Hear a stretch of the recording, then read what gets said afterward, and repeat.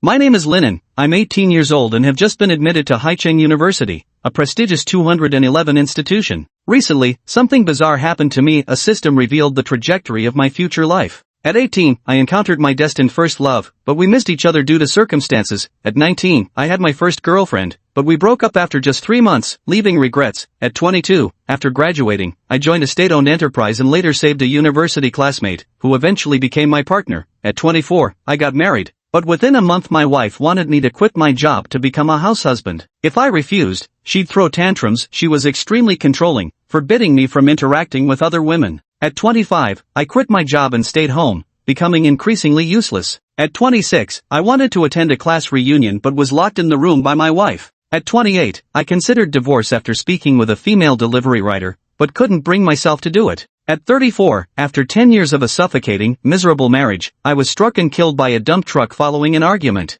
Filled with regret, I kept thinking if only I could return to my university days and properly explain things to my first love or ex-girlfriend, my life wouldn't have been such a tragedy. Fortunately, I'm only 32 now, so there's still a chance to change my future. The system is demanding that I divorce my wife, only then will the comeback system be activated. But I just started my freshman year in college. My first love, girlfriend, and wife haven't even appeared in my life yet. Seems this system arrived way too early. Nowadays even systems are becoming so unreliable. As I was pondering about this system situation on campus, my roommate suddenly said someone was confessing their love over there. I followed the sound and saw a pair of stunningly beautiful long legs. My brain short-circuited instantly. Turns out it was a guy confessing to Jian Shuer. She rejected him skillfully, neither hurting his feelings yet motivating him to improve. My roommate said she's one of the 4 SSS-tier campus belles of our freshman class, a rich family's heiress. Whoever marries her would be blessed. But I knew Jian Shuer was my future wife, and also the target I needed to divorce. It's hard to believe that someone with such a kind and generous smile could have severe controlling tendencies,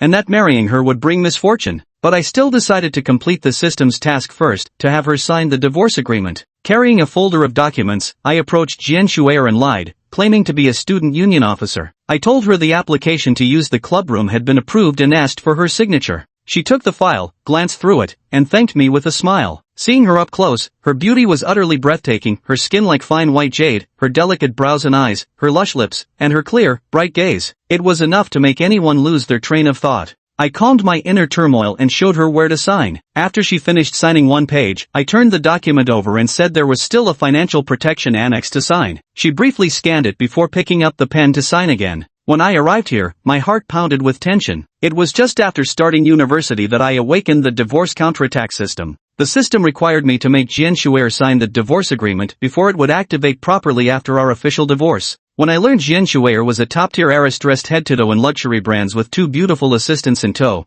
I immediately understood. If I directly asked her to sign divorce papers, she'd dismiss me as some prankster and have her assistants throw me out. The divorce mission would be doomed from the start. But I'm not one to give up easily. While waiting for the right opportunity, I learned from my roommate who joined the student council that Jian Shuer was applying for a club classroom. I immediately volunteered to deliver the signing documents to her. Initially, only a single signature was needed for the documents. I printed out a divorce agreement and pasted another document titled Classroom Property Protection Addendum on top of it, completely hiding the contents beneath. In other words, the Classroom Property Protection Addendum Jian Shuer signed was actually the divorce agreement. As soon as she signed her name, the system task would be completed. My plan was flawless. Sure enough, Jian Shuer barely hesitated. After confirming the document appeared legitimate, she swiftly signed her name on the addendum. At the same time, a large screen of text appeared on the system interface. Jian Shuer signed the divorce agreement. You have successfully divorced Jian Shuer. Jian Shuer has become your ex-wife. The divorce counterattack system has loaded successfully. System panel initialized successfully. Counterattack missions loaded successfully. Please check promptly.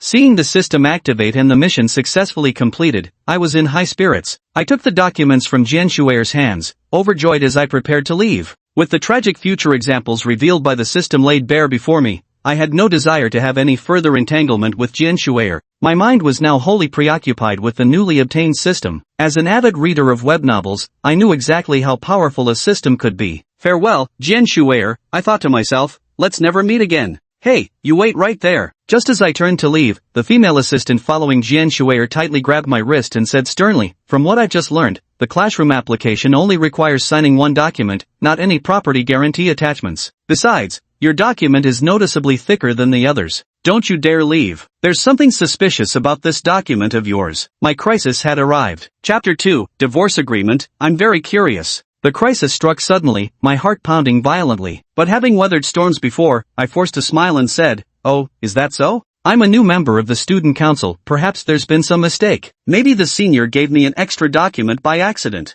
The female assistant wasn't about to let me off. She rubbed the suspicious document again and said coldly, "In past business dealings, some would technically bond two documents together to make people sign something they didn't intend to. That counts as signature forgery. You've done the same thing. This second document is 0.09 millimeters thicker than the first. Tell me, what's your purpose for doing this? What's the content of the document underneath?" With my plan completely exposed, I felt panicked. I wondered, who exactly is this person? Normal people wouldn't notice a thickness difference of mere fractions of a millimeter between two documents. At this moment, Jian Shuer also realized what was happening. She took a step closer, her beautiful onyx-like pupils gazing at me curiously as she asked, "Classmate, signature forgery is illegal. Could you tell me what purpose you had in doing this?" The hidden documents must be money-related. This guy is clearly trying to trick the young mistress into signing for financial fraud. "Miss, I don't think we need to ask further, just hand him over to the police as a scammer." Jian Shuer's other high-ponytailed female assistant stepped forward, grabbing my arm with one hand, her tone extremely unfriendly. The high-ponytailed assistant had a skillful grip it didn't hurt but was impossible to break free from. This made me realize Jian Shuer might just be a kind-hearted young lady, but the two assistants behind her were anything but ordinary. The girl with the high ponytail seemed like security personnel, and the way she grabbed my wrist was reminiscent of a military style. The short-haired girl who saw through my plan was remarkably sharp-witted. With astonishing insight, she could even notice such minute details. As expected of a top-tier young lady, her subordinates were all formidable. I silently admired her, realizing I couldn't hide the truth any longer, and admitted, the document I asked Jian to sign was a divorce agreement. I did this purely because... Before I could finish, Jian Shuer's eyes flickered with surprise as she cut me off. "You say this is a divorce agreement? Ha, how bizarre." Since the system had already been activated and Jian Shuer was now my ex-wife, with no further contact between us, I said with perfect composure, "That's right, it was a divorce agreement, but it was unilateral and won't affect you in any way." "No, no." Jian Shuer shook her head vigorously. In my life plan, the perfect script was falling in love for the first time and walking straight into marriage. But I lacked confidence in finding a first love that would last a lifetime, so I had a backup plan for having two relationships. Still, I never imagined getting married only to divorce later. How strange, so utterly bizarre. I awkwardly smiled and said, "This is just my own one-sided idea of divorce. You can treat it as my delusion or a failed truth or dare game. Actually, we're not even friends.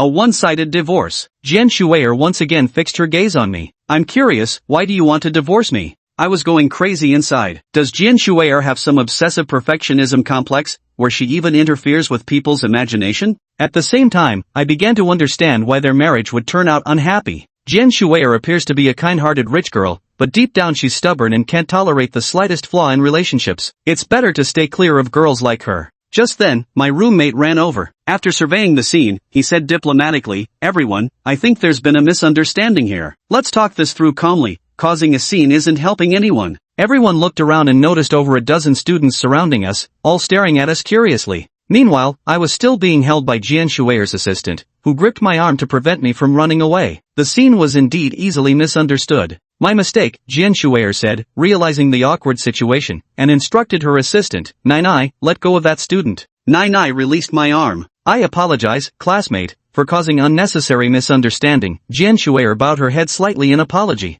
I naturally followed up with an apology. "It's my fault, sorry, Jian. My nonsense disturbed you. Alright, let's go back to the unanswered question." Jian Shuer looked at me with keen interest. "Why do you want to divorce me? Why bring this up again?" I hesitated for a moment before responding seriously. "We've never been married. That divorce agreement was just my foolishness. Consider it a prank my friends pushed me into. Please don't take it seriously." "How can I not take it seriously? Wouldn't you be curious if you received a divorce agreement?" Jian Shuer asked, puzzled. I'm not sure how most people react when receiving divorce papers. Honestly, if I got them, I might be a bit curious, like wondering if the person sending them had a crush on me or something. But that's not important, I casually remarked. Wouldn't be curious at all, just think the person's deliberately trying to chat me up. Is that so? Then let me ask you this. Jian Shuer fixed her beautiful eyes on mine and asked earnestly, if we got married in the future, would you divorce me? We're already divorced, I blurted out before realizing it didn't matter. Not wanting to engage further with Jian Shuer, I said, "Classmate Jian, this was just a prank. I admit it was wrong to trick you into signing divorce papers, but it's meaningless in reality. I apologize, so please just let this go." "Indeed, you really want a divorce?" Jian Shuer grew even more intrigued. She studied me carefully for a few seconds before nodding slightly. "I'll let you go, but only if you answer a few questions for me." "Ask away, I'll answer anything I can." "Do you like me?" Jian Shuer flipped her hair that cascaded past her full bosom, her rose-tinted lips exhaling a fragrant whisper. After a moment's thought, I replied to Jian Shuer, "Probably not. With her delicate features, striking beauty, and pleasant demeanor, it's unlikely any guy would dislike her." "That means you like me." A very close female friend once told me that when a guy doesn't dislike a beautiful girl, it means he likes her. The fact that you didn't outright say you like me shows you're not one of those smooth-talking playboys. Jian Shuer nodded in satisfaction and asked me, "Second question, have you ever been in a relationship?" I replied, "The duration of my singlehood equals my age. Not only have I never had a girlfriend, I've never even had someone I secretly admired." I like this answer. Final question, if we were to successfully date, could you promise to never lie to me? After a moment's contemplation, I said, "First, let me reaffirm that divorce agreement was just my prank. It holds no actual significance. Then, if we were to truly date, I still couldn't promise to never lie to you." Can't even give his beloved girlfriend a lifelong promise? This classmate doesn't seem very attentive to his girlfriend, does he? "Classmate, I'm giving you a chance to revise your answer." Jian Shuer crossed her arms and stared at me, her strikingly beautiful face putting immense psychological pressure on me. "Precisely because I'm attentive, I can't promise something that can't be guaranteed." Under pressure and with my heart pounding violently, I met her gaze directly. Jian Shuer locked eyes with me for several seconds. Seeing that I still refused to change my answer, she suddenly broke into an extremely satisfied smile. "This attitude shows you're a very serious guy when it comes to relationships. Most boys would have backtracked and agreed long ago." "Very good, I'm satisfied with all three of your answers. The way you got to know me through divorce papers was quite astonishing too. I've decided you're now my male friend. Please keep impressing me from now on."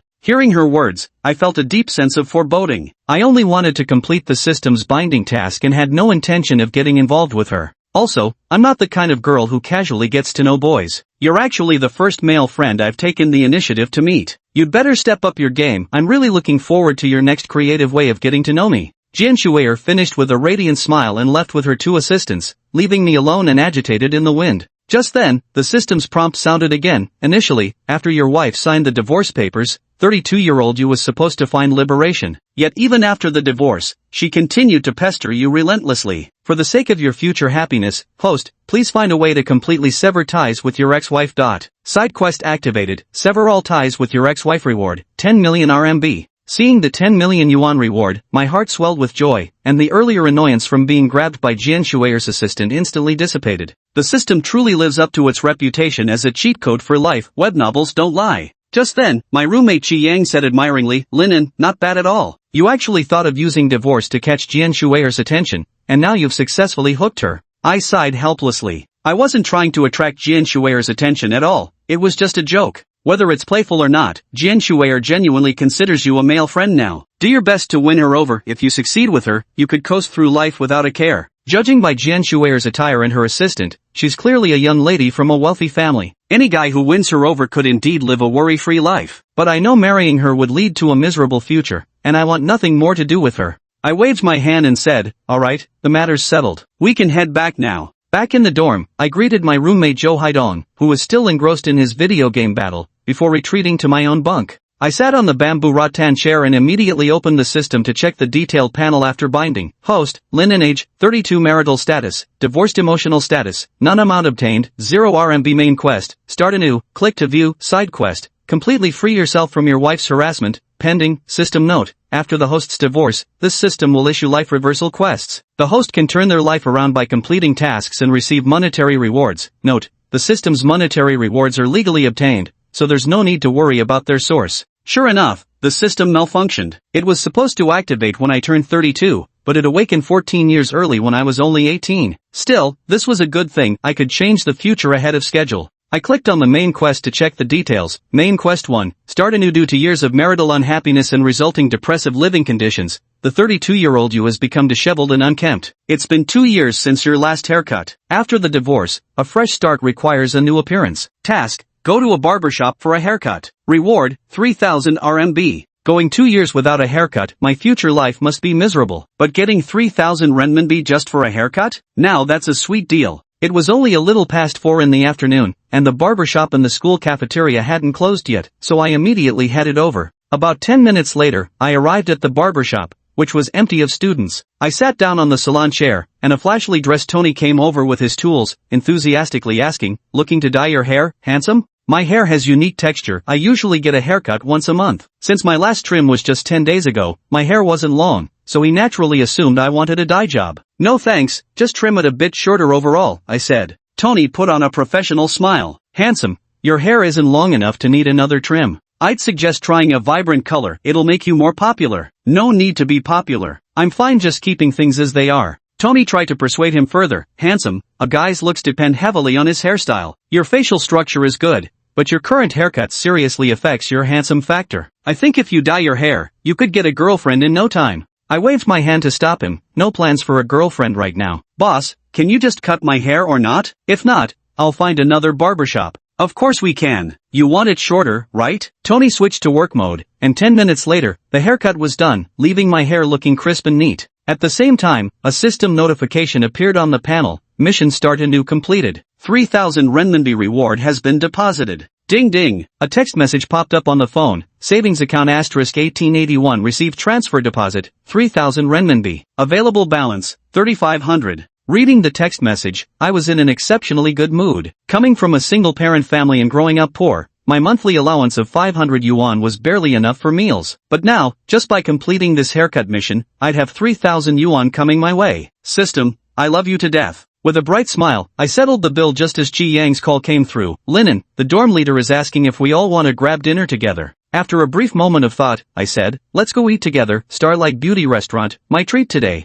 "I'm Linen Xingmei Restaurant in the third cafeteria? That's our university's upscale dining spot." "Linen, you must have struck it rich. My friend said this to me." I replied, "The summer job paycheck came in, so it's my turn to treat you for once." He replied, "Okay, got it. I'll notify them, we'll meet up at Star Beauty Restaurant." "Okay, let's meet at Star Beauty Restaurant." After saying that, I hung up the phone and headed toward Star Beauty Restaurant. The entire way, my emotions were surging intensely. I was born in a fifth-tier small city in the south, where the county's economy was quite mediocre, and most of my classmates and friends came from working-class families. It wasn't until I arrived in Haicheng, hailed as the Oriental Magic City, that I truly grasped the stark disparities in the world. Despite being citizens of the same country, it felt as though we inhabited two entirely different worlds. Among my 4 college roommates, the fourth, Zhou Haidong, was a local of Haicheng. His family was relatively well off, with a monthly allowance of 5,000 yuan. The second, Qi Yang, was from Yanjing. By chance, I discovered his parents gave him a monthly allowance of 200,000 yuan. His family was unmistakably affluent. The eldest, Xiao Xiang, was even more exaggerated, handsome like a Korean drama leading man, athletic, with a sunny and outgoing personality. On the first day of school, he arrived driving a sports car worth millions. His family background was the best among the 4 of us. At the beginning of the semester, Xiao Xiang, as dorm leader, treated everyone to a meal at a terrifyingly high-end restaurant in Haicheng. That single meal cost 600,000 yuan, an amount I wouldn't even dare to imagine. This made me reluctant to dine with my roommates later. Our financial disparity was too great. I couldn't reciprocate equally, which troubled me constantly. I never figured out how to navigate our relationship. But now with this system, I have extra income and can somewhat equally reciprocate their kindness. That puts my mind at ease. After all, a friendship can't last when status differences are too great. Lost in thought, I arrived at Star Beauty Restaurant where my 3 dorm mates were already waiting. I told them, "I can't keep letting you treat me all the time. Today's my turn, eat to your heart's content." Returning after dinner at 7 p.m., I settled into my rattan chair to review the new divorce counterattack mission. Main quest 2, fine feathers make fine birds. At 32 years old, trimming your messy, greasy hair has restored some vitality, but you still haven't shaken off the gloomy, downcast image of a washed-up middle-aged man. Please use the system's 5,000 yuan to purchase 5 outfits and transform your image.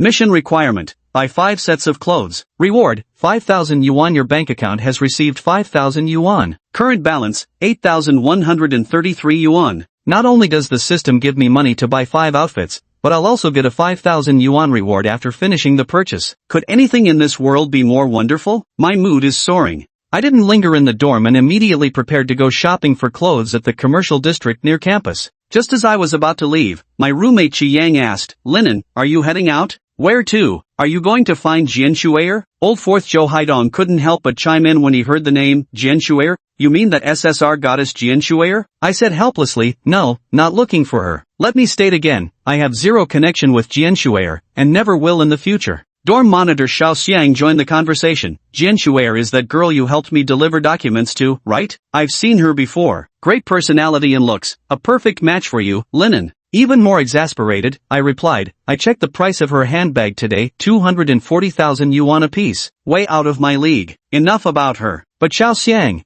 thanks for having me deliver those documents, I owe you one. If it weren't for Xiao Xiang's help, given the high standards of Jian Shuer and her 2 assistants, I probably wouldn't have been able to complete the divorce mission in 4 years of college. I didn't chat much with my roommates. I left the dormitory building, scanned a shared bike to get to the school gate, and then took the subway to the commercial district. There were many clothing stores here. I'm not very particular about clothes, so I randomly walked into a menswear store. I didn't go for flashy or brand name clothes, opting instead for 5 plain and tidy outfits, which I bought quickly. It took 30 minutes and cost 2,200 yuan tops and trousers, averaging 200 yuan per piece. Then the system notified him that the task was completed, and another 5,000 yuan was deposited into his bank account, bringing his current balance to 10,933 yuan. This money is enough for next year's tuition and living expenses. I was originally planning to find a part-time job next week to work-study, since my current 500 monthly allowance barely covers meals. But now it seems completing the system's tasks will earn me enough to get through university. I returned to my dormitory with 5 sets of clothes and checked the new main quest on the way. Main quest 3, Exercise and Fitness, asterisk at the age of 32. After resigning from your state-owned enterprise job, you lived as a shut-in at home. Your weight increased from 125 to 160 pounds. Obesity is the arch-nemesis of middle-aged men's charm. Start a daily jogging routine to boost your appeal. Asterisk task requirements. Asterisk stage 1. Asterisk run 2 kilometers daily for a week. Reward, 1,000 yen per session. Stage 2. Asterisk, after 1 week, run 3 kilometers daily. Reward, 500 yen. Long-term mission, max reward, 1 million yen. Asterisk asterisk. After the divorce, first a haircut, then new clothes, and now jogging. If I were really 32, following this routine should significantly boost my personal charm. This system truly can help me turn my life around. I'm starting to look forward to the upcoming tasks. However, main mission 3 will take a full week to complete. No need to rush. By the time I got back to the dorm, it was already 10 p.m. My roommates were all surfing the internet on their laptops. After some thought, I sat down on the bamboo chair, pulled out my phone, and started browsing shopping sites for laptops. After 2 hours of browsing on JD.com, I finally picked out an 8,000 yuan laptop. After payment, my account balance plummeted from 10,933 to 2,933. I'm poor again, but completing stage 1 of main mission 3 gives a 7,000 yuan reward, which means I can still become a 10,000-aire. This expense is totally worth it. The next day was Saturday with no classes. I spent the whole day in the library and ran 2 kilometers at the sports field in the evening, earning a 1,000 yuan reward. On the third day, Sunday, I spent the whole day at the library again. In the evening, I ran another 2 kilometers and earned another 1,000 yuan reward, bringing my bank account balance to 4,882 yuan. The fourth day, Monday, marked the official start of university classes. The first lesson was college English. After entering the classroom, I went straight to the back row to listen. There were still a few minutes before class started. The male students in the front row were chatting about relationships. Didn't have this awareness in middle school, had to study hard for 3 years in high school, couldn't take it anymore by college. I'm definitely getting into a relationship in university, no holding back. Yeah, same here. I've decided I must get a girlfriend in university, and she's gotta be crazy beautiful. Only virgins prioritize looks when choosing girlfriends, but those with experience will tell you a girlfriend with a great figure is the real deal. I shook my head while listening. What's so great about relationships? What's so wonderful about girlfriends? Money is what truly matters. In modern society, while money isn't absolutely essential, without it you can't even afford medical treatment when your parents or children fall ill. Yet with enough money, even if you're unmarried at 50, you'll still be seen as a golden bachelor who could marry a teenage girl. These people were too busy dating in college, neglecting to get certified or gain work experience, only to face the harsh realities of society upon graduation. Of course, I disagreed with them but had no intention of lecturing them on how to live. Before unlocking the system, I had a very clear vision of my life goals. I came from an ordinary family, with average looks, an ordinary personality, and mediocre talents, just one of the countless ordinary people in the world. Just do what ordinary people should do, without dreaming of striking it rich overnight or hoping to meet influential benefactors, live a grounded and fulfilling life. I'll study hard in college, obtain a business English certificate, work for a state-owned enterprise after graduation, then either meet someone through arranged dates or in the workplace to settle down and quietly live out my days. But now that I have this system and know my future trajectory, I'll have to adjust my life goals. First, I'll still study hard in college and earn that business English certificate. That's my baseline safety net. I can't rely solely on the system. After graduating, I need to change my goal of putting all my effort into getting into a state-owned enterprise. Completing the system's tasks can earn me a lot of money, maybe even enough to achieve financial freedom. Once I'm financially free, I'll find a more relaxed job, like working as a librarian, or maybe just buy a building and live off rental income. As for love, if I truly achieve financial freedom through the system, I won't even need to get married. Love is optional. After all, with that tragic future trajectory looming over me, I certainly don't want some woman tying down my life. Money and financial freedom are what matter in life. Love and all that nonsense can take a hike. Classes ended for the day, and in the evening, I headed to the sports field again to run 2 kilometers, earning my 1,000 yuan reward.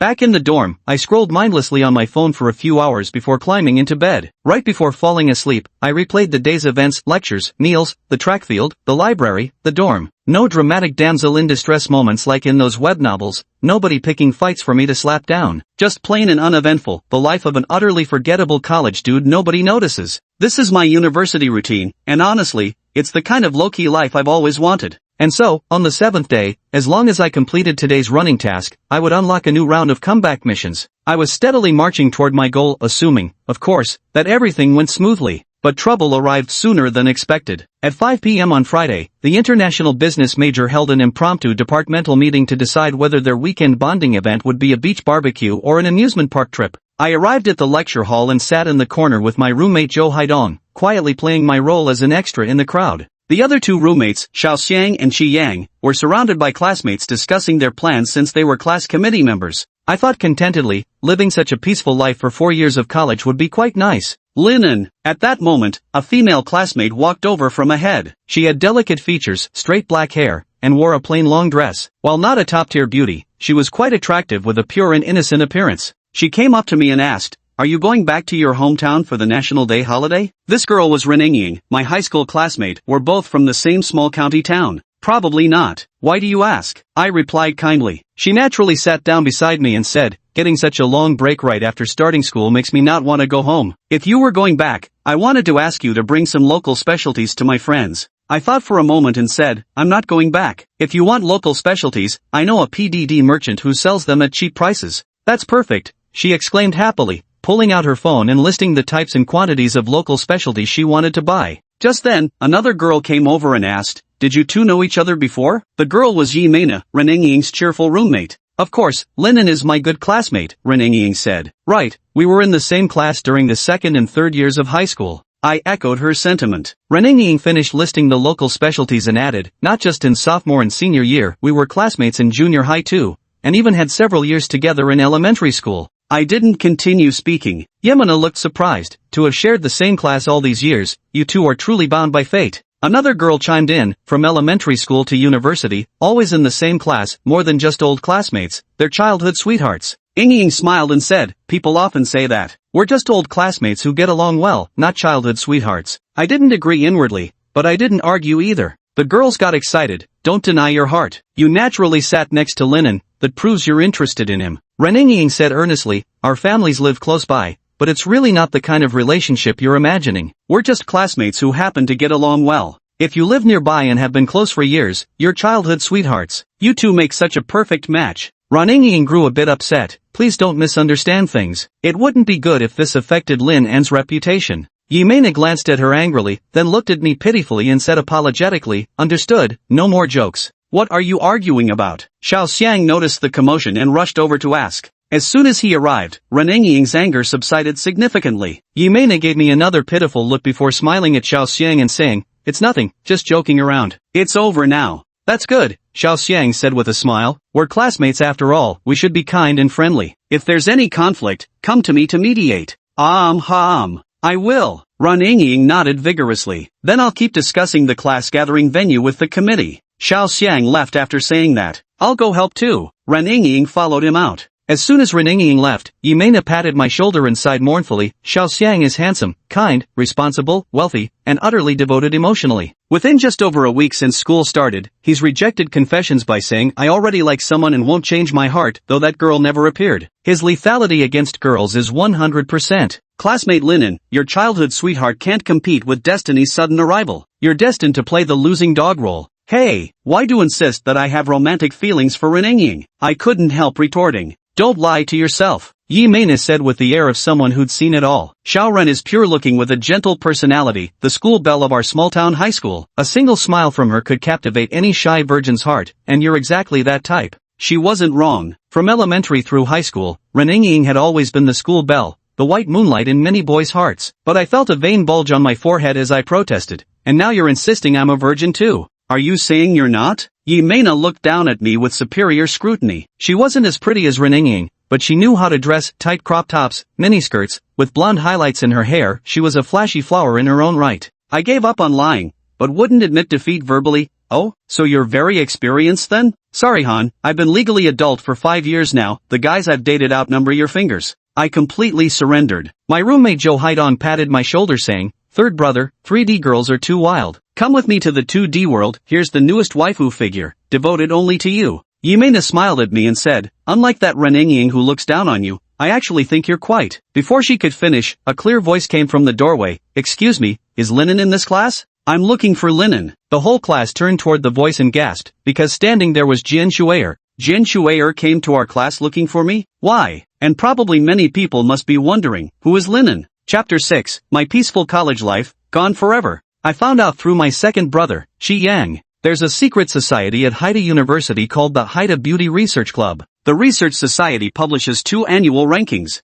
Haida 100 Flowers Ranking and Haida Freshman 30 Beauties Ranking. Simply put, these are the beauty rankings for Haicheng University and its freshman students. On the first day of school, Jian Shuer appeared on campus, drawing gasps of admiration from all the students. Weibo, Tieba, university forums, and QQ groups were all buzzing with frenzied discussions. That very day, the Research Society ranked Jian Shuer at the top of the rookie flower ranking, labeling her as an SSS tier rare beauty. For the record, Renengying didn't make the list. While the male and female classmates in the class were stunned dumbfounded, the counselor remained remarkably calm and inquired, student, we're currently holding a class meeting, what exactly are you trying to do? Jian Shuer said very politely, I need to speak with Linen from your class. Teacher, may I borrow him for a while? The counselor pondered for a moment, unable to recall Lin An's appearance, but quickly replied, no problem, you may take Linen with you. At this point, Linen had no choice but to speak up, classmate Jian, are you mistaken? We don't know each other. What are you talking about? How could we not know each other? You're my ex-husband, after all. Jian Shuer touched the tips of her index fingers and thumbs together, forming a love heart shape towards Linen. My peaceful college life is over.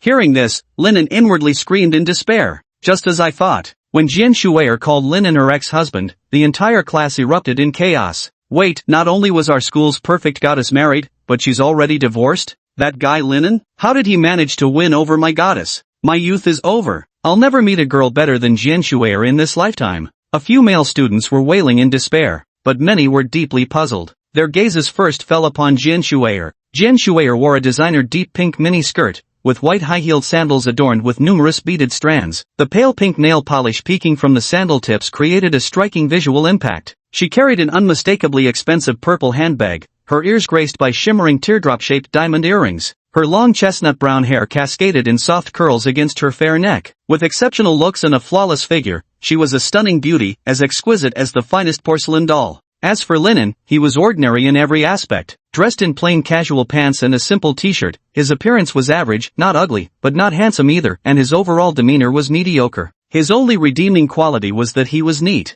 How could such an ordinary guy have married the stunning Jian Shuer, let alone divorce her? There must be some mistake inside. Watching the situation spiral out of control, Linen rubbed his aching forehead and said helplessly, Miss Jian, could you please stop joking with me? I'm not your ex-husband. This is no joke. You signed the divorce papers, that makes you my ex-husband. Jian Shuer's tone was deadly serious. This must be revenge for the divorce agreement incident. Linen was certain that Jian Shuer knew the divorce agreement was just a truth or dare style joke, yet she insisted on announcing it publicly, deliberately trying to disrupt his peaceful college life. But, young lady, don't you realize such a high-profile declaration is a lose-lose situation? Linen. Seeing them tangled in drama inside the classroom, their advisor frowned. Don't bring marital disputes to school. Linen also realized that arguing with Jian Shuer during the class meeting would only cause more trouble. He quickly stood up and hurried toward her. "You win, my princess. Let's take this outside." Jian Shuer gave a coy smile. "Remember, this is your punishment." Linen's fists were about to clench. She was indeed getting back at him. What a vindictive young miss. Her rosy lips parted as Jian Shuer declared, "I already announced you're the first male friend in my life, yet after a whole week you never came to see me. So I had no choice but to make the first move."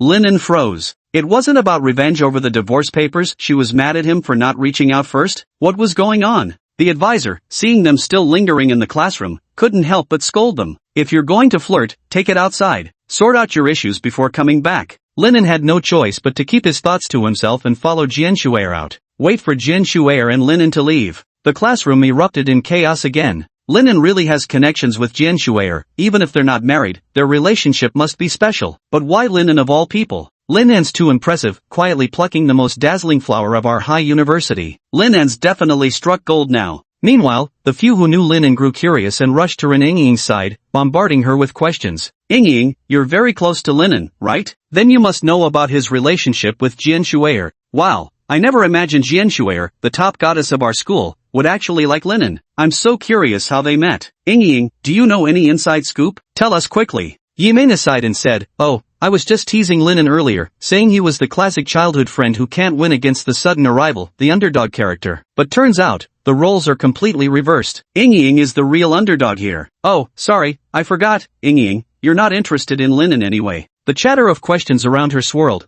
but Ren Ying had no desire to answer any of them. Her heart burned with the fury of betrayal. It had only been a few days into the new semester when she discussed university romance with Linen. At the time, she'd said quite clearly that if Linen liked any girl, she'd help play matchmaker. Linen firmly told her he had no intention of dating in college, his only focus was obtaining more certifications. Yet today, there was already an ex-wife. That ex-wife was none other than Jian Shuer, whose very presence could make her feel inferior. Linen and Jian Shuer were divorced, proving they'd known each other for ages. She had known Linen since childhood and considered him an extremely close classmate, believing they never hid anything from each other. But now Linen was married, this meant he had deceived her for so long. She felt utterly miserable. Ren Ying's mind was consumed by anxiety and fury. Chapter 7: The First Coffee Date. "Classmate Jian, where are we going?" Outside the teaching building, Jian Shuer led Linen forward after they left the classroom. Unaware of their destination, Linen couldn't help but ask, "To the Golden Paris Café. Isn't that place our university's famous lovers' cafe?" Linen stood frozen in place, his expression dazed. Jian Shuer's stiletto heels clicked against the concrete as she walked ahead alone. After a few steps, noticing Linen hadn't followed, she backtracked and asked, "What, are you rejecting my coffee invitation?" "Of course I refuse. You'd think I'd say that, wouldn't you?" "No, I'd be delighted to go." The Golden Paris Café, located beside the central cultural plaza of the campus, was notorious for its extravagant prices, pretentious ambience, and blatant exploitation of customers. Normally, only couples could be found spending money there. If Linen were to go there for coffee with Jian Shuer, wouldn't it be all too easy for others to mistake them for a couple? To be honest, under normal circumstances, he would never refuse having coffee with someone as stunningly beautiful as Jian Shuer, but the system had revealed that in his future life, Jian Shuer had severe control issues, and marrying her would only lead to marital misery. This made him want nothing more than to stay far away from her. He shouldn't have gone to the cafe with Jian Shuer in the first place, but he planned to clarify everything there and completely cut ties with her for good. "So I'm going. Linen, do you have a bicycle?" After walking for a while, Jian Shuer turned to Linen and asked. "No, but I'm planning to buy one soon. Our Haida University campus is so big that getting around without a bicycle is really inconvenient. For example, the walk from the Economics and Management building to the Cultural Plaza at the center of campus alone takes 35 minutes. The school prohibits students from riding electric bikes or driving cars on campus, so many students buy bicycles to get to and from class." "That's perfect. Make sure to get one with a rear seat." Sitting on the back of my boyfriend's bicycle, leaning my head against his broad back while feeling the breeze, that was one of my childhood dreams. Linen shook his head lightly. "You'd have to say that to your boyfriend. I'd rather buy a mountain bike." Jian Shuer stopped walking, smoothing the strands of hair that had drifted over her forehead. "You are my boyfriend." "Stop joking, I'm not your boyfriend." Linen was finding it increasingly hard to understand what Jian Shuer truly thought, but one thing was certain, her claiming him as her boyfriend was definitely a joke. There wasn't a trace of affection in her eyes when she looked at him. "I was just wondering what daily life with a boyfriend would be like. Like I told you, I never planned to date before college. Now that I'm here, I want to experience a relationship that truly moves me." That person definitely isn't me. You'd just be wasting your time with me. Humph, how disappointing. With that, Jian Shuer stopped speaking and strode forward towards the cafe. Linen continued matching Jian Shuer's pace, arriving at the Golden Paris Cafe 20 minutes later. The cafe featured European-style decor with white as its primary color scheme, boasting an exceptionally fashionable interior. The cafe was filled with over a dozen couples sweetly feeding each other. This was territory only for those in relationships, far too lethal for single dogs. At the entrance of the cafe, Jian Shuer stepped straight inside without hesitation. Linen hesitated for half a second. Though the atmosphere inside clashed painfully with his identity as an ordinary college guy, he still followed her in. Stepping into the cafe, Jian Shuer smoothly took a seat at an empty table. When the waiter approached, she ordered a cup of coffee with practiced ease. Linen stared at the entirely French menu, completely unable to decipher its contents. Resigned, he randomly pointed at one item to complete his order. Once their orders were placed, Linen watched as Jian Shuer waited elegantly for their drinks to arrive. Deciding to take the initiative, he spoke first. Classmate Jian, I've accompanied you to the cafe now. Care to reveal your purpose? What exactly did you need to talk to me about? A glamorous smile curled Jian Shuer's rose-tinted lips. Let's not rush into those matters. Linen, aren't you curious about how familiar I am with this place? I'm not curious, nor am I in a position to be curious. Jian Shuer rested her chin on her palm, tilting her head slightly as she gazed at Linen and said, "It's so strange. When we first met, your attitude clearly showed you like me. So why are you so distant with me now?" Linen remained silent. How could he possibly say, "I know what will happen in the future, that we'll get divorced, so I want to stay away from you"? Seeing that Linen didn't respond, Jian Shuer continued unprompted. "Don't be fooled by how familiar I seem with this place. In my 18 years of life, this is actually the first time I've ever had a cafe date with a boy." "You call this a date now?" Linen's expression was deeply astonished. Of course, when a boy and a girl meet alone in public not for work or study, that's called a date. Linen gazed deeply at Jian Shuer. "Miss Jian, your definition of a date is too broad. I don't consider this to be dating." "Why not?" "Because I don't want my first date with a girl to happen without any prior preparation." Jian Shuer flashed a radiant smile. It seems Linen is truly the type who takes romance extremely seriously. Linen didn't deny it. Everyone takes their first love seriously, though most first loves don't end well. "Well then, our meeting today at the cafe doesn't count as a date. Tomorrow, no, the day after, we'll go to Disneyland together. I intend to claim your first proper date with a girl, so remember to demonstrate that serious attitude of yours toward romance." "I must decline." Linen's voice was firm. "Let's end the jokes here, Jian Shuer. Get to the point, what exactly do you want from me?" At this moment, the waiter brought the coffee. After adding a full 5 packets of sugar, Jian Shuer said, "Take a guess." Linen pondered for a moment before replying, "Miss Jian, coming from a prominent family, you lack freedom in marriage. You have a fiancé but don't like him, so after entering university, you sought out an ordinary male student you could control to pose as your boyfriend, intending to use this to reject the arranged marriage. And that ordinary male student happens to be me." Jian Shuer covered her mouth, laughing for several seconds before saying, "Your imagination is too rich. While it's true people in my circle do have arranged marriages, my family's business is at the top of its field. We're the ones others beg to marry into. There's no need to sacrifice my happiness. So, you played a game with your friends and lost, so your punishment was to confess your feelings to some average guy in your class. Once he falls deeply for your charms, you'd reveal the truth and toy with his emotions." "Still wrong. And why assume it's an average male classmate in the first place? Linen, you're anything but average. There's also a third point." Linen hadn't finished speaking when Jian Shuer interrupted. "You're all wrong. Has it ever occurred to you that maybe I just took a liking to you?" "No way." Linen was practically certain of this. Chapter 8, Sundara isn't part of my life script. Haicheng University was an institution that valued results far more than the process. As long as you could pass your final exams, complete your major projects, and produce outstanding results, nothing else mattered. Schools generally don't interfere with students' activities, with student self-governance being the primary approach. Consequently, alongside hundreds of official clubs,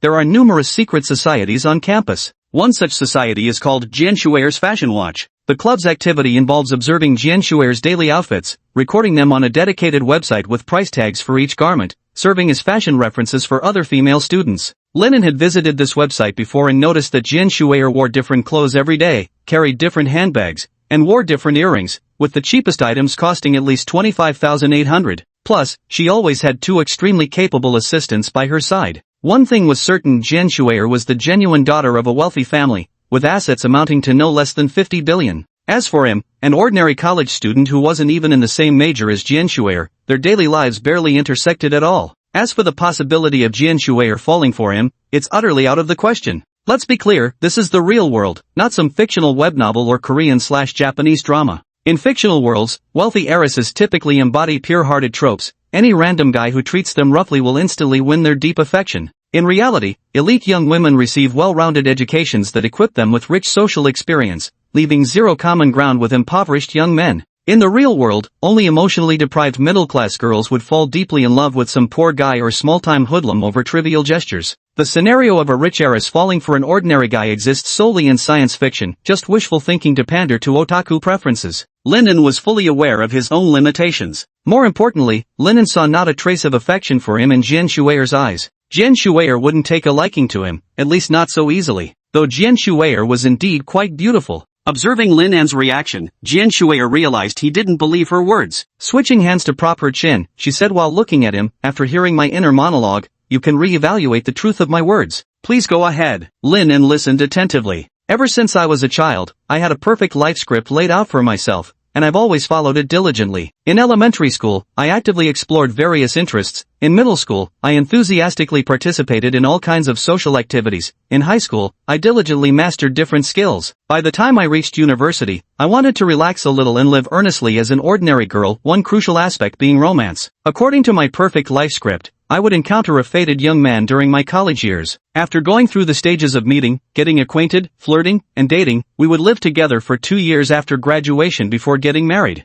I take matters of the heart very seriously, and my emotions are quite narrow. I don't want to experience multiple relationships. I'm looking for a man who will stay by my side for a lifetime, a love that begins with my first and lasts until my last breath. So, Linen, do you understand what I'm trying to say? I don't understand it at all. Linen shook his head deeply. In that case, you really shouldn't waste your time on me. We're just not compatible. You still don't understand. Jian Shuer opened her purse and carefully retrieved a document. This divorce agreement completely shattered my perfect life plans. Do you have any idea how much pain my husband's divorce has caused me? Linen recalled the moment he first met Jian Shuer, when she had said she'd never considered a future where marriage could end in divorce. In other words, by having Jian Shuer sign the divorce papers, he had inadvertently piqued her interest in him. That Jian Shuer might actually be attracted to him was perhaps no laughing matter after all. Realizing this, Linen felt dizzy with the sudden understanding that he'd woven his own trap. But soon, Linen looked at the system's side quest. Side quest 1. Completely free yourself from your wife's entanglement. Quest reward, 10 million renminbi. And recalled how his future marriage with Jian Shuer would lead to unhappiness due to her extreme controlling nature.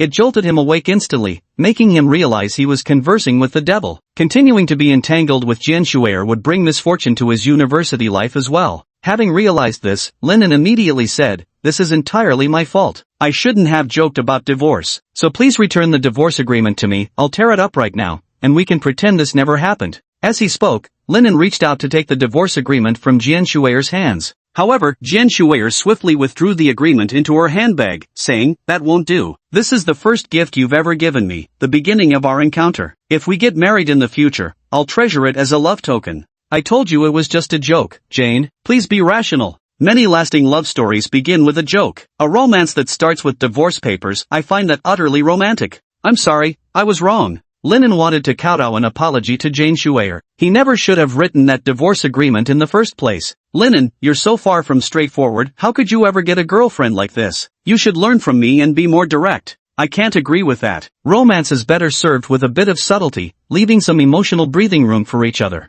No.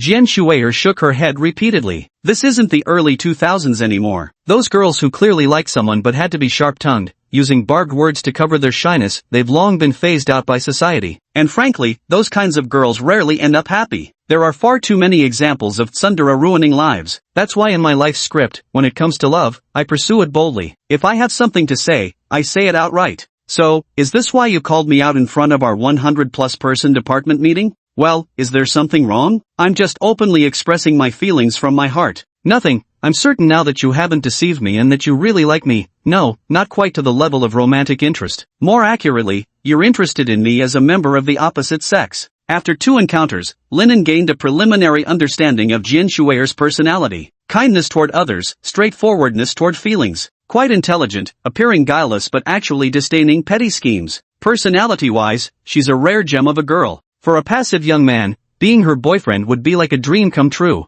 because she'd arrange every sweet detail of the relationship, combined with her exceptional beauty and affluent family background. She was the epitome of a perfect girlfriend, far more appealing than any blushing young lady from virtual worlds. That she could develop romantic interest in him, potentially becoming his partner someday, was an unimaginable stroke of luck. Yet as he gazed upon the tragic future the system had portrayed for them both, Linen closed his eyes, pondered earnestly, then stood up and said, "Ms. Jian, you're very beautiful. I admit I have romantic feelings for you, but our statuses and personalities are too different. We wouldn't have a good future together. So, I'm sorry, but we shouldn't see each other again." With that, Linen left the cafe, leaving Jian Shuer alone, sitting isolated amidst numerous couples. A short while later, two women in female business suits entered through the door. They were Jian Shuer's two assistants, who had been watching over her from nearby all along. When they reached Jian Shuer's side, the assistant with the high ponytail whispered softly, "Miss, Linen has left. We should head back now." Jian Shuer stared blankly at her assistant and asked, "So, was I rejected by Linen?"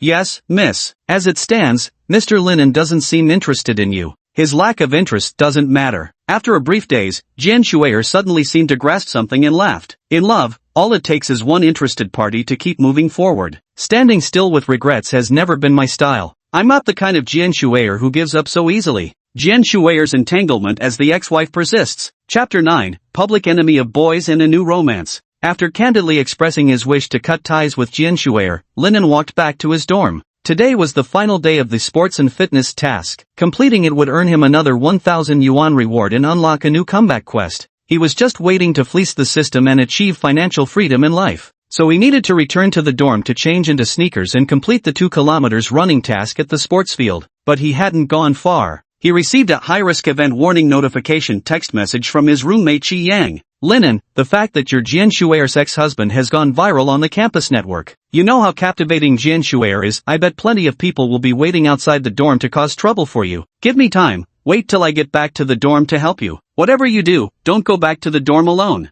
Have I become public enemy number 1 among the guys? It can't be that bad, can it? Linen frowned. He was well aware of Jian Shuer's charm, stunning looks, eye-catching figure, the wealthy heiress background, yet unlike many spoiled rich girls, she was warm and friendly to everyone, and when it came to love, she was pure and straightforward. Such a perfect girl was like a princess straight out of a fairy tale. So, the moment Jian Shuer stepped onto campus, she captivated the boys like moths to a flame. Following their hearts completely, out of the 9,860 male undergraduates at Haicheng University, at least 9,800 admired Jian Shuer. Such was the charm of Jian Shuer, capable of captivating thousands with her allure. And once Jian Shuer gets a boyfriend, all 9,800 of these male students will have their hearts broken. If Jian Shuer not only gets a boyfriend but also gets married and then divorced, these boys would plunge into utter mental frenzy. There might even be a few extremists emerging to cause trouble for him. A similar example depicted in the virtual world quickly flashed through Lin An's mind. A poor male protagonist heroically saves a wealthy young lady, who consequently falls in love with him.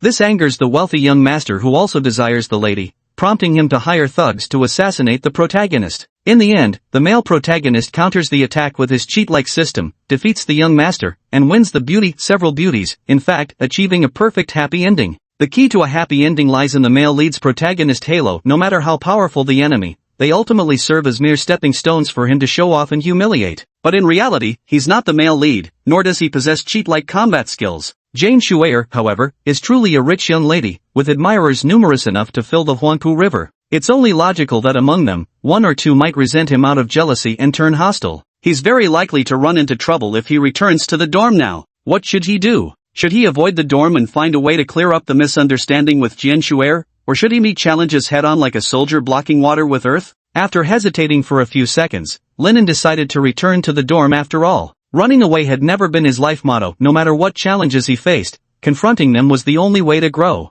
After a 10-minute walk back to the 4th floor where his dorm was located, Linen froze in shock at the sight before him. The narrow hallway was packed with people, all silently staring at room 410. And room 410 happened to be his own dorm room. In other words, Qi Yang's judgment was absolutely correct. Jian Shuer's charm was too potent. When news of her ex-husband spread, jealous boys would come looking for trouble. This made Linen realize that not everything in the virtual world was fictional. At the very least, boys targeting romantic rivals felt uncomfortably real. Then again, this made sense. He'd faced similar situations back in middle school too. Male students would hire thugs from outside school to beat up their love rivals, warning them to stay away from the girl they liked. But now wasn't the time to dwell on past events. He had to deal with the trouble at hand. After a brief moment of thought, Linen took out his phone to start recording, then walked slowly toward the dormitory door. Upon reaching the door, with all eyes on him, Linen took out his key to unlock it. After entering, he left the door slightly ajar and addressed the gathered crowd. "What's your business here? If you're looking for Linen, I'm Linen." With that, Linen prepared himself to close the door at the first opportunity. Yet something unexpected happened. As soon as he introduced himself, the crowd began murmuring, "That's Linen? He seems pretty ordinary, how did he catch the goddess's eye?" But if you look closely, Linen has this unique charm about him, must be what draws goddesses to him. Enough overthinking this. A crowd began gathering outside the dormitory, waves of voices rising one after another. "Linen, we beg you teach us how to score a goddess-level girlfriend. Linen, as long as you tell me how to get with the goddess, I'm willing to pay 500 bucks. If money can solve this, I'll pay 5,000 yuan. I'll offer 50,000 brother Linen. Please take me as your disciple and teach me the methods to conquer the goddess. The ones you don't even glance at are literally the dream of my life. The goddess must be Jian Shuer." Dressed gorgeously and stunningly beautiful, Jian Shuer truly lived up to the title of a goddess. But why isn't the plot developing as expected? Shouldn't these guys be giving him trouble out of jealousy? How did it turn into them wanting to become his disciples? Where's the classic web novel trope of showing off and slapping faces? But upon closer thought, it makes perfect sense. Assassinating romantic rivals in virtual worlds is based on the premise of villains being brainless. Beating up romantic rivals during middle school happens under the ignorance of adolescence. By the time one reaches university, most students possess a certain level of critical thinking ability. If one intends to assault a romantic rival, they should be prepared to face expulsion from school or even imprisonment in compensation. After all, Haicheng University is a prestigious 211 institution, such reckless college students simply don't exist there. At least not on the surface. After figuring out the situation, Linen addressed the crowd, saying, "There's a misunderstanding here. I'm not Jian Shuer's ex-husband, nor do I have any strategies to teach you about pursuing her. Please leave now, or I'll report you to the school authorities." With that, Linen ignored their reactions, shut the dormitory door, and returned to his bunk to change into his running shoes. After finishing, he opened the dormitory door again, and the crowd outside had thinned considerably. It seemed that his earlier clarification and threats had taken effect. However, there were still some persistent boys who begged him for tips on how to pursue Jian Shuer. He ignored them all, lifting his legs to sprint toward the sports field.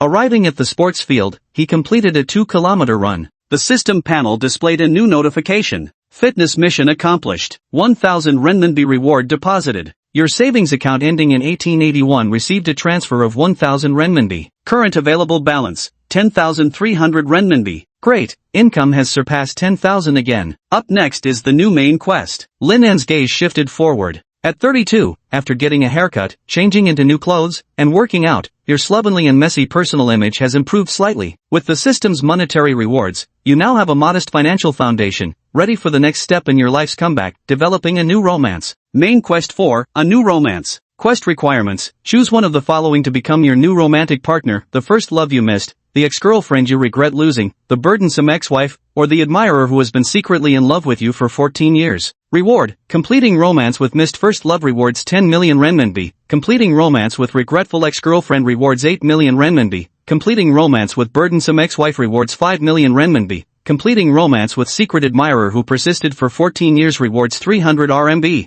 Chapter 10, for heart-throbbing choices. My missed first love was at 18, my regretful ex-girlfriend at 19, my ex-wife at 22, divorced at 32, all these make sense. But when did this secret admirer who's been infatuated for 14 years appear? How could anyone possibly have liked me for a full 14 years? Linen couldn't comprehend it. He'd never been popular with women and found it unimaginable that someone could harbor feelings for him over such a painfully long stretch of 14 years. However, this wasn't the time to dwell on such thoughts. Linen returned to the choices presented by the main quest. The system required him to select one of 4 girls as his new romantic interest. Among the 4, the easiest target was the introvert who'd harbored a secret crush on him for 14 years. Someone who could secretly adore him for 14 long years without wavering would be effortlessly won over if he simply made the first move. If he wanted to complete the system's mission, choosing the secret admirer who'd been devoted for 14 years was undoubtedly the best decision. This could also be considered repayment for her lengthy wait. Yet, there was an unmistakable trap hidden within. Linen analyzed calmly. The system was bound to him at the age of 32.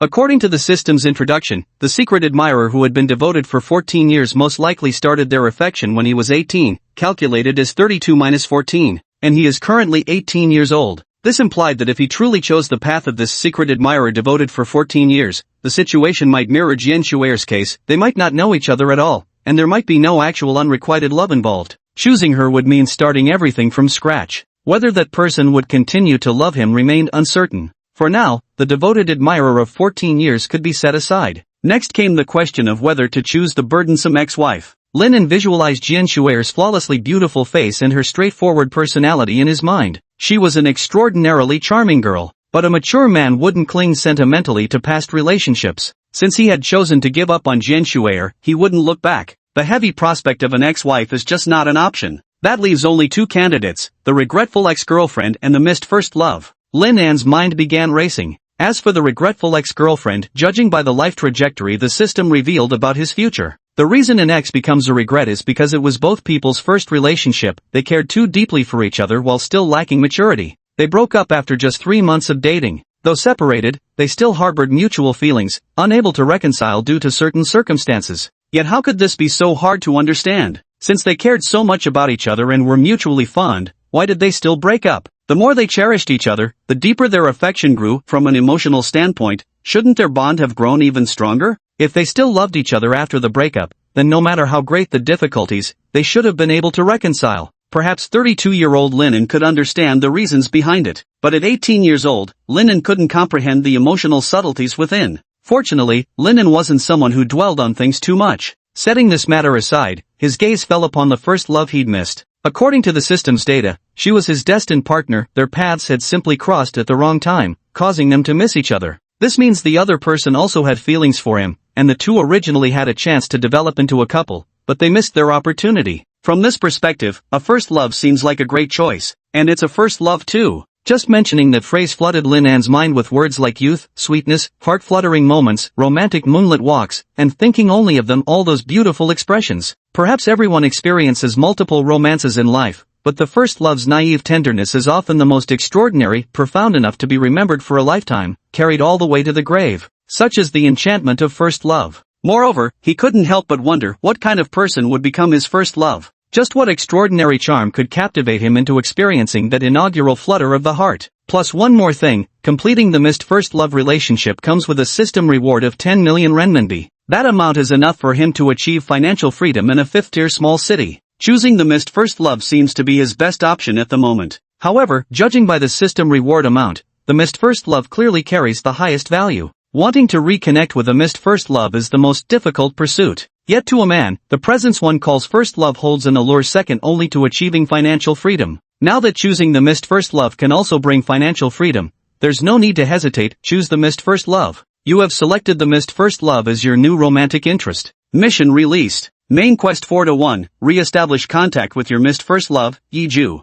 Reward, 5,000 RMB. Completion method, have a conversation with Yiju through dialogue, phone call, or online chat. Establishing one successful communication will fulfill the requirement. Note, the 10 million yuan is the final reward for completing the mission, with additional rewards for completing preliminary tasks. My lost first love was named Yiju, wasn't it? The name gives me a good feeling, Yi and Ju, but it sounds so familiar, as if I've heard it somewhere before. Wait. Lin raised his eyebrows, took out his phone, and opened the official website of Haida Beauty Research Club, looking for the top 30 freshman beauties ranking. Just as common knowledge dictates that the 4 heavenly kings usually have 5 members, the freshman ranking's top spot was shared by 4 girls. The one on the far left was clad in a pink off-the-shoulder mini dress, adorned with sparkling diamond jewelry around her neck and ears, stepping gracefully in luxurious red high heels. With breathtaking beauty and astonishing poise, she was none other than Jian Shuer, the princess of High University. Beside Jian Shuer was another figure whose face wasn't fully visible in the side profile photograph. A cascade of dark hair fell naturally over her shoulders, and she was clad in an opulent red evening gown. Seated gracefully at the piano, her fingers lightly touched the keys, exuding an extraordinary charm. The entire aura she possessed transcended that of an ordinary woman. She was Yiju, the goddess of Haida University, one of the 4 SSS-class breathtaking beauties of Haicheng University. System,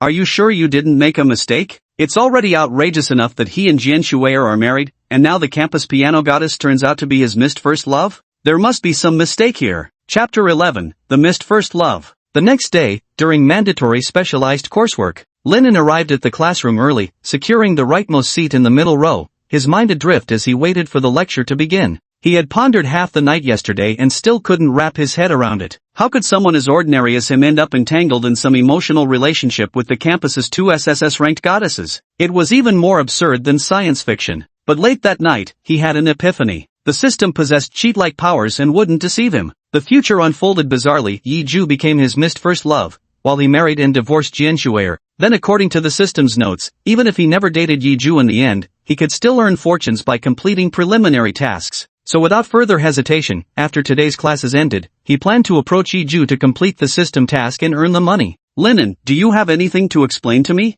Just as Linen was so certain, the angry voice of Reningiying appeared before him. Explain? What do I need to explain? Linen looked confused. I'll give you one more chance. If you don't explain this clearly, we won't even be friends anymore. Linen muttered under his breath, we're not even friends. We're just old classmates. What did you say? Reningiying didn't quite catch Linen's words. Nothing important. Linen thought for a moment and said, you're talking about Jian Shuer, right? Reningiying, if you just calm down and think about it, you'd realize there can't possibly be any romantic feelings between Jian Shuer and me. That ex-husband-ex-wife joke is all it was. So, you haven't broken the agreement then? He wasn't sure which agreement Reningiying was referring to, but he nodded first. If it's something promised by me, I won't break it. Forgiven. Clear your schedule for next Friday. You're coming with me to the city for shopping. We'll see. Let's not talk about it anymore. I have my own things to handle. Linen was just about to refuse when Reningiying turned and walked away. As soon as Reningiying left, her roommate Yimena hurried over and said, having such a willful and affected childhood sweetheart must be exhausting. Linen. It's fine, I'm used to it. But Miss Yi, speaking ill of others behind their backs might damage your reputation as a woman. That wasn't speaking ill. I was just standing up for you. Reningiying treats you too harshly. Linen smiled. I thought you'd say the simp got what he deserved. Yimena leaned close to Linen's ear and whispered, but I know you're not simping for Reningiying, you're being tolerant with her. Linen neither confirmed nor denied it, only subtly putting some distance between himself and Yimena. See you next Friday. Yimena flashed a radiant smile before turning to leave. Linen refocused his attention on the lecture. The day's classes ended at 4 p.m. Linen headed toward the music conservatory near the sports field. He needed to find Yiju to complete the system's task. As he walked, Yiju's profile surfaced in his mind. Yiju, first-year piano major at the City University Conservatory of Music, ranked top in her class. One of this year's 4 SSS-level beauties among freshmen. No other information available. That's right, no other information remains. I didn't know Yiju's dorm room number, nor her family background, or the details of her personal life.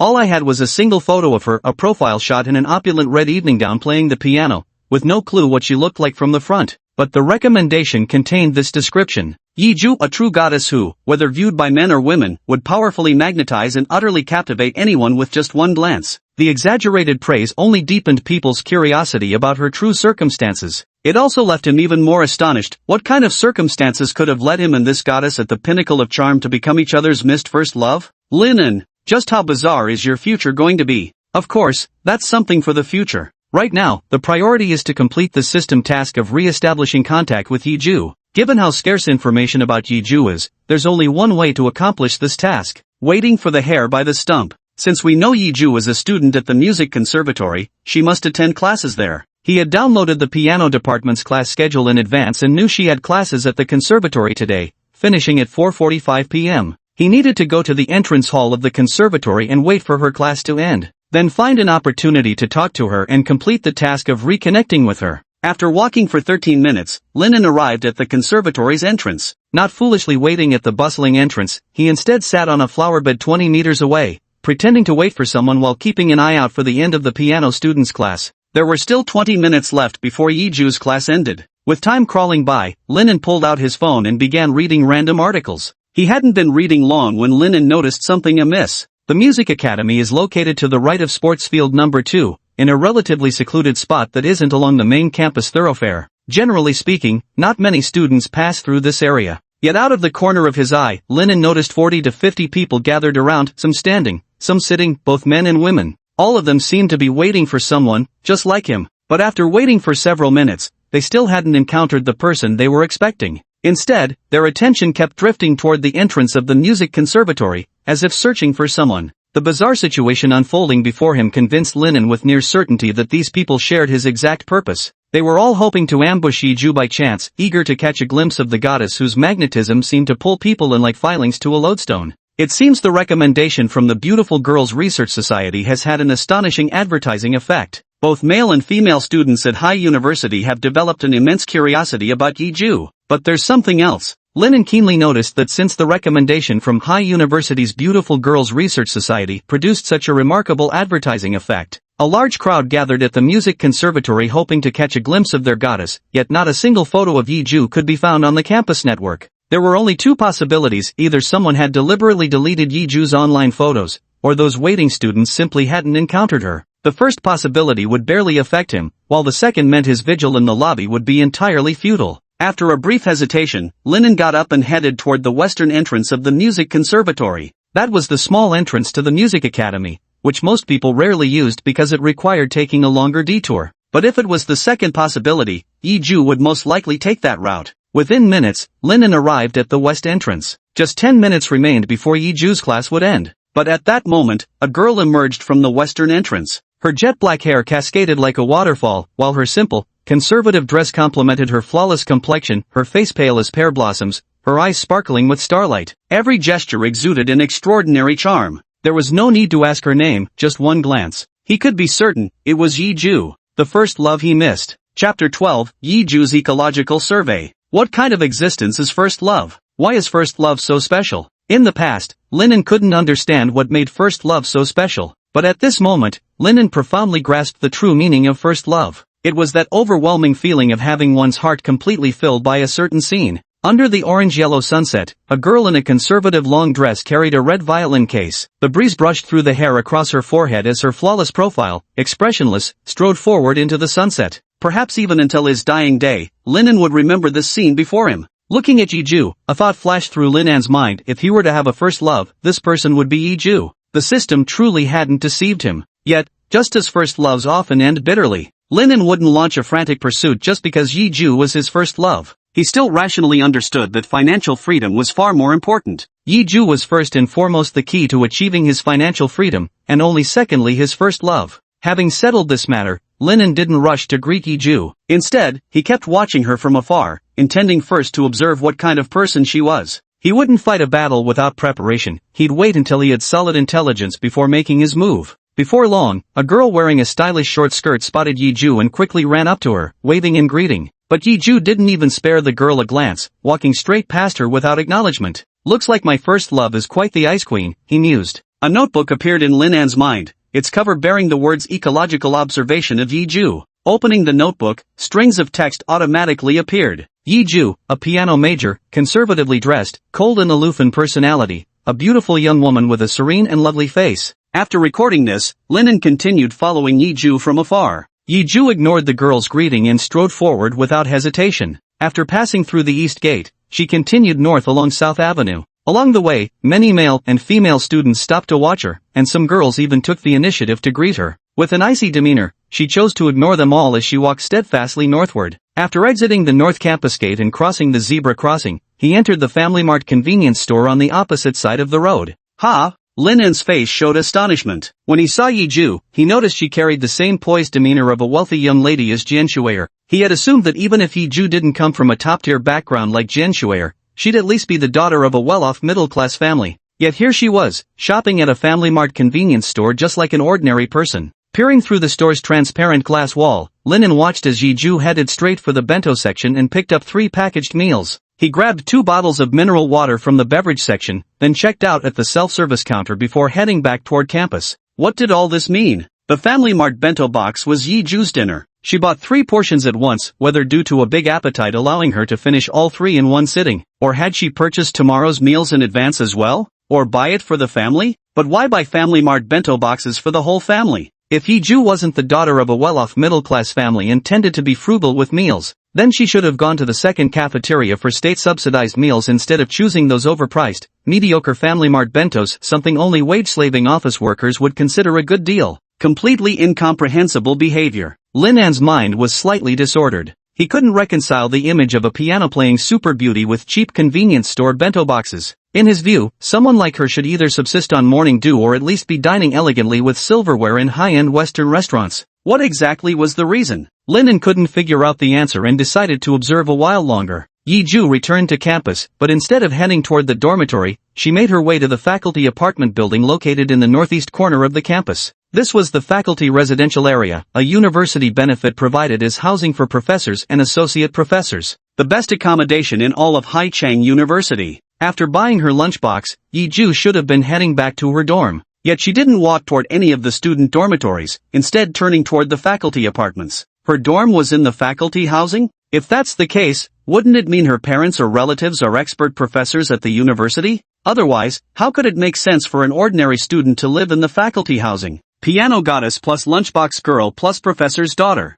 Yiju's attributes just keep multiplying. While determining Yiju's personality traits, Linen had already figured out how to strike up a conversation with her. Unlike the elaborate scheme needed to divorce Jian Shuer, completing this system task would be effortless. Simply picking up a book from the ground and asking if she'd dropped it would suffice. However, Linen wasn't planning to complete the system mission so soon. He intended to observe Yiju for a few more days first. Because Yiju exuded mystery from head to toe, he was very intrigued to unravel the puzzle. The next day was the weekend, and Linen didn't go observe Yiju. The laptop had already arrived at the dorm, and he holed up playing with it all day. Come Monday morning, the moment Linen finished his classes, he immediately dashed toward the music conservatory. Continuing to wait at the western entrance, he successfully encountered Yiju again. Upon seeing Yiju for the second time, she was still dressed conservatively in a gray maxi dress. The dress featured long sleeves and a high collar, with fabric covering every inch of skin on her arms and below her neck. The hemline fell all the way to her ankles, completely obscuring her long legs. Not a single glimpse of the beauty's limbs remained visible. The dress was overall very loose-fitting, making it impossible to discern her figure. Yet the flawlessly smooth black hair cascading down her back, paired with an emotionless but utterly perfect face, exuded an aura of icy mystery. Like a magnet, she still irresistibly drew the gaze of everyone around her. It was still that breathtakingly beautiful Yiju. After leaving the music conservatory, Yiju didn't stop anywhere else and returned directly to the faculty housing. Linen waited for 2 hours. As his afternoon class time approached, there was still no sign of Yiju appearing. This confirmed his suspicion. Yiju had another defining trait: she was a homebody. Her lifestyle basically followed a 3-point routine: dormitory, classroom, and Family Mart convenience store. For 2 consecutive days of observation, the same results persisted. Linen ascertained that Yiju was exceptionally aloof. No matter who approached her, she would completely ignore any attempt at conversation, bypassing the speaker to walk straight away. If anyone dared to physically block her path, she would coldly wait for them to finish speaking before wordlessly walking off. There doesn't seem to be any issue here.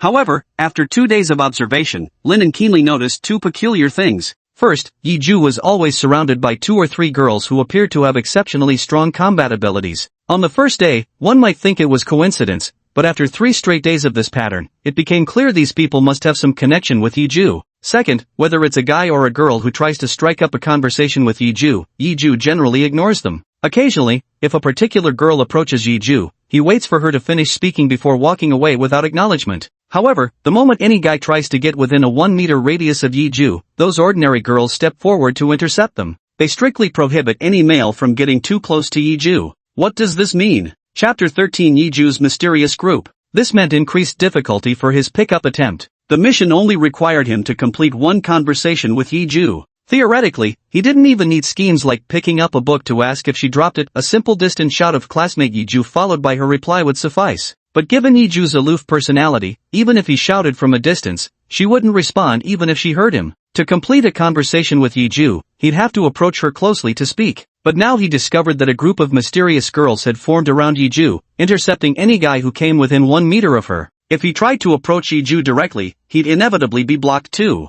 Getting close to talk became increasingly difficult. What should be done? After pausing to think carefully, Linen decided to observe for 1 more day to gather more detailed information before making a decision. 1 more day of observation. Linen confirmed that Yiju was extremely aloof. Whether approached by boys or girls, her attitude remained one of complete indifference. If someone called out to her from a distance, she would pretend not to hear and continue on her way. The only way to speak with her was to get up close and intercept her in person. Her personal life was extremely reclusive. Other than the Family Mart convenience store where she ate, the music college where she attended classes, and the expert apartment building where she slept, I never saw her go anywhere else. A true homebody. She didn't seem to have a single friend. During the 3 days I observed her, I never saw her speak to anyone or walk alongside another person. Forget friends, she didn't even have a single classmate she could talk to. Also, there is indeed a group of physically capable girls surrounding Yiju. Over 3 days of observation, the minimum number spotted was 6. Whether they are students or not remains unknown. Their duty is to intercept any male attempting to approach within a meter of Yiju.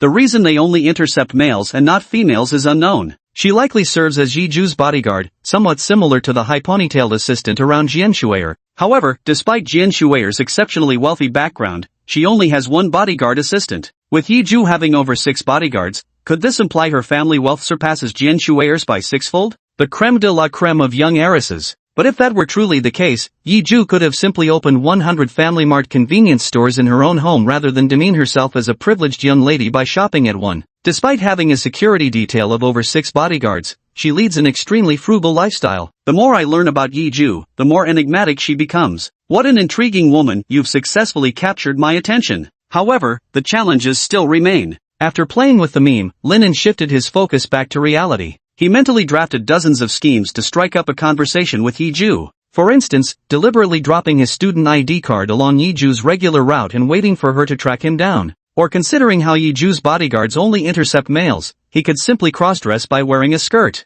Or perhaps, put on a security guard uniform and approach Yiju. Would those bodyguards actually stop security personnel? If they would, then maybe wear a police uniform. Never mind, scratch that idea, it's borderline illegal. Cross-dressing is out too. His sense of shame isn't strong enough to pull off women's clothing, and there's also the risk of being spotted by the bodyguard team. He still hasn't forgotten the terrifying perceptiveness of that short-haired female assistant by Jian Shuer's side. As for the tactic of dropping a student ID card, 300% chance Yiju would ignore it and walk right past. Looks like only 2 approaches remain now. 1. Full frontal assault. 2. Go to Yiju's home. After 3 days of observation, Linen noticed that her bodyguard team might not actually be working with her. The bodyguards primarily only escorted her around campus and never followed her home. If he could find out Yiju's dorm number, he could enter the faculty housing during the time gap created by their absence, having a conversation with Yiju at her doorstep. However, the expert dormitory has strict security measures, making it inaccessible to ordinary students. This plan is temporarily set aside. Back to the first plan.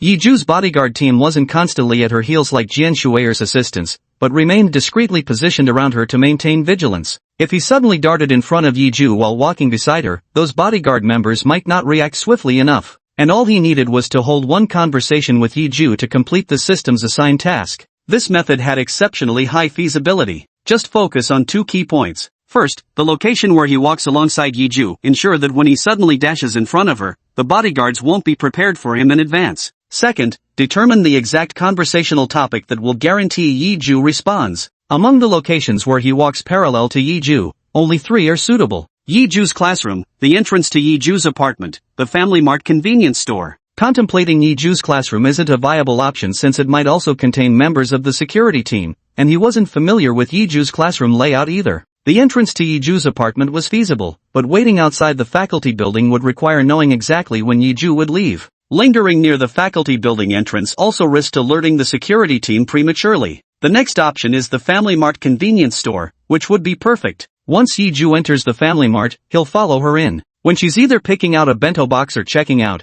he'll approach her as a fellow customer. It's bound to work. With the plan set, he'll put it into action tomorrow. The next afternoon, after confirming Yiju had finished her classes, calculating the time it would take Yiju to get from the classroom to the convenience store. When the time was about right, Linen also set off from the subway entrance toward the convenience store. In less than 2 minutes, Linen saw Yiju entering the convenience store. He immediately quickened his pace to follow her into the convenience store. However, just as he reached the convenience store entrance and was about to walk in, a short-haired girl stepped out of the convenience store and blocked his path, saying, "Excuse me, classmate, can I borrow a minute?" After 3 days of observation, Linen instantly recognized the short-haired girl as part of Yiju's bodyguard team. He casually replied, "Sorry, I'm busy." Then, he planned to bypass her and enter the convenience store. "We'll just talk for a minute or two." The short-haired girl grabbed his arm firmly and pulled him toward the shop's exit. Soon, a few security team members swiftly surrounded him from all directions, blocking his entrance to the convenience store. "Hey, what do you think you're doing? Trying to kidnap someone?" Linen shouted loudly. The voice drew the attention of nearby passers-by. "We're not here for anything else, just to bother you for a minute or two. It's a quick survey." The short-haired girl spoke in a friendly tone as she somehow produced a form and a stack of cash from nowhere, adding, "We won't disturb you for nothing, there's a 500 yuan reward." The Yiju bodyguard team is more professional than I expected. This complicates things further. Linen frowned. Chapter 14, about Yiju. Faced with this predicament, Lin An's mind whirled rapidly as he searched for a solution. Two quick solutions came to mind. One was to force his way through their blockade and rush into the convenience store to strike up a conversation with Yiju. The second option, his current position was only 2 meters away from the convenience store entrance. He could wait until Yiju emerged and try to capture her attention by calling out from a distance. As long as Yiju responds, it counts as a successful conversation. The first idea was practically dismissed by him the moment it arose. There were 4 bodyguards by his side, even if they were women. Trying to break free from their interception 1 against 4 was highly unlikely without any weapons at his disposal. It seemed the second approach was the only viable option left. Lin agreed to participate in the short-haired girl's questionnaire survey. The survey questions revolved around university students' living expenses, played out with convincing professionalism. Lin responded earnestly while keeping his attention focused on Yiju. It didn't take long before Yiju, with her serene and lovely features, walked out of the convenience store entrance, her long hair flowing in the breeze. "Classmate Yiju, I need to speak with you." Lin immediately raised his voice to call out towards where Yiju stood. The shout instantly put the bodyguards on high alert, with 4 of them surrounding Lin to block his approach towards Yiju. Lin had no intention of forcing his way through, waiting instead for Yiju's response. Yet, Yiju appeared not to have heard at all, not even sparing him a glance as she continued walking straight ahead. As expected, one must speak to Yiju up close for her to stop and listen, but these bodyguards clearly have no intention of letting me near her. It seems today's plan was a failure. The female bodyguard entered a heightened state of alert, making forced entry virtually impossible. Lin abandoned plans for a forced approach, calling out a few more inquiries, yet Yiju still didn't respond, soon disappearing from his line of sight. Today's operation had completely failed. However, the female bodyguard prohibited him from approaching Yiju. To be precise, it was to keep men from approaching her. Why on earth was this happening? If one were to draw a comparison, these female bodyguards were like junior high school gang leaders who made their underlings follow around the girls they fancied and kept other boys at bay. They were hired by a man to prevent other males from getting close to Yiju. Yet they didn't prevent male students from striking up distant conversations with Yiju, nor did they act possessive over her like they wanted to claim her exclusively. That shouldn't be the reason. But what was the real reason? Lin was utterly baffled. Choosing not to linger any longer at the convenience store, Lin headed back to his dorm, still puzzling over the mystery. Arriving at the dormitory, he opened the door to find only 2 roommates inside, second oldest Qi Yang and fourth oldest Zhou Haidong. Qi Yang was typing with both hands on the keyboard, and a glance at the screen revealed dense clusters of chat windows. He was simultaneously messaging hundreds of girls. And this was just Qi Yang's ordinary daily routine. Though Qi Yang possessed slightly feminine features, he was undeniably handsome with a tall, slender frame that made him visually striking. His temperament was gentle and soft-spoken, he greeted everyone with warm smiles, excelling in social interactions and counseling others like a soothing moonlight. Within just half a month of the semester, he'd already earned the title of Big Sister of Haicheng University. In terms of reputation, he rivaled Jian Shuer herself. As for the other roommate, Zhou Haidong, he was absorbed in front of his computer, a blissful smile on his face, still lost in his 2D world. Lately, Lin knew he was obsessed with Japanese gal games, or bishoujo dating simulations, mostly those featuring sibling love, the so-called Bones love scenarios. Oh, right. Xiao Xiang, the head of their dorm,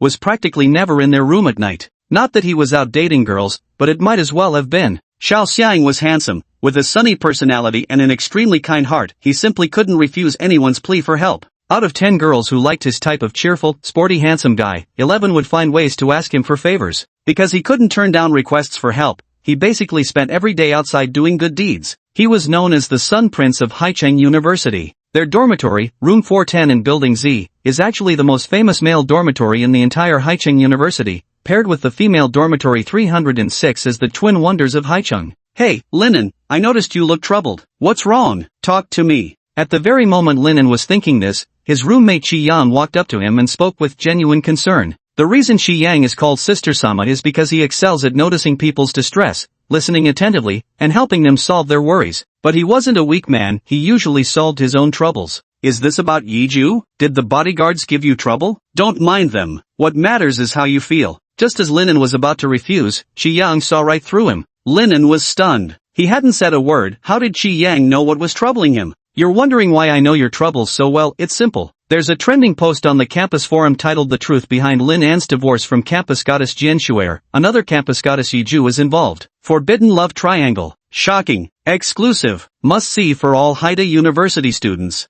Holy shit. Before Lin could even react, Zhou Haidong exclaimed loudly, "Third bro, you're unbelievable." After the rumors with Jian Shuer, now there's gossip with another SSS tier goddess, Yiju? These two are even prettier than the heroines in game CG's. Wait, sorry, my bad. I shouldn't have dragged you into the world of anime. Your daily life is more dramatic than an anime protagonist's. Ignoring Zhou Haidong's outburst, Linen turned to Qi Yang and asked, "How did people find out about this so clearly? My interactions with Yiju should have been known only to me." Qi Yang smiled gently and replied, "Because Jian Shuer is very famous. The fact that you're her ex-husband is highly discussable. The campus news club must have had you tailed by paparazzi or something, and they noticed you've been paying a lot of attention to Yiju lately." Linen had long known that the club activities at Haicheng University were among the top tier across thousands of universities in all of Z country. But today he realized he had grossly underestimated just how top tier they were. These people treated club activities like a professional career. They actually assigned someone to stalk him? And it's paparazzi-level surveillance? What is this? The entertainment industry. These people really have too much time on their hands. By the way, Linen thought of Qi Yang's information network and asked, "How much do you know about Yiju?"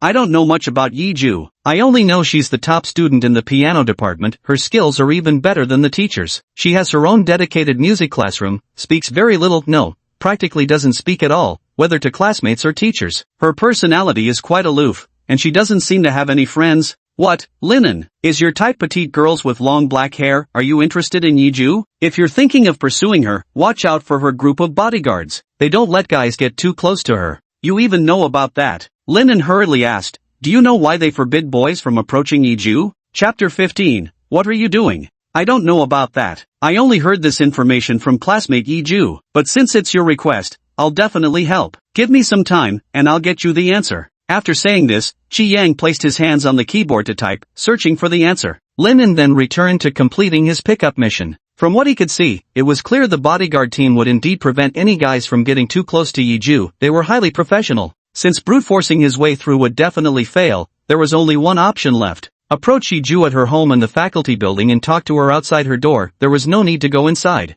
His brain cells were rapidly depleting as he quickly devised a meticulous plan to visit her home and speak with her. The next day, after classes ended, 3:20 p.m., Linen began executing his plan. Making sure no one was following him, he stealthily entered the men's restroom and changed into a set of maintenance staff clothing. Then, heading into the logistics department, he borrowed an insulated ladder along with a repair toolkit before making his way toward the faculty apartments. This was the meticulous plan he had devised. Yiju's dormitory was located in the expert building, which regular students couldn't access. But he could disguise himself to enter the experts building. Then all he needed was to find out Yiju's dorm room number, and he could use his identity as an electrical appliance repairman to strike up a conversation with her, thereby completing the system's task. The plan was meticulous and flawless. He didn't believe there was any possibility of failure. 20 minutes later, Linen successfully entered the expert dormitory building. The only thing left to do was to find a way to learn Yiju's dorm room number. The method to find out is simple. Go to the expert building management office. The management office typically has information on every household.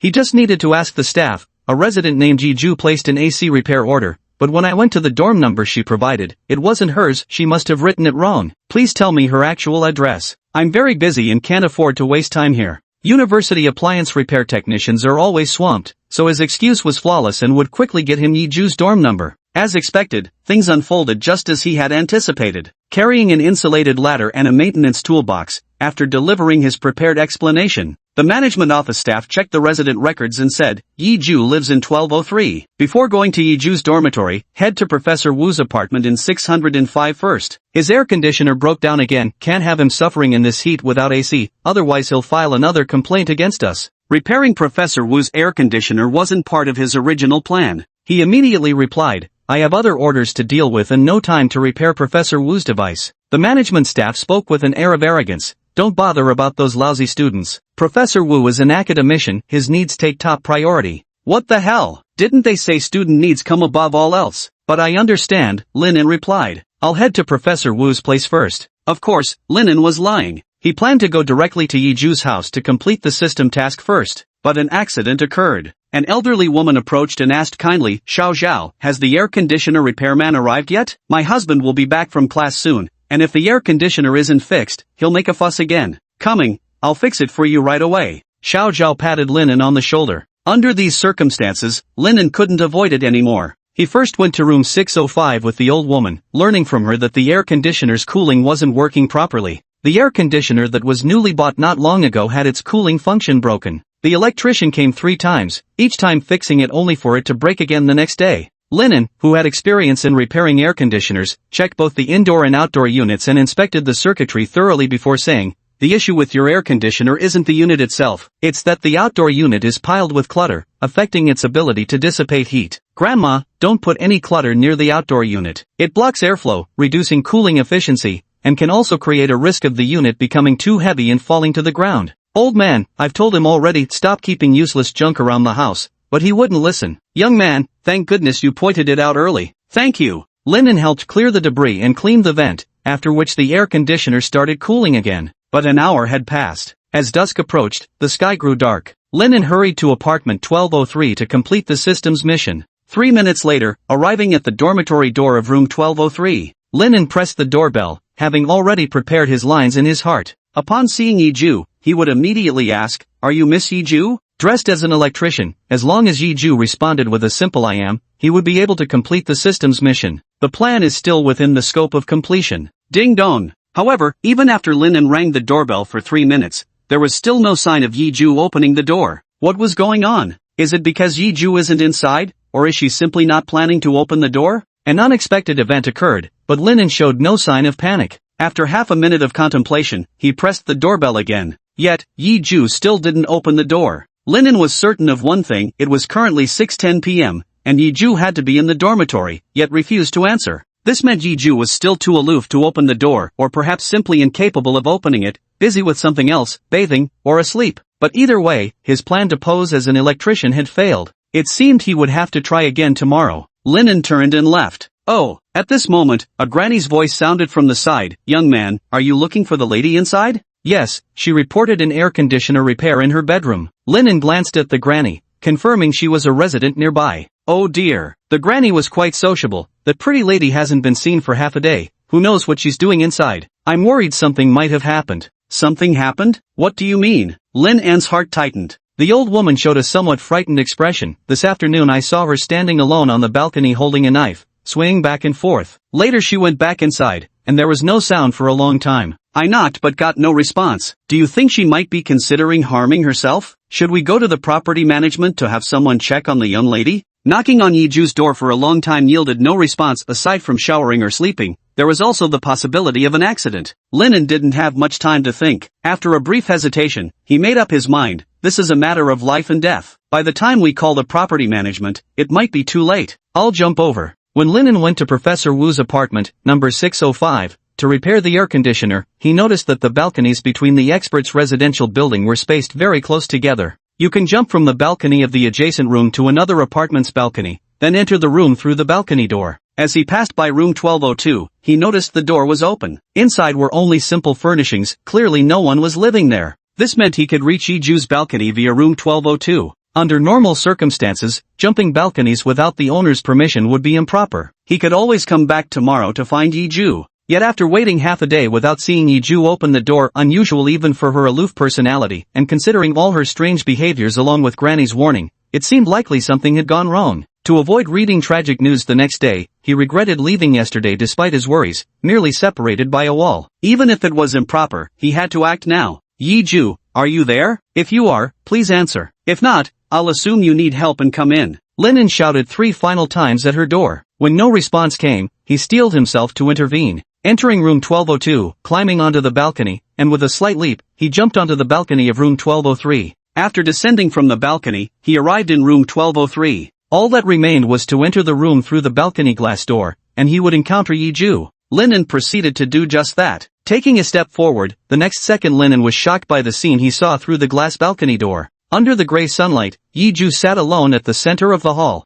Her right hand held a sharp craft knife, poised to cut into her left wrist. Yiju really was in trouble. Is she harming herself, or committing suicide? But there's no time to ponder which it is. Acting almost instinctively, Linen rushed toward Yiju, snatched the utility knife from her hand, and gripping her left wrist, demanded, "What are you doing?" Chapter 16, System Task Completed. The twilight faded, and darkness descended. In the dimly lit living room where no lights were turned on, Linen still held Yiju's soft, delicate wrist with his left hand while closing the blade of the dangerous utility knife with his right, his gaze filled with worry as he looked at Yiju. Yet, in response to his concern, Yiju's clear, dark eyes showed not a trace of emotion, merely staring at him impassively. Linen couldn't tell whether Yiju was self-harming or attempting suicide, but he knew he couldn't provoke her further now, nor could he directly ask why she was so desperate. He changed the subject. Classmate, I'm the school electrician. Do you have any appliances in your room that need fixing? Yiju didn't answer, her cool gaze shifting from staring at him to staring at her own left wrist that he'd grabbed. Linen noticed Yiju's gaze and realized it was quite impolite to keep holding onto a pretty girl's hand like this. He apologized and let go.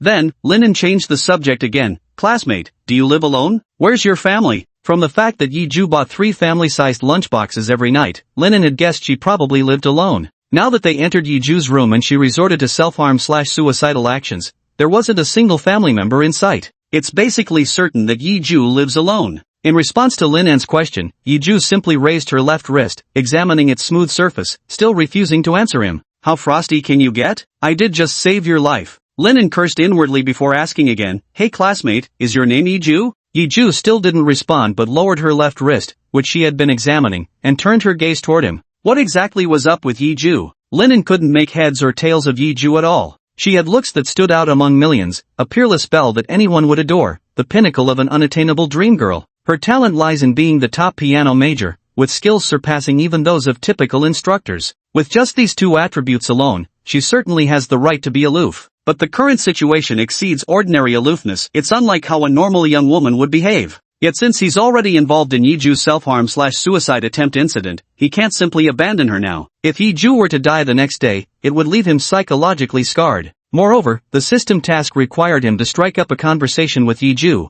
which he also needed to complete. After some thought, Lin impatiently said, Classmate Yi, it's getting a bit late. Are you hungry? Yiju didn't respond or react. Classmate Yi, could you tell me your parents' phone number? I'd like to contact them. Yi, do you know what day it is today? Yi, can you hear me? Yi, are you a ghost? After several questions, Yiju gave the same response, not answering him, merely gazing at him with an indifferent stare devoid of any emotion. Linen simply threw caution to the wind and said, Classmate Yiju, can I hug you? After their recent series of interactions, Linen became increasingly convinced that Yiju was an oddball. As a normal person, he couldn't communicate with such an eccentric soul, so he gave up trying to converse with Yiju. But then, suddenly, in Linan's view, Yiju nodded her head. Though Yiju didn't speak, this silence implied permission for his embrace. Hey, Yiju, so your ears aren't deaf after all, you can hear what I say. But this makes it even stranger. When I asked you ordinary questions, you didn't respond, yet when I inquired about something slightly bolder like embracing, you agreed. What kind of twisted thought process are you operating on?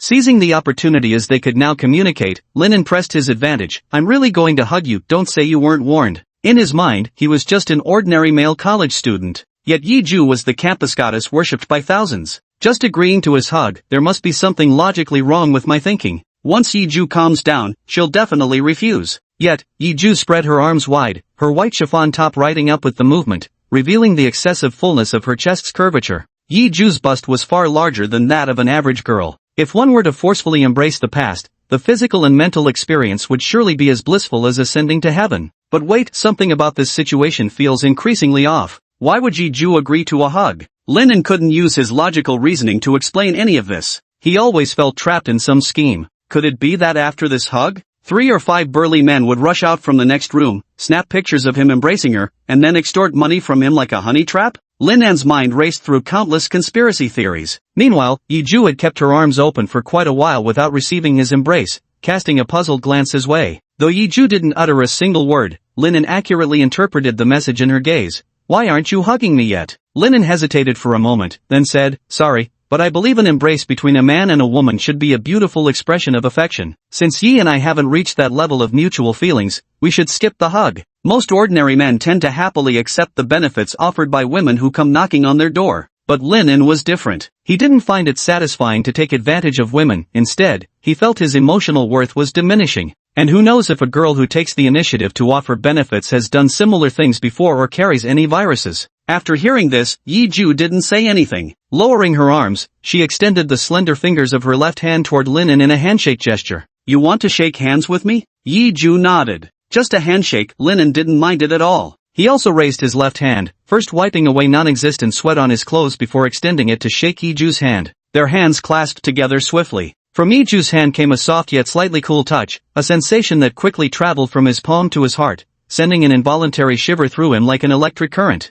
At the same time, Yiju's intoxicating fragrance wafted into his nostrils, instantly overwhelming his senses. Neither knew how long their handshake lasted. Only then did Linen snap back to reality. Realizing he was still holding Yiju's delicate hand, he hastily released it and apologized. "Sorry, I didn't mean to hold on for so long." Linen felt ashamed of his lack of experience with women. His reaction was completely like that of a junior high school boy. But thankfully, unlike junior high boys, he didn't turn beet red just from briefly touching a girl's hand. Yiju shook her head. He rose from his seated position on the floor and walked over to the nearby sofa. Picking up the notebook with its brown leather cover, he flipped it open to reveal a page inside. Then, he picked up the pen beside him and began writing on it. After writing it, he handed it to Linen to read. "I don't mind." Yiju's handwriting was as slender and elegant as her piano-playing fingers. "Your writing is beautiful, but why aren't you speaking? Do you communicate through writing to show off your beautiful handwriting, or?" After silently admiring it, Linen suddenly felt the lingering confusion in his mind being explained as clearly as water released from a reservoir floodgate. If that was indeed the answer,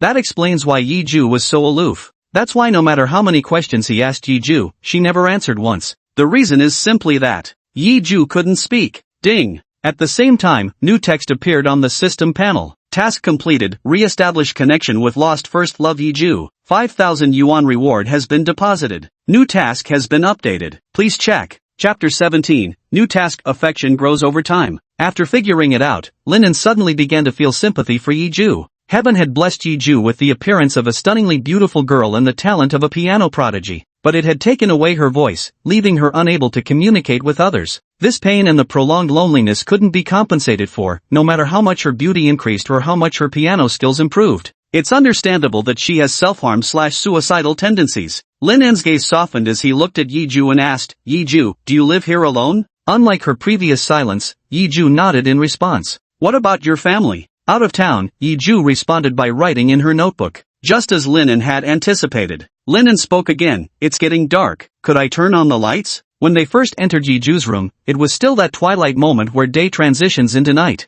Now it was completely dark outside, with only the outdoor lights casting their glow into the room. He had to strain his eyes to make out the words in Yiju's notebook. Yiju nodded, stood up once more, and walked over to flip the light switch on. Instantly, the room became brightly lit. Linen also had the spare energy to take in the composition of the room. The layout consists of 3 bedrooms and 2 living rooms, with a spacious area surpassing 100 square meters. But the room was sparsely furnished, with only the standard sofa, television, and cabinets, no additional furniture. There were no obvious personal belongings in sight either. It felt like entering a hotel room. This place had none of the warmth of a home. Without giving the room's layout much thought, Linen turned his attention back to Yiju. After hesitating for a moment, he said, "I'm sorry, Yiju, I lied to you. I'm not actually an electrician, my name is Linen. Like you, I'm a freshman majoring in international trade." Yiju scribbled rapidly in her notebook and soon finished writing. "I know you. Yesterday, you kept trying to talk to me outside the convenience store. You actually heard everything." Linen was astonished. This meant Yiju wasn't some excessively icy goddess after all. She still cared about people around her, but simply couldn't speak and chose avoidance instead. Yet avoidance fundamentally backfired,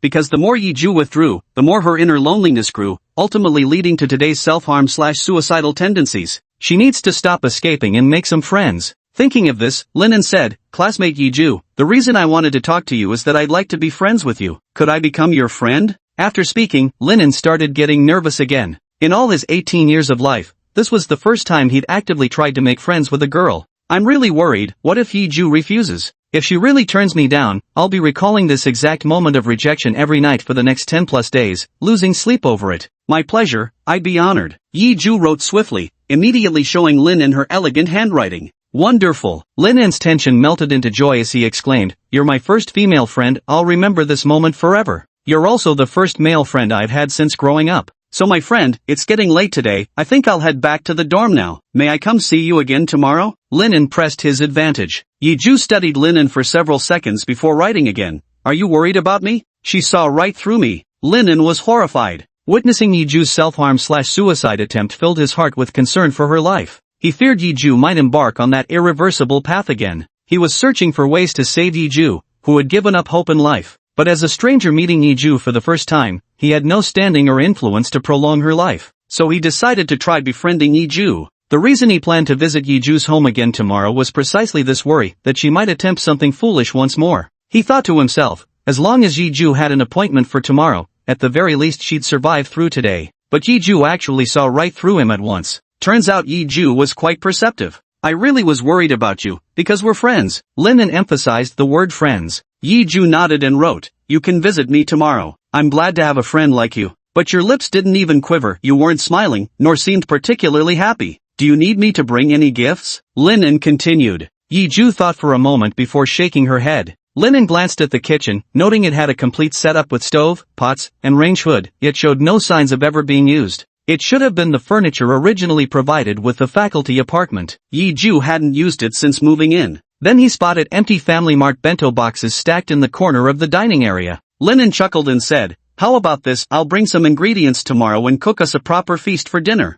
Yiju nodded, though her beautiful eyes remained completely emotionless as ever. Her swift response startled Linen once again. When saying such words to a woman, normally she would either outright refuse or tactfully agree. This was the first time he'd seen someone nod in immediate agreement. Still, Linen was growing accustomed to Yiju's unpredictable reactions. With a smile, he added, remember, my cooking skills are excellent, good enough to open a restaurant. I won't disappoint you. So, Yiju wrote these 2 words on half a sheet of paper. Linen patted Yiju on the shoulder confidently and said, so, you must look forward to tomorrow's dinner. It'll definitely be better than Family Mart, and it'll definitely leave you stunned, begging for more. Understood. I'll skip lunch tomorrow to save my appetite for your dinner. There's no need to be so extreme. You should still eat lunch tomorrow, Linen said with a light chuckle. At the same time, he knew that at the very least, he'd still get to see Yiju tomorrow. Yiju wouldn't continue the self-harm/suicide attempt that had been interrupted earlier after he returned to the dorm. I should probably head back now, Linen said, once he was sure of this. Yiju waved her hand, signaling goodbye. Linen walked towards the door, with Yiju seeing him off for a while. As Linen stepped out of Yiju's house, he looked at her earnestly and said, remember, my cooking skills are absolutely unmatched, you must look forward to tomorrow's dinner. You absolutely must. Yiju nodded and, for the first time, smiled, although the smile looked quite mechanical. Nevertheless, Linen temporarily set his mind at ease and walked toward his dorm. On the way, he remembered that a new task had been unlocked and hurriedly checked it. At the age of 32, after some twists and turns, you finally reconnected with your missed first love. However, too much time had passed, and emotions on both sides had faded significantly. Since you've chosen your first love as your new romantic interest, make sure to spend more time with them and rebuild the connection. Main mission 4-2, Love Grows with Time. Task content, meet Yiju daily for 1 month. Task reward, 3,000 renminbi per day for meeting duration exceeding 30 minutes, 50,000 renminbi attendance bonus for perfect monthly completion. A full month of consecutive meetings with Yiju yields 140,000 renminbi in rewards, that's 4,600 renminbi daily pay. Lin An's eyes instantly turned deep red. Chapter 18, Mr. Ex-Husband, I'm not here for you. Lin An had originally planned to get close to Yiju during this period. Now there was a mission with substantial monetary rewards. No one could stop him from getting close to Yiju, not even the bodyguard team. With this resolve in mind, Lin An headed to the cafeteria near his dorm, casually grabbed a pack of noodles, and returned to his room. Inside the dorm, Xiaoxiang, the eldest of the group, was still busy helping others. Shi Yang, the second oldest, remained in his role as the ever-understanding big sister, and Zhou Haidong, the youngest, was still lost in his 2D world. But the moment Lin An returned, Shi Yang wheeled his chair over excitedly and said, "Hey, I've got fresh intel on your latest crush." XP preferences? You're talking about Yiju? Hey, I never said my type was long black hair. Lin An flatly denied. If it's not long black hair, then you must be a breast man. Shi Yang grinned brightly. Little Ju fits that criteria too. Most cute girls don't have much in that department, but judging from her conservative clothing, she's quite well endowed underneath. A beauty with both looks and curves is rarer than a national treasure. Hey, I only knew Yiju was more voluptuous than average after actually seeing her. How could you tell just from glancing? Bro Yang, your understanding of women is bordering on professional. Stop teasing me. You know any inside scoop about Yiju? Lin An said, inwardly impressed by Qi Yang. I know a senior who attended the same high school as Xiaoju. She heard from their music teacher that Yiju has mutism and can't speak. So don't be fooled by her cold exterior or how she ignores everyone. It's just a defensive facade because she can't talk. So that's how it is. Just as he'd previously surmised. But mutism doesn't seem to be a congenital condition. It's primarily a psychological disorder acquired later in life. Had tragedies happened to Yiju before? You already knew this first-hand information? Shi Yang, surprised by Lin An's calm reaction, exclaimed. Yeah, just found out, Linden admitted without hesitation. Chi Yang leaned in, sniffed at his clothes, then exclaimed in astonishment while patting his shoulder, "You're amazing. Little Ju, whom no one else could handle, you got her to spend time alone with you within just a week. You could tell even when I was alone with Yiju? Bro Yang, you must be hacking the system." But Linden denied it. Don't talk nonsense, Yiju and I aren't that close. You said not that close, not don't know her, stop denying it. The scent of that beautiful woman on you is so strong even someone with a stuffy nose could smell it. I can't imagine what kind of contact you had with Yiju to get so deeply marked by her scent. Did you score already? So this is where the loophole is. Do I really smell that strongly of Yiju? But I've only held Yiju's hand before. Linden desperately wanted to sniff himself but quickly denied it. Don't cause me any more trouble. The scandal with Jian Shuer is already enough. If people find out I'm connected to Yiju too, I'll get stabbed 3,000 times. With that, Linden stood up without finishing his meal and said, I'm going to take a shower. Go on ahead. I'll keep investigating Yiju's background. I'll definitely dig up her most private information to help you win her over. Help me win over Yiju? Ha, if you've got such godlike skills, be my guest. The next day, there were 2 specialized small classes in the morning, followed by 2 major specialized lectures. The class was over, and there were no lessons in the afternoon. It was practically a holiday. Linden got up from his seat, preparing to head to the large supermarket outside to buy ingredients for the lavish dinner he planned to make for Yiju that evening. Just then, a women's backpack was handed to him, accompanied by a female voice. Let's go, Linden. Linden turned to look and saw Renengying. After a brief moment of confusion, he remembered the department's beach barbecue team building event was the day after tomorrow. Renengying and he both came from small, unimportant cities and didn't own decent clothes suitable for the beach. To avoid embarrassment at the professional team building event, Renengying planned to head into town to buy some trendy clothes and dragged him along for company. He was wondering whether to go and said, Ying, with your roommate accompanying you, you probably don't need me anymore. Renengying was chatting with her roommate when she suddenly heard Lin An's words. She frowned in displeasure. Who said we don't need you? Without you, who's going to carry my bags? With just a single word from you, there'd probably be a long line of guys willing to carry your bags. Hey, Linden, you've changed. Renengying glared at him. You never used to refuse my requests before, but now you're saying no. Are we still good friends or not? We are good friends, and we're also college students now. In university, we should both have more mature values than before. You really have changed. Renengying pouted with grievance. There were never excuses before. You'd fulfill my requests immediately. That's why I always considered you my closest friend. Now you're making excuses. It must be that woman Jian Shuer who changed you. You say there's nothing between you and her, but that wicked woman. What bad woman? Are you talking about me? Just then, a melodious female voice came from behind Renengying. Turning around, Renengying saw the extravagantly dressed Jian Shuer standing there. Ah, no, I wasn't talking about you.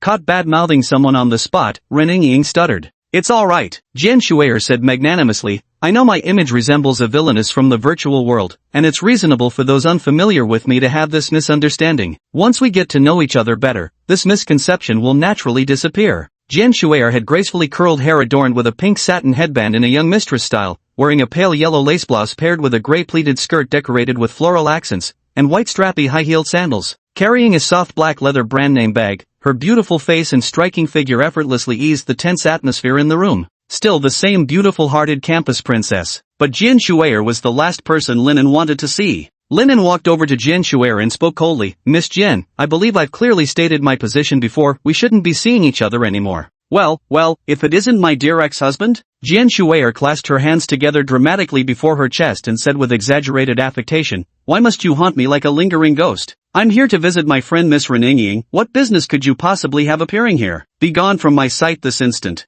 You came to see Renengying, not me? Linden froze momentarily before realizing Jian Shuer was clearly using Renengying as a pretense to mock him. And she was still using that ex-husband label too. She was still planning to keep pestering him. But since that was the case, Linden decided to turn the situation to his advantage and returned Renengying's backpack to her, saying, it seems I really am unnecessary here. In that case, Renengying, I can't accompany you anymore. Goodbye. But just as Linden was about to leave, Renengying's roommate, Yimena, suddenly grabbed his wrist. Don't go yet. Let's all go downtown together. I invited Jian here. Ying wants a girl who understands fashion to help with clothing references, and honestly, there's no girl in all of Haicheng who knows fashion better than Ms. Jian. Linden still didn't want to agree. There's a benefit you definitely won't refuse. Yimena leaned close to Lin An's ear and whispered. Actually, I just happen to want to go downtown too. Linden hesitated for half a second. Deal. Chapter 19 Mr. Ex-Husband. Where do you think you're going? The group took the subway, transferring several times to reach Haicheng's famous shopping and entertainment district for young people, Wujia Plaza. Wow, those two are kissing in public, and they're both beautiful girls. Why is that guy wearing a mini skirt, high heels, and dramatic makeup? What a stylish lady, she must be a model. Only in Haicheng would you see someone like that. Exiting the subway station, Ren Yingying gasped in amazement at the fresh sights before her. Welcome to Haicheng, beautiful lady. Are you here alone? Just as Ren Yingying let out a gasp of surprise, two golden-haired men closed in on her from both sides. She already has a boyfriend. Yimena pulled Ren Yingying behind her and said, "What does having a boyfriend matter? Let's be friends. Big brother will show you around Haicheng." The blonde man refused to let them go. Linen, standing behind, glanced at his companions. There were 5 of them in total, 2 women and 3 men. Apart from him, 2 male classmates had somehow gotten wind of the shopping trip and joined in. Currently, Ren Yingying was clearly being harassed by that sleazy guy. Under normal circumstances, he or the other 2 guys should have stepped in to chase them away. However, the 2 guys who came along didn't seem inclined to intervene. Not that he had any intention of stepping in either, since Yimena could handle it herself.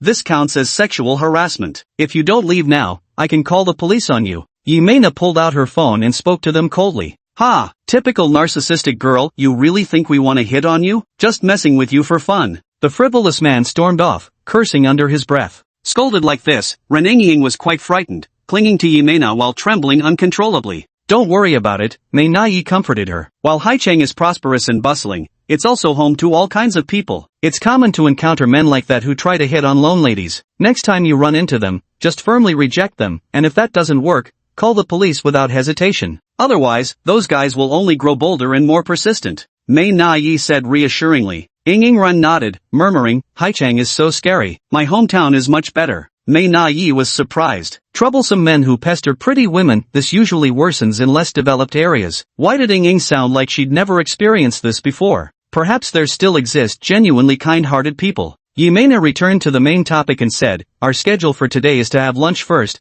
then visit the clothing section in the afternoon. Miss Shuer is already waiting for us at the restaurant, let's join her now. Once the flippant man left, the 2 male classmates immediately grew more animated. Walking on either side of Ren Yingying and Yimena, they desperately tried to entertain them with humorous remarks. Linen silently followed behind, wordlessly becoming an invisible presence. Before long, the group arrived at their destination, the entrance of Shuimen Bridge Buffet. This was an affordable buffet restaurant charging 69 yuan per person for unlimited dining within 90 minutes. Offering grilled meat, hot pot, fruits, cooked dishes, and desserts, it perfectly suited college students with big appetites who could be satisfied by simple culinary pleasures. However, at the restaurant's entrance, standing there was a woman who stood out conspicuously among the casually dressed patrons in their leisure pants and t-shirts, dressed in a snow-colored chiffon top embroidered with white lace, paired with a high-quality black pleated skirt, glossy black tights, and heeled black ankle boots. Her deep chestnut hair was swept up high and cascaded down her back, while a dainty lady-style handbag rested primly in front of her. It was Jian Shuer and her 2 assistants. But, hey, miss, we're going to a buffet where it's 69 yuan per person,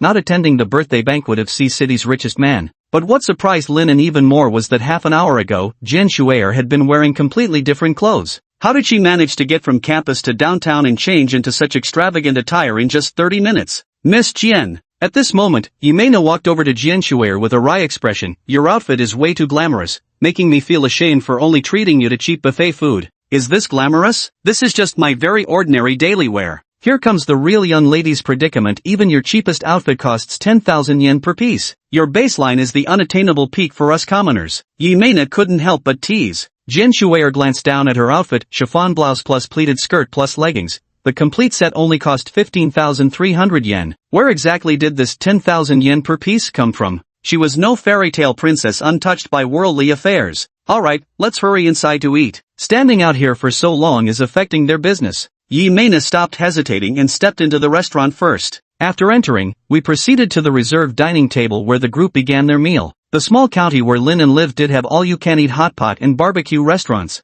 Having accompanied Ren Yingying there several times before, Linen familiarly grabbed cheap frozen meats to grill for them. 6 people sat at the table, with Jian Shuer's 2 assistants standing behind her without joining the meal. Perhaps because of the presence of the dazzling young mistress Jian Shuer, only she and Yimena did most of the talking during the first half of the meal. The 2 boys traveling with them and Ren Yingying remained quite quiet. In the latter half of the journey, once the conversation started flowing, both boys and Ren Yingying joined in the discussion. The two boys then went all out showcasing their comedic talents, loudly amusing everyone present. Linen remained effortlessly playing the role of a background character, listening to their conversation. Throughout, Jian Shuer acted as though she didn't know him, not exchanging a single word with him. Linen was perfectly content with this peaceful arrangement. When mealtime ended, the group rested in the lounge area for half an hour. Then they headed to the clothing section to buy clothes for Rin. At this point, the two boys' focus shifted. Initially, they had clearly come for Rin, desperately trying to please her. After conversing with Jian Shuer at the dinner table, they seemed to believe they had a chance with her.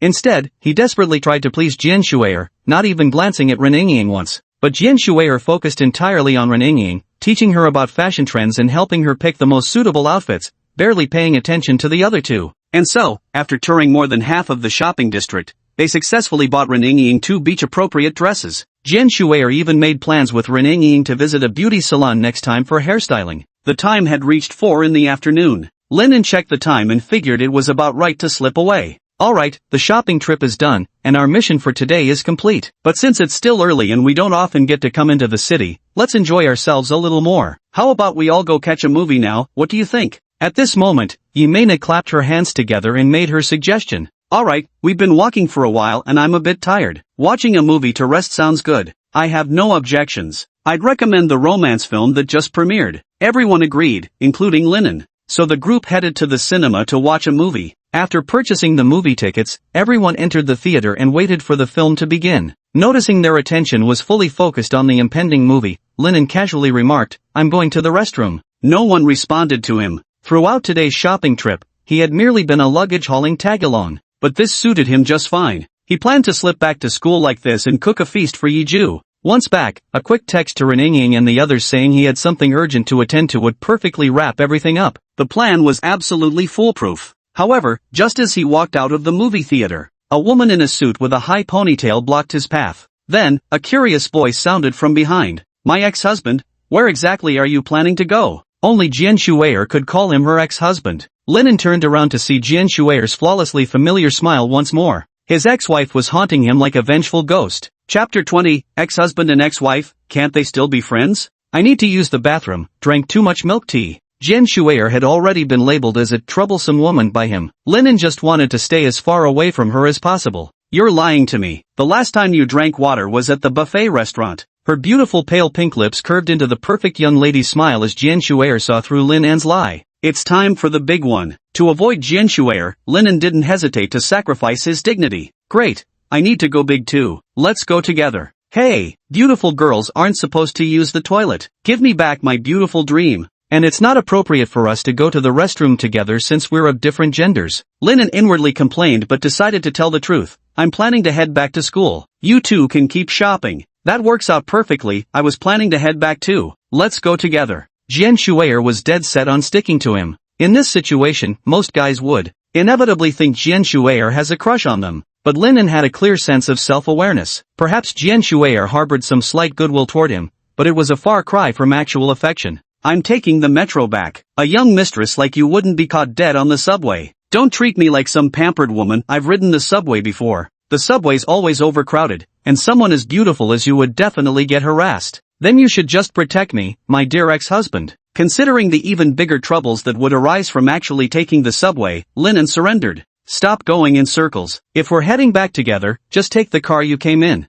Jian Shuer gave a victory sign, flashing Linen a dazzling smile. Entering Jian Shuer's car, Linen instantly understood how she had changed outfits so quickly. Her vehicle was a spacious RV, resembling the types of star trailers used by celebrities. Inside, besides a small bed, there were numerous garments, accessories, and cosmetics neatly arranged. On three-tiered shelves, over a dozen pieces of women's lingerie in varying shades were hung, all sizable in size, with the cups clearly visible. His gaze inadvertently caught this detail, leaving him momentarily dazed, his cheeks tinged with pink. Suddenly, Jian Shuer burst into laughter. "Ex-husband, I thought you'd be quite experienced with women, but turns out you're just an innocent little boy." Linen knew that his embarrassed reaction to seeing the women's underwear had been spotted by Jian Shuer, but he didn't consider it shameful. "I told you, I have very little experience interacting with women. Encountering such a sensitive situation for the first time, it's natural for any normal man to feel embarrassed." "So you're saying you'd fantasize about it? What fantasies?" Linen didn't understand. Jian Shuer's voice rose sharply, but her cheeks flushed crimson instantly. "Seeing my hung underwear, imagining me wearing it, and then committing the sinful act with your left hand.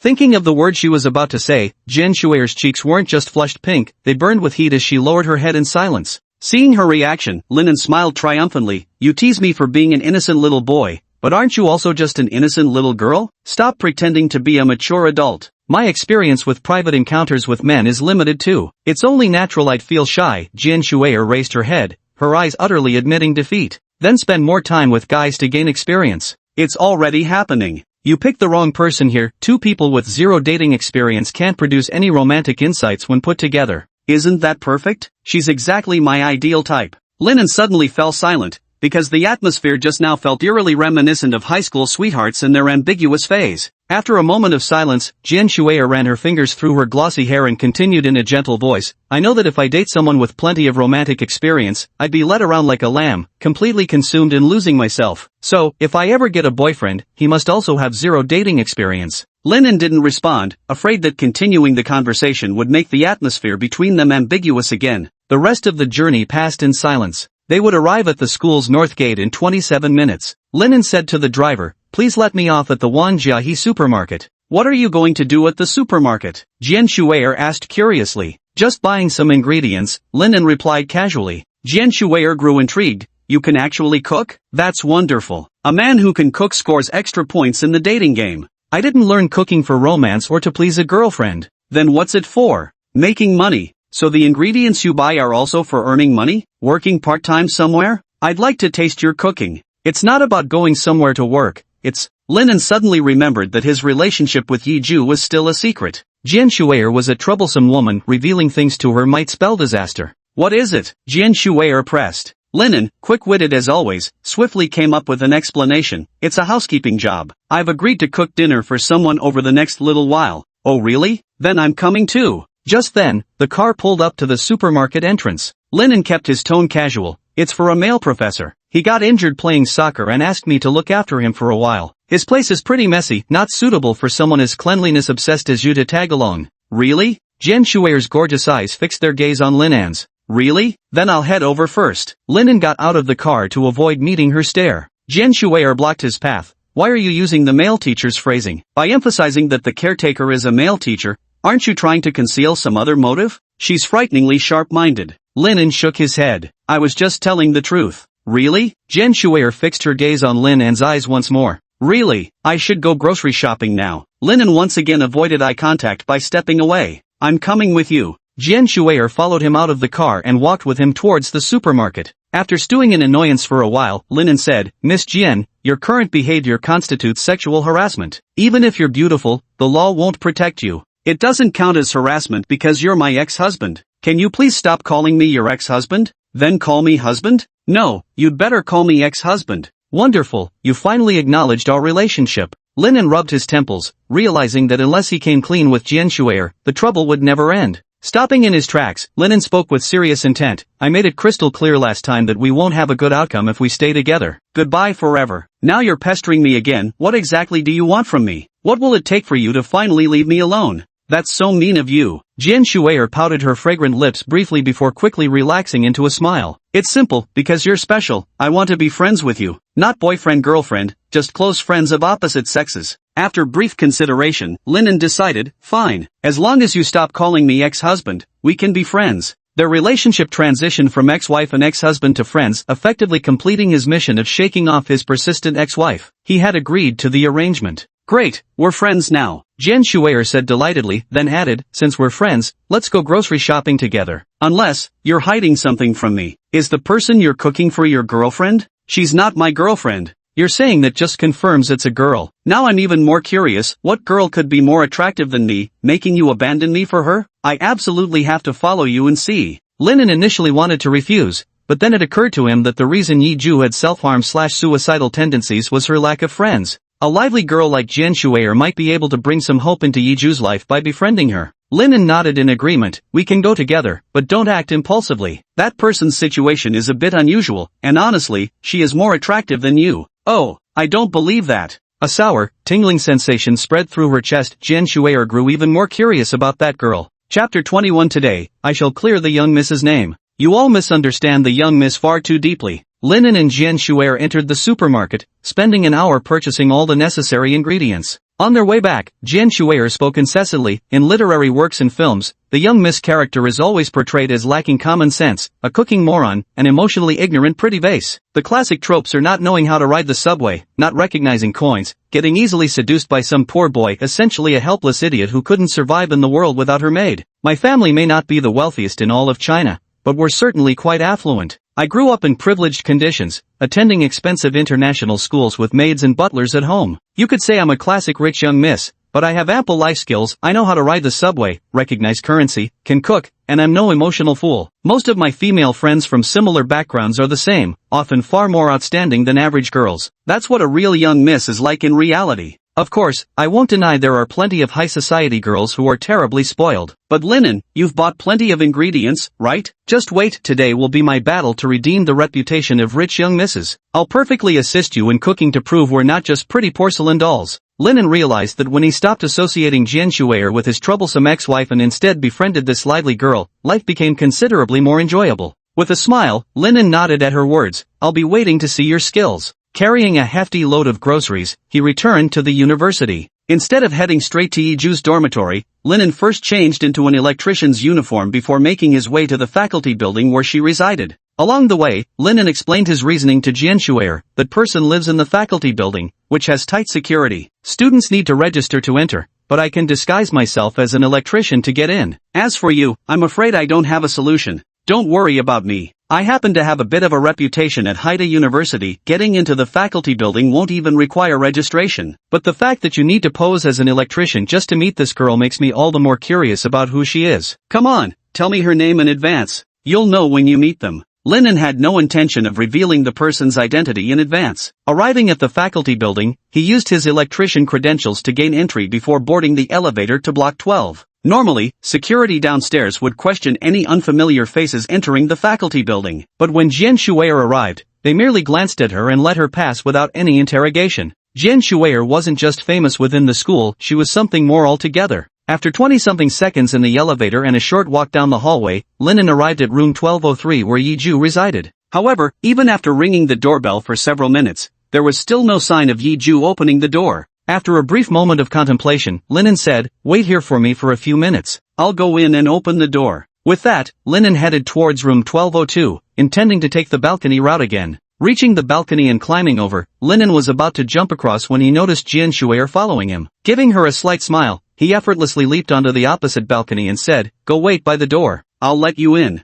Instead of immediately returning to room 1203's door, Jian Shuer eyed the distance between the two balconies and clapped her hands lightly. When the high ponytailed assistant emerged from behind, Jian Shuer asked, "If it were you, could you jump across that easily?" The assistant estimated the gap between the two balconies and replied, "The distance is only 1.5 meters, most guys could clear it without trouble. But considering this is the 12th floor, the narrow footing of both balconies at just over a dozen centimeters wide, and the fact that the opposite balcony has an overhead ledge, even I wouldn't be able to jump across that cleanly." Jian Shuer walked to the edge of the balcony and leaned over to look down at the ground. A sudden wave of dizziness hit her. The height of the 12th floor was no joke. Yet, she suddenly broke into a graceful smile. "My ex-husband is even more extraordinary than I imagined." Meanwhile, Linen stepped into the hall through the balcony's glass door. On the sofa, Yiju was draped in her jet black hair, wearing an oversized white chiffon top. Her fair feet rested on the couch, and her porcelain chin rested on her knees as she engrossed herself in a book. Her entire outfit was identical to what he'd seen yesterday. After shifting my gaze, I saw the book's title was The Rose of Versailles.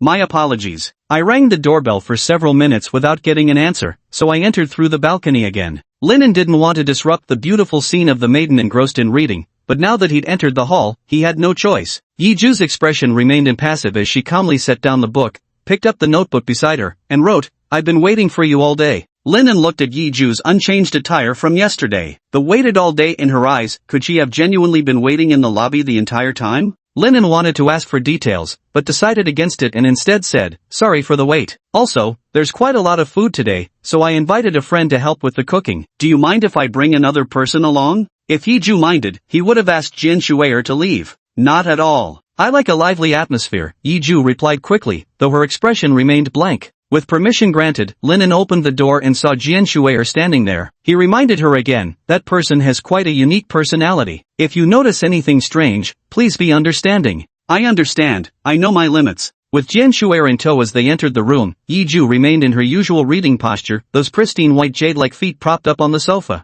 Jian Shuer also noticed the owner of the room at the same moment. She grabbed Lin An's sleeve tightly, whispering in a panicked voice, Yiju, why is it Yiju? Lin An was worried that Yiju might see this scene, so he pulled Jian Shuer toward the hall's exit. Is there something wrong with Yiju? Even though I lied to you about cooking for an injured male teacher, Yiju is technically injured too. Jian Shuer hesitated for a moment before saying, I advise you not to get involved with Yiju. Why? I'm not sure about the details myself, I only overheard bits and pieces from my family. Since it's just hearsay, I'd rather trust my own eyes. Lin An returned to the hall and said to Yiju, I've prepared 8 dishes today, estimated to take about an hour. Could you please wait a bit longer? No problem, I'll wait for you. Mei Cham, I'll start cooking now. Lin An entered the kitchen and began preparing the meal. Jian Shuer greeted Yiju and then followed him into the kitchen. Chef, she said, the time has come for me to vindicate our young lady. Just tell me what prep work you need me to do. Today there are 8 dishes to make in total, including stewed dishes and curry. Lin An instructed, I use a lot of caramelized onions. Help me stir-fry some to set aside.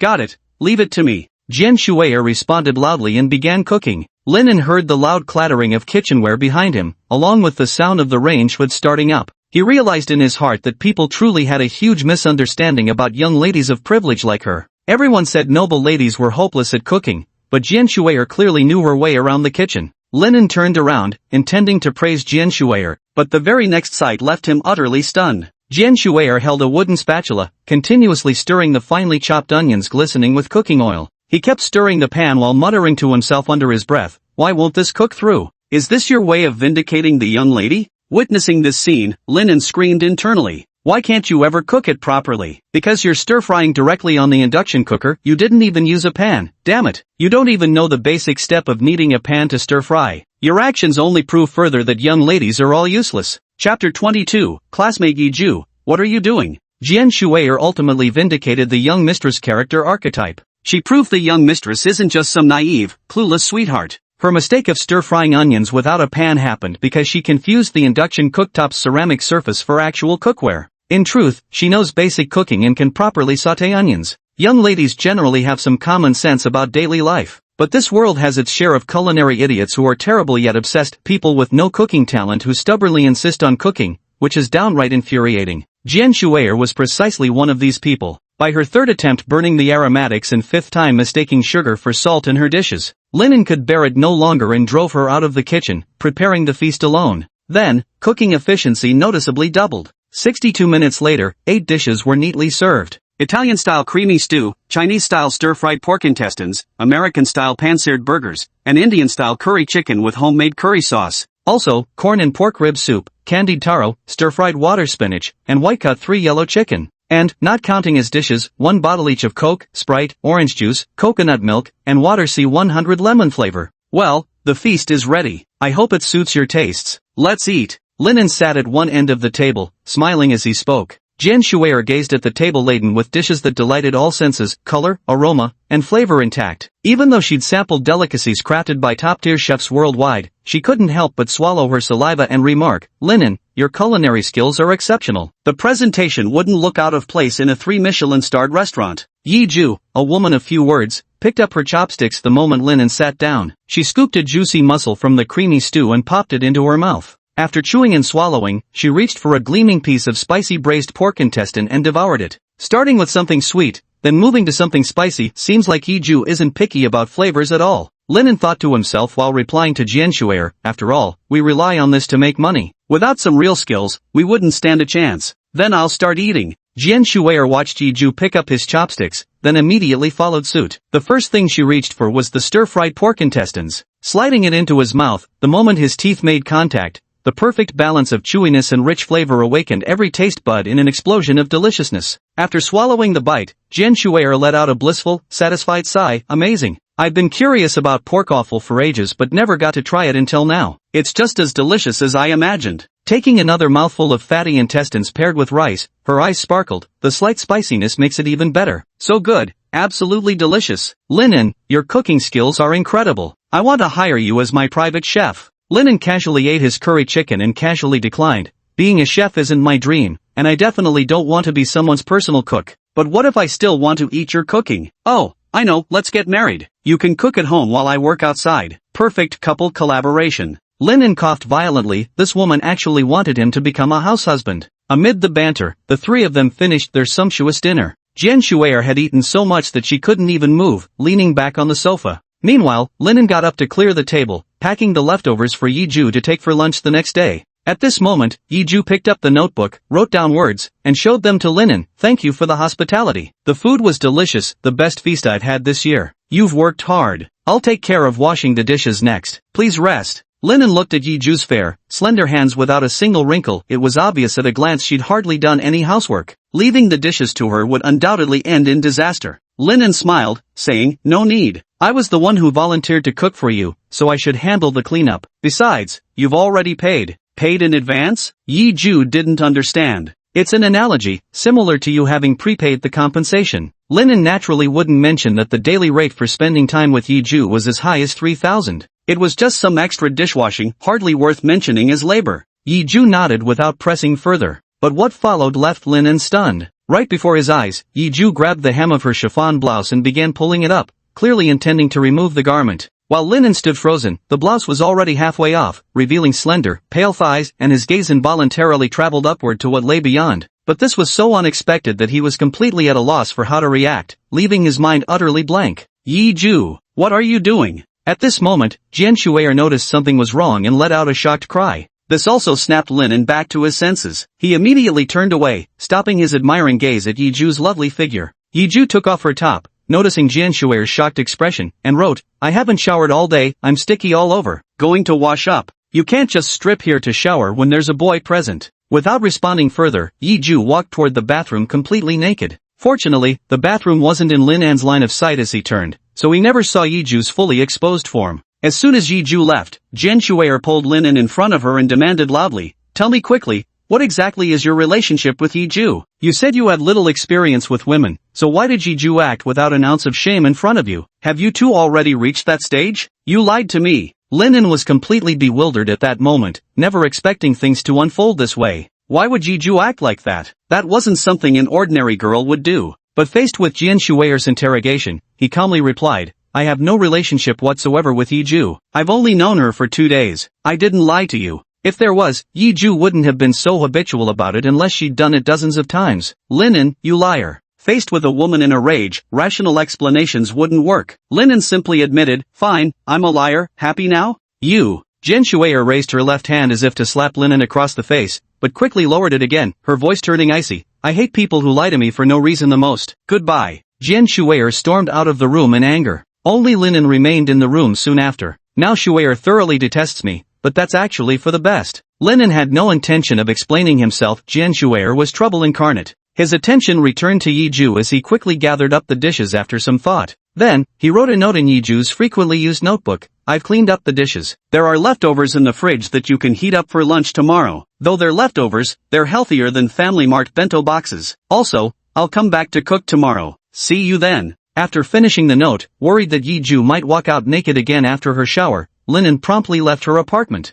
Then, he took the elevator back to the first floor and prepared to return to his dorm. But as he stepped out the gate, the strikingly familiar face of a great beauty came into view. Jian Shuer. She walked up to Linen in her high heels, silently at first, then bowed her head and said, I'm sorry, I misunderstood you. It wasn't your fault, it was Yiju's problem. I shouldn't have taken my anger out on you. But I'm so hurt, what did I do wrong for you to treat my feelings so carelessly? Chapter 23, The Girl Burdened by Fourfold Misfortunes.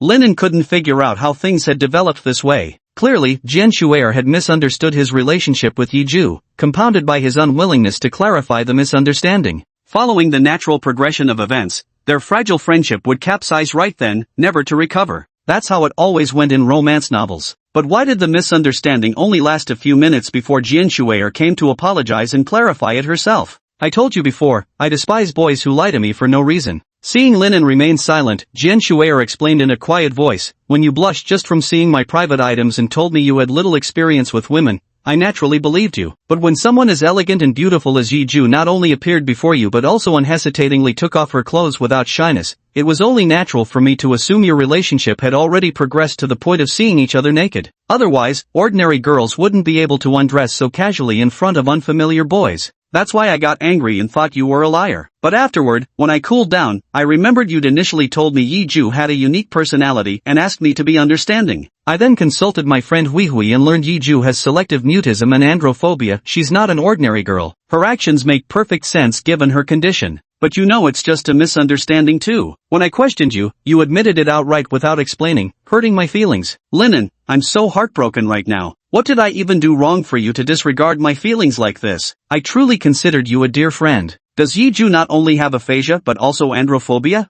Linen focused entirely on this and asked, what exactly happened? You tell me, why did you dismiss my kindness and feelings so easily? I asked Yiju about her mutism and androphobia. Both fall under the category of psychological disorders. Did something unfortunate happen to Yiju in the past? I'm so mad at you. Jian Shuer stamped her foot in frustration. Too lazy to deal with you anymore. Goodbye. Linen didn't chase after her, continuing to ponder the matter concerning Yiju. But soon, Jian Shuer stomped back angrily and said, if you want to know what's going on, I can tell you. Linen glanced at Jian Shuer. If there were conditions, I'd refuse. A faint mist appeared in Jian Shuer's beautiful pupils, but she quickly flashed her familiar, flawless smile. There are no conditions. Since we're friends, I'll tell you unconditionally. Thank you. I'm tired. Let's go sit over there. Linen and Jian Shuer reached the flower bed edge. The benches around the flower bed were rather grimy, but Linen didn't mind and sat straight down on one. Still agitated, Jian Shuer saw that Linen had ignored her and sat on the dirty bench first. Squatting down, she simply plopped herself onto his lap instead. She only sat on his lap, though, without leaning against him. Don't move. Listen to me talk about Yiju, she said. Afraid that Linen might be displeased with her sitting on his lap and kick her away, Jian Shuer quickly got to the point. Yiju comes from the Yi family, a prestigious educational dynasty in East China. Many leaders of renowned schools in the region are Yi family members. Yiju is the daughter of the younger brother of the current head of the Yi family generation. Due to some incidents in her childhood, she developed mutism and androphobia. She can't speak, struggles to breathe when in close proximity to men, and develops allergic rashes if touched by them. This includes even male family members, which is why Yiju has lived independently from a young age, resulting in a somewhat unique personality. Oh, by the way, the incidents from her childhood weren't things like kidnapping or assault. I don't know the specifics of what actually happened. Having mutism explains why Yiju appears aloof outwardly. Her androphobia explains why she's had virtually no contact with men and why her female bodyguards are so fiercely protective against male proximity. But I've been in close contact with Yiju many times. Why hasn't she broken out in fearful rashes? You're wondering why, despite having androphobia, Yiju doesn't seem fearful of you. I don't know either. I don't find Yiju's personality particularly unique. I just think she's a scheming woman who does everything to charm men. Jealousy makes women ugly, Linen murmured softly. He then asked, how much longer do you plan to sit on my lap? You know, if other students see this, I'll become public enemy number one among the male student body, targeted by every guy on campus. Having impulsively sat on Linen's lap moments ago, Jian Shuer now came to her senses and realized how inappropriate her actions had been. But Lin An's remark sparked her rebellious streak. Leaning further into him, she declared, perfect. I want to be especially affectionate then. Let the other boys misunderstand and help me vent my frustrations by making you suffer. Linen didn't know what had upset Jian Shuer, but at this moment it was better to follow her wishes, otherwise things would only get more complicated. However, Jian Shuer only leaned against him for 8 seconds before suddenly jumping up and darting away like a startled rabbit. Only the lingering sweet fragrance of Jian Shuer remained on Lin An's body. Without staying longer by the flower bed, Linen headed back towards the dormitory. Back in the dormitory, as soon as he took his seat, Shi Yang immediately leaned over intimately and said, and, I've got fresh insider info on Yiju again, guaranteed to be something you don't have yet. Linen was still preoccupied with thoughts of Yiju when he heard this remark. He quickly asked, what information? Tell me more. I knew you'd be curious. Shi Yang didn't beat around the bush and answered immediately, from a friend's younger sister's teacher, I heard that Yiju not only has mutism but also androphobia. Whenever she comes into contact with men, she suffers allergic reactions. That's why she attended an all-girls high school but didn't live in the dorm. She rented a place off campus. Apparently, she didn't have a good relationship with her family and was extremely withdrawn by nature. That's also why she comes across as aloof and proud. I see. Linen nodded, having already grasped Shi Yang's information. You knew again beforehand, with that reaction of yours. Shi Yang moved closer to Linen, smelling his shoulder, then exclaimed as if discovering something new, Linen, you've got that strong scent of beautiful women on you again, from 2 people. You were with Yiju today, weren't you? So you must have gotten this intel from her. But something's off. Yiju has androphobia, so how come she could get so close to you? Linen did not reply. He was equally puzzled. Why is he so special? Forget it for now. I've got some first-hand information you definitely haven't discovered yet. Qi Yang paused briefly before continuing. Yiju's aloof and solitary personality may appear to stem from mutism and androphobia based on surface observations, but after investigating several incidents, I believe Yiju also suffers from emotional blunting. She's incapable of properly understanding human emotions. She's the legendary 3-No girl. Hearing Qi Yang's explanation, Linen found himself nodding unconsciously in agreement. If Yiju indeed had emotional blunting disorder, it would explain all her previously inexplicable behaviors, like the absence of expression in her eyes, or undressing in front of him. But still, selective mutism plus androphobia plus emotional blunting plus self-harm/suicidal tendencies. A girl burdened with fourfold misfortune. Hey, Yiju, your misfortune runs too deep. Chapter 24, How to Save a Triple Nun Girl. A kuderi refers to a silent and expressionless type of girl. An expressionless face, devoid of both sorrow and joy, utterly blank, and incapable of comprehending emotions, equivalent to a heartless being devoid of feelings. Yiju has mutism and cannot speak, fulfilling the voiceless attribute. Yiju's face remains cold all the time, never smiling and barely ever crying. The only time she smiled appeared extremely mechanical, meeting the expressionless standard. When seeing a strange man break into the room from the balcony, she displayed none of the typical fear reactions a girl would have. With boys present, she still takes off her clothes without a trace of maidenly shame. Even if she isn't completely emotionally incomprehensible like a silent doll, she's still a girl of noticeably diluted emotions. Linen was practically certain now Yiju suffered from emotional blunting disorder. This realization filled his mind with overwhelming unease. The system revealed the trajectory of his future life. First clause, encounter your destined first love, but through twists of fate, you and your first love will miss each other. Yiju was his first love. After meeting her, Linen also admitted that Yiju's appearance, attire, temperament, and talents perfectly matched his criteria for a first love. At first glance, Yiju seemed like an aloof piano goddess adored by everyone. Now the truth is known. Yiju is a girl burdened with 4 misfortunes: mutism, androphobia, emotional apathy, and self-harm/suicidal tendencies.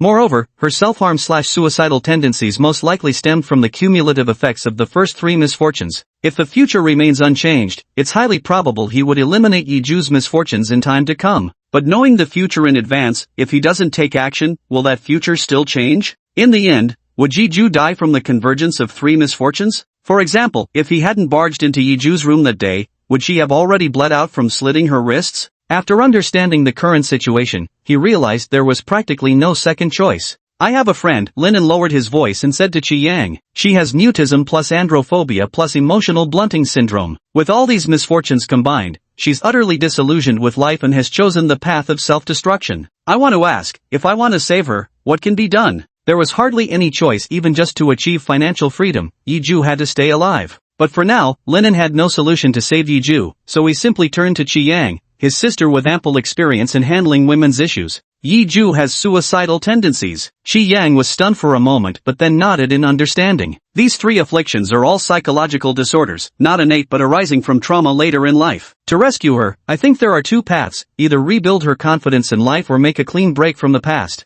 It's hard to completely bid farewell to the past, Linen said with a heavy tone. Indeed, Qi Yang nodded. If the past were so easy to leave behind, it wouldn't have given rise to triple misfortunes. Moreover, in the process of exploring those dark memories, it's all too easy to buckle under the weight of past pain and choose to end it all. Completely severing ties with the past is the best way to be reborn, but it's also the hardest to achieve. Then the only way is to rebuild confidence in life, Linen murmured. True, rebuilding confidence in life is also an enormously difficult task, but at least it's safer. Unfortunately, I can't offer precise advice on how exactly to do so. That's enough, thank you. Linan's mind was busy devising a plan. The next day, all 140 students from the International Trade Department went on a group outing to barbecue at the beach. The bus departed at 8 a.m. Linen sat in the back of the bus with his roommate Zhou Haidong, unnoticed by anyone. Dorm leader Xiao Xiang and Qi Yang, as class committee members, were up front energizing the atmosphere. When they reached the seaside, Xiao Xiang began assigning tasks. Linen was put in the charcoal group, responsible for supplying the fire coals. It's now 9:40 a.m., with still an hour and a half until lunch preparations begin, so the boys and girls in class start enjoying themselves by the seaside. Most were splashing around in the water, while Linen and Zhou Haidong sat in the tent area scrolling through their phones. Just then, a chorus of exclamations erupted from the male students. Following their gaze, everyone saw Yimena, Renying, and the other girls had changed into their beachwear. Yimena truly lived up to being a big city girl, boldly sporting a black bikini that revealed large swaths of skin. Her decent figure naturally drew the gazes of all the boys around. Ren Ying, on the other hand, wore a conservative orange sundress that only exposed her thighs. Yet her innocent beauty made her far more captivating than Yimena. Soon both girls were surrounded by boys enthusiastically inviting them to splash in the ocean waves. Linen glanced over briefly before returning to his phone without a second thought. At mealtime, Linen only completed his assigned task of maintaining the charcoal fire and didn't participate in other activities. No one paid him any attention as the team-building event continued merrily. At 1 p.m., after lunch and a rest break, various beach games began. Lennon participated in the most ordinary manner, neither outstanding nor incompetent. He went entirely unnoticed, just another anonymous male college student passing through. And this was exactly the university life he had dreamed of. He was grateful that Jian Shuer hadn't come to cause trouble, otherwise his ordinary college guy routine would have been ruined again. At 4 p.m., it was free time again. The attention-seeking students continued to flaunt their youthful energy by the seaside, while Lennon remained his ordinary self, glued to his phone inside the tent, scrolling through ways to save a soulless girl. At this moment, Zhou Haidong beside him stretched lazily and said, "So boring. When will this lame team building end? I want to go back and romance my 2D little sister. Can I ask you something?" Lennon spoke up. "What is it?" "If it's about 3D stuff, don't bother asking me. I have zero interest in anything from the three-dimensional world." Zhou Haidong yawned. In the anime world, if a stoic girl loses hope in life and chooses suicide, what must the male lead do to save her? "Love, of course," Zhou Haidong answered immediately. A girl loses hope in life and wants to commit suicide. The male protagonist steps forward to save her, no matter the method.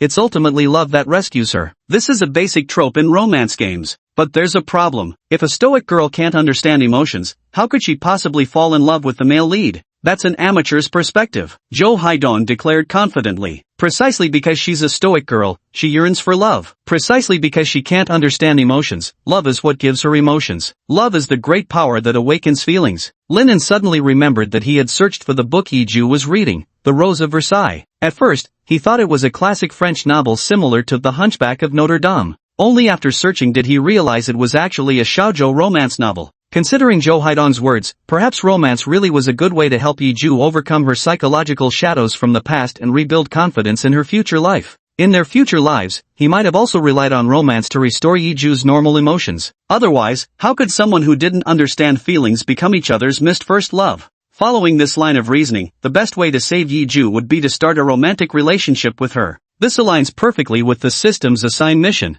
This must indeed be the optimal solution. Chapter 25, The Versailles Rose and the Love Notes. At exactly 6 p.m., before nightfall, the international trade majors boarded the bus to return to campus. The seaside barbecue team-building event had concluded. The next major departmental activity would be the freshman gala at month's end, right before the holiday break. The international trade department's performance was a stage play. It had nothing to do with Lennon. The leads were Xiao Xiang and Ren Ying. Boarding the bus, Lennon still headed to the back, taking a rear seat to remain the inconspicuous college guy. But whether intentional or not, Ren Ying and Yimena, today's most eye-catching female classmates among the boys, ended up sitting right in front of him. Had such a great time today. Li Bin and Jin Zhongxiang were so fun to be with. Yeah, Li Bin taught me so much about beaches. We teamed up for beach volleyball and won the championship. The two chatted without lowering their voices, and Lennon could clearly hear every word. Li Bin even invited me to go to the beach again together. His family has a beachfront villa. Should I accept the invitation? Oh, Ying, the subtext of his words is quite mature. You should think carefully before deciding whether to go or not. Hey, Ren Ying turned to Lennon and said, Li Bin invited me to go to the beach again. Should I say yes? Li Bin was the handsome rich kid in their major. Though a bit of a player, he wasn't a bad person at heart. Still preoccupied with thoughts about Yiju, Lennon absent-mindedly replied, I can't make this decision for you. Then I'd like to accept. Today I'll play beach volleyball with Li Bin. I'm quite taken with his gentlemanly and gentle demeanor. Then go ahead and accept, Lennon replied casually as ever. I'm saying I'm quite fond of Li Bin and want to accept his invitation to go to the beach villa together, just the two of us. If you're fond of him, then go. You don't mind? We're just classmates, why should I mind? Then I agree, don't regret it later. Ren Ying turned back, her voice tinged with a girlish pique. Noticing the strange atmosphere between them, Yimena quickly interjected, Ying, when high school boys and girls go out alone, it might just mean friendship. But in college when adults go out alone, for more experienced guys it usually means yes. What do you mean yes? It means consent to sleep together. Ah, Ren Ying found the logic faulty. I just agreed to hang out alone with someone, how could that mean yes? That's so weird. The detailed explanation is complicated, but there's an unspoken rule in adult social interactions, though it doesn't apply to all situations. Basically, if you agree, Li Bin will assume you're hinting at that intention. If you two end up alone in the villa and you suddenly say you didn't mean it that way, I can't guarantee whether he might force anything. He wouldn't dare. I'd call the police. Once harm is done, whether you call the police or not, the woman always loses out. Of course, when people get used to such things, it often becomes a mutually beneficial arrangement for both sides. Ran Yingying fell silent. She just wanted to provoke Linen and make him anxious, never expecting to land herself in danger. Listening to Yimena's words, Linen once again realized how experienced she was in matters of love. Thinking of Yiju's situation, he stood up and asked Yimena in a lowered voice, "Yi, let me ask you something, does love truly possess the magic to change a person?" "Of course it does," Yimena affirmed with gleaming eyes. "Love is probably the most beautiful thing in the world. Once two people fall in love, the entire world shrinks to contain just the two of them. It's incredibly common for people to transform themselves for the sake of deep affection, including making someone emotionally detached develop abundant feelings. I believe it's possible." Yamina answered instantly. If an emotionally detached person comprehends romance, she essentially understands other emotions too and can develop rich feelings. "What's the matter, Lin? Are you planning to fall in love?" With these words, Linen made up his mind. The way to help Yiju step out from the shadows of her past and rebuild her confidence in life was simple: romance. After a 90-minute journey, the group returned to campus. The first thing Linen did after getting off the bus was ride a shared bike to the supermarket. He had promised to make dinner for Yiju today, and he wouldn't break that promise. Seeing Linen hurry off without a word, Renengying, who had wanted to talk to him, pouted in frustration. Witnessing this scene, Yimena once again felt pity for Renengying. Renengying clearly didn't like Linen, yet insisted on keeping him bound. Bringing up Li Bin earlier was just to make Linen angry. But the problem was, Linen didn't seem to like Renengying at all and wouldn't get angry. Renengying's actions just made her look like a clown tormenting herself. Linen hurriedly bought 2 simple dishes from the supermarket before dashing off to Yiju's home. Finally arriving at Yiju's doorstep at 7:56, he immediately rang the doorbell. This time was different from before. The door opened after just a few seconds. Just as Linen was surprised that Yiju had learned to open the door, it turned out to be Jian Shuer standing inside. "I knew you'd come." Jian Shuer's face betrayed her every thought. "You cooked for Yiju yesterday, so I was sure you'd come today too, even if your department had a team event. No matter how late it ended, you'd rush over. That Yiju has a messed up sense of boundaries. She'd never answer the door if you rang, so you climbed through the balcony again. That's why I came early to open it for you." After quickly piecing together the situation, Linen said, "So, you're here to mooch a meal? Mooch a meal? Hey, your reaction is so weird. I'm being so considerate of you, shouldn't you be touched by now? I'd be moved if you helped me in a pinch. But if it's just unnecessary meddling, then all I think is that you're a pain. Damn." Jian Shuer slumped to the floor, her onion-white fingers wiping at her eye bags. "I'm so pitiful. I spent all day thinking of ways to apologize, only to be rejected. Do you have any idea how much complicated effort I put into getting permission to enter Yiju's room?"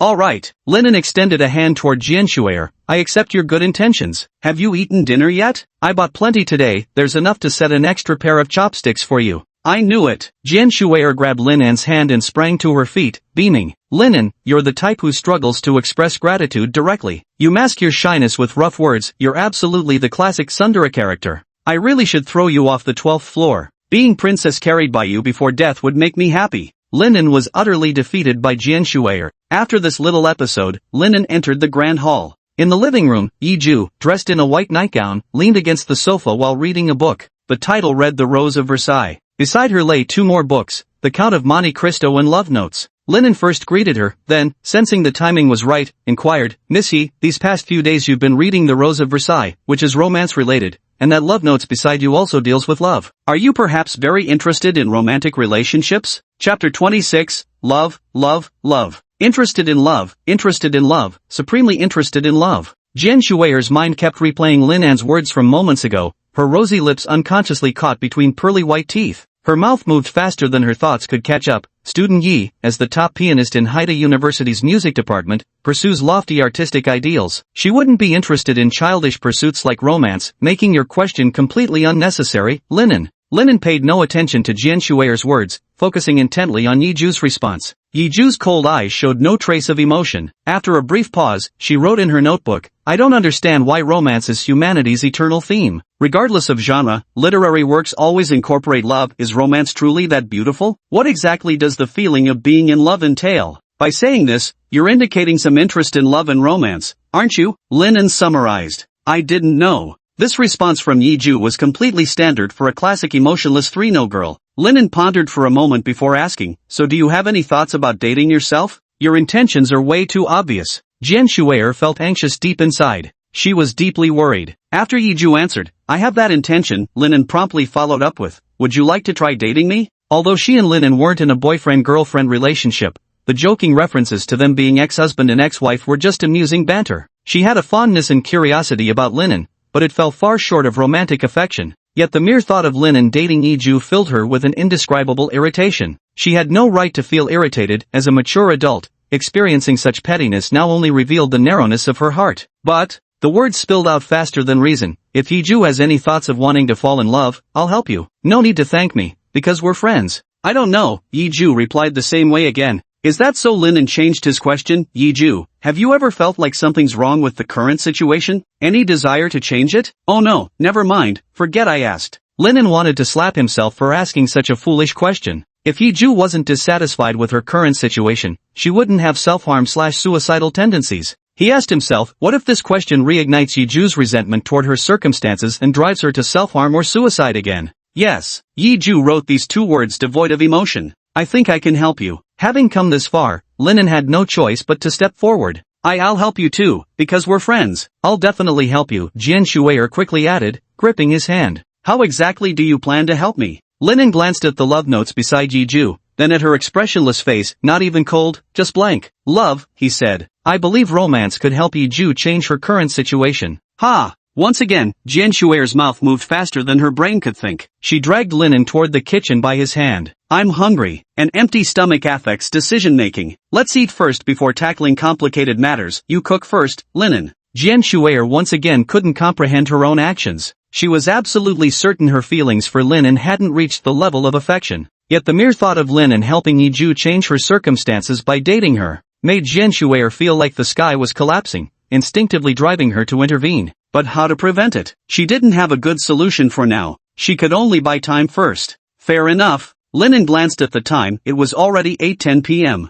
Yiju and the others still hadn't eaten dinner yet. It really was time to cook. Entering the kitchen, Linen put on his apron and switched into cooking mode. Within half an hour, he prepared 3 dishes and a soup: crispy fried pork slices, stir-fried pork with green peppers, lightly sautéed seasonal vegetables, and tomato egg drop soup. At the dining table, Jian Shuer had already set out the bowls and chopsticks. As the dishes were served, she picked up a piece of golden brown crispy pork with her chopsticks. After tasting the delicious morsel, her voice brimmed with happiness as she chewed. So good, Linen. It's like your cooking skills were tailor-made for my taste buds. Linen was surprised that Jian Shuer hadn't been lying. She had genuinely waited for him without eating dinner. But his surprise was fleeting, as he casually replied, first of all, cooking skills aren't described as growing, they're learned. Second, my cooking isn't anything special for you. Anyone who tastes it would compliment it. Linen, you're so proper. But compared to smooth-talking, frivolous men, I prefer proper guys like you. Jian Shuer picked up another piece of stir-fried meat with peppers, chewing contentedly before swallowing.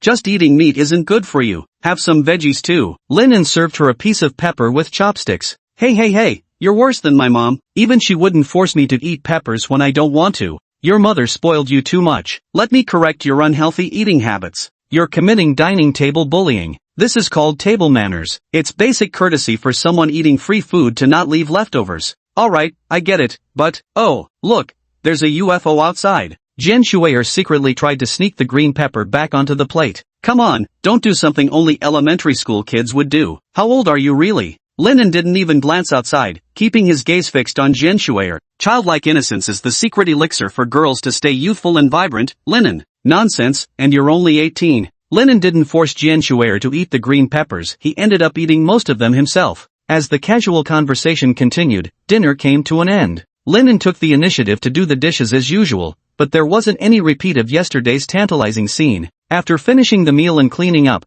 Linen returned to the living room intending to resume his earlier conversation with Yiju. I got it. At that moment, Jian Shuer suddenly clapped her hands and spoke up. What do you know? Linen asked, looking at her with puzzlement. Jian Shuer sat down next to Yiju, her slender fingers waving excitedly as she asked, Classmate Yiju, you're interested in romance, right? Yiju nodded with her robotically expressionless face. Jian Shuer then turned to Linen. Linen, you plan to help Yiju understand romance, don't you? That's the plan. Linen nodded as well. That makes it simple. Jian Shuer clapped her hands again, her rosebud lips moving rapidly. I applied to the student council for a clubroom originally intending to start a beauty and fashion-related club. The preparations were almost complete. But now that we know Yiju is interested in romance, and Linen wants to help her understand love, as friends of both of you, I absolutely must give my full support. So what? Linen didn't grasp Jian Shuer's implication. So, Jian Shuer sprang up excitedly, her voice ringing clear. Let's start an entirely new club, we'll call it the Love Research Society. The club's purpose is to study love, to help President Yiju understand the specific emotions of romance. Chapter 27, Love Research Club. While Linen was cooking, Jian Shuer had been brooding over one matter. Yiju seemed to have issues with emotional comprehension, she just couldn't grasp the concept of love. Linen wanted to help Yiju understand love. The way to help was very obvious, he would date Yiju himself. She and Linen were just friends, and she didn't even have feelings for him to begin with. She had no right, nor should she stand in the way of Linen and Yiju's relationship, but a sense of vexation and restlessness drove her to constantly think of ways to obstruct the matter. After pondering for a long time and finishing her meal, she suddenly had an inspiration. Since Yiju wanted to understand love, and Linen wanted to help Yiju understand love, the root of the problem was love. Why not just establish a club focused on romance research? Let Yiju observe other people's relationships, or even have her romance someone other than Linen to achieve the goal. After all, Yiju doesn't absolutely have to be with Linen. If Linen insists on pursuing Yiju, that can still happen within the club setting. She did play a clever trick, but it didn't harm anyone. Perfect solution. Now it depends on how Linen and Yiju will react. Jian Shuer watched the two expectantly, waiting for their response. The Love Research Club, dedicated to studying love with the ultimate goal of helping President Yiju understand relationships. Linen pondered for a moment before nodding. I think it's feasible. He wanted to help Yiju comprehend love, hoping to restore her normal human emotions so she could live like an ordinary person. For now, there's no concrete plan for implementation. The general idea is to first let Yiju understand the concept of love, and then have her experience a relationship on her own. Jian Shuer's proposal aligned perfectly with his plans, so he had no reason to oppose it. That leaves only Miss Yiju now. Jian Shuer fixed her extraordinarily beautiful eyes on Yiju, awaiting her response. Yiju blinked, her face still devoid of any joy or sorrow. After a brief silence, she picked up pen and paper and said, I have no objections, but won't this be too much trouble for you? No trouble at all. How could it be trouble? When friends are in difficulty, you empty your pockets to help them, that's what real friends do. Jian Shuer's voice rang clear. As long as classmate Yiju has no objections, I'd be happy to participate. As for the trouble, considering the potential benefits, it's really nothing at all. Linen had a daily task of meeting Yiju for 30 minutes. If the only way to complete the task was sneaking over to her place by climbing the balcony to cook, it wasn't reliable. Joining multiple club activities would be much more reliable. I have no objections, Yiju wrote bluntly, her face still expressionless. Fantastic. Jian Shuer was absolutely delighted, pointing at the two of them. Haicheng University's Love Research Society is officially established today. President Yiju will serve as our supreme spiritual leader, Vice President Mi is the brains overseeing operations, and worker Linen will handle all the odd jobs. Wait a minute. Linen sensed something amiss. I understand Yiju being president, and I accept you as vice president, but why am I labeled as a worker? As a founding member of the club, I should at least be an officer. How did I end up as a worker? Our Love Research Society is an elite organization. We won't accept just any member. For a long time to come, Linen, you'll be the only male member, so certain tasks best suited for boys will naturally fall to you.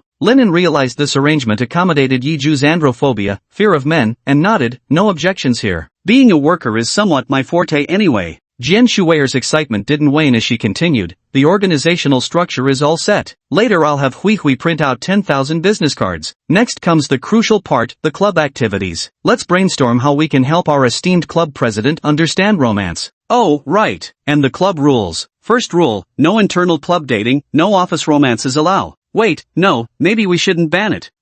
No, let's keep it banned after all. Jian Shuer kept talking to herself, her face turning red for reasons unknown as she got lost in thought. However, seeing Jian Shuer's boundless enthusiasm, Linen finally understood why she was so passionately helping Yiju establish this love research club. He just got excited and wanted to stir things up for fun. But it doesn't matter, it won't affect his grand money-making scheme. As for how to make Yiju understand romance, Linen had already given it some thought. He said, the most direct and effective way for Yiju to understand romance is to let Yiju experience a relationship firsthand. But that's too difficult for her right now, so first, we need to help her grasp what romance is. We can illustrate it using other people's experiences. Once she has a general understanding of romantic emotions, she can then try dating herself. Linen is definitely abusing his position for personal gain. On the surface, he acts like he wants to help Yiju understand romance, but in reality, he's trying to date her himself under the guise of helping her. Good thing I noticed early relationships between club members must be banned. Jian Shuer confirmed her thoughts and asked, so what should we do specifically? Should we find a couple to observe? That comes later. I think the first step is to consume more romance-themed content. After raising questions about relationships through those materials, then we can observe real couples. I've divided this into 3 stages. Linen explained, Step 1, watch romance-themed works and hold regular discussion sessions about them. Step 2, observe a real couple or alternatively, help 2 people who are interested in each other get together and confess their feelings, then use them as a case study for relationship dynamics. The final step would be for Yiju to experience romance herself, but we can leave the implementation of that last step for later consideration. Romance content discussion sounds boring, but playing matchmaker for mutually interested people seems fun. Linen, your proposal is excellent. This teacher awards you a little red flower. Jian Shuer laughed while patting Linen's head. Don't treat me like a child, you're not my kindergarten teacher. Linen tossed his head with a scoff. Don't rush, this is the grown-up version of a gold star. What kind of adult version is this?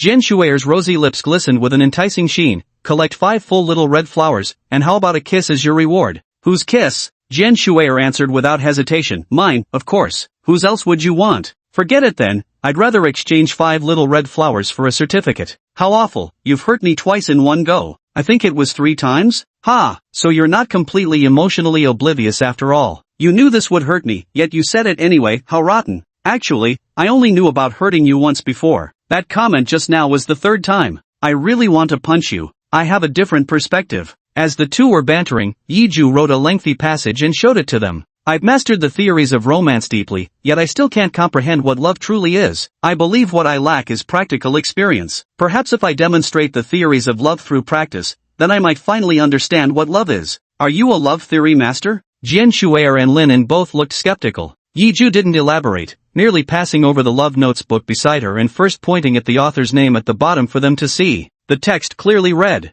by Jui. Jui means Yiju. This indicates the book was written by Yiju. Both Jian Shuer and Linen were even more stunned. Still saying little, Yiju casually flipped to a page in the love notes and showed them its contents. Chapter 28, Young Mistress, you're sinking deeper. How to quickly spark romantic interest. In psychology, there's a notion called the reciprocity of attraction. It refers to how when a person becomes aware someone has feelings for them, they'll often develop similar feelings in return. This means that if you want to earn someone's favor, the most direct way is to first show your own goodwill toward them. The specific approach is to subtly express your goodwill through compliments, care, and appreciation. Detailed methods. 1. Notice changes in their outfit, and compliment them on those changes. For instance, you changed your hairstyle today, and it suits you perfectly. 2. Reveal your shortcomings to give the other person an opportunity to showcase their strengths, then compliment them to satisfy their confidence and vanity. For example, I don't understand this part. Could you teach me how it works? Yiju closed the love notes. Reading this, Linen roughly understood this was a book about how to pursue the opposite sex, teaching people how to get into a relationship. Considering she wrote a dating guide, Yiju truly deserves to be called a master of romance theory. But as a 3-no girl, no experience, no charm, no sense, how did Yiju end up compiling a treasure trove of dating advice? So impressive. It really does seem to work like that, Jian Shuer mused, still savoring the romance theories she'd just read, utterly convinced. Linen had a different opinion. There's a huge difference between theory and practice. Trying to dominate practice with theory will only lead to failure. If you truly rely on dating theories to pursue romance, girls will just think you're strange. Personally, I think relationships should develop naturally. Using theories feels like polluting love. I don't think so, Jian Shuer shook her head. Dating theories are just guidelines, a way to reduce mistakes in relationships. They're equivalent to improving emotional intelligence, providing the pursued party with a better romantic experience. As mature pursuers, we still need to understand some dating theories. It's precisely because there are too many people like you who rely on instinct that so many couples end up with regrets. Linen couldn't refute her point. Jian Shuer made sense. But the idea of relying on dating theories to pursue someone still didn't sit right with him. He believed that pursuing the opposite sex required genuine sincerity from the heart. Using dating theories was akin to cheating. At this moment, Yiju once again wrote down the words. Let's not argue, we can prove our theories through practice instead. And as for how we practice, I'd like to propose resolving the romantic troubles of young girls as our method. After this, we'll regularly take requests from young girls to help them resolve their romantic troubles, just like the service clubs in manga. What do you think? Linen had no objections. Upon careful consideration, Jian Shuer made a valid point. Precisely because too many people rely on instinct and love, there are so many regretful couples. The system had revealed his future life trajectory. It was due to emotional immaturity that he had broken up with his ex-girlfriend. Perhaps people truly do need to master some theories about love. Helping girls solve their relationship troubles. Sounds like fun, I approve. Jian Shuer nodded enthusiastically. Yiju wrote down the words again. Our Love Research Society is officially established today, and we'll start club activities tomorrow. Though the words appeared coldly written, Linen could sense Yiju's passion shining through them. Without a doubt, the Love Research Society's activities would help Yiju regain normal human emotions. Everything was settled, and they agreed to meet after class tomorrow at room B205 in the club building for their club activities. The trio dispersed, and Linen headed toward the dormitory. Jian Shuer did the same. However, Jian Shuer had only taken a few steps when two striking female assistants approached her. The short-haired female assistant spoke first. Miss, as per your instructions, we are currently renovating classroom B205 in the style of a detective agency. Jian Shuer nodded. This order had been issued after she decided to establish the Love Research Club. Miss, there's one more thing I need to report, the short-haired assistant added. Speak. Jian Shuer responded succinctly, already envisioning tomorrow's club activities. The short-haired female assistant hesitated for a moment, but seeing the expectant expression on the young mistress's face, she spoke up. Young mistress, I don't think you should continue engaging deeply with Linen. Jian Shuer tilted her head to look at her. The short-haired assistant lowered her head and reported, in economics, there's an effect called the snob effect, which refers to consumers' preference for owning goods that only a few can enjoy or that are unique. This effect shows that the demand for certain goods increases as the number of people owning them decreases. Artistic treasures, specially designed sports cars, and custom-made clothing are all vanity goods. If we apply this to psychology, it means people pursue things that are hard to obtain. The harder something is to obtain, the more weight it carries in one's heart. If this persists over time, other emotions can easily become entangled. There's a similar example in the 36 stratagems of war. To catch something, first let it go. What do you want to say? Jian Shuer furrowed her brows, her tone clearly displeased. At this point, the short-haired female assistant revealed everything. I want to say, young miss, you've always followed the flawless script you wrote for yourself. From childhood through university, you never encountered setbacks that could rewrite it. Your life has been smooth sailing. But after receiving Lin An's divorce papers, your life's script deviated. You faced situations beyond your control. Your life stopped following the trajectory you carefully plotted. That's why Lin An, the catalyst of this change, became the source of your intense fascination. Mr. Lin An, whether intentionally or unintentionally, has consistently treated you with indifference and neglect. Recently, he has developed strong feelings for Miss Yiju, which has led to even greater setbacks for you. In other words, Lin An represents your vanity effect. The affection between you and Lin An isn't love, it's an emotional displacement caused by losing control of your life's script. If you continue associating with Lin An, you'll sink deeper and deeper, ultimately falling into his romantic trap. Jian Shuer came to a halt, her slender legs standing perfectly straight. After a brief pause, she spoke. Are you suggesting Lin An is some hidden dating expert, using courtship theories like the mere exposure effect to pursue me? That if I continue interacting with Lin An, I'll fall in love with him, that I'll walk right into his trap? That's exactly what I mean. As your assistant, it's my duty to warn you about potential risks. I believe you should withdraw from the Love Research Club and cease all contact with Lin An. Preferably, you should accept the social engagements with potential suitors arranged by your father. By interacting with more outstanding men, you won't be deceived by hidden players in the dating game. For most women, upon hearing such advice from their assistant, even if they didn't immediately agree to distance themselves from Lin An, they would still develop psychological reservations and eventually become guarded against him. But Jian Shuer was no ordinary woman. Once again, she strode forward with her dazzling long legs and declared, so what if I end up falling for Lin An? As long as Lin An likes me too, that beginning would be the start of something romantic. Hui, don't bring this up again. And tell my father to cancel all those arranged meetings with potential suitors. I'll find my own boyfriend. Yes, miss. Hui nodded solemnly. But she had an even greater concern she hadn't mentioned. Lin An wasn't stringing the young mistress along through the vanity effect. He genuinely didn't like the young mistress. If the young mistress continued associating with Lin An and fell deeply in love with him,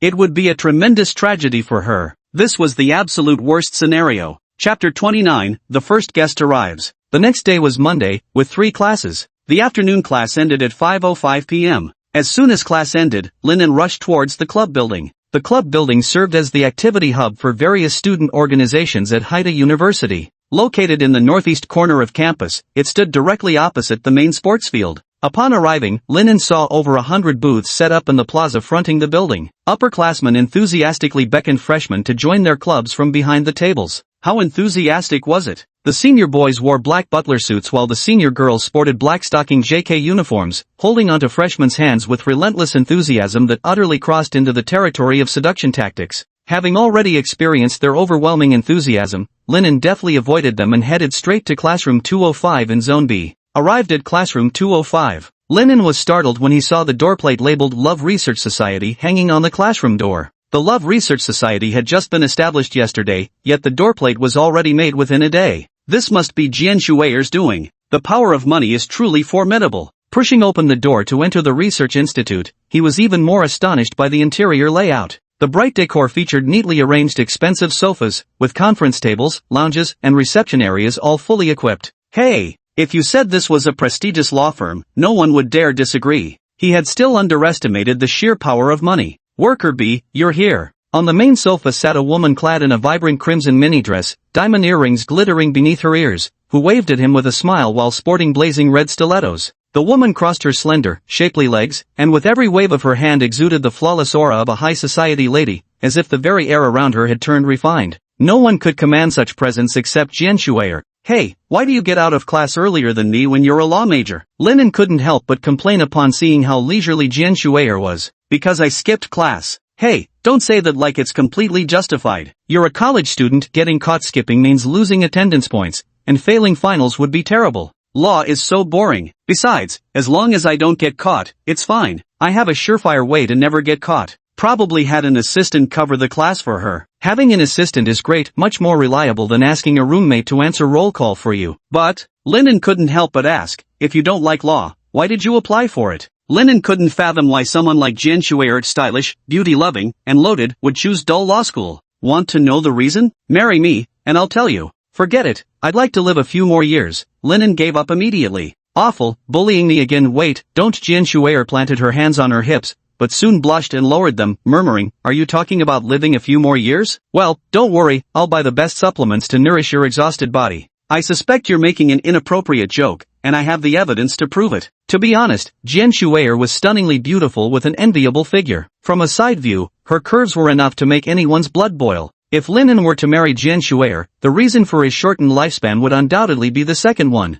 Alright, enough with this joke. Jian Shuer blushed slightly and said, Chairman Yiju and I arrived at 3 o'clock. We talked for quite a while and basically finalized the plans for the Love Research Club's activities. We will send you the details later. Right now, all you need to do is go outside and find a girl who's troubled by love problems, and we'll help her solve them. Yiju rose from the executive chair, picked up the digital stylus behind him, and wrote on the electronic screen at his back, Jian Shuer is absolutely right. After finishing, the speaker on her desk emitted the magnetic female voice of an AI, reciting the words she had written. Money really does talk. Even Yiju's mutism got sorted out. With those thoughts in mind, Linen spoke up. Since the president has given those instructions, I understand. Please wait for my update. You have 1 hour at most. Be back by 6 o'clock. We still need to go to the supermarket to buy ingredients for dinner. And here, take this. Jian Shuer tossed Linen a key with a teddy bear keychain. After catching it, Jian Shuer added, this is our Love Research Club's property, a tandem bicycle. Since we're in a hurry, you'll ride it to find people. As for where the bike is, just head to the parking area. You'll spot it right away. Linen had a bad feeling about this but nodded and went to the parking area anyway.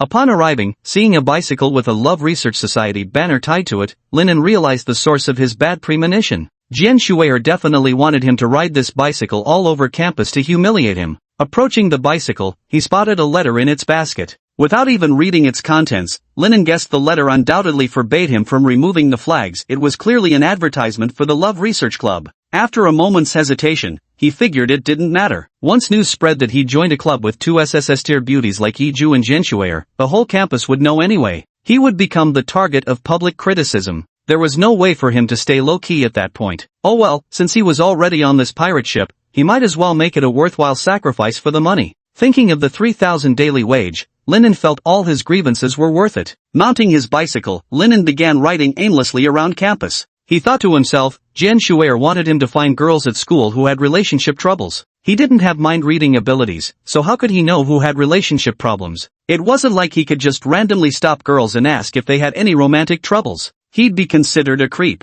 Wait, you ugly freak, take a look at yourself, covered in freckles, scrawny as a scarecrow, wearing that dumb braid like some country bumpkin. Where do you get the nerve to flirt with men, especially someone who already has a girlfriend? Oh, it's those shameless breasts of yours, isn't it? Shameless witch, home wrecker, slut. Linen stepped down on his bike pedals to stop, noticing three senior-looking girls cornering a girl in a plain, old-fashioned long skirt near the women's restroom under the shade of a tree. The girl wore glasses and had her hair in a braid. She was slender but had a somewhat ample bust, though merely somewhat, nothing particularly striking by campus standards. Her appearance was rather plain, with a face full of bright red, protruding acne bad enough to make most boys feel sick to their stomachs. However, that wasn't the reason the seniors bullied her. Three seniors ganging up on one girl, no matter how you looked at it, this was clear-cut school bullying. But Linen had no intention of stepping in to save her. It wasn't about the difference between being ugly or beautiful. First, he wasn't the kind of bleeding heart who'd save just anyone. His only criterion for saving someone was if they asked him for help.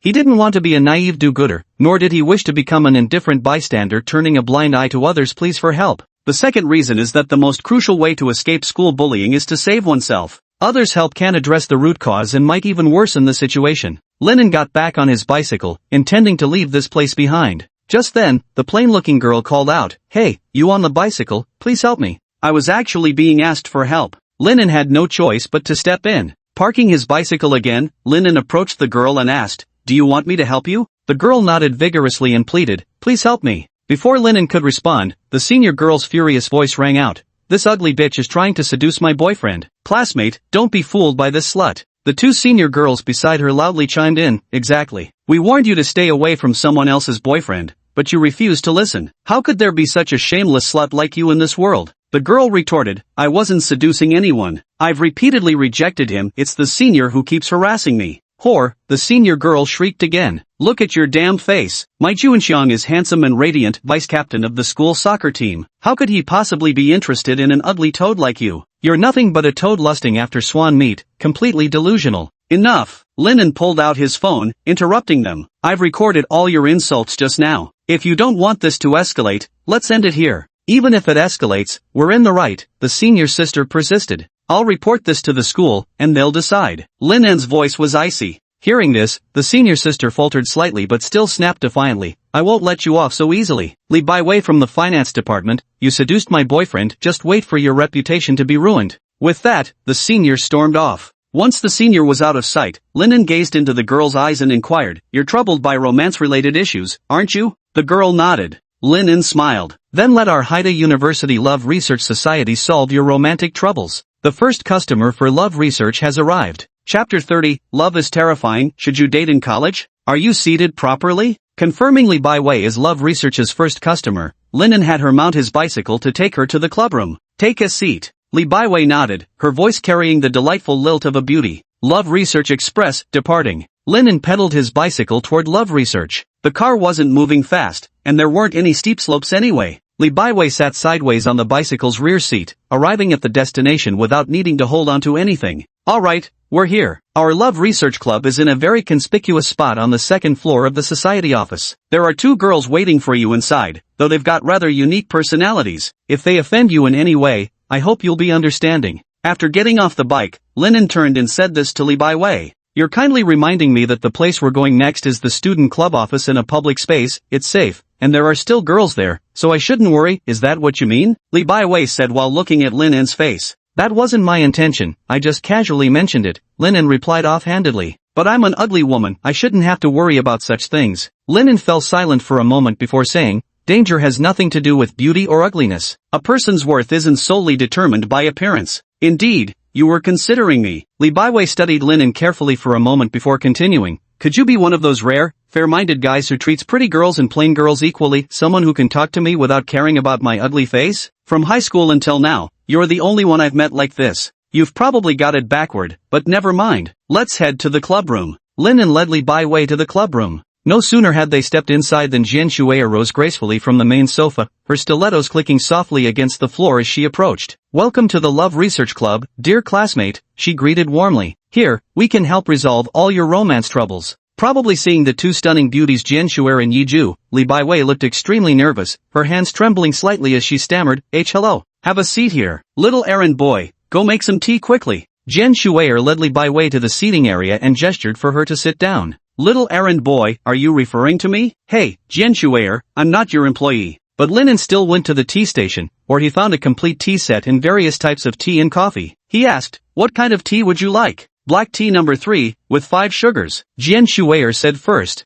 I'll just have plain hot water. Li Baiwei raised her hand and said meekly. You're also having black tea. Linen decided for Li Baiwei, then turned to Yiju. Club president, what would you like? Yiju stared expressionlessly at Linen, offering no reply. You'll have black tea too. Linen also made the decision for Yiju. While Linen was brewing the tea, Jian Shuer cheerfully introduced to Li Baiwei, classmate, I'm Jian Shuer, the vice president of the Love Research Club. You can call me classmate Jian or Shuer. Over there is our supremely exalted Love Research Club president, Lady Yiju. As for the one making tea, just call him the errand boy. He's our club's indentured laborer. Hey, I have a name too, Linen. And what's this indentured laborer nonsense? How did my position keep getting downgraded? Linen couldn't help but interrupt. Jian Shuer always found ways to make him voice his frustration. My name is Li Baiwei, a freshman in the finance department of the School of Economics. Li Baiwei is such a lovely name. Welcome once again to our Love Research Club. Jian Shuer got straight to the point after her greeting. Our club's purpose is to solve the romantic troubles of young women. Miss Li Baiwei, what romantic troubles do you have that you'd like to share with us? We'll help you solve them.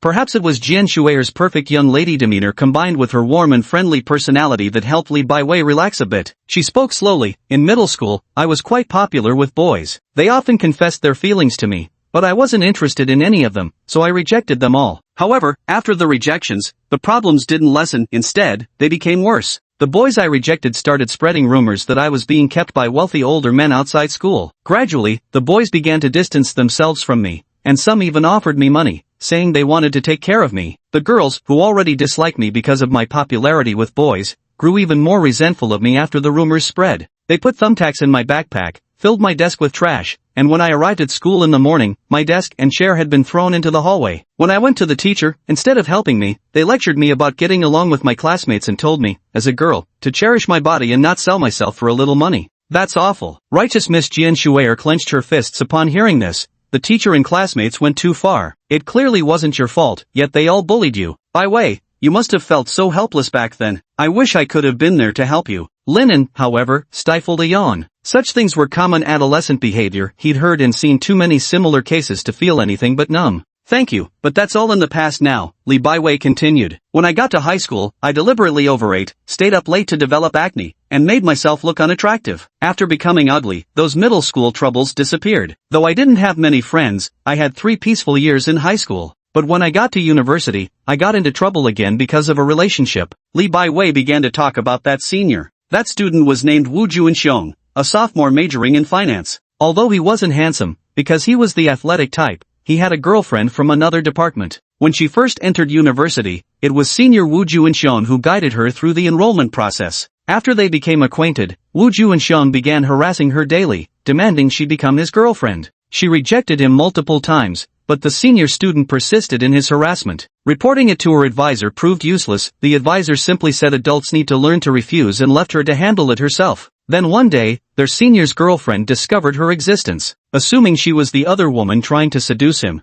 the girlfriend both warned and cursed her viciously. Meanwhile, the senior kept pursuing her obsessively without breaking up with his girlfriend first. She would never have agreed to her senior's advances and had long since blocked him. Yet he went to ambush her at her dorm, demanding she go to KTV with him on the weekend. But that night was supposed to be his date with his own girlfriend. This enraged his girlfriend completely, leading to the bullying scene under the tree that Linen witnessed. I can't take this anymore. After hearing Li Baiwei's words, the righteous Jian Shuer stood up, her eyes reddened. I'm going to report this to the school. No, I won't allow bullying to happen to you a second time. Seeing Jian Shuer stride forward, about to leave the room, Linen quickly stopped her. Hold on a minute. That guy went to report this to the school. Could he have marched straight to the principal's office? Given her abilities, it's highly unlikely she'd settle for complaining to some minor figure like a counselor. She'd probably kick open the principal's door directly. No, let's not escalate this into such a big deal. Besides, blindly believing Li Baiwei's one-sided account could backfire horribly if the situation gets reversed later. Linen said, let's clarify the situation first. We'll try to resolve it ourselves. If we can't, then we'll involve the school. Jian Shuer pondered for a moment, then nodded and sat back on the sofa. So Miss Bai Wei, she said, the issue you've entrusted to our love research team is about dealing with your senior's persistent attention, right? Leave it to us, we'll definitely resolve it perfectly for you. No, it's not like that. Li Baiwei's voice carried a trace of confusion as she replied, all my friends have boyfriends. In the dorm, they're always talking about going on dates. Even my childhood friends tell me youth only comes once. If I miss dating in high school, university is my last chance to experience young love. But my experiences in junior high and college make romance seem terrifying to me. Yet everyone around me keeps encouraging me to date. So I feel lost. I want to know, for a university student, is dating in college really necessary? Ha! Your teenage love troubles aren't about your seniors pestering, but this? Linen was astonished. Chapter 31, Pure Love, Common Love, and False Love. This dilemma can actually be resolved quite simply.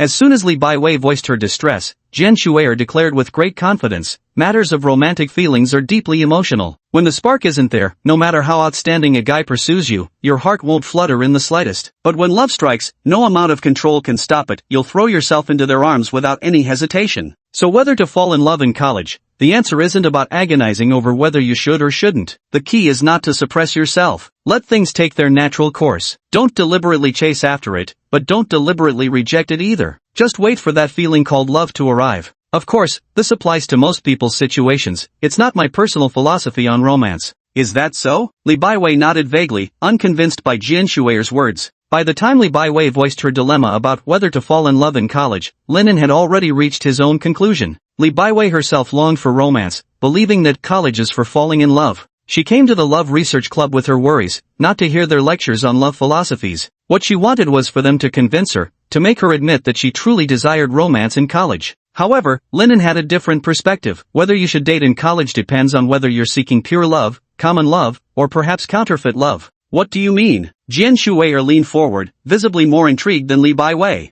Linen continued, pure love is giving your all, common love is trial and error growth, and false love is about fulfilling needs. Pure love mostly happens in school, free from material conditions and social realities. It relies entirely on the emotion of liking to invest wholeheartedly, willing to give everything for the other person, passionate, pure, and beautiful, yet it may also bring profound pain. Common love is the experience of the vast majority. There are no romantic comedy scenes of pretending to be boyfriend and girlfriend, no brutal showdowns between childhood friends and sudden love interests, and they might never encounter someone who practices pure love. For ordinary people, love is a natural process that unfolds when age, physiology, environment, and experience align. Much like animals in mating season, when the time comes, the urge arises. Hence, for most ordinary folks, university is the time for love. Once you're in college, you're expected to fall in love. Of course, for the majority, even if they want to, love often remains just out of reach. Pseudolove is about fulfilling needs, satisfying physical, emotional, and social desires. It's not about wanting to fall in love for love's sake,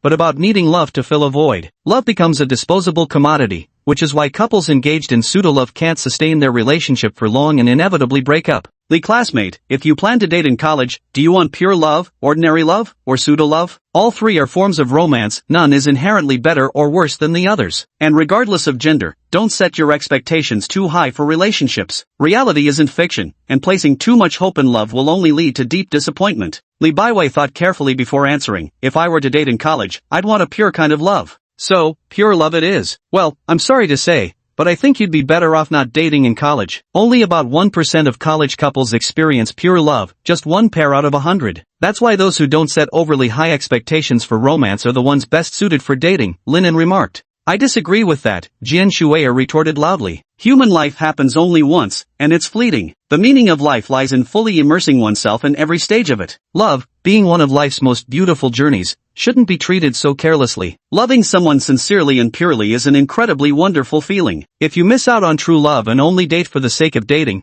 then it's better to embrace solitude and just love yourself. Such nonsense usually comes from virgins or hopeless romantics. For the vast majority of people, the truth is to just find someone to date quickly and get disillusioned with love early. That's the way to stop obsessing over trivialities like whether or not to date in college. Hey, I think you're insulting me. And as I've said, if someone settles for half-hearted love, they might as well embrace celibacy and just love themselves. I feel the same way. But once you miss your chance, it's gone. You can't go back to college and chase pure love again. What do you mean? Jian Shuer didn't quite grasp the deeper implication. Lin poured freshly brewed black tea for the three of them and sat on the sofa, saying, "Pure love can only sprout during middle and high school, a romance untainted by carnal desires or material conditions, where just holding hands would make one blush with shyness. It's the psychological state most aligned with pure love. But in our society, attitudes toward puppy love are as hostile as fire and water. Everything revolves around academic performance, leading to the suppression of middle and high school romances. By the time you reach university, your psychological and physical states have already matured, making it too late to pursue pure love. It will inevitably be mixed with physical desires and material considerations." No.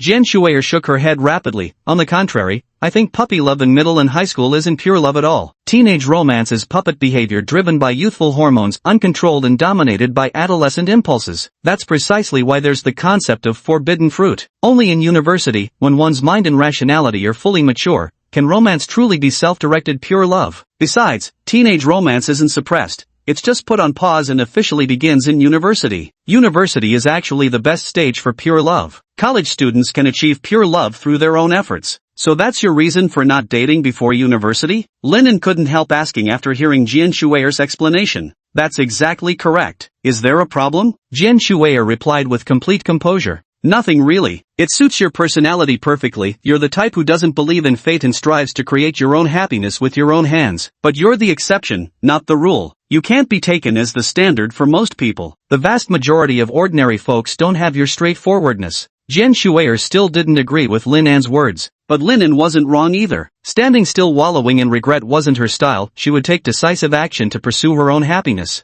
Yet such a simple approach is a talent that most people simply cannot achieve. She cannot serve as a standard for the majority. But just one thing. Jian Shuer spoke with genuine sincerity in both tone and expression. "Regarding whether to pursue love in college, I still believe the best attitude is to go with the flow, neither actively chasing after it nor deliberately rejecting it. Wait for the day when true love appears, then pursue it with all your might." Lin's expression was equally serious. The answer to whether you should fall in love in university, by the time you raise this doubt, it means you already have the answer in your heart. You yearn for love, and who among young men and women who've never loved doesn't yearn for it? But in reality, love isn't beautiful. The belief that love is beautiful stems from never having been in a relationship, from projecting too many self-imposed expectations onto it, a mistaken fantasy. So yes, university is a time for love, at least one relationship. Only after you've experienced love once will your perspective on romance become complete, will your experience grow. This will help your future marriage. Love built on compromise and resignation is worse than staying single. As long as one party is mature and rational enough,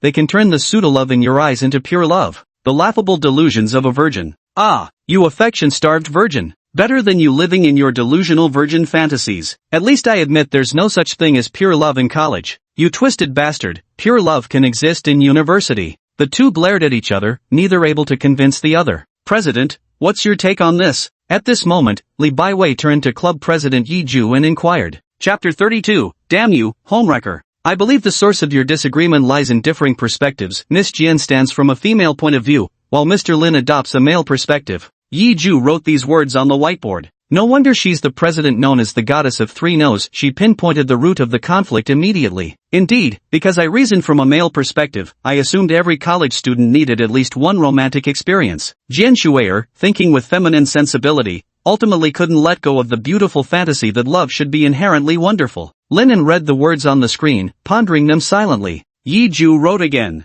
"Whether to date in college depends on circumstances, I believe. 1. Do you have a clear path for your future? 2. Do you possess strong self-discipline? 3. What are your personal circumstances? If you already have a clear career path that can sustain you after graduation, feel free to date freely in college. Even if you experience heartbreak, your future remains secure. This clear path could stem from family background, academic qualifications, or talents. But if you lack stable career prospects and come from an average family, your top priority should be self-improvement. Focus on your studies first. Romantic relationships will only distract you and breed complacency. After considering the first condition, we come to the second. If you lack strong self-discipline, you likely won't strive for self-improvement even without clear future prospects. In that case, you'd be better off dating extensively during college to enrich your experience. While this approach may lead to harsh consequences when reality hits, at least you'll live fully now. The real tragedy would be spending 4 years neither studying, nor experiencing romance, nor enjoying life to the fullest. The third point, What are your own qualifications like? If you're exceptional, you'd likely have your pick of partners. If you're average, you should be prepared for your partner to be similarly average. Without this grounding, if you fantasize about some tall, rich, handsome prince or a stunning beauty falling for your ordinary self, you'll only be wasting 4 years in vain. If you still insist on having a tall, rich, handsome boyfriend or a gorgeous, wealthy girlfriend, then work on improving yourself. Miracles don't fall from the sky, but effort can shorten the distance between you and the impossible. Finally, comes the last condition. 4. Do you have someone you like? If you meet someone you like, don't overthink it, dive headfirst into love. But, what does it actually feel like to like someone? With that final question, everything circled back to square one. The club president still couldn't grasp the concrete emotions of love. Afterward, the three of them debated many more perspectives. By 7 in the evening, they still hadn't reached a conclusion on whether college students should pursue romantic relationships. Nevertheless, Li Baiwei found herself considerably less conflicted about the issue. Give her a little more time, and she could come up with the answer. But since it was getting too late, they decided to continue the discussion tomorrow. Afterward, Li Baiwei returned to the dormitory, while Linen and the other two went to the supermarket to buy ingredients before heading to Yiju's place to prepare dinner.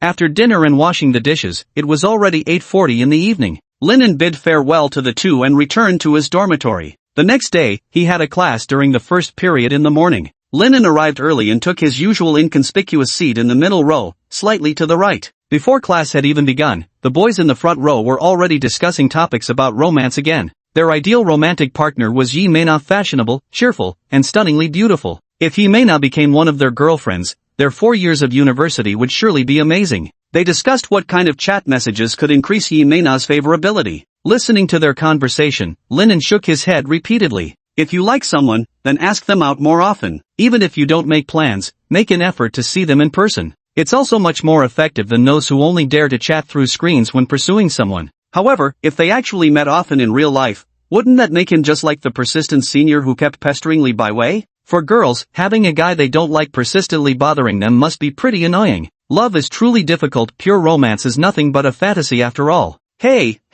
something juicy's going on. Just then, the buzzcut guy in front of me pointed at his phone and exclaimed excitedly, someone next door caught a side chick, wrote death to homewreckers on the blackboard in red paint. It's blowing up. Catching a side chick. Could this be related to Li Baiwei? Just as Linen had this thought, the phone rang, an unknown number. But since it was from Haicheng, Linen answered it anyway. Go to C302 first. Baiwei is being bullied by those jerks. I'll be right there. The voice was Jian Shuer's. Baiwei referred to Li Baiwei, and those jerks were likely the senior students who had bullied her the day before. C302 didn't specify which building, but Li Baiwei was in the finance major, same department as him, meaning C302 must be right upstairs. Linen didn't understand how Jian Shuer got his number, nor how Li Baiwei was being bullied. But at this point, he had no choice but to go. I guess I'll be skipping this class. I told my roommate Zhou Haidong and quickly ran towards C302. At full speed, it took only 1 minute and 20 seconds to reach C302. What on earth is going on? Li Baiwei, which classmate is that? You?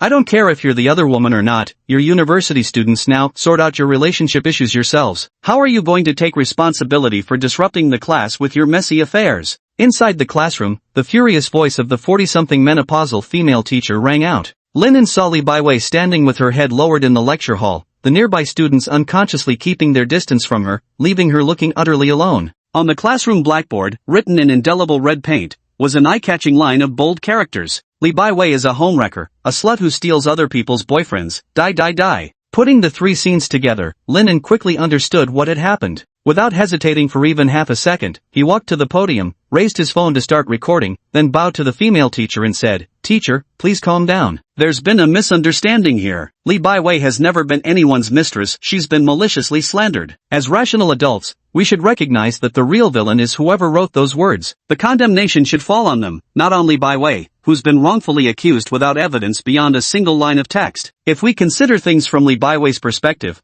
her situation is truly pitiful. As for the red paint disrupting the lecture, please give me 3 minutes." With that, Linen set down his phone. Using a few deft maneuvers, he swiftly disassembled the roller skating club's blackboard from its frame in the classroom. A few more precise adjustments later, he flipped the blackboard to its clean reverse side and reinstalled it. In just moments, the blackboard was fully functional again. After completing all this, Linen bowed once more to the teacher and students, saying, "Since nothing has happened now, you can continue with class." As for the defamation against student Li Baiwei, The school will handle this matter within the next day or two. Until the school has issued a formal decision, please maintain an objective and rational stance, and refrain from spreading rumors. Thank you. With that, Linen quickly walked away. For now, the incident of Li Baiwei, the mistress, must die had been resolved in a relatively peaceful manner. However, the issue of Li Baiwei's defamation had not been completely resolved. Chapter 33 An ugly woman who even became a mistress, adding crime to crime. Hey, Linen, why are you leaving? Linen had just stepped out of the classroom and was about to head downstairs to return to his own. Coming toward him was Jian Shuer, looking slightly out of breath.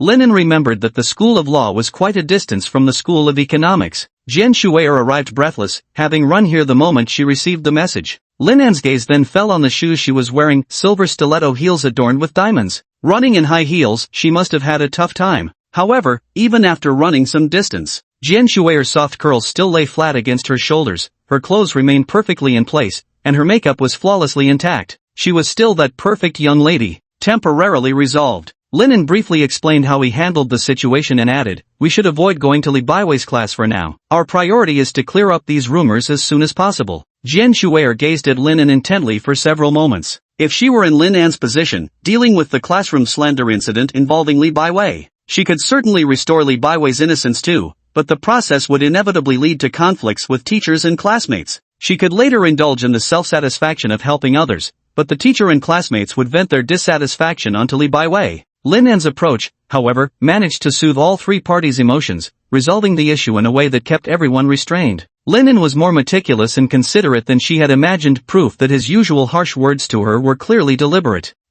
Good. Special treatment meant he cared about her. Got it.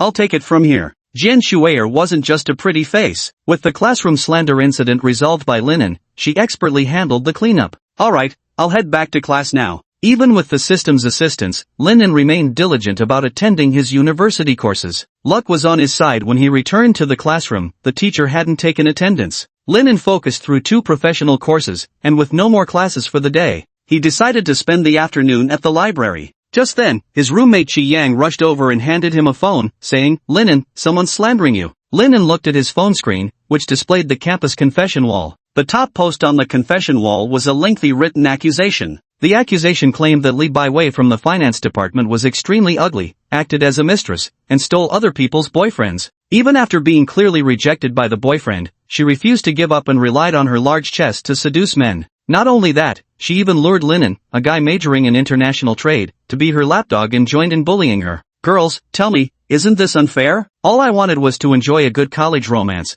but now some ugly chick is stealing my man. This is just my luck. The article ended with a photo of Li Baiwei. She was dressed in an ill-fitting, tacky long skirt, wearing hideous thick-framed glasses, with an embarrassing braid, and her face was covered in disgusting acne, utterly hideous. There were hundreds of comments under the article. Li Baiwei is such a skank. If she were pretty, being a mistress would be bad enough, but being this ugly and still a homewrecker? Disgusting on top of disgusting. Just one look at Li Baiwei's ugly face tells you it's all her fault. All home-wrecking mistresses should just drop dead. I feel so sorry for that guy, having to deal with being stalked by such an ugly dinosaur. Enough talk. An ugly homewrecker, doubly guilty. Li Baiwei, get the hell out of school. Yeah, expulsion. Most of the comments attacked Li Baiwei's looks while rallying behind the poster's grievances. A few others took opportunistic jabs at him as well. Does this guy Linen have no experience with women? To think he's simping over someone as plain as Li Baiwei, what a fool. Yes, if Li Baiwei were a beauty, Linen's bootlicking behavior would be justified. But with Li Baiwei being such an ugly woman, how utterly stupid must Linen be to still fawn over her like that? I also heard this guy divorced Miss Jian and ended up with such a dinosaur. There must be something seriously wrong with his head. After glancing through it, Linen handed his phone back to Qi Yang and said, "I understand what's going on now. Thanks." Seeing Linen's indifferent expression, Qi Yang was puzzled. Aren't you angry that other students misunderstood you? Why get angry? I don't even know them. It's unwise and bad for your health to get worked up over the words and actions of unimportant people. But if the misunderstanding spreads, it could harm your reputation at the university. Concern surfaced on Qi Yang's face. The last thing I need is a reputation, Linen laughed. But this injustice shouldn't be yours to bear. Qi Yang lowered his voice. You're the victim in this incident. You've done nothing wrong yet still got hurt. That's not fair. Linen looked perplexed. You don't even know the full story. Why are you so certain I didn't do anything wrong? Because you're a meticulous and considerate person who'd never intentionally hurt others. Linen, have you lost your mind? Helping a homewrecker steal someone else's boyfriend. At this moment, an angry voice rang out from ahead. It was Reninging. Reninging's voice was loud enough for the surrounding people to hear. Those who had been about to leave stopped in their tracks, turning their gaze towards the source of the commotion to watch the spectacle. Linen waited until Reninging stood before him, his expression calm. Li Baiwei is not the other woman. Don't be fooled by women. Li Baiwei is clearly the other woman, Reninging said with certainty. Why? Without hesitation, Reninging continued. With Li Baiwei looking like that, what guy would even be interested in her? Since someone said Li Baiwei stole her boyfriend, it must be true. Just because Li Baiwei is ugly? Why else? Reninging retorted matter-of-factly. Linen shook his head. You're not the type to judge people by appearances, so how could you jump to conclusions based just on looks? Isn't there another possibility that the guy pursued Baiwei despite having a girlfriend? Baiwei clearly rejected him, but he wouldn't give up and didn't break up with his girlfriend either? As a result, the girlfriend misunderstood and treated Baiwei as the other woman. Reninging thought briefly and quickly responded, that's impossible. If the guy already had a girlfriend, why would he pursue Baiwei? The only possibility is that Baiwei actively seduced him.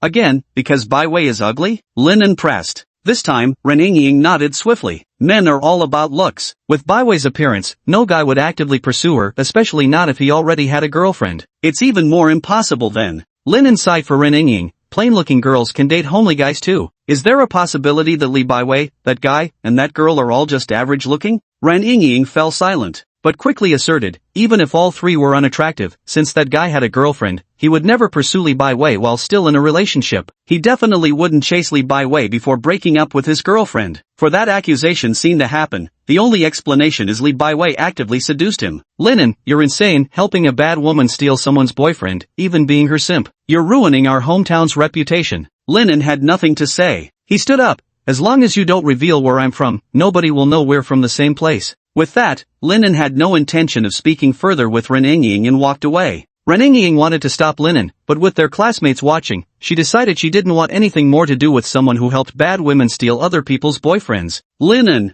At that moment, an elegant woman appeared at the classroom door. A pure white tank top revealing delicate shoulders, a fitted pink pleated miniskirt, and silver stiletto heels embellished with rhinestones, this effortlessly elegant ensemble stood out strikingly amidst the classroom full of casually dressed female students. After calling out Linan's name, she extended her slender jade-white left hand towards him and said, the enemy is once again slandering Li Baiwei. We cannot leave her isolated. It's time for our Love Research Club to step in and save the day. Come with me, quick. Chapter 34, The Moment Reputation Takes Flight in Love Research. Whether in public or private, Linen would never hold Jian Shuer's hand. I walked over to her side and echoed, got it, everything will follow the vice president's orders. Jian Shuer didn't have as many thoughts swirling in her mind as Linen grabbing his wrist. She eagerly pulled him forward, saying, come with me to the clubroom quickly. The operation to save Li Baiwei officially begins now. I got it. Let go. I can keep up with your walking pace. Linen gently shook his hand, finding himself unable to break free from Jian Shuer's grasp. Not daring to use too much force for fear of hurting her, he had no choice but to go along with her. Meanwhile, the male and female students left in the classroom nearly all shared the same thought as they witnessed this scene. They must be a couple. Jian Shuer and Linen could only be this intimate if they were together. They must have been involved for a while now. The only exception was Reninging, whose dazed eyes gradually filled with hatred. Arriving at the club office, the club president wasn't inside, but Jian Shuer's assistant, Hui, stood by the projector and bowed to her. Miss, all the materials are prepared as requested. Please take a look. Hui turned on the projector and flipped through the PPT slides, which contained detailed profiles of Li Baiwei, the persistent senior, and the senior's girlfriend. Apart from birthplace, home address, and parental occupations, it even included records of how many people she had dated. Li Baiwei, 0 people. Persistent seniors, 8 people. Seniors' girlfriends, 4 people. This is fucking more detailed than the info the police could dig up on their internal network. I've already obtained evidence of Zhang Tingting's inflammatory posts, testimonies proving Wu Juanxiong cheated during his freshman year relationship, plus the video you, Linen, took of Zhang Tingting bullying Li Baiwei. Once this information goes public, it'll clear Li Baiwei's name, but, looking at the materials on the PPT, Jian Shuer couldn't suppress the upward curve of her lips. This won't be enough to boost the reputation of our Love Research Club. Our club is destined to become a legendary society that will go down in Haida University's history. The president and I are going to leave behind a glorious tale among the alumni. So, I prepared a plan that will instantly elevate our club's profile while delivering a spectacular vindication for Li Baiwei. Jian Shuer grew more animated as she spoke. To elaborate, we'll let the situation escalate for 3 days. Then, on the 4th day, in front of the school's prominent figures and numerous students, we'll stage a dramatic visual reversal. Linen, as the Love Research Club servant, do you have any objections to my plan? I don't have any opinions. We'll just follow your plan. Still, Linen couldn't help but grumble, as the club's servant? Hey, how did my position drop again? Next thing you know, I'll be downgraded to a meat slave. Who told you to contribute so little? Once you actually put in effort for the club, then we'll talk about a promotion. You're just painting a grand picture, only fresh graduates would believe that. Show some tangible benefits, and I don't see you contributing much to the club anyway. Forget it, pretend I didn't say anything. The Love Research Club's establishment and this luxurious office space were entirely thanks to Jian Shuer's money powers.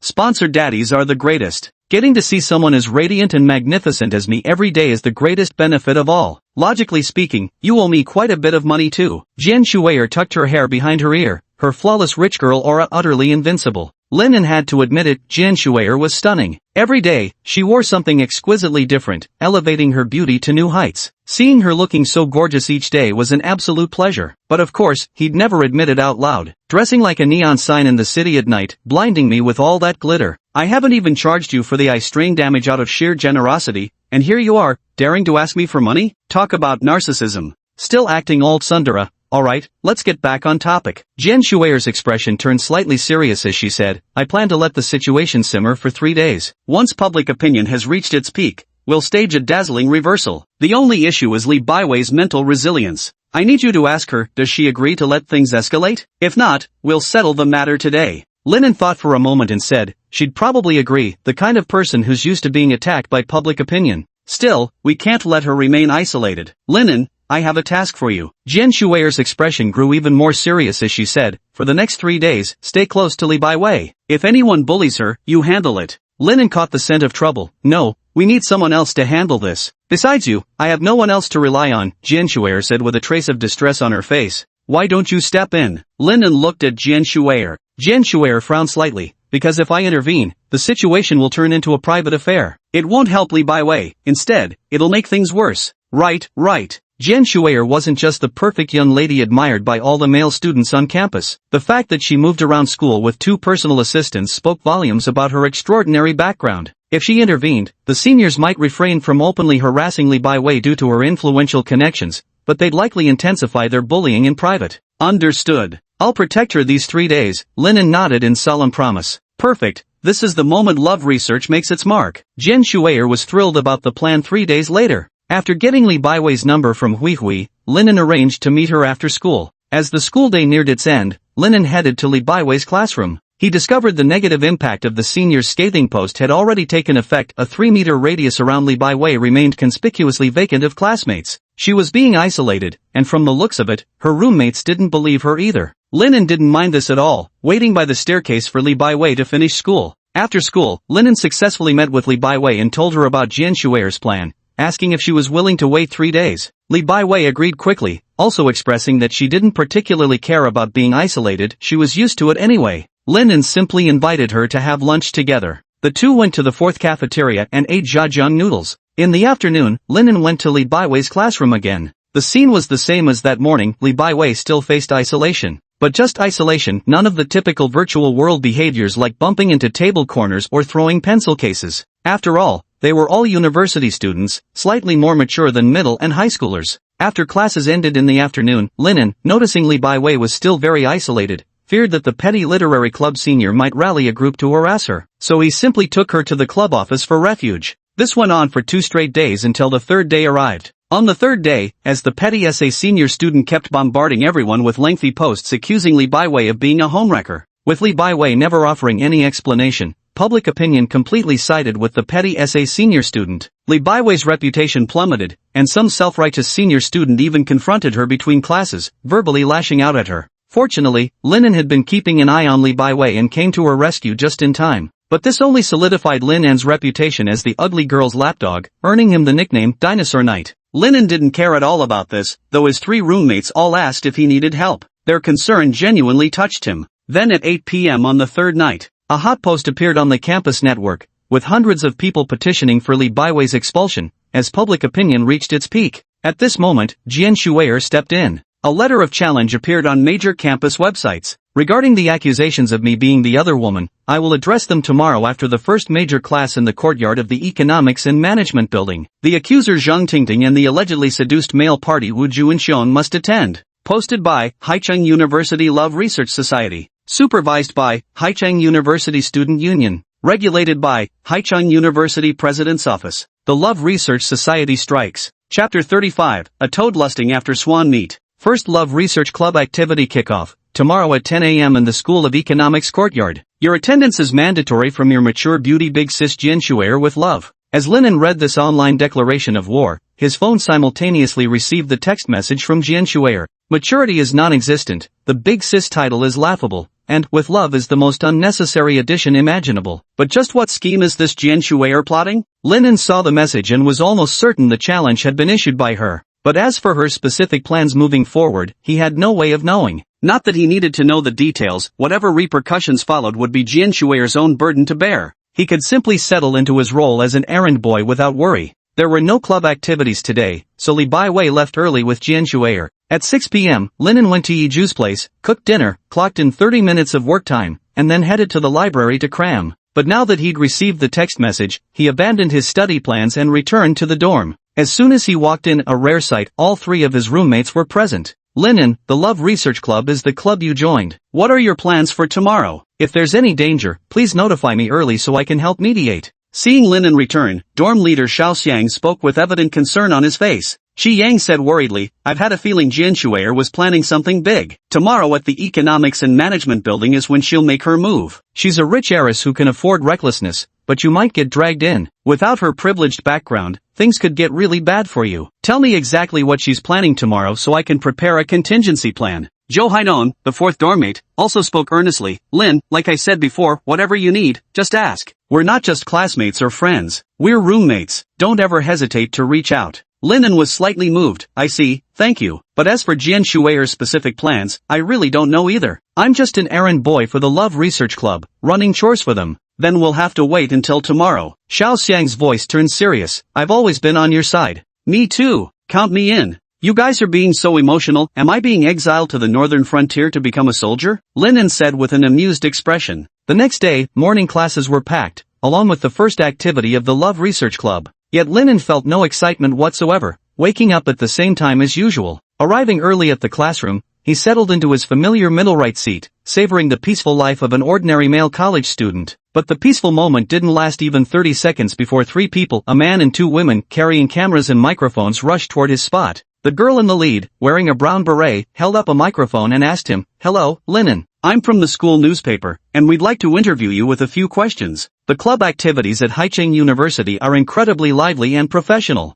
Among them, the News Club is a student organization dedicated to uncovering campus news, and it holds quite a reputation at Haida University, most of it negative. Linen had suffered greatly because of Jian Shuer and Yiju, and he harbored a deep aversion to the journalism club. My apologies, but I must refuse. Thus, Linen responded resolutely. The female student remained persistent. Just a couple of quick questions. As a member of the Love Research Club, Linen, do you have any insider information about Li Baiwei's challenge today that you could share with us in advance? No comment. May I ask, what methods will Li Baiwei use to prove her innocence? No comment. May I ask, why are you so firmly on Li Baiwei's side? Is it as the rumors say that you're Li Baiwei's simp? I have no idea what you're talking about. May I ask, since you and Jian Shuer are in a romantic relationship, why are you still entangled with Li Baiwei? What special charm does Li Baiwei have compared to Jian Shuer? Linen frowned deeply. Class is about to start. If you don't leave now, I can report you to the academic office. The girl glanced at the lectern where the professor had indeed arrived,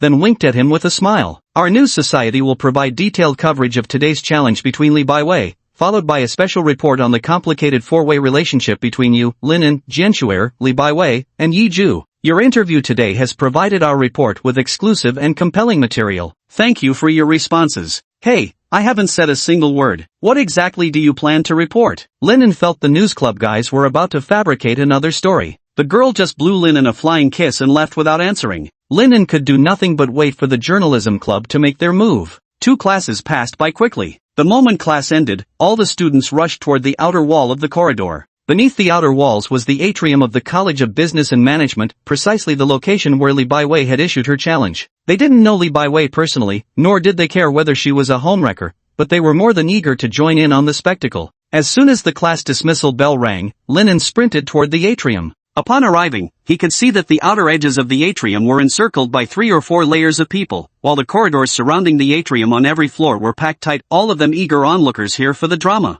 Next to a rockery in the central courtyard stood 5 or 6 people. Linen recognized 2 of them, Wu Juanxiong, the senior who had been pestering Li Baiwei, a tall, average-looking sports enthusiast with dark skin. Beside Wu Juanxiong was a girl wearing a fashionable skirt paired with a tight, midriff-bearing top. She appeared pretty from afar, but up close her heavy makeup was evident. This was Zhang Tingting, the senior who had bullied Li Baiwei. "You're Linen from the Love Research Club. Everyone's here, where's Li Baiwei?" Linen had just arrived when a girl with chestnut-colored long curls, elegantly dressed, stepped forward and inquired. "I'm Linen. Li Baiwei will need to wait a bit," Linen replied. He wasn't aware of Jian Shuer's exact plans or where Li Baiwei currently was. "Understood, we'll wait a little longer." The girl nodded gently before stepping back quietly to her original spot. "She's probably too scared to show up," the intimidating senior Zhang Tingting declared with an air of dominance. "Li Baiwei stole my man. What kind of toad dares dream of eating swan meat? If she dares confront me today, I'll make sure she drops out of this school. Homewreckers should all drop dead. Expel her, expel her, expel her." Across from Zhang Tingting, many girls stood firmly in her support. Linen paid no attention to Zhang Tingting and instead turned to the senior with a pointed question. "You know better than anyone whether Li Baiwei is a homewrecker, whether she seduced you. So why haven't you spoken up for her?" The senior's voice was unusually harsh. "I warned her. I told her I have a girlfriend, but she just wouldn't leave me alone. What else could I do? You'll have to take responsibility for your words. Remember, since this has escalated so much, it's all your fault." Linen said no more and waited for Jian Shuer to implement her specific plan. Not long after, "Wow!" exclamations of surprise rose from the crowd as people on the left automatically cleared a path. 2 girls walked gracefully through the open path. The one on the left wore an ordinary light blue denim skirt paired with a fitted white top, common attire, yet her aura was so strikingly superior that one couldn't look away. The girl on the right was exceptionally beautiful, with a delicate nose, alluring lips, and mesmerizing eyes that seemed enchanted. Her long, straight coral pink hair swayed gracefully with each step she took. She wore a sleeveless shirt with ruffled edges paired with a light pink high-waisted puff skirt. The entire outfit was adorned with intricate lace embroidery, exuding the aura of an anime school idol, the very essence of a lovely maiden. But that wasn't the key point. The real issue was the overwhelming assets that threatened to burst through her shirt at any moment. To be honest, the girl's breasts weren't just not small, they could only be described as enormous. Each one seemed larger than a head. That girl with the superior aura, they instantly recognized her as Jian Shuer. But who was the girl on the right? A girl with such an enormous chest would surely become an instant celebrity if she appeared on campus. Who on earth is she? The 2 girls continued walking along the path until they reached the artificial hill in the courtyard. One of the girls addressed Wu Juanxiong in a loud voice, saying, "Wu Juanxiong, please stop pestering me. I, Li Baiwei, will never be your girlfriend." Is this girl Li Baiwei? Must be a mistake. They say it's a case of a toad lusting after a swan's flesh, but clearly it's the exact opposite situation. Chapter 36. Thus, Linen became the male student's public enemy once again. Li Baiwei's leaked photos online depict an extremely unattractive woman whose appearance would instantly turn men's stomachs. Wu Juanxiong wasn't particularly handsome, but he had a tall, muscular build that gave him the look of an athletic man. If Li Baiwei wants to pursue Wu Juanxiong, it's truly a case of a toad lusting after a swan's flesh. The moment the audience saw Li Baiwei's unflattering photo, they immediately labeled her as the other woman. But what about reality? Li Baiwei is a super beautiful girl whose chest is bigger than her head. Seeing her makes people think of virtual world campus idols. She's living proof that such beauties exist in real life. And then you're telling me this super beauty is a homewrecker, relentlessly pursuing some jock? Are you crazy? Which guy could refuse a confession from such an incredibly beautiful girl? Not to mention those shockingly enormous weapons, any guy who laid eyes on them would lose all self-control and sink helplessly. There was absolutely no way to refuse. At this point, everyone present instantly realized that the mistress accusations were complete slander. The ones at fault were Wu Juanxiong and Zhang Tingting. Hey, Wu Juanxiong, listen up clearly, stop pestering Li Baiwei, or else I'll stand up for this beautiful girl. Yeah, that Zhang bitch, how dare you slander her as a homewrecker? Look at yourself in the mirror first, you're the ugly one here, makes me wanna puke. This despicable couple ganged up to bully a young girl, I can't stand it anymore. Can't you just get expelled? Expel them, get this disgusting couple out of school. The spectators outside instantly switched sides, with most now supporting Li Baiwei and condemning the deceitful couple. As for Wu Juanxiong and Zhang Tingting at the eye of the storm, Zhang Tingting was utterly dumbfounded. She had imagined countless ways Li Baiwei might clear her name and devised endless countermeasures for each scenario, confident of certain victory. Yet she never imagined that Li Baiwei's true identity would be such an unimaginably stunning beauty. In her presence, she felt even breathing was a mistake. The confidence built from calling Li Baiwei ugly moments ago crumbled instantly, leaving her exposed to the crowd's accusations. Her mind was in utter chaos, tears streaming down her face, with no solution in sight, only pain and helplessness. You bitch, I did nothing wrong. But Wu Juanxiong had gone berserk. He raised his hand to strike Li Baiwei while furiously shouting, "It's all your fault for refusing to be my girlfriend." Linen had been standing beside Li Baiwei all along. Noticing Wu Juanxiong's raised hand, he instantly grasped the man's intention to strike. At this moment, the most correct thing for him to do was nothing. This would bring Wu Juanxiong the greatest punishment. Yet he still couldn't bear to see those around him get hurt, so he reached out in advance to grab Wu Juanxiong's hand, stopping his malicious act. Ah! Sensing imminent danger, Li Baiwei let out a scream as her legs gave way, collapsing instinctively against Lin and beside her. Wu Juanxiong, what are you doing? The quiet girl who initially questioned Lin and spoke up with a stern challenge. Classmate, please calm down. The man who looked like a teacher beside the quiet girl stepped forward and grabbed Wu Juanxiong's hand. Sexually harassing a female classmate and resorting to violence after being rejected, Wu Juanxiong, is it? You'll face the punishment you deserve. The situation suddenly changed. Jian Shuer froze for half a second before her face instantly flushed red with anger as she coldly addressed Wu Juanxiong. Whore, bitch, it's all your fault. It's all because you refuse to be my girlfriend. Everything is your fault. The strong male hormones of athletic, sporty types easily attract ordinary girls, but such muscular men tend to be brawn over brains. When emotions run high, violence follows. Wu Juanxiong had already reached boiling point. Losing all rationality, he raised his hand again to strike Li Baiwei. Linen wasn't about to give him any chance. He pushed the teacher toward him while stepping back with Li Baiwei still leaning on him, shielding her protectively. Seeing Wu Juanxiong still intent on violence, the teacher angrily warned, "Student, I'm ordering you to stop this." Completely losing his temper, Wu Juanxiong raised his fists and started attacking the teacher. At this point, Linen foresaw Wu Juanxiong's inevitable fate. Assaulting a teacher meant certain expulsion. Li Baiwei's bullying incident has now been completely resolved. However, he keenly sensed the scent of impending trouble. I know who Li Baiwei is, she's the legendary 4th SSS-rated beauty. At that moment, a male voice shouted loudly from the crowd. The others instantly understood as they took in Li Baiwei's current beauty, nodding in realization, yes it's her. I thought it was just campus legend, but she's real, truly lives up to being called the campus super beauty idol. Not long after enrollment began, members of the Haida University Beauty Research Club compiled their ranking of the 100 most beautiful freshmen. Topping the list were 4 SSS-tier goddesses. First among them, the campus princess, the flawless noble young lady Jian Shuer. Second from the left is the campus goddess, Yiju, whose allure is as magnetic as a lodestone. Fourth from the left stands the campus idol, a super beautiful girl with absolute charm. No name, no photograph exists. Only the fervent admiration from research club members after a fleeting glimpse remains. But since school had been in session for nearly a month with no concrete sightings of her,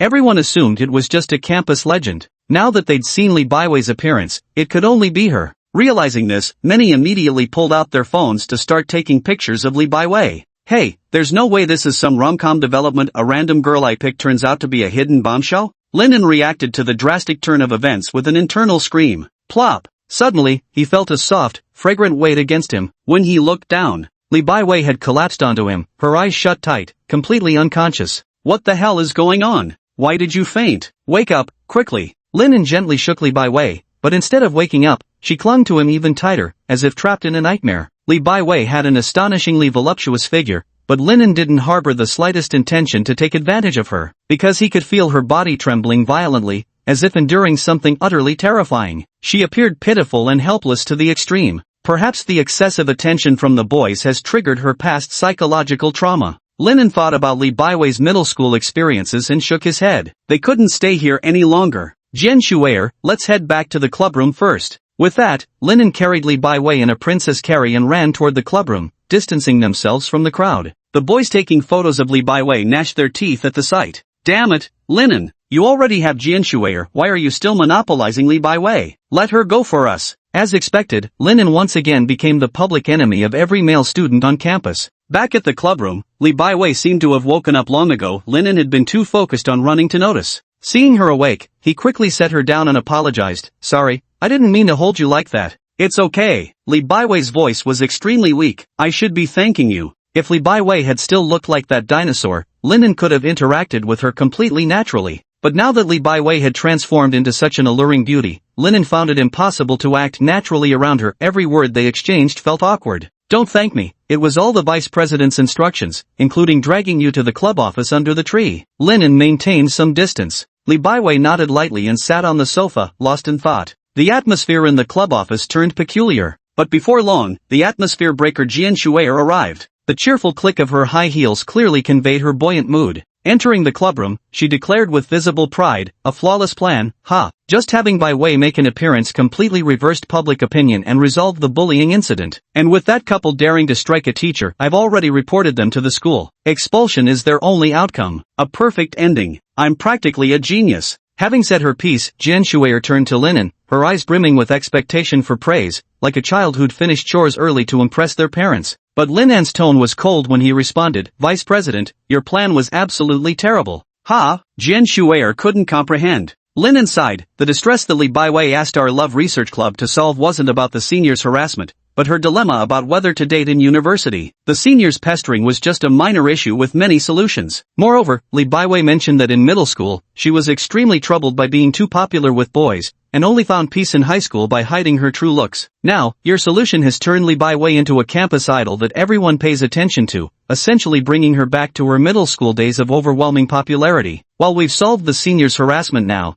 her excessive popularity will soon attract even more pursuing seniors. What do we do about that? Ah! Jian Shuer stared in shock, glancing at the stunningly beautiful Li Baiwei before shifting her gaze to Linan's disapproving face, realizing she had indeed made a mistake. But the mistake was already made. Regret and apologies could come later. Right now, they needed to figure out how to fix the problem. So, without even half a second of hesitation, she grabbed Linan's shoulder and said, You handle the cleanup. Handle it? Linan sensed tremendous trouble descending upon him. Chapter 37, Linan, so handsome. No way, absolutely no way. Linan shook his head vigorously. If Li Baiwei were still that universally disliked dinosaur of a girl, helping her out would have been a trivial matter requiring minimal effort. But now that Li Baiwei had transformed into a campus idol capable of driving boys wild, assisting her would only invite endless trouble. All he wanted was a peaceful life as a regular male university student, and what he detested most was precisely this kind of complication. But I don't know what to do. Jian Shuer was on the verge of tears. I was only thinking about boosting our Love Research Club's reputation and beautifully resolving the seniors' entanglement. I didn't consider Baiwei's situation at all. I was wrong. Baiwei, I'm really sorry. Jian Shuer looked at Li Baiwei with sincere apology. It's alright. You acted with my consent, and the solution is quite simple, Li Baiwei replied with a gentle smile. What is it? Jian Shuer rushed forward and tightly grasped Li Baiwei's hands. It would be fine if I just did the same as before, Li Baiwei said softly in a gentle tone. What I used to do was apply pimple makeup, then wear a breast binding cloth and dress frumpily. Like this, no boys would want to approach me. If I just repeat my old habit, the problem will be solved. That won't work. Jian Shuer calmed down and shook her head. You told me before that the reason Wu Junxiong keeps pestering you is that he caught a glimpse of your true appearance on the first day of school. Now that your real looks are exposed, even if you disguise yourself as an unattractive girl again, annoying guys will still bother you. Then what should I do? Li Baiwei pressed her fingers against her forehead, feeling troubled. Linan, are you really not planning to help? Jian Shuer also felt troubled and turned to look at Linan. I'd like to help, but there's nothing I can do. Li Baiwei's feminine charm is off the charts, and she's so multifaceted that there'll always be some self-important guys trying to pursue her anyway, Linan said helplessly. Let me think about it some more. Jian Shuer sat on the sofa, her pearly white teeth lightly biting her lower lip as she sank deep into thought. After a long silence, he finally spoke. I have two temporary solutions. One is to have Nai follow Baiwei around to help ward off those persistent boys. But this would only treat the symptoms, not the root cause, and it might somewhat disrupt Baiwei's university life. Li Baiwei pictured the scenario of having a bodyguard trailing behind her and quickly shook her head. I'm not used to the idea of having bodyguards shadowing me during campus life. I'll choose the second option. The second solution, Jian Shuer tilted her head slightly, her voice hesitant. The reason those boys keep pestering you is because you're single. If you had an official boyfriend, there'd be far fewer persistent suitors. That's the second option. A boyfriend. Li Baiwei's face showed utter bewilderment. But I still haven't reached a conclusion about whether university students should date or not. Jian Shuer laughed. Let things take their natural course. You don't have to date in college, but when love really comes, you can't stop it even if you want to. And it's not like you have to find a real boyfriend, just someone to be your boyfriend in name works too. As she spoke, Jian Shuer couldn't help but glance at Linen. Catching her gaze, Linen quickly shook his head. Don't look at me. I have no plans to date in college, not even a boyfriend in name. Then, realizing this might not be enough of a deterrent, he stood up and added, actually, I just remembered my roommate needs me for something. I should head back. Then, Linen didn't stay in the clubroom for a second longer, fleeing as if escaping. Left behind, Jian Shuer muttered to herself, why so worked up? Even if I needed a nominal boyfriend, it wouldn't be you. I'd never let you become someone else's boyfriend, not even in name. Linen hadn't lied. After leaving the clubroom, he immediately returned to his dorm. In the dorm, all his rarely seen roommates were present for once. But as soon as Linen took his seat, Joe Haidong from the opposite bunk came over, grabbed his neck, and said, this is the real world, right? How come your life is more outlandish than a 2D protagonist? Getting involved in scandals with campus princess Jian Shuer, whose family is worth billions, and that random girl you helped on the street turns out to be a hidden beauty. Ugh, Bai Weilei's figure and face combined, even AI-generated art couldn't come close. Linen knew Joe Haidong was jealous. Though his neck was grabbed, there was no pain. He could tell Joe Haidong was just messing around. Little did Joe Haidong know, Linen was the real victim. If I'd known Bai Weili was a beauty, I would never have helped her in the first place. Bullshit. Joe Haidong saw right through Lin An's lie. With those curves and that impossibly youthful face, don't pretend to be the unlucky one. The real tragedy is me, a hopeless otaku drowning in 2D fantasies, only to find out even they aren't as exciting as your life. Linen didn't respond. He had to admit his words were completely unjustified, proof that beautiful women always receive preferential treatment in this world. I believe you, but... Shi Yang walked over and joined the conversation. You're too handsome. A guy complimenting me on my looks outside a basketball court or gaming context would just give me goosebumps. It wasn't me who said it. Look here. Shi Yang handed Linen the phone. Linen looked over to see a photo of himself carrying Li Baiwei in a princess hold. Dressed in a simple white t-shirt, Linen firmly cradled Li Baiwei's back and ankles with both arms, walking forward with his back straight as an arrow. Behind them was a group of boys holding up their phones, their faces filled with resentment, while two men were wrestling nearby. The whole scene looked like a hero having just rescued the princess.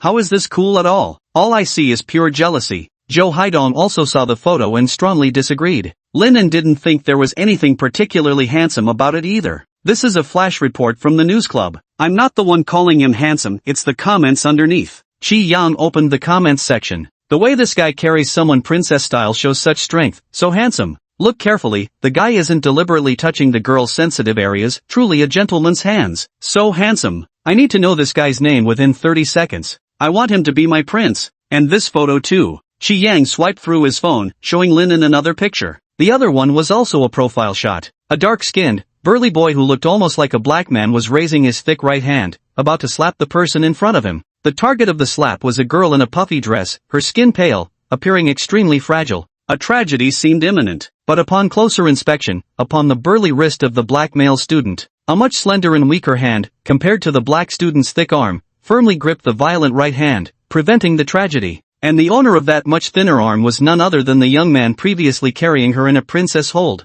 Under this comment, numerous admiring remarks poured in. Oh my god, that move was so cool, stopping the violence like a real hero. A slender guy stood up to protect a vulnerable girl from a strong bully. That moment was truly epic. This guy taught me that men can be handsome not just in looks, but also in their actions, and that kind of charm is even more heart-fluttering. Enough talk, just give me that guy's contact info. I need to confess my feelings ASAP. He's the kind of man worth spending a lifetime with. Stepping up at a critical moment to protect a vulnerable girl, that's something I couldn't do. Seriously cool. Joe Haidong agreed with that point. Only Linen held his forehead, cursing the news club inwardly. Damn news club, ruining my peaceful college life again. Good heavens. Can you just keep me out of trouble? Chapter 38, Linen, go kiss Li Baiwei. Linen wanted to stay away from trouble, and he intended to do just that. During this period, he planned to go nowhere except his dorm, the classroom, and the library. However, in modern society, there's one thing humans can't live without. Money, that is, cash. After school in the afternoon, it was time to grind the mission duration again. To earn the daily 3,000 yuan reward for interacting with Yiju, Linen headed to the club office. When we arrived at the clubroom, all the members were there, including Li Baiwei. However, Li Baiwei had largely reverted to her rustic village girl appearance. She'd presumably removed the coral pink wig and returned to her unattractive pair of black braids. Dressed in an oversized plaid shirt that fit poorly paired with gray trousers with absurdly wide legs.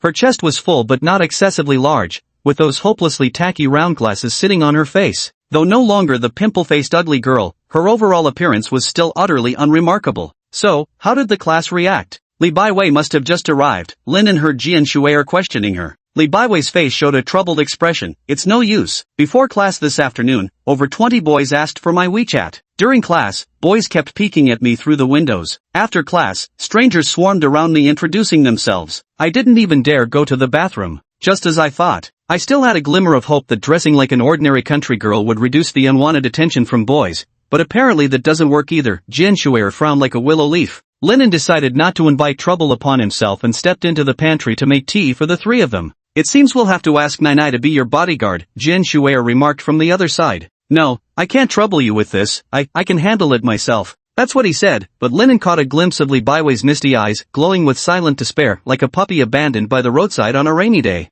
The scene made Linen itch to step in and help, but he kept repeating to himself, don't ask for trouble, don't ask for trouble, don't ask for trouble, pushing aside all distractions. There's only one other way, Jian Shuer said with deep regret. We'll have to find you a boyfriend. I still don't have that thought. Li Baiwei replied quickly. Nominal. Jian Shuer repeated. That won't work. Li Baiwei shook her head. Why? Jian Shuer was puzzled. I'm not really asking you to find a boyfriend. It's just that if someone tries to pester you, you can refuse them by saying I have a boyfriend. When this boyfriend doesn't actually exist, he's fictional. But still not okay. Li Baiwei had her own principles she wouldn't compromise. Jian Shuer still didn't understand. Why? Do you have some sort of can't lie condition? No, it's because I rejected someone like that before, but since this imaginary boyfriend never showed up on campus, people started spreading rumors that I was being kept by some older man. I'm sorry. Jian Shuer recalled the hardship Li Baiwei endured in middle school, and now because she'd only been thinking about making things glamorous, Li Baiwei was going through it again in university. She felt genuinely remorseful. No need to apologize, this was my own decision too. I feel like continuing the way I did in high school just isn't right. Li Baiwei fiddled with her black braid as she spoke. Being treated as an ugly girl in high school gave me a strange sense of peace. But now in university, without the pressure of studying, seeing all my friends living their colorful youth, I suddenly felt it wasn't worth it. Should I really sacrifice my precious years just because of annoying boys? It's such a waste. I want to walk around campus in pretty clothes too. I don't want to keep masking myself anymore, that's why I agreed to the plan. So Jian, you've done nothing wrong, don't blame yourself. Baiwei. The ever-kind Jian Shuer stepped forward and embraced her. You must have been suffering all this time. Don't worry, you're the Love Research Society's first client, and I'll definitely help you solve this problem. Thank you. Li Baiwei wiped the tears from the corners of her eyes. Jian Shuer's heart ached even more. After a moment's thought, she said, in that case, the only solution is to find either a real boyfriend, or someone to pretend to be one. Like a real boyfriend? Li Baiwei seemed lost in thought for a moment, but quickly shook her head. I probably won't fall for someone else so easily. It's not that simple to find a real boyfriend. What about pretending to be your boyfriend? I can find a young doctor from my dad's hospital to act as your fake boyfriend. Just appearing once would deter most of the persistent guys. Even pretending isn't allowed. Li Baiwei refused immediately. Having a fake boyfriend would make me feel guilty toward my future real boyfriend. And what if I actually developed feelings for him? Jian Shuer fell silent, and the situation reached a stalemate. Linen, go kiss Li Baiwei. In the deadlock, an electronic AI voice suddenly rang out. The only person in the clubroom who could produce electronic AI sounds was the mute club president, Yiju. But that wasn't the main point. The key is the content. Chairman, what are you saying? Linen panicked immediately. That's kiss, how could I kiss Li Baiwei? Jian Shuer was also stunned. Kiss, that kind of kissing kiss, chairman. Kiss is something only couples do. Linen and Li Baiwei aren't suitable, it's not allowed. They can't do it. Li Baiwei blushed slightly but didn't insist on anything. Yiju, unusually flushed with excitement, wrote down these words, precisely because a kiss is an act only couples engage in, we must make Linen kiss Li Baiwei. All three, Linen and the others, were utterly baffled, unable to comprehend Yiju's logic. Yiju continued writing, classmate Li Baiwei's romantic dilemma is not knowing whether to pursue love in university. She still hasn't found her answer. Since kissing is exclusively a couple's act, having Linen kiss Li Baiwei will allow her to truly comprehend the feelings of love. Then she can decide about university romance, and thus our mission will be accomplished. Only then did the trio understand the reasoning. The logic was indeed flawless, but still. Jian Shuer shook her head vehemently. President, a kiss holds extraordinary significance for young boys and girls, especially a first kiss. It's absolutely not a trivial matter like saying good morning. You shouldn't do it with someone you don't like. If you want to experience romantic feelings, you can go on dates or play games together, but you must never kiss directly. That's far too dangerous. If you want to experience romantic feelings, you can go on dates or play games together. Yiju repeated these words in her mind, her eyes still glowing with excitement. If you kiss Linen, or if people see you kissing, it could make Li Baiwei yearn for love too. Then our mission would be accomplished. Well, Jian Shuer fidgeted nervously before finally protesting, that won't do. Linen and we don't have those kinds of feelings for each other right now. I see. I misjudged the situation, Yiju conceded. In that case, I'll go kiss Linen myself. As she wrote these words, Yiju walked toward Linen, her moist lips slightly puckered in preparation for a kiss. Seeing the scene, Jian Shuer froze for half a second before swiftly blocking Yiju, exclaiming, "Not even you, President. A maiden's kiss shouldn't be given away so casually. Linen, say something too." As the person involved, Linen's only thought at this moment was to immediately flee from this troublesome situation. Chapter 39, The Freshman Party and the Inevitable Trouble. In the end, Linen didn't manage to escape from his troublesome situation. Fortunately, thanks to Jian Shuer's strong protests and detailed explanations to Yiju, all four of them managed to keep their precious first kisses intact. At some point, preparing dinner for Yiju had become an unchanging routine for Linen, as inevitable as people die when they are killed. After the club activities ended, Linen went to Yiju's place as usual to cook dinner. Jian Shuer also went along to mooch a meal. Moreover, Jian Shuer even dragged Li Baiwei along with her. Perhaps because too much had happened today, nearly losing her first kiss among the events, Li Baiwei appeared noticeably reserved while at Yiju's place. From start to finish during the meal until everyone dispersed, Li Baiwei didn't utter a single word. It's only natural, Li Baiwei has always been a quiet person who doesn't talk much. The entire Yiju household resonated only with the sounds of Linen and Jian Shuer bickering, like a comedy duo performing crosstalk. Returning to the dorm, not a single soul could be found inside. All three roommates had gone to the lobby near the girls' dormitory to rehearse their play. The play is titled White Dragon and the Maiden, telling the story of a girl who accidentally touches a dragon egg and becomes the dragon's mother. She is then placed by the emperor in a secluded valley, living alone to tame the white dragon. The emperor promises her that if she can teach the white dragon to fly, she will be allowed to leave for the outside world and gain her freedom. Along the way, she encounters a village boy who fell off a cliff and an imperial prince on an adventure. After experiencing adventures with them, she falls in love with both, but ultimately chooses to leave with the prince for the outside world, finally claiming her freedom. The ending showed the freedom, the outside world, the girl yearned for was full of constraints, and she died out there. Yet paradoxically, the valley where she lived alone at first was her true freedom. And the one who truly loved her was the village boy waiting for her return in the valley, his bones turning to dust. This is a dystopian script meant for the freshman gala at month's end. When it came to the freshman welcome party, Linen couldn't help but complain. The freshman welcoming ceremony is a gathering to celebrate the arrival of new students. Therefore, it should be the upperclassmen performing shows for these newcomers to enjoy. But in reality, the school required each department's freshmen to prepare a performance to showcase for the entire incoming class. Freshman party, welcoming themselves, by themselves? Linen wasn't interested in the freshman orientation party anyway, it didn't count for academic credit. The next day's schedule was lighter, with just one big morning session of the compulsory public course Current Affairs and Policy and one big afternoon session of college physical education.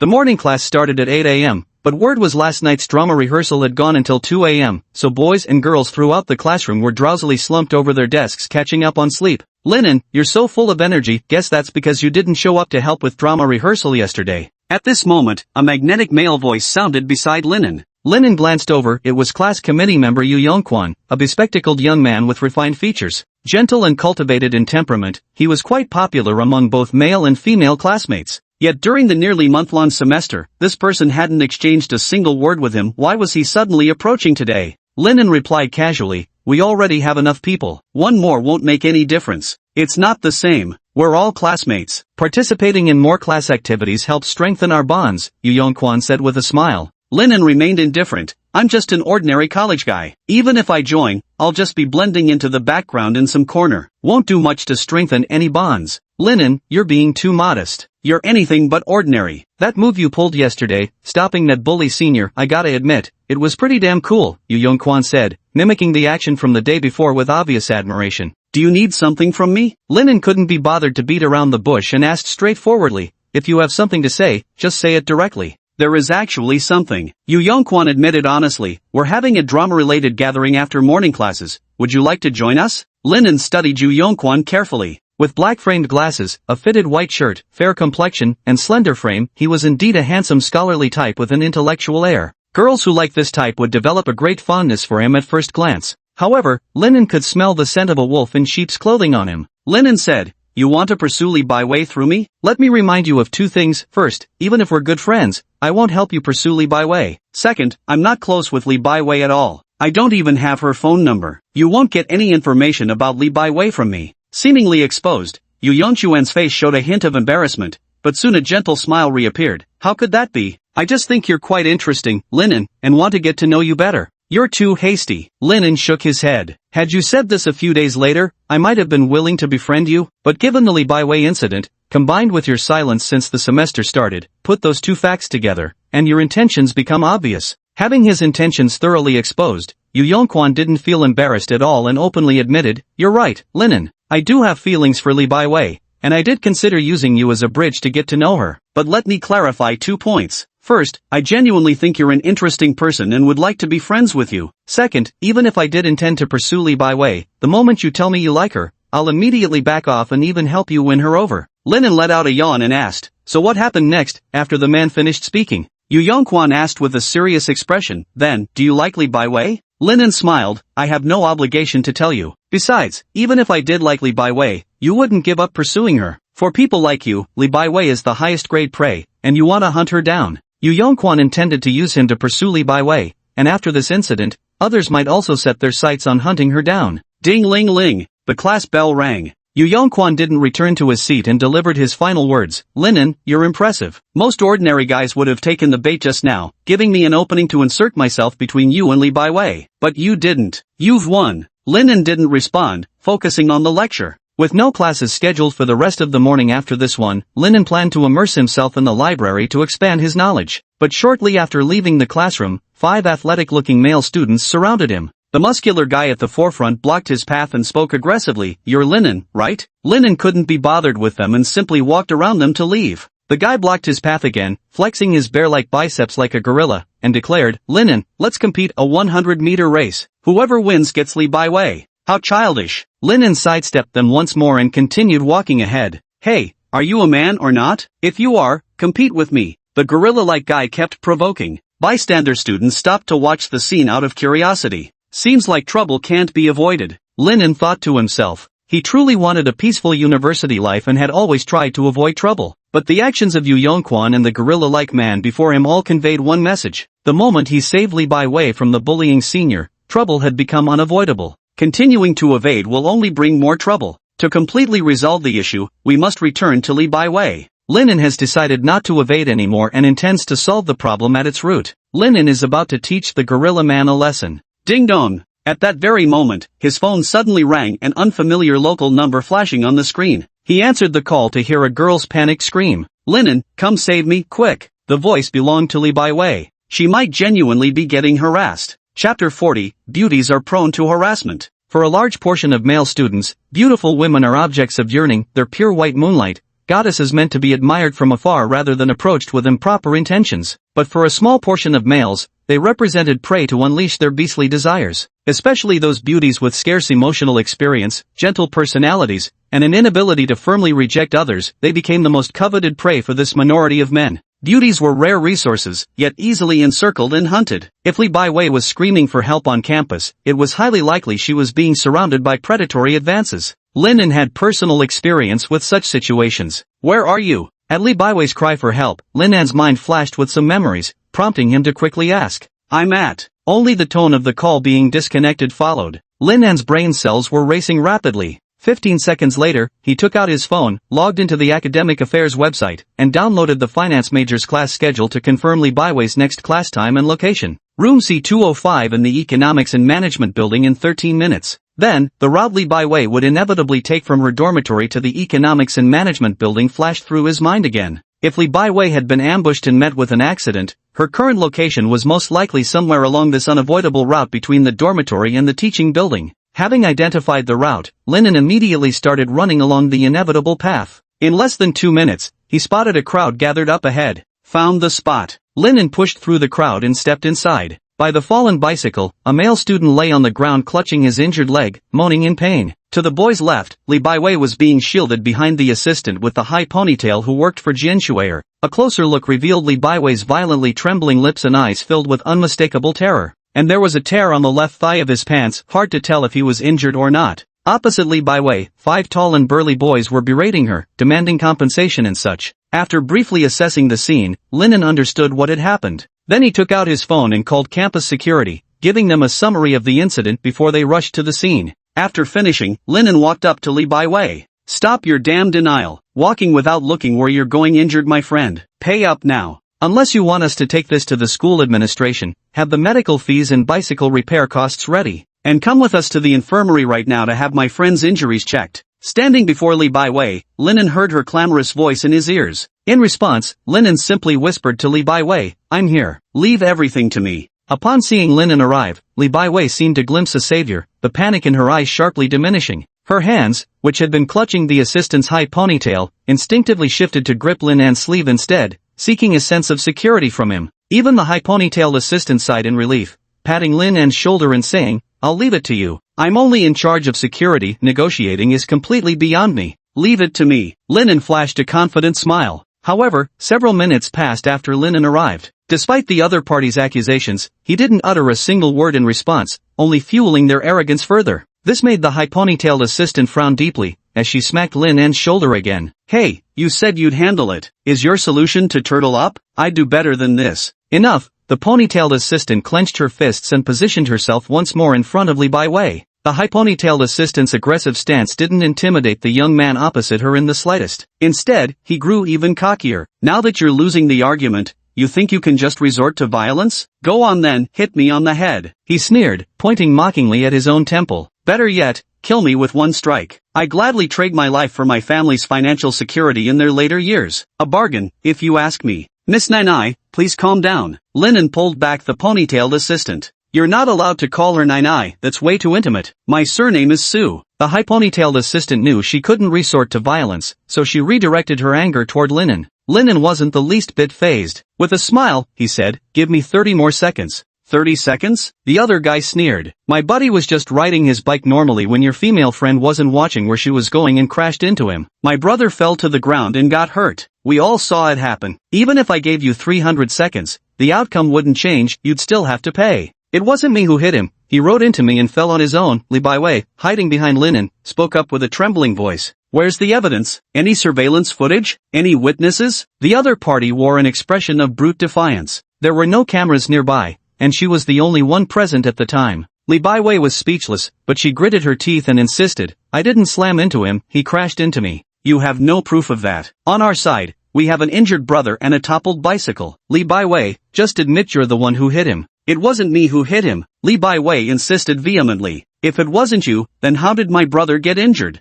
Linan, save me." With no other options left, Li Baiwei could only turn to Linan for help. Linan had been counting in his head, reaching exactly 30 seconds when a stern voice cut through the tension. "Who here called the police?" "I called them." Linan raised his hand. "Holy crap, are you nuts? It's just a bicycle accident and you actually called the cops?" The other guy sounded panicked. Linan couldn't be bothered to respond. After the police arrived and he finished reporting his major and name, he stated, "I'm reporting a case of intentional fraud that caused injury to our student." Linan crouched down and gently moved aside Li Baiwei's torn pants, revealing blood seeping from the fair skin on the outer side of her thigh. "You all deserve to die." Linan's voice burned with fury. "Li Baiwei is injured, a deep wound that'll leave a scar even after healing. For a beauty like her, scars are unacceptable physical flaws. She must undergo skin treatment to remove it, costing hundreds of thousands. You'll pay every cent in compensation." "Compensate hundreds of thousands?" The other party grew visibly more flustered, but after a brief moment of panic, the leader spoke with steady composure. "It was her own fault. If she hadn't been walking without looking ahead, my buddy wouldn't have gotten hurt. Officer, you need to ensure justice is served." Linan had no desire to waste words on them. Turning to the police officer, he said, "These men took a fancy to this female student and set her up. They deliberately rode their bicycles next to her, purposefully fell, then falsely accused her to extort money and demand she accompany them to the hospital, also they could find an opportunity to take advantage of her. Everything requires evidence. Your words are mere speculation, while I have plenty of proof here." The other party remained confident. "I have evidence, 2 pieces, in fact," Linan replied with utter calmness. "First, the injured male student's wound scabbed too quickly, clearly not a fresh injury but a premeditated self-inflicted wound. Second, that student belongs to the news club. Since Li Baiwei is currently the campus hot topic, you thought setting up an accident with her in a surveillance-free area would guarantee your advantage. What you didn't realize is that news club members are obsessed with tracking trending figures like her. His camera contains footage of your deliberate collision with Li Baiwei. Is that true? Student, could you show me the footage from your camera? The officer approached the student. Linen added, you're truly a bunch of idiots. Did you really think a pure beauty could be won over with such petty tricks? To think you'd conspire to corner Li Baiwei, you must know Senior Wu Juinxiong's fate yesterday. He was expelled after a public notice. If you don't confess soon, expulsion awaits all 6 of you. I, Linen, stake my name on it, and the police will corroborate this. No, I'll confess, don't expel me. Officer, Brother Lin, I was wrong. Almost the instant Linen finished speaking, one of the timid underlings began desperately pleading, it's not my fault, it was all Jian Shuer's orders. I was just getting paid to do a job. Don't expel me. As soon as this guy confessed, the remaining underlings couldn't hold back anymore, crumbling completely as they shouted in unison, we messed up too. We never thought things would go this far, it was all Jian Shuer's idea. We never meant to falsely accuse Li Baiwei. Jian Shuer was the male student at the front of the group. Linen knew he had won his gamble when arriving here. Chapter 41, thus, the Li Baiwei incident was resolved. The goddess of fortune stood on Lin An's side. He casually mentioned that the news club members had recorded the entire process of the staged accident. As it turned out, when the police officer stepped forward to inquire, there indeed was evidence. With both witness testimony, the betrayal of Jian Shuer's lackey, and physical evidence present, Jian Shuer had no room for denial. The officer took the entire group involved in the scam, along with them, to the police station for questioning.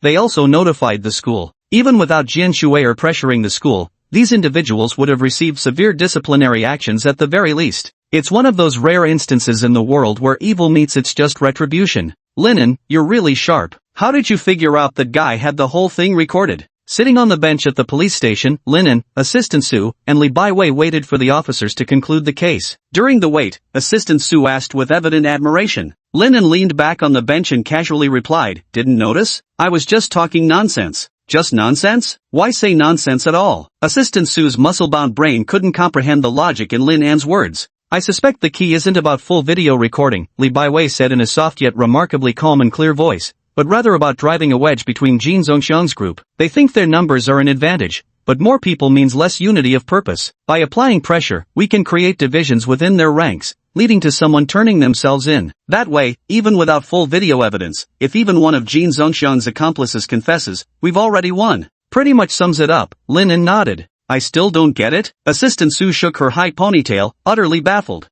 Here's how it is. Li Baiwei began explaining in detail. Halfway through the explanation, Assistant Su clutched her head and groaned, stop talking, my brain hurts. Alright, all you need to know is that everything is under Lin An's control. Li Baiwei turned toward Linen, her eyes glowing with admiration. Right, now I get it. Assistant Su patted Linen on the shoulder. Linen, you've got brains, clearly a smart one. From now on, you can call me Nai. I just make reasonable use of resources and happen to enjoy gambling, quite ordinary really, nothing that makes me a smart person. Definitely smarter than me. Oh right. Assistant Su clapped her hands. Since you're so clever, why don't you figure out a way to help Miss Baiwei deal with those pesky guys bothering her? Can you fix it? Li Baiwei's bright eyes shone with hope as she gazed at him. Linen had already made up his mind to intervene in Li Baiwei's troubles, replying swiftly, there's a way to solve this. What's the solution? Li Baiwei and Assistant Su asked eagerly. Linen stood up from the bench and walked over to Li Baiwei. Miss Li, he said, before I tell you the method, let us first recreate the scene from the past. Li Baiwei was momentarily stunned, unable to comprehend Lin An's meaning. Linen continued, right now it's just the start of the semester.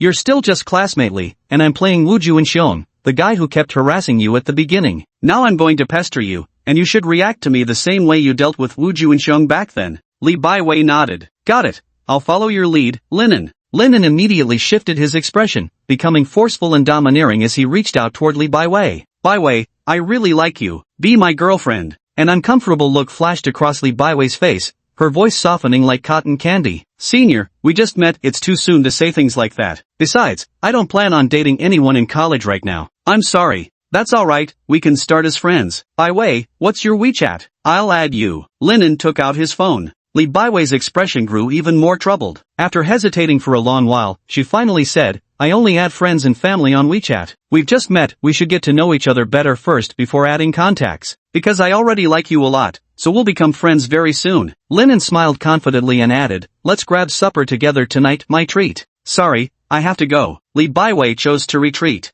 Alright, the skit ends here. Miss Li, do you now understand why you can't resolve the issue of persistent male attention? Linen asked, looking at Li Baiwei. Li Baiwei shook her head in confusion. I don't. It's because you're too kind. Linen returned to his seat inside. The truth is, men care more about saving face than women do. They can't stand embarrassment. When pursuing someone, most guys will give up after 1 or 2 rejections. But because your way of turning them down is too considerate, too focused on sparing their feelings, it doesn't actually comfort them. Instead, it makes them think they still have a chance, or worse, that you're an easy target, someone they can push into dating them just by being more aggressive. Ah, Li Baiwei was stunned. Linen continued, there's a type of girl who lacks experience with relationships and has a weak personality. Societal norms that encourage kindness make it hard for them to firmly reject others. If they're average looking, these flaws wouldn't significantly impact their lives. But if they're attractive, they're highly susceptible to men with extensive emotional experience. With just a hint of persistence or sweet talk, they can easily end up becoming girlfriends without even realizing it.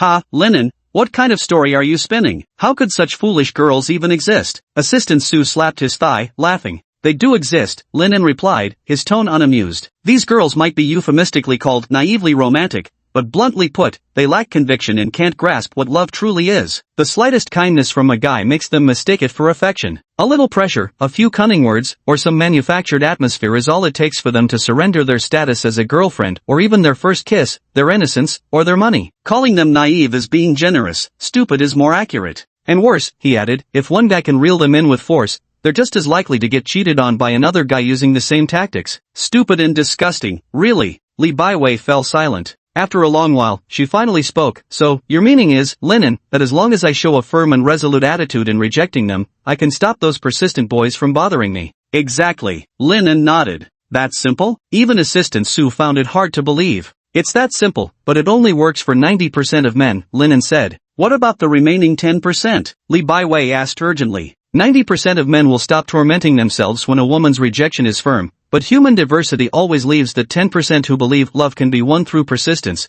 the taste of rejection is addictive, or how dare you refuse me, I'll make you like me. The firmer your rejection, the harder these types pursue you. What am I going to do? The terrifying images of the future flashed through Li Baiwei's mind, making her face pale with panic. It's simple, Linen said. Find a boyfriend, even a fake one will do. As long as you have a boyfriend, if you encounter an extremely persistent guy, expose him online, through his friends, family, or anyone under the social moral standard that it's shameless to chase someone who already has a boyfriend. Public opinion will side with you, and he'll have to give up. This method can solve 99.99% of harassment cases. So it all boils down to getting a boyfriend, Li Baiwei confirmed. Not necessarily, Linen laughed. You could also dress frumpily for all 4 years of college, bind your chest, wear acne makeup, and keep guys at bay. Or just binge on fried chicken and beer every day, gain weight until you hit 200 pounds, and genuinely become unattractive. Those troubles would vanish too. That would ruin my youth. Li Baiwei felt like crying. It's alright, I have another solution. Linen smiled, I'll help you.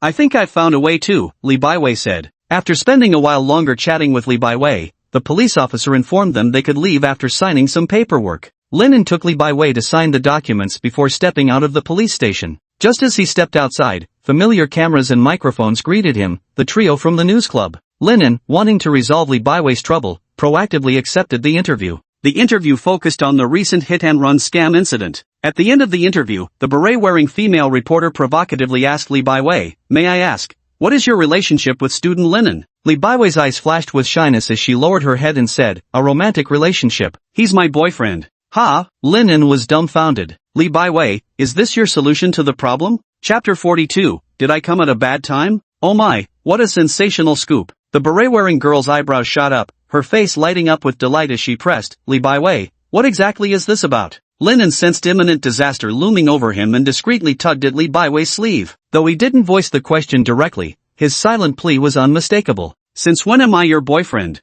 This is the situation. Li Baiwei's voice was shy and awkward. Just now I agreed to Linan's confession, and we've become a couple. Congratulations. Then let me ask Linan, in this love triangle between you, Jian Shuer, and Li Baiwei, you ultimately chose Li Baiwei, right? Come with me for a moment. Linan needed to deal with the sudden trouble before him and pulled Li Baiwei toward an empty corner. Upon arriving, Linan spoke up immediately, Miss Li, I don't recall ever confessing to you. Ah, Li Baiwei's face showed great surprise. Does that mean Linan doesn't like me? If you think every boy would naturally like you, I admit this isn't your narcissism talking, your combination of facial beauty and figure holds an irresistible charm for any normal guy. But I'm a bit different. My definition of liking someone is more particular. I don't understand what you mean by particular. Li Baiwei blinked her beautiful eyes. No need to understand. In short, I can't be your boyfriend. As if anticipating Li Baiwei's follow-up words, Linen refused swiftly, not even in name, pretending, or temporarily. Why? Li Baiwei raised her head, staring into Linan's eyes, attempting to find answers through the windows to his soul.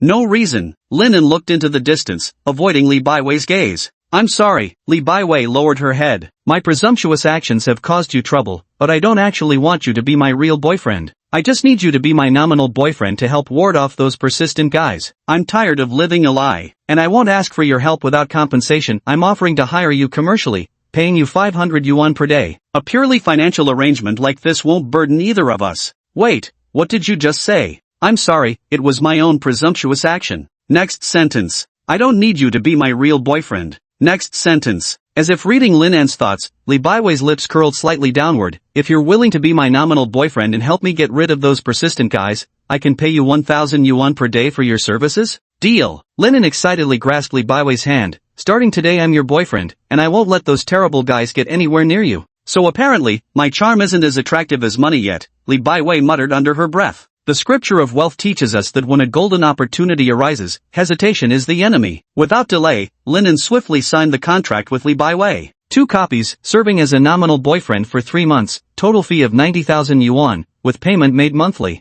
Li Baiwei, as party A of the contract, may terminate it at any time. However, regardless of how many days remain in the current month, the full monthly fee must be paid. After finishing the contract, Linen escorted Li Baiwei back to her dormitory before heading back to his own. When he returned to the dorm, all his roommates were there. No sooner had he stepped in than Zhou Haidong, the 4th eldest, grabbed him by the neck again. Liar! You still claim there's nothing between you and Li Baiwei? The news club reported that you two are officially a couple now. I bet you knew she was a beauty from the start and that's why you rescued her. Back then, he truly hadn't realized Li Baiwei was beautiful. However, Jian Shuer had seen through Li Baiwei's disguise at first glance. That was also why Jian Shuer believed in Li Baiwei's innocence from the very beginning. I bet it's that fake boyfriend routine, said Qi Yang, the second brother, walking over. Linen, you're not the type to care so much about appearances. There's no way you'd start dating Li Baiwei that quickly. It has to be that fake boyfriend act. Linen neither denied nor confirmed it, casually replying, Li Baiwei wants to have a normal university life. I'm just helping her with that. He's really a good guy, but you know, Qi Yang said with a smile, in most cases like this, fake couples end up becoming real ones 99% of the time. Aren't you worried about that? Why should I be? If we really become a couple, it's Li Baiwei who'd be at a disadvantage, Linen replied with a laugh. Qi Yang studied Linen intently for a moment before asking, then what about Jian Shuer? Linen found the question strange. What Jian Shuer? There's nothing between us. Qi Yang sighed, the young lady is truly pitiable. Finally meeting a boy she's interested in, only for him to be indifferent to her, and even becoming someone else's boyfriend without her knowledge. If she finds out, imagine how heartbroken she'd be. Linen remained silent for a moment before speaking. It's better for her to cut ties with me anyway. Jian Shuer was his burdensome ex-wife, he wouldn't repeat the same mistakes again in this lifetime. In the afternoon, Linan's 2 classes were scheduled for the last 2 periods. After checking that Li Baiwei's class was during the first 2 periods, Linen first went to the club building, rode a bicycle with a rear seat, and then stood early in front of Li Baiwei's dormitory building to pick her up for class. Not long after, Li Baiwei's figure appeared before his eyes. Her coral pink, long straight hair smoothly cascaded down her shoulders. A cute pink ruffled miniskirt adorned her figure, its design undeniably adorable with white rabbits patterned across it. Yet the overwhelmingly ample bust line made the outfit appear distinctly erotic. Round-toe red leather shoes and silk garters wrapped around her thighs completed the look. At this moment, Li Baiwei was no longer the dowdy girl in disguise, she'd transformed into a fully armed campus idol, the ultimate beautiful maiden. My girlfriend, you're here. Seeing Li Baiwei in her stunning attire, Linen tried hard to remain composed, but the breathtaking sight still left him momentarily dazed. However, his strong professional dedication ultimately brought him back to clarity as he greeted her with a smile. Boyfriend Kuan, you came to pick me up for class, didn't you? I'm so happy. Li Baiwei naturally skipped over to Linen, wrapping her arm around his as she said in a sweet, syrupy voice. Her acting is so good, I can't afford to lose either. Linen reached out to smooth the strands of hair that had been tousled by Li Baiwei's excited little hops, his gaze fixed only on her as he said, Miss Girlfriend, you're so beautiful, I'm afraid someone might snatch you away. I don't want to be apart from you for even a moment. Let's go to school together. I don't want to be apart from you for even a moment either. Let's go together. Li Baiwei nestled her head gently into Lin An's embrace, the two of them painting an impossibly sweet picture together. But, Hello? 110? I'd like to report a case of animal cruelty. What animal? Single people. Yes, that's right, single people. After escorting Li Baiwei to her classroom, they proceeded to flaunt their coupledom in front of everybody, officially declaring their boyfriend-girlfriend status. Then Linen headed back to his dorm. After a short break, I went to physical education class with my roommates. During the class intermission, many boys from the class swarmed around me enviously. We always knew you had a special connection with Li Baiwei, now we see it's true. If only I had been the one to save Li Baiwei, how great that would have been. You're Li Baiwei's boyfriend now, don't you dare mistreat her, or there'll be consequences. News of his romantic involvement with Li Baiwei had spread. His duties as a nominal boyfriend in warding off persistent suitors were proceeding smoothly. Just like him. After PE class, Linen went to the club office to complete his mission of spending 30 minutes with Yiju.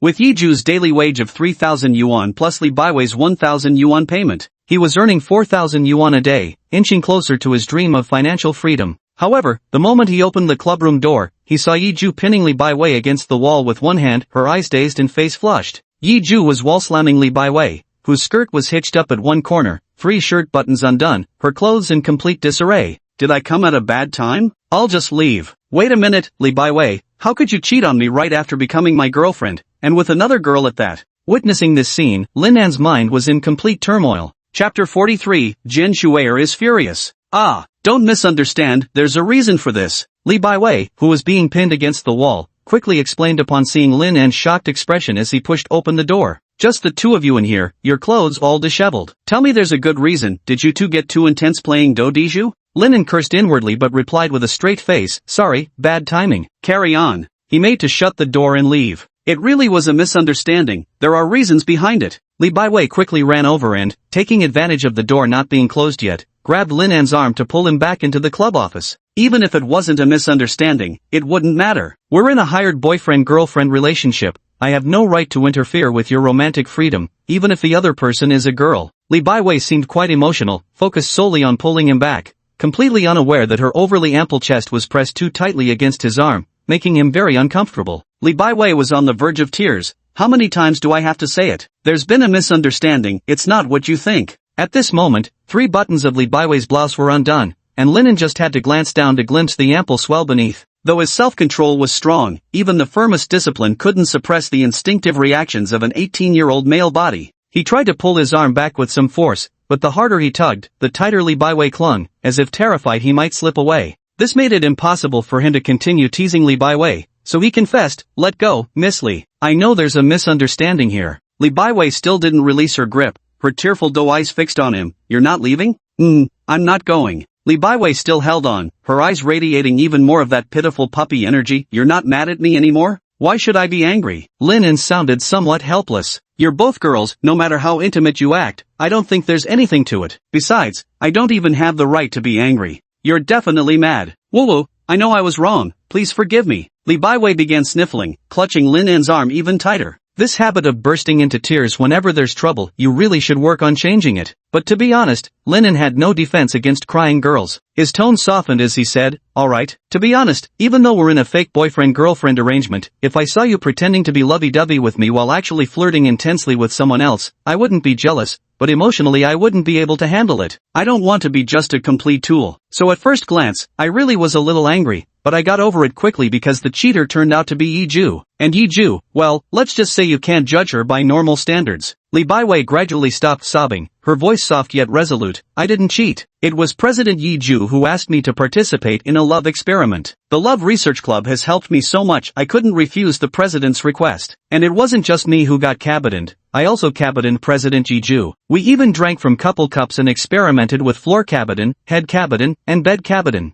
What's a bed slam? This is why your clothes are in disarray. What kind of emotional experiment is Miss Yiju conducting? But just as Linen was about to ask, thud, the clubroom door was forcefully pushed open. Click, click, click. The sharp staccato of high heels striking the floor vividly conveyed their wearer's fury. Then, an intense yet familiar floral perfume assaulted his senses. You're having an affair. A familiar, gentle and delicate voice reached his ears. Soon, the owner of the voice stood just 20 centimeters in front of Linen, arms crossed, staring at him. Classmate Jian Shuer. Jian Shuer's current aura was overwhelmingly strong, making Linen nervous to the point of stammering. Meanwhile, Li Baiwei seemed utterly terrified, standing there dumbfounded without uttering a word. Jian Shuer glanced at Li Baiwei's current attire, then noticed how she was clinging tightly to Lin En's arm. A radiant smile spread across her face. Lin En, while you're still in the midst of emotional turmoil with your lawful wife here, you're already embracing another girl and one whose clothes are in such disarray at that. This can only be described as an affair, don't you think? Hey, your smile is way scarier than when you're angry right now. Besides, what emotional turmoil phase? We're just ordinary acquaintances who barely know each other. There's absolutely no such thing as an affair happening here. Lin En screamed inwardly, but Jian Shuer's visibly angry yet forcibly restrained smile made him realize that speaking so bluntly would trigger a magnitude 12 earthquake from her. It's not like that, Miss Jian, please let me explain. Li Baiwei trembled uncontrollably, her frightened and helpless expression almost solidifying into something tangible, yet she still mustered the courage to speak. However, Jian Shuer forcefully cut her off. Don't say another word. I already know everything. Jian Shuer is very beautiful. Her face has softly curved contours, skin as smooth as silk, and flawless features that make her a dazzling beauty. Her demeanor is very much that of a noble young lady. Her deep brown curly hair cascades naturally with a princess-like charm, while her snow-pure complexion glows with a crystalline radiance. But don't assume Jian Shuer is some docile young lady from a fantasy world with no temper whatsoever. On the contrary, the always elegantly dressed and warmly smiling Jian Shuer could transform into the most terrifying hellish vengeful spirit when angered. Lin En sensed the situation turning dire and instinctively moved to shield Li Baiwei from the overwhelming fury radiating from Jian Shuer. You two are pretending to be lovers, aren't you? But suddenly, Jian Shuer forcibly shook Lin En off and tightly embraced Li Baiwei. I know you've always been troubled by those awful guys harassing you, Baiwei. I've told you before that one effective way to deal with male harassers is to find a fake boyfriend. After that hit-and-run scam incident, your distress over these creeps reached a breaking point, so you changed your original stance against finding fake boyfriends and asked Lin En to play the role. Am I right about this, Li Baiwei? Though she had been affectionately calling her Baiwei all along, that final question came with her full name instead. As if struck by some indescribable horror,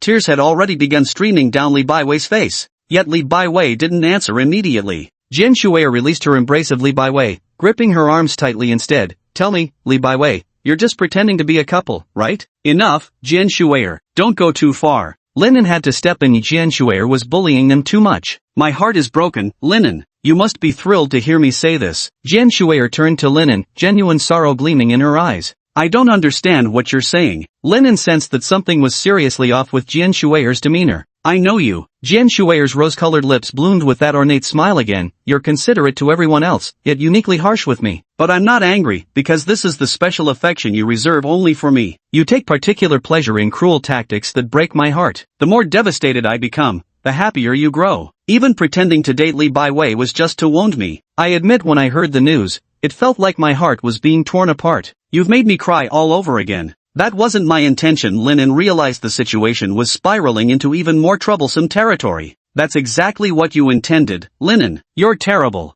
Jian Shuer's voice carried a hint of tears, but she quickly flashed her perfect smile again. But you're not bad enough yet. I, Jian Shuer, am not a woman who gives up so easily. Standing still and crying my heart out isn't my style either. So I went to the principal and issued the key measures for rectifying persistent harassment of the opposite sex on campus red-headed document. That solved the problem of Li Baiwei being harassed by boys. You two don't need to pretend to be a couple anymore. Just because you were jealous of me pretending to be in a relationship with Li Baiwei, you went and got a special red-headed document from the principal. Jian Shuer, do you have any idea what you're doing? Lin En once again felt the oppressive weight of Jian Shuer's personality. Chapter 44. What are you doing? Lin En currently had no idea how to handle such a formidable Jian Shuer. He had thought that treating Jian Shuer harshly would drive her away. Yet judging by Jian Shuer's recent confession, she turned out to be someone who absolutely refused to admit defeat. The crueler he was to Jian Shuer, the more desperately she clung to him to prove her worth. But if he didn't treat her this way and instead got along with her amiably, wouldn't that just lead them back down the doomed path of that miserable marriage?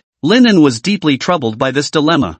Scared you guys, didn't I? At that moment, Jian Shuer suddenly released her grip on Li Baiwei's shoulders and smiled gently. I've recently become very interested in acting, so I just improvised a dramatic scene where a devoted wife discovers her husband's infidelity and angrily catches him in the act. Actually, Lin En and I are just ordinary classmates, not even boyfriend and girlfriend, let alone husband and wife. I have no right whatsoever to interfere with his romantic life. And what's more, Jian Shuer looked apologetically at Li Baiwei. Baiwei, the reason you needed Lin En to pretend to be your boyfriend was because I didn't consider your situation and exposed your true appearance, causing you to be harassed by undesirable guys. I heard about the morning scam incident. I'm sorry, another consequence of me acting without thinking. As Jian Shuer's attitude softened, Li Baiwei gradually calmed down and said, "It's not your fault. Even without that incident, I would have found a way to stop pretending to be ugly. Actually, I should thank you for helping me better understand what I really want. A boyfriend? So Baiwei, your romantic troubles are finally solved then." At this point, even if Li Baiwei were slow on the uptake, she understood exactly what Jian Shuer wanted to hear. Without hesitation, she said, "You're quite right, Miss Jian. Linen and I are indeed pretending to be a couple. We're not actually in a romantic relationship. In fact, I hired Linen at a rate of 1,000 yuan per day to play the role of my fake boyfriend. It's purely a financial transaction, with absolutely no romantic feelings involved. He spent money on it. I remember Linen's family circumstances aren't great,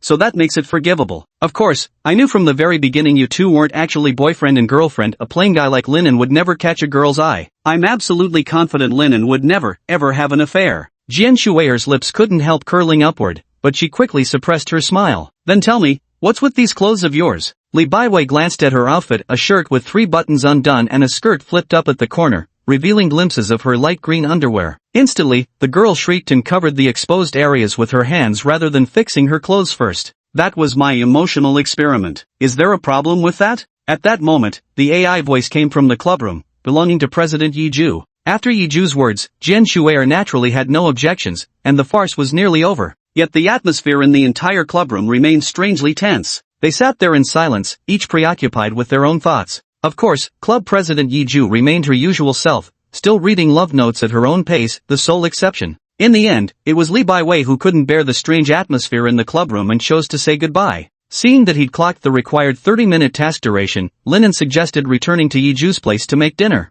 Jian Shuer unexpectedly said she'd be dining out with friends in the evening, unlike her usual habit of mooching meals. Linen went alone to Yiju's place to cook, and nothing out of the ordinary happened. The next day, the academic advisor posted a document titled "Ocean University Prohibits Malicious Harassment of the Opposite Sex" in the department group chat early in the morning. It warned everyone in the department that those reported for malicious harassment or stalking would face expulsion at minimum, or be handed over to prosecutors for sexual harassment charges in severe cases. It was also mentioned that this matter would be emphasized during this week's regular meeting, with a stern warning to male students that if their confessions are rejected, they must let go immediately, otherwise, expulsion awaits. After seeing the document, Linen felt both relieved that Li Baiwei would no longer suffer harassment from undesirable men and chilled by the sheer influence Jian Shuer wielded. Jian Shuer was a woman of top-tier trouble. As the day's classes ended, Linen originally planned to head straight to Yiju's place to prepare dinner. But dorm leader Xiao Xiang asked him for help making props for the play. There were only 4 days left until the freshman orientation gala.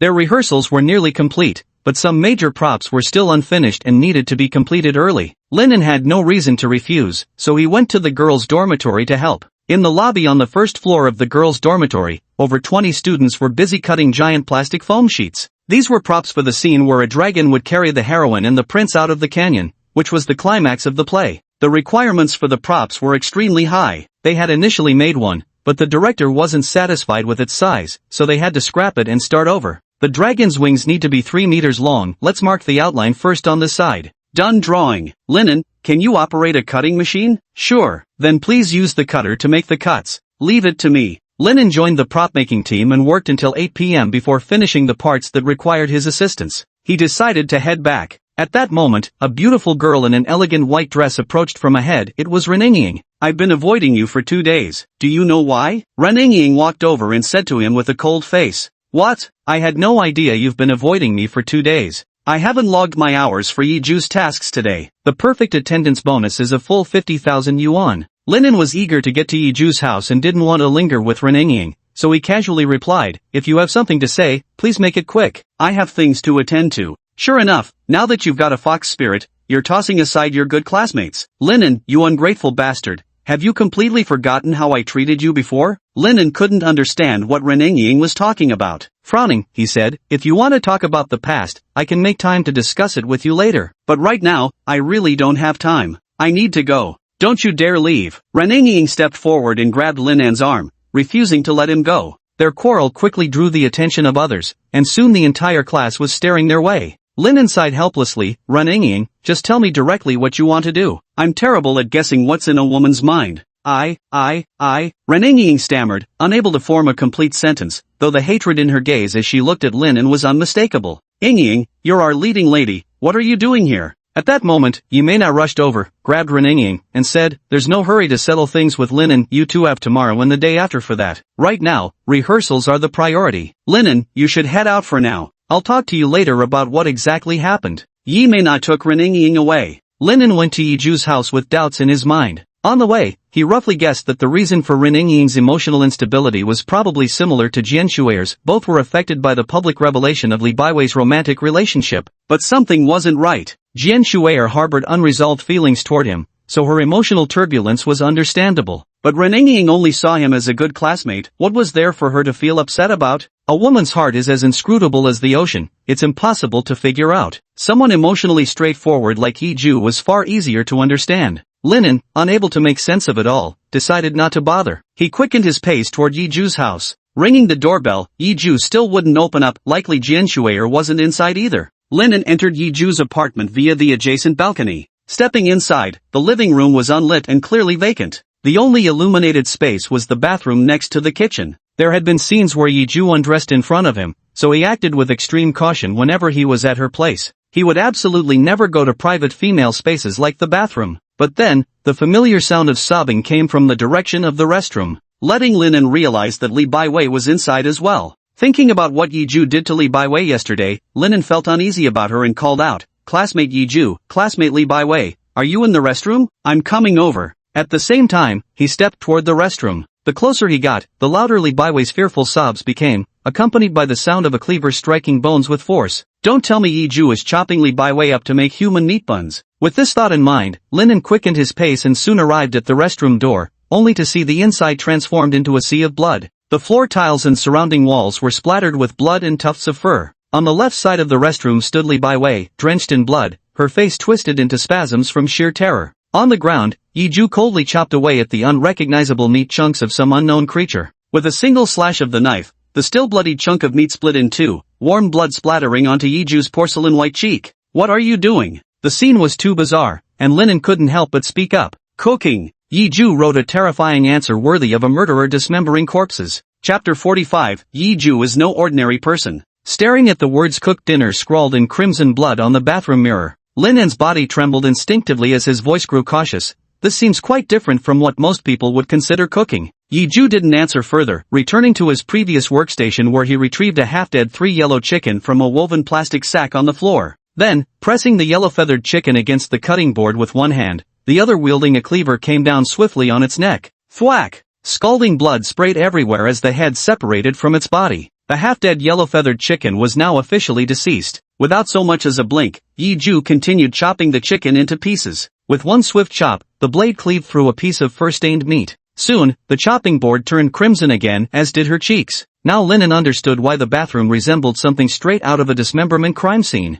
Yiju was preparing ingredients like chickens, ducks and rabbits, but not through the usual process of draining blood, plucking fur, and gutting before chopping. Instead of going through the standard slaughtering process, they directly chopped the living animal into pieces even more brutal than how foreigners slaughter pigs. "Li Baiwei, come out with me for a moment." Linen figured he wouldn't get a clear explanation from Yiju anyway, so he decided to consult Li Baiwei instead. Upon hearing this, Li Baiwei's eyes welled up with tears again before she dashed toward Linen like he was her savior. By the time they arrived, her emotions seemed too overwhelming, causing her body to go limp as she collapsed against him, consciousness slipping away once again. What the hell did Yiju do to Li Baiwei? Unable to stay in the bathroom any longer, Linen carried Li Baiwei out. He initially planned to return to the living room, but seeing Li Baiwei covered in bloodstains, I silently apologized in my heart as I carried Li Baiwei to the master bedroom's bathroom. I turned on the shower and used warm water to wash the bloodstains off Li Baiwei's body. Some inadvertent physical contact was unavoidable during the process. The bloodstains on Li Baiwei's body required hands-on scrubbing to properly clean them. But to prevent Li Baiwei from breaking down again upon waking, Linen couldn't afford to worry about such things anymore. Without removing Li Baiwei's clothes, he diligently cleaned her face, arms, and legs. After draping an oversized bathrobe over Li Baiwei, Linen carried her back to the living room. A considerable amount of time passed before Li Baiwei finally awoke. Noticing the bathrobe draped over her, she looked up to see Linen standing before her with concern in his eyes. Li Baiwei instinctively wrapped her arms around his back, burying her face in his chest as she sobbed uncontrollably. "Woo-woo, so scary, so scary, so scary." In their embrace, Linen caught the sweet fragrance of Li Baiwei's body sent through his nose, while his chest felt the astonishing softness beneath her remarkable natural endowments. Though momentarily dazed, the trembling of the beauty in his arms from fear brought him back to reality. Gently patting her back, he comforted her. "It's over now, everything's over. I'm right here with you." After comforting her for quite some time, Li Baiwei finally stopped sobbing but remained nestled in his arms. Instead, an astonishing heat radiated from her body, like a scalding sweet potato fresh out of the pot. Linen realized that if they stayed like this any longer, an irreversible situation might arise. Gently lifting Li Baiwei, he asked, "Baiwei, can you tell me what happened?" "You saved me again," Li Baiwei replied, tear streaks still visible at the corners of her eyes, her voice hoarse from prolonged crying. "Yiju asked me to her home for help. When I arrived, she took me to the bathroom, saying she wanted to conduct an emotional experiment. Then she took out a live rabbit, nailed it to a wooden chopping block, and handed me a cleaver, ordering me to decapitate it. Of course I couldn't do it, so she made me watch as Yiju." Li Baiwei seemed to recall some terrifying scene, her eyes flashing with immense fear as her body began trembling violently again. "That's enough, this is enough already. I'm sorry." Linen proactively embraced Li Baiwei, sharing his warmth with her while apologizing for having made her recall those horrifying images. When Li Baiwei had mostly recovered, Linen thought for a moment before speaking with sincere seriousness. "Baiwei, classmate Yiju has emotional deficiencies. She can't comprehend the concrete feelings of human emotions. That's why she does many things normal people would find incomprehensible. What we should do isn't humor her, but correct her mistakes. So next time Yiju asks you for help with something, just refuse her outright." "That's so sad." Yiju has always been a lonely. Baiwei looked in Yiju's direction with deep concern. "Kindness is a virtue society needs, but too much kindness only brings suffering upon yourself," Linen said helplessly. After staying with Li Baiwei for a while longer, Linen saw her emotions had mostly stabilized. Returning to the restroom, Linen found Yiju sitting expressionlessly amidst the flesh and blood hellscape, lost in thought. Linen had many questions for Yiju, but what he needed to do right now was clean up the scene. After putting on rubber gloves, he spent an hour thoroughly cleaning the restroom. By the time he finished, it was already 10 p.m., approaching curfew. With no time left to speak with Yiju, Linen decided to escort Li Baiwei back to her dormitory first. Seeing Li Baiwei successfully enter the girls' dormitory, Linen turned and walked back to his own dorm. On the way, an inexplicable sense of loss welled up in Lin An's heart. Recalling the day's events, was it because of Ren Yingying? After all, Ren Yingying was an old classmate he'd known for over a decade. Her sudden outburst left him feeling unsettled. Or was it that the embrace with Li Baiwei had left his 18-year-old body with an unforgettable thrill? The moment he left Li Baiwei's side, his heart felt hollow and empty. No one knows. The next day, with 3 days left until the freshman gala. After the freshman gala came the National Day holiday, and most students in the class had already switched to vacation mode, losing all interest in their studies. Linen continued studying diligently as usual. By evening, he first went to the club office where only the president, Yiju, was inside. He patiently explained to Yiju how normal people typically fear blood, detailing how inappropriate her actions from the previous day were and how deeply they had traumatized Li Baiwei. Yiju straightforwardly promised not to do such things again, resolving the matter. Then until the extracurricular activity period ended, no third person appeared in the clubroom. Linen went to Yiju's home and made dinner for her. Then, thank goodness, the day concluded smoothly without a single troublesome incident occurring. The next day, there were still 2 days left until the freshman welcome party, and the class atmosphere had grown even more lax. In the afternoon after school, just as Linen was about to head to the clubroom, Yimena walked over and said, "Let's go sit somewhere and talk about Yingying."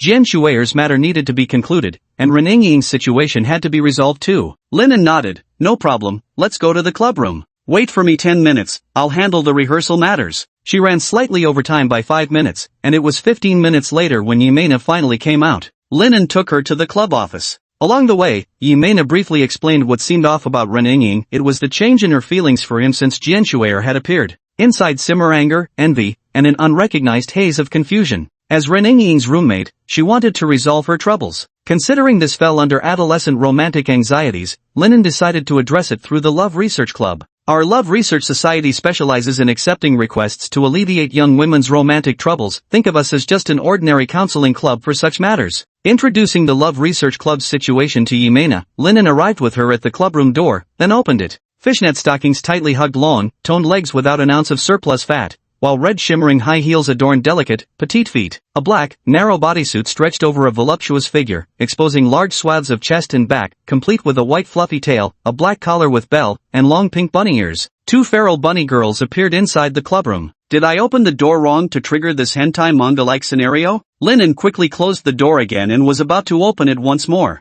But soon he inwardly roared. Yiju, you were quiet all day yesterday, what bizarre thing are you up to today? Chapter 46, Reningying's Girlhood Love Troubles. The student council office isn't a game monster zone where wild bunny girls respawn. Besides, bunny girls don't come in wild varieties. If they exist at all, they'd be in tiny rooms where girlfriends burst out to surprise their boyfriends saying, "Today's your birthday, your present is cake and the cake is me, please enjoy." What the hell am I even thinking about? An ordinary day, yet opening the door revealed an incredibly sexy bunny girl, especially the pink-haired one on the right. The tight-fitting bodysuit clung to her excessively ample curves, leaving little to the imagination. As everyone knows, half-naked is more erotic than fully naked. The sheer impact of the scene completely short-circuited Lin An's brain logic, leaving him babbling incoherent thoughts in his dazed mind. Linen, you just said your love research club is a regular club, right? At this moment, Yimena looked at Linen with astonishment in her eyes and spoke. Linen snapped back to his senses, his face flushing with embarrassment. It really was just a regular club activity. Today was an accident, I never expected things to unfold like that when the door opened.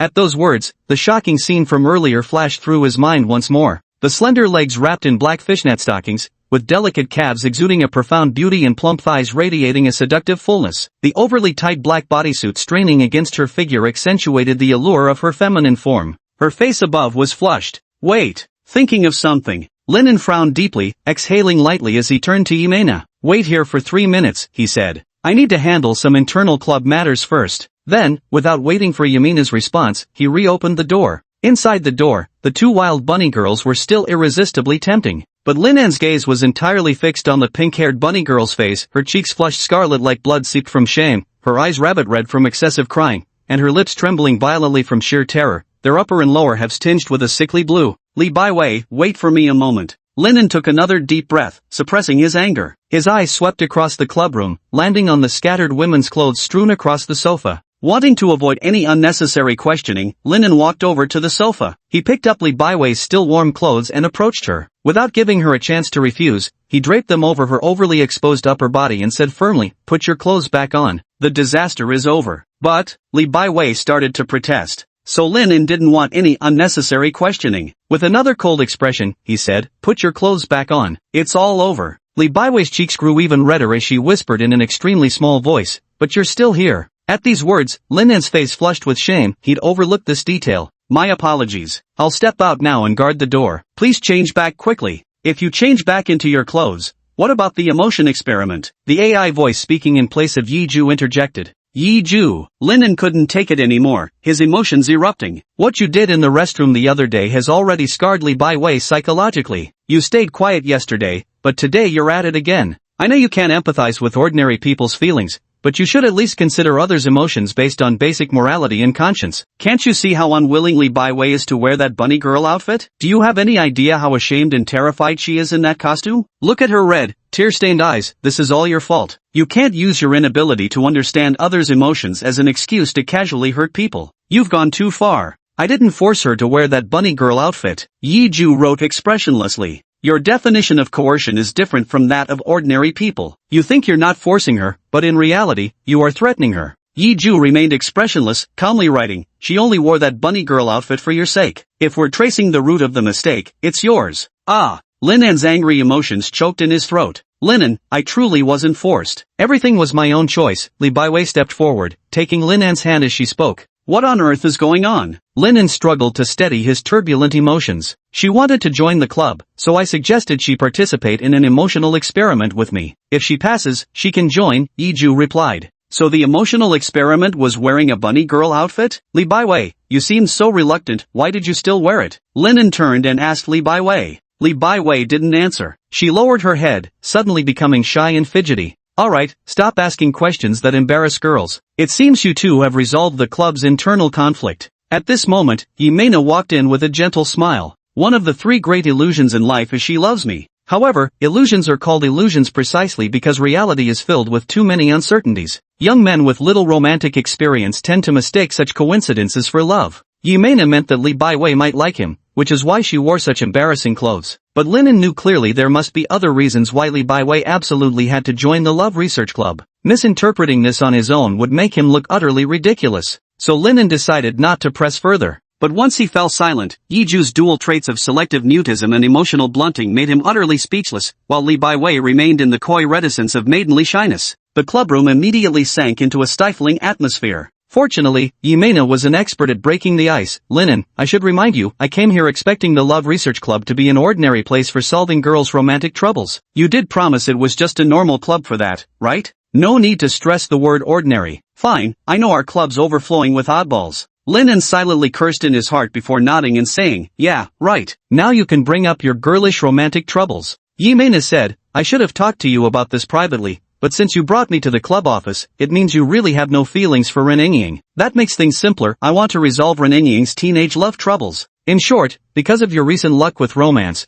Reningying has developed resentment towards you. I don't know if this resentment stems from loving you romantically or simply from her narrow-minded personality, but regardless, Reningying's emotions are quite unstable. If this continues, I worry she might do something irrational. For Reningying's sake, I need to resolve this matter. Yimena began recounting Reningying's circumstances. At first, she regarded Linen as a very close classmate. She would mention him in the dorm, praise his good personality, and even ask her roommates if they would consider dating him. During this phase, Reningying simply saw him as a very dear old classmate, and her emotions remained uncomplicated. But after Jian Shuer came to the classroom looking for him, Reningying stopped praising him and rarely even spoke of him. At this stage, Reningying's feelings toward him shifted, and she began to harbor resentment. When news spread across campus that he and Li Baiwei had become a couple, this discontent rose to jealousy and resentment. She kept badmouthing him to her roommates, calling him ungrateful, fickle, untrustworthy, and a scumbag. After avoiding him for 2 consecutive days and seeing he still hadn't come to apologize, she decided to confront him directly. Reningying's attitude toward him ultimately stemmed from her feelings for him. She didn't want him to be taken away by someone else. Was it jealousy because her close classmate had gotten a girlfriend first? And how exactly should her troubles be resolved? This was Yimena's request. It couldn't possibly be romantic affection for him, it had to be the second scenario. Linen was certain of this. But just as he was about to speak, the familiar click, click, of high heels striking the floor reached everyone's ears. A moment later, the club room door was flung open with dramatic flair, accompanied by a waft of fragrant air and an astonishing presence. It was the long-absent perfect young noblewoman, Jian Shuer. However, Jian Shuer's expression was rigid. Because she had originally walked into the clubroom all smiles, intending to properly greet Linen and explain everything that had happened a few days prior. Upon entering the clubroom, I saw Yiju and Li Baiwei were wearing sexy bunny girl outfits, while Linen had a beautiful girl by his side. An immense panic surged in her heart. After just 3 days apart, has my home been stolen? Chapter 47 Jian Shuer's Diary.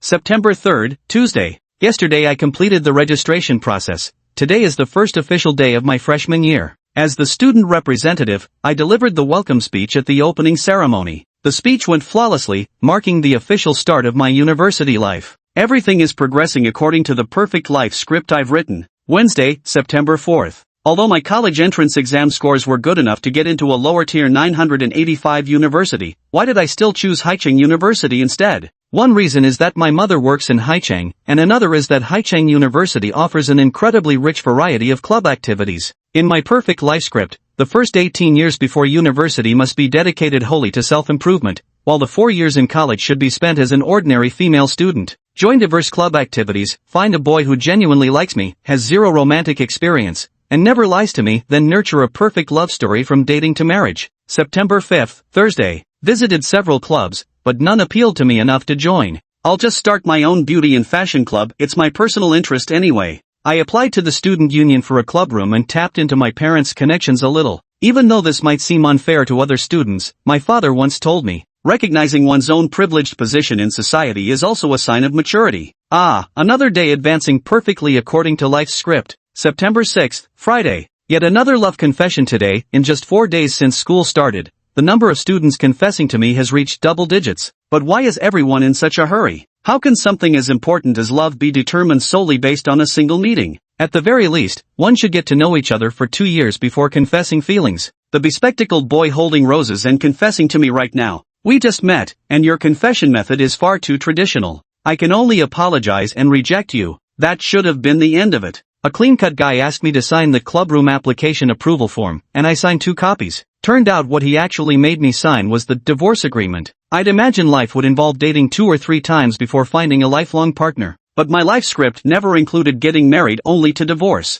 Why did this guy want to divorce me? Was there something lacking in how I presented myself? He's piqued my interest. Today's perfect life script had a slight deviation. But it doesn't matter, I added him to the list of male friends eligible for boyfriend promotion, correcting the mistake. My life continues forward according to the perfect life script. September 11th, Wednesday. I'm feeling a bit restless. Why? I already told that guy he's the first male friend in my life, and that he should treat me well. Yet why hasn't he taken the initiative to come find me? This is very unusual. The script of my perfect life has gone off course again, I need to make corrections. September 13th, Friday. To punish him for not coming to see me for a whole week, I made a high-profile appearance at his class meeting. With my dazzling attire, I thoroughly disrupted the dynamics of his class. I even expressed my affection for him at the cafe, though it hasn't reached the level of love yet. He's the first guy who has intrigued me this much. Yet in the end, he rejected my advances and told me not to see him again. The first time I encountered such an interesting guy, only to face a brutal rejection. My perfect life script crumbled beyond recognition, leaving me with an inexplicable frustration in my heart. But this was also the first time I'd met a guy who stirred my emotions so profoundly.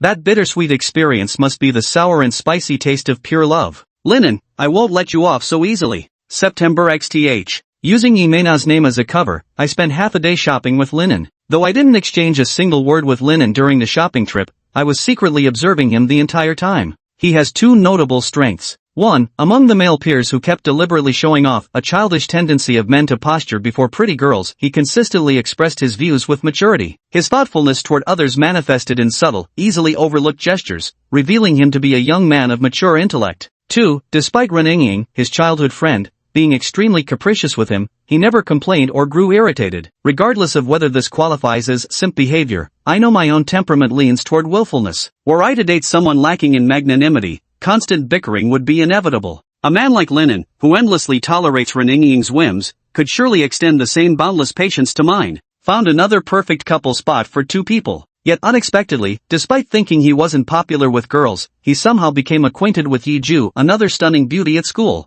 What's more, Yiju clearly suffers from androphobia, fear of men, and cannot bear physical contact with any male. But she shows no fear towards Linen and can freely interact with him. This displays more couple chemistry than I ever could. It's like they're fated to be together. I feel a strong sense of crisis. I'll cast aside that perfect life script for now. What's important is not letting Linen run off with Yiju. It's unbelievable how I find myself caring more and more about Linen. Is continuing down this path good or bad? September XTH. I wasn't wrong to establish the Romance Research Society. I wasn't wrong to ignore Hui's suggestion to stay away from Linen. But I made two serious mistakes. 1. Linen might appear ordinary at first glance, hardly catching any girl's attention, but those who spend more time with him soon discover his many admirable qualities. Being thoughtful, considerate of others, magnanimous, and emotionally stable are all virtues. I had thought that only I could see Linan's virtues, while other girls only noticed his mediocrity. Yiju appeared quite menacing, but since she didn't understand human emotions, she posed no real threat for now. Then along came Li Baiwei, who spent some intimate time with Linen and also discovered these qualities of his. There were also those dreamlike romantic developments, solitary companionship during moments of downfall, the entrance of a prince in times of disaster. The two officially became a couple. Oh my god, I'm such an idiot. I personally helped the woman I had feelings for get together with someone else. 2. I am indeed an idiot. Li Baiwei and Linen became a couple, and I once again tasted the bittersweet flavor of love, feeling the suffocating torment in my chest that nearly killed me. But then Hui told me there's a high chance the two were just pretending to be lovers, since neither seemed like the type to fall for someone quickly. Having confirmed this realization, the overwhelming discomfort in my heart sharply diminished, yet the stifling restlessness in my chest remained completely unrelieved. I finally understood why Li Baiwei said that pretending to be someone's girlfriend would make her feel guilty toward her future boyfriend. To some extent, this could also be considered emotional infidelity. To alleviate the oppressive restlessness, I sought out my mother and mobilized her influential circle of alumni wives from the cosmetic hospital to present President Jian with the incidents of Li Baiwei being maliciously harassed twice by male students. She said female students lacked a sense of security at Haida University and demanded the president provide solutions. The Alumni Wives Association wielded terrifying collective power, and soon the president made promises. The matter was resolved. Walking with cheerful steps, I headed to the clubroom to inform Li Baiwei. You won't have to worry about being harassed by male students anymore. Your fake relationship with Linen can end now. Once this fake relationship between them ends, the frustration in my heart will finally be lifted. I went to find Li Baiwei with a smile, only to see Li Baiwei disheveled, clinging to Linan's arm while he gazed at her with unmistakable devotion. I acted completely out of character. treating Linen as an unfaithful husband and Li Baiwei as a homewrecker seducing someone else's spouse, venting my emotions fiercely. Though midway through I realized I had no right to be angry. Linen wasn't actually my husband. If anything, this outburst must have made Linen think I'm some kind of obsessive, heavy-hearted woman. I'm such an idiot, doing things that made Linen dislike me. I genuinely wanted to surprise Li Baiwei that day, wanted Linen to praise me. How did things end up like this? September XTH. On the day the incident occurred, I kept regretting my actions. I was supposed to have dinner at Yiju's place, but I didn't go because of my remorse. For the next 2 or 3 days, I kept reflecting on my mistakes. I was thinking about how to explain things to Linen and make him understand I'm not some oppressive woman. I haven't gone to see Linen these past 2 days. On the 4th day, I finally came up with a solution. Tomorrow I'll go see Linen at the club office and explain clearly. I, Jian Shuer, am absolutely not some controlling woman. Chapter 48 The Emotion Experiment. Has my house been burglarized during these 3 days apart? Jian Shuer felt a surge of panic upon witnessing the scene inside the club office. Yet the very next second, she saw Linen sitting amidst a cluster of beauties with evident relish on his face. That vixen Li Baiwei was dressed so provocatively. Suddenly, pent-up frustration surged straight from his chest to his temples, and he unconsciously needed to vent his emotions again. But scenes of remorse from the past few days surfaced in his mind. I'm not a burdensome woman. I'm not a burdensome woman. I'm not a burdensome woman. Jian Shuer silently counted in her heart several times before putting on her dazzling smile once again. Long time no see, everyone. I hope you're all well. Seeing Jian Shuer reappear at the clubroom, Linen felt an inexplicable surge of joy in his heart. But noticing Jian Shuer's suddenly stiffened expression, Linen suddenly realized that Li Baiwei and Yiju had appeared in the clubroom wearing revealing bunny girl outfits. An ordinary girl would have misunderstood this scene, let alone Jian Shuer. This might very well repeat the disastrous scenario from 4 days ago. Just as he was about to explain that there was a misunderstanding, he saw Jian Shuer flash her trademark aristocratic smile. It sent chills down his spine. Jian Shuer's attitude just now must have been a misunderstanding. Suddenly laughing now, is she trying to hide explosive emotions? Would taking the initiative to explain right now cause Jian Shuer's emotions to detonate completely? When girls get emotional, the guy taking initiative to explain might not actually help. What's the matter? Has it been too many days without seeing me that you've missed me so much, and now that you finally see me, you're too excited to speak? Jian Shuer, noticing the silence, casually flicked her shoulder-length hair, exuding the charm of a rose-tinted beauty as she spoke. And not to mention Baiwei Li and Yiju wearing half-naked bunny girl outfits, clearly hiding their emotions. Linen, certain of this in his heart, hesitated briefly before politely greeting. It's been days, Jian. I thought you'd quit the club since you hadn't shown up. Woo-woo, Linen is going to kick me out of the club. It must be because I acted too heavy-hearted that day, and now he hates me. Jian Shuer wept inwardly, desperately trying to figure out how to salvage the situation. At the very least, she needed to stay in the club. I'm the one who founded the club, and I was the one who applied for the club room. If I quit, this club will probably cease to exist. Jian Shuer didn't want to leave the club, so she could only say this, using the club's dissolution to threaten me. Clearly Jian Shuer is suppressing her anger right now. How should I diffuse her anger? Would explaining everything properly be better? Linen felt troubled internally. He turned to look at the club president, Yiju, who was utterly absorbed in reading her self-written love notes, completely ignoring their presence. Li Baiwei, on the other hand, reacted as if she'd seen her natural predator. The moment Jian Shuer appeared in the clubroom, her shoulders trembled violently, her eyes screaming, I know I was wrong, please don't scold me. Yi Meina watched him and Jian Shuer with amusement, but showed no intention of speaking up. It seems the current crisis will have to be resolved by him after all. Linen thought seriously for a moment and said, if the club is gone, I suppose my only option would be to visit Yiju's place. Linen decided to make it clear to Jian Shuer if she kept throwing tantrums like this, he'd simply quit the club and take refuge at Yiju's place. It's over, completely over. She absolutely despises me now. Linen doesn't even want to see me again. I came to the club office today to explain that I'm not some oppressive woman, but how did things turn out this way? Jian Shuer's heart was breaking, her eyes misty with tears, desperately trying to figure out how to resolve the crisis before her. Maybe she should leave for a few days first, wait for Linan's anger to subside, then come back and clarify the misunderstanding. With that thought, Jian Shuer prepared to stand up and say her goodbyes. Right at that moment, Yi Meina's cheerful voice rang out, Linen, you still haven't explained why the club's recruitment requirement is to wear a bunny girl outfit? I'm very interested in the reason behind it. The membership requirement is wearing a bunny girl outfit? Jian Shuer looked at Linen in confusion. Linen was equally puzzled. Why did Yiju set the club initiation test as wearing a bunny girl outfit? What was the purpose behind this? Not to mention that recently she made him kiss Li Baiwei, do wall pins and bed pins with her,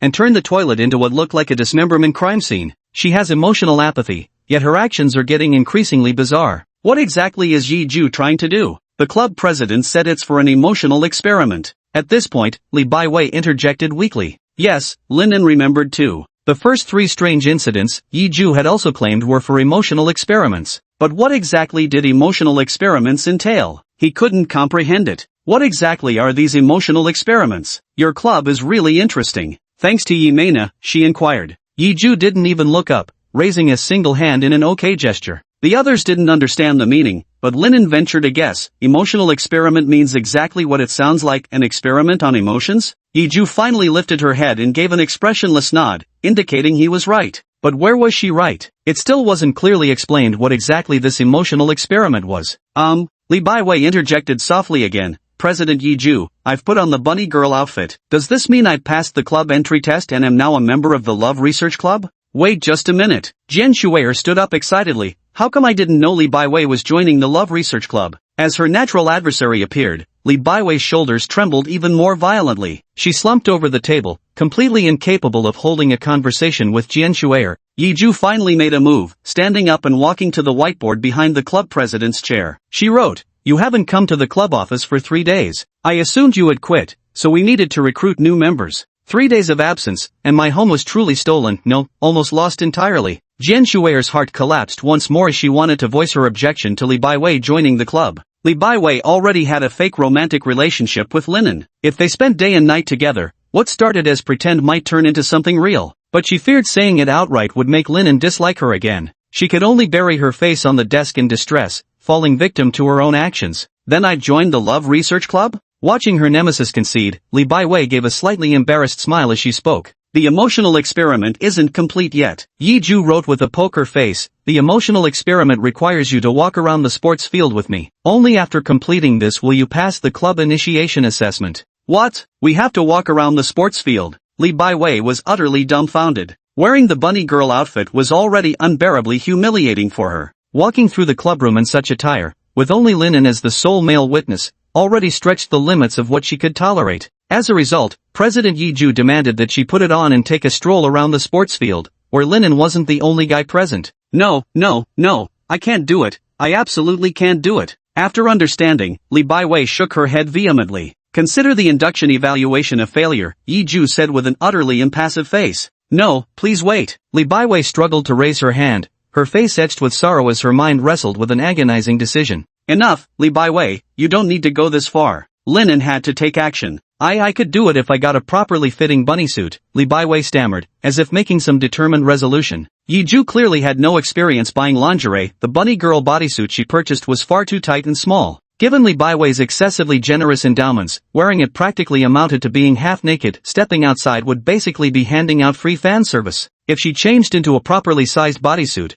although it'd still be quite provocative, it could at least pass as cosplay without revealing any inappropriate glimpses. That way, even if Li Baiwei walks around the crowded sports field in a bunny girl outfit, there'd be no real consequences. But this was still not behavior Linen would tolerate. Yiju went too far. Linen let out a light sigh and turned to Jian Shuer, saying, "Do me a favor, and I'll give you the reward you want." It might sound narcissistic to say this, but the reward includes a date. One date. Jian Shuer giggled foolishly, completely shedding her noble lady demeanor. Name it, even if it's 100 favors, I'll agree. Good. I want you to approve Li Baiwei joining the club. Well, Jian Shuer hesitated for half a second, deeply concerned that Li Baiwei joining might blur the lines between pretense and reality with Linen. But she couldn't risk being seen as overbearing by Linen again, so she reluctantly nodded, "I agree." "Thank you." Linen turned to Li Baiwei and said, "I've accepted your payment of 1,000 yuan per day as a hired boyfriend. Until you terminate our agreement, I'll fulfill all boyfriend duties as stipulated." I don't know why joining the Love Research Club is so important to you, but since you're willing to wear embarrassing bunny girl outfits just to join, I'll help you.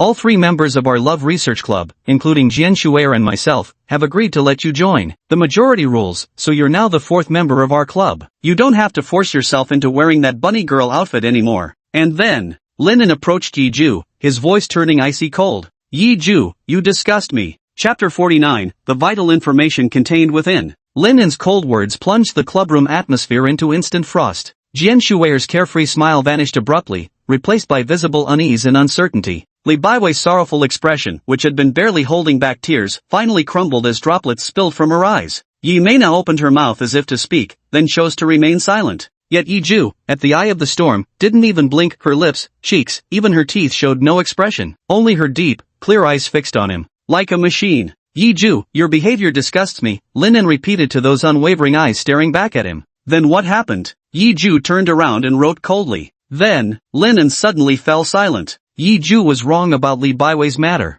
If Yiju were just an ordinary little girl, he could mercilessly slap her and teach her a lesson. Bullying others won't protect you, instead, it makes you vulnerable to being bullied in return at any time. But Yiju wasn't an ordinary little girl. With her emotional blunting disorder, whether it was the physical pain of a slap or the psychological lashings of verbal abuse, she would remain as utterly unresponsive as she was now. But Yiju's actions were still too excessive. If not stopped, who could guarantee she wouldn't escalate to worse behavior? Linen exhaled softly and said, Yiju, I don't know what you're thinking or why you did what you did. I just want to tell you one thing, you can't transfer your misfortune onto others, especially not onto those who voluntarily approach you wanting to help because of your misfortune. Your behavior of punishing kindness and indulging evil is more detestable than those who are naturally wicked. Please stop, alright? Yiju continued staring expressionlessly at Linen. After a moment, she nodded mechanically, conveying the thoughts in her heart. I want you to answer in writing. Linen's voice was extremely stern. Yiju turned to the whiteboard and wrote, I won't use others for emotional experiments anymore. I believe you, but can you tell me what these emotional experiments actually are? Yiju didn't answer, sitting back in the club president's chair and lowering her head to continue reading her love notes. With Yiju's promise, the wild bunny girl incident in the clubroom was resolved. But the freezing atmosphere from earlier hadn't dissipated, the clubroom remained tense and heavy. I think I'd better ask you next time. Noticing the current mood was unsuitable for discussing Reningying's topic, Yimena stood up and said, Sorry about our club's poor hospitality, Linen apologetically said. It's fine, it was never your responsibility. I'm just concerned about Yingying's mental state, but coming to you seems to only make things worse. Before visiting the clubroom, Yimena had entertained some hope that Linen could resolve Yingying's inner turmoil. However, after witnessing what just happened, she now only felt pity for Yingying. Yingying's internal struggles, regardless of their outcome, couldn't affect Linen in the slightest. Linen had already formed bonds with the three beauties of the Love Research Club, there was no room left for her. After Yimena left, Linen no longer wished to stay in the club office either. He warned Li Baiwei solemnly, if you encounter any trouble, call me first. He would fulfill his duties as a hired boyfriend. Don't take matters into your own hands and complicate things further. With that, he also left the clubroom. He had barely stepped out of the clubroom when Jian Shuer came skipping after him with cheerful steps. Good morning, Linen. Standing before him, Jian Shuer clasped her hands demurely behind her back and tilted her head to greet him. Linen glanced at the distant sky, where layers of orange wildfire clouds blazed across the horizon. It was nearly evening. What kind of good morning was this? What's wrong? Linen paused to ask. Nothing, I just wanted to walk back with you. Jian Shuer kept her hands obediently behind her back as she walked backward. Linen followed after her. The late September sunset cast its warm glow over both of them, melting away the earlier unpleasantness. Watching Jian Shuer continue her backward walk, the staccato clicks of her stilettos echoing against the uneven pavement, Linen spoke up, walk forward properly, Jian. Going backward seems a bit dangerous. You're concerned about me. Jian Shuer, who had been watching Linen the whole time, beamed with a radiant smile.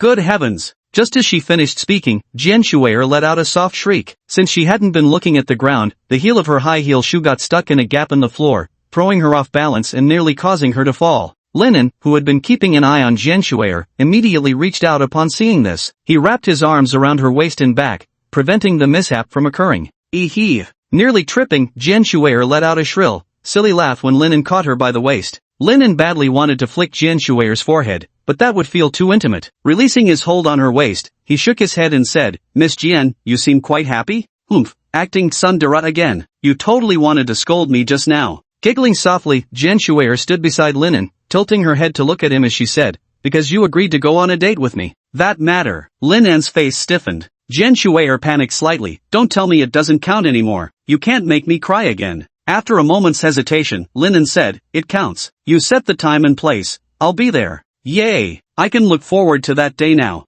Jian Shuer twirled against the setting sun, the black pleated skirt of her dress fanning out in a perfect circle, accentuating her radiant beauty in this moment. Yet Linen felt uneasy. Because the gears of fate had not stopped turning with the system's arrival, they continued advancing along their predetermined path, and that path's endpoint was a grave. The next day, there were 2 days left until the National Day holiday began, and 1 day until the freshman welcome gala's opening. But in reality, because tomorrow's freshman convocation requires half a day off for rehearsals, finishing today's classes is practically equivalent to a holiday. Most of the students in class have already mentally checked out, waiting for dismissal. Linen remained focused on his studies. This was the foundation that allowed him to survive securely in this world, and he absolutely wouldn't slack off. However, he wasn't sure if Yimena had talked things through with Reningying. Linen noticed Reningying was no longer deliberately making trouble for him. It seemed their grudge had been resolved. When the school day finally ended, students unrelated to the freshman gala officially began their long holiday, luggage in hand. Linen, having been asked by his roommate to help with play rehearsals, agreed. They kept at it until 10 p.m.,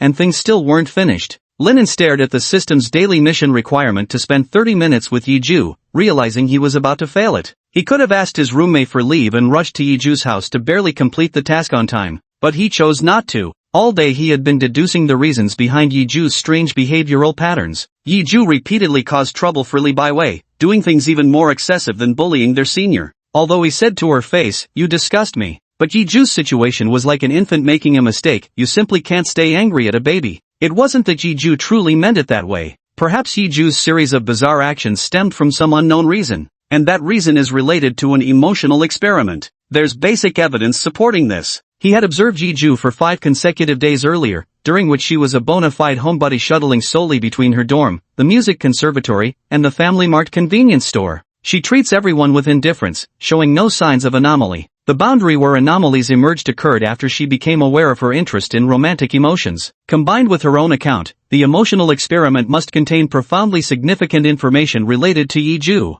Yet the precise nature of this crucially important information remains unknown. He asked Yiju directly, but she wouldn't answer. After a whole day of reasoning, he still couldn't arrive at the precise answer. Until he knew what this absolutely crucial information was. He wanted to keep his distance from Yiju. So today, I won't be going to see Yiju. As for the full attendance bonus, I'll miss out on the tens of thousands lost. Listen, money can always be earned back, but once a person's gone, you can only regret. What matters more now is giving both sides some space to think things through calmly. People are more important than money. Chapter 50, The Freshman Gala begins. The rehearsal lasted until 12:20 a.m. It was originally scheduled to go even later. Xiaoxiang considered that tomorrow was the official performance, so maintaining good health at the moment was more important. He forcibly ended the rehearsal. The next day, both roommates were class officers and had important roles in the play. With insufficient manpower, Linen went to assist the troupe. They worked non-stop until 1 p.m., when Xiaoxiang bought lunch for everyone, a meal reportedly costing 500 yuan.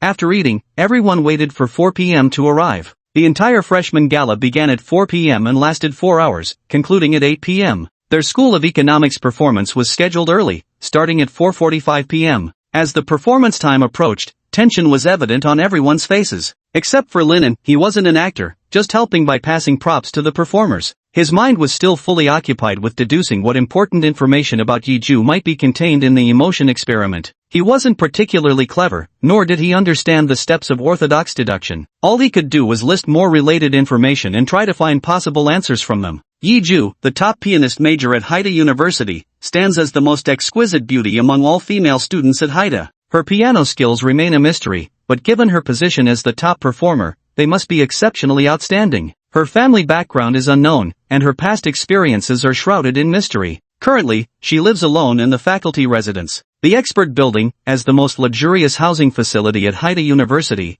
is inaccessible to anyone without university affiliations. From this perspective, Yiju's family background is far from ordinary. Additionally, Yiju suffers from mutism and cannot speak, relying on written notes in a notebook for daily communication. She also has androphobia, experiencing discomfort when in close proximity to men. Any physical contact with males, even incidental contact like touching her arm, triggers allergic reactions causing red rashes. This male includes the father in the family, so Yiju grew up living alone and likely has an ordinary relationship with his family members. Perhaps due to mutism, androphobia, and prolonged solitary living, Yiju also suffers from emotional blunting syndrome and cannot comprehend the emotions of normal people. Taciturn, indifferent, and expressionless, incapable of being moved, feeling sorrow, or experiencing fear, perhaps unable to even sense pain. The compounding of these three misfortunes. No, she lived alone since childhood, lacking familial love and friendless. These 4 layers of misfortune likely drove her towards self-harm or even suicidal tendencies. He had once stopped her from self-harm/suicide.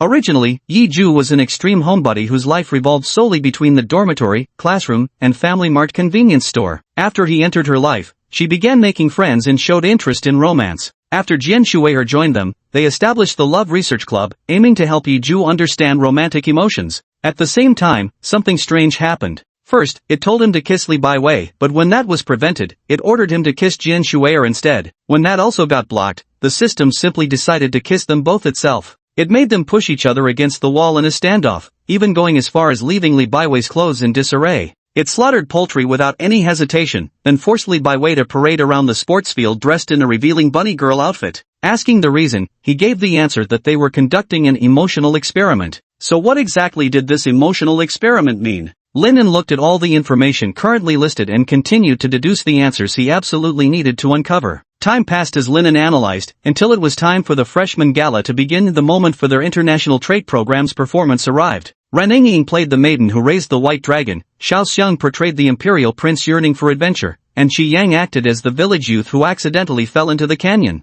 The performance officially began, proceeded smoothly, and concluded with only 2 minor mishaps. In the end, after Ren Yingying fell in love with both the prince and the village boy, she believed the outside world represented the freedom she had always sought. She chose to let the white dragon carry her and the prince to the outside world, only to perish under its constraints, leaving the village youth in the canyon to wait in vain for his beloved's return until he turned to bleached bones. The performance went smoothly, everyone worked hard. We'll have a dinner gathering tonight, my treat. After it concluded, the film crew gathered together, with Xiao Xiang delivering the closing remarks with great leadership charisma. The young girls in the class all admired him in various ways, and the female lead Ren Yingying had eyes only for him. Linen, however, just stifled a yawn. Linen, you should take on a role. When everyone works together toward the same goal, shedding tears and enduring hardships along the way, then sharing laughter when it's all over, that's what youth is all about. Amid the festive atmosphere, Qi Yang walked over and clapped him on the shoulder, saying, "Only good-looking people have a youth. For ordinary folks, it's not called youth, it's called failure and envy. True to form, you're torturing yourself again. This is how you protect yourself from getting hurt, isn't it? Just casually speaking the truth." What truth? That's just an excuse for lacking the courage to act. Genuine youth is precious even if it's full of failures, and acting more often will eventually lead to success. Besides, you're anything but ordinary. Forget it, no need to talk about that. Qi Yang looked at Linen. I can see you've been troubled by something. Must be about Yiju. You're terrifying. Tell me, have you awakened some legendary system with mind-reading powers? Linen recoiled slightly. A simple process of elimination. Your social circle is too small, just think it through and the answer will come, Qi Yang said with a gentle smile. Seems about right. The only one who can trouble me for a whole day is Yiju. Tell me about it. I may not solve your problem, but I can offer some perspective. Well, it's like this. No, never mind. Linen was about to tell Qi Yang about the troubling matter, but soon realized it would mean disclosing Yiju's privacy to someone who knew her. Although he firmly believed in Qi Yang's integrity and that he would never reveal it to others, matters related to Yiju's emotional experiment were far too personal. Even if it wouldn't spread, casually mentioning it would be akin to speaking ill of her behind her back, a disrespectful affront to her. It's too private a matter to discuss with someone who knows her. That was an oversight on my part, my apologies. Qi Yang said with deep apology. Bro, you must have a system too. Linen shouted inwardly while saying aloud, no, it's my fault. I shouldn't have shown my troubles so obviously and worried those around me. After chatting with Qi Yang for a while longer, Linen noticed that Xiao Xiang was wrapping up his speech and everyone was preparing to leave. He then added, it seems you're all going to a dinner gathering. I'll head back first. You want to go back? Are you really sure you want to go back? Qi Yang said with a raised corner of his mouth. I'm sure I want to go back. I won't be joining the dinner. It's not about the dinner. Look over there. Qi Yang pointed to a corner of the audience in front of the stage, where dozens of people were sitting, all males, all dressed in orange clothes. Linen seemed to have noticed something, but without a clear answer, he asked, what's the problem there? Qi Yang leaned closer and said mysteriously, on the evening's program list,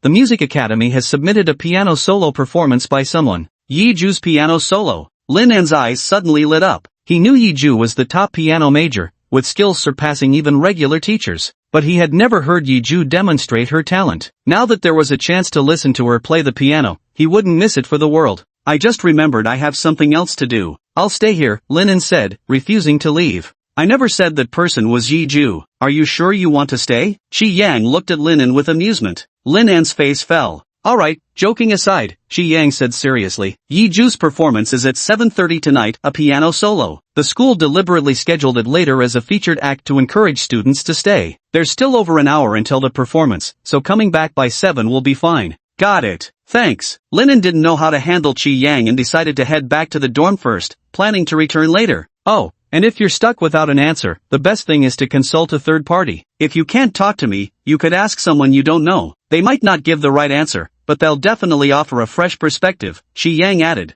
Chapter 51 Linen, I beg you. Linen returned to his dormitory. After a quick shower and dinner, he arrived once more at the freshman gala venue, the main sports field. The time reached 5:50 p.m., with just over an hour left before Yiju's stage performance. He walked to the audience area to watch some performances from other departments, predictable routines of singing, dancing, and skits that lacked originality. As boredom set in, he decided to jog a 3-kilometer lap around the sports field instead, aiming to earn the 500 yuan reward from Fitness Phase 2. After running 200 meters, half a lap, Linen spotted a group of guys in orange t-shirts gathering together again. Waving blue-green glow sticks in perfect unison while chanting Seinote Patega, they appeared to be rehearsing something. Linen knew Yiju would be performing a piano solo on stage that evening. He realized these were Yiju's fans, probably just like otaku fans beneath their idol's stage, preparing to cheer for Yiju's performance. And they weren't the only ones. As Linen ran ahead, he noticed an audience section where every spectator held a fan inscribed with the character orange. These were all fans who had come to watch Yiju perform, numbering over 500, many of whom appeared to be from outside the campus. This naturally raised curiosity. Were they drawn by Yiju's looks or by her artistic talents? If it was the latter, just how exceptional must her piano skills be to attract such a dedicated fanbase willing to make the effort to come? As night fell deeper, his anticipation for Yiju's piano solo grew stronger. After running 3 kilometers, there was still an hour left before Yiju's performance. Linen stood by the sand pit leisure area next to the sports field, preparing to take a rest. Woo, give it back to me. In the sandpit play area, a little boy about 4 or 5 years old was crying pitifully. In front of him, a slightly older girl was happily smashing a toy train into the sand with choo-choo bang sound effects. Give it back, return Thomas to me. The boy's weeping grew louder as he reached out desperately to reclaim his beloved Thomas. But the larger-built little girl knocked him down onto the sand with a single push, making his cries grow even louder. A common case of older kids bullying younger ones. Linen walked over and stood before the bullying little girl. The girl had chubby cheeks. Seeing Linen approach, she showed no fear and said, "What do you want? Are you gonna help that little brat?"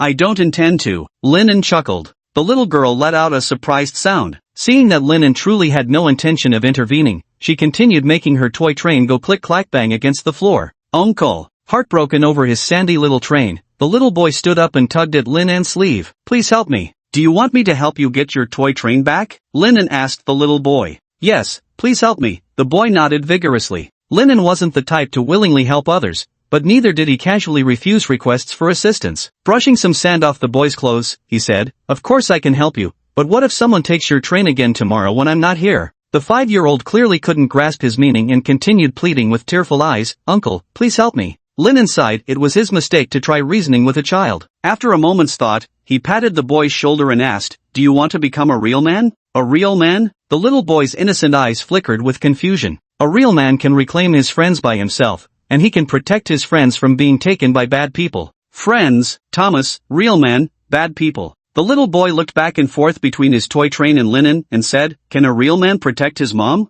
"Of course I can." Linen hesitated for half a second before replying, "A real man should be able to protect his mother." "Lele wants to be a real man." "Lele will protect mommy," the little boy said, wiping away his tears. "A real man sheds blood, not tears. You've done well, and I'll help you. Besides, just call me Big Brother." "Lele." Before Linen could finish speaking, a woman's voice called out from behind him. The little boy in front, upon hearing the voice, joyfully exclaimed "Mommy" and dashed toward the caller. Linen turned around to see a stunning figure, wearing comfortable loungewear, a light pink knit sweater paired with gray casual pants. Her straight golden-orange hair was tied up in a side ponytail with a blue hairband. Tall and slender, even in baggy loungewear, her ample bust was strikingly prominent. She wore no makeup, yet her natural beauty scored at least a 9 out of 10. She wore a faint smile on her face, exuding an exceptionally gentle temperament. She's a young, beautiful, and tender-hearted wife. Is she the mother Lele wants to protect? So young, barely in her early 20s. Not sure if she just looks young or is alarmingly young. But,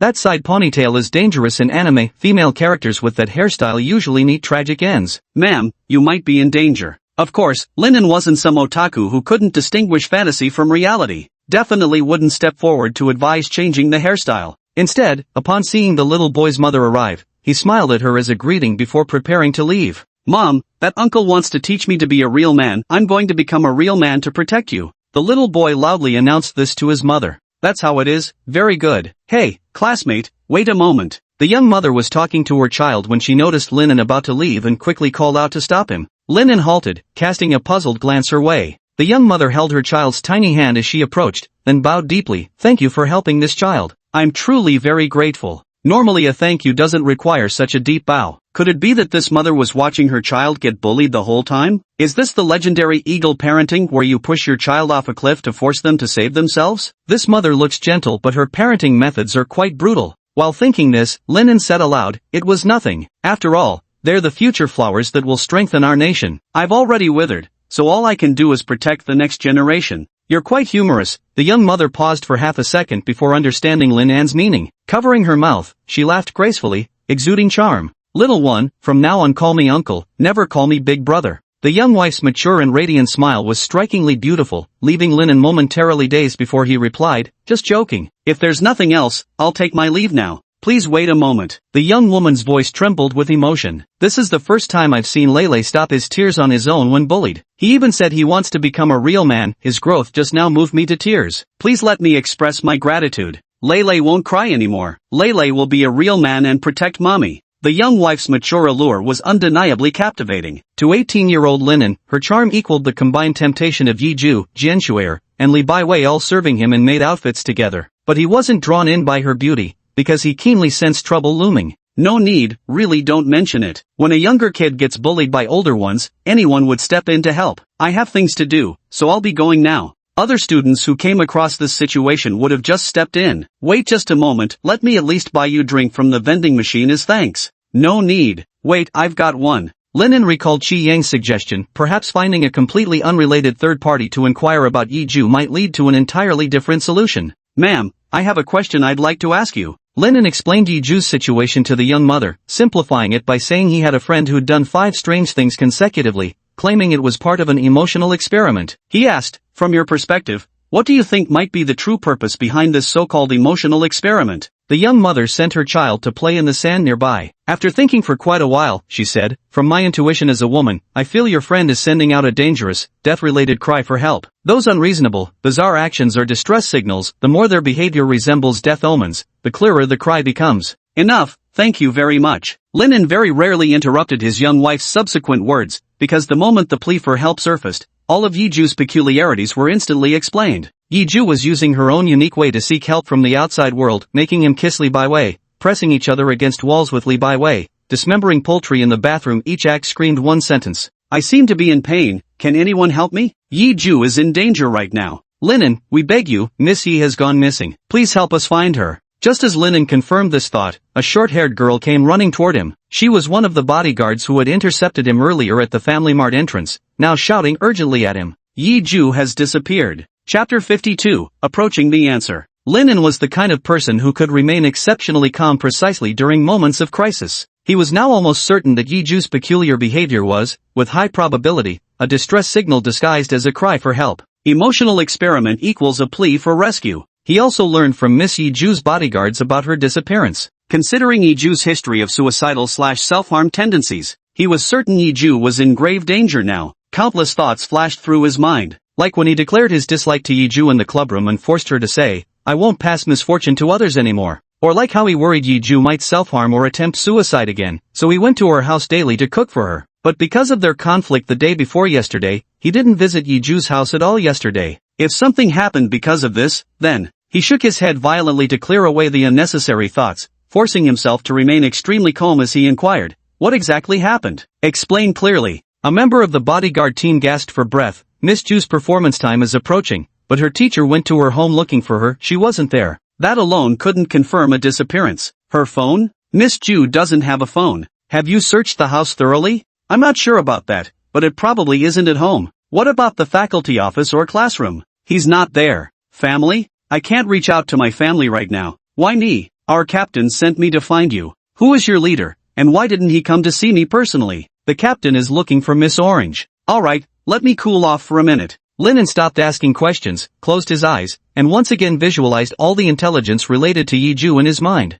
46 seconds later, he spoke in a grave voice. There's a high probability Yiju is still on campus, and she's most likely in a situation that's both moderately dangerous and extremely dangerous. What do you mean by moderately dangerous yet extremely dangerous? Hurry up and help us find Miss Ju. The voice of the bodyguard team member carried traces of anger. Anyway, keep looking for Yiju, and don't disturb me, I'm searching too. Linen had no patience for people who, when faced with unsolvable problems, only vent their anger on others to mask their own incompetence. He pulled out his phone to call Chi Yang while rushing toward Yiju's home. Along the way, Linen stopped worrying about exposing Yiju's privacy. He told Chi Yang everything about the true purpose of the Love Research Club's formation and the 4 bizarre incidents Yiju had consecutively orchestrated. He finally asked, "Why do you think Yiju disappeared, and what connection does this have with the emotional experiment?" Chi Yang fell silent for a moment before saying, "Could it be a distress signal from someone dying? I've had similar experiences before." There's only a 10% chance that Yiju is using bizarre behavior to send distress signals to the outside world. Timidly seeking help isn't her style. But there's a 100% certainty she's releasing something. What exactly that is,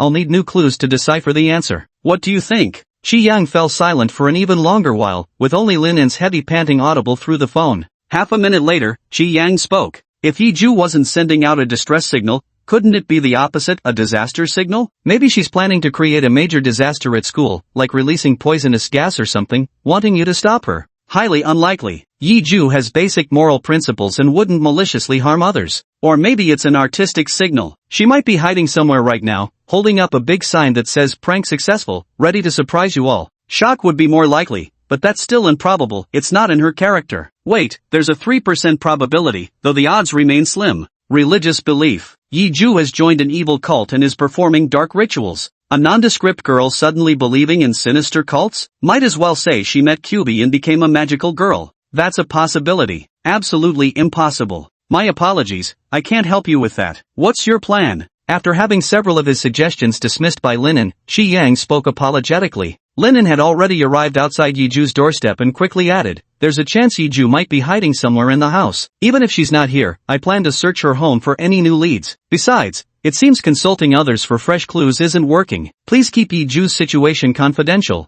I see, goodbye. Linen hung up the phone, noticed the door wasn't locked, and walked straight in. There was no one else inside besides him. He searched every corner of the room, even looking beneath the carpet. There was no sign of Yiju either. It seems Yiju isn't at home, but Linen didn't leave Yiju's residence. Current situation, Yiju is missing. Her earlier bizarre behavior might have been distress signals signaling impending death. His top priority should be locating Yiju's whereabouts. Initially, he thought so too, but after extremely calm deliberation, he realized that Yiju wasn't the type to send distress signals through bizarre behavior. Meekly seeking help from others simply wasn't her style. Behind those peculiar actions lies another answer. Without uncovering this hidden answer, even finding Yiju's location wouldn't fundamentally save her. What then is the true answer to the emotional experiment? While searching Yiju's house earlier, Linen had incidentally brought all items potentially related to the hidden answer out to the living room. Yiju's communication tool, a brown-covered notebook. The books Yiju reads include The Rose of Versailles, The Count of Monte Cristo, La Dame aux Camélias, The Interpretation of Dreams, and Bloom into You, among others, yet the most frequently read love notes isn't among them.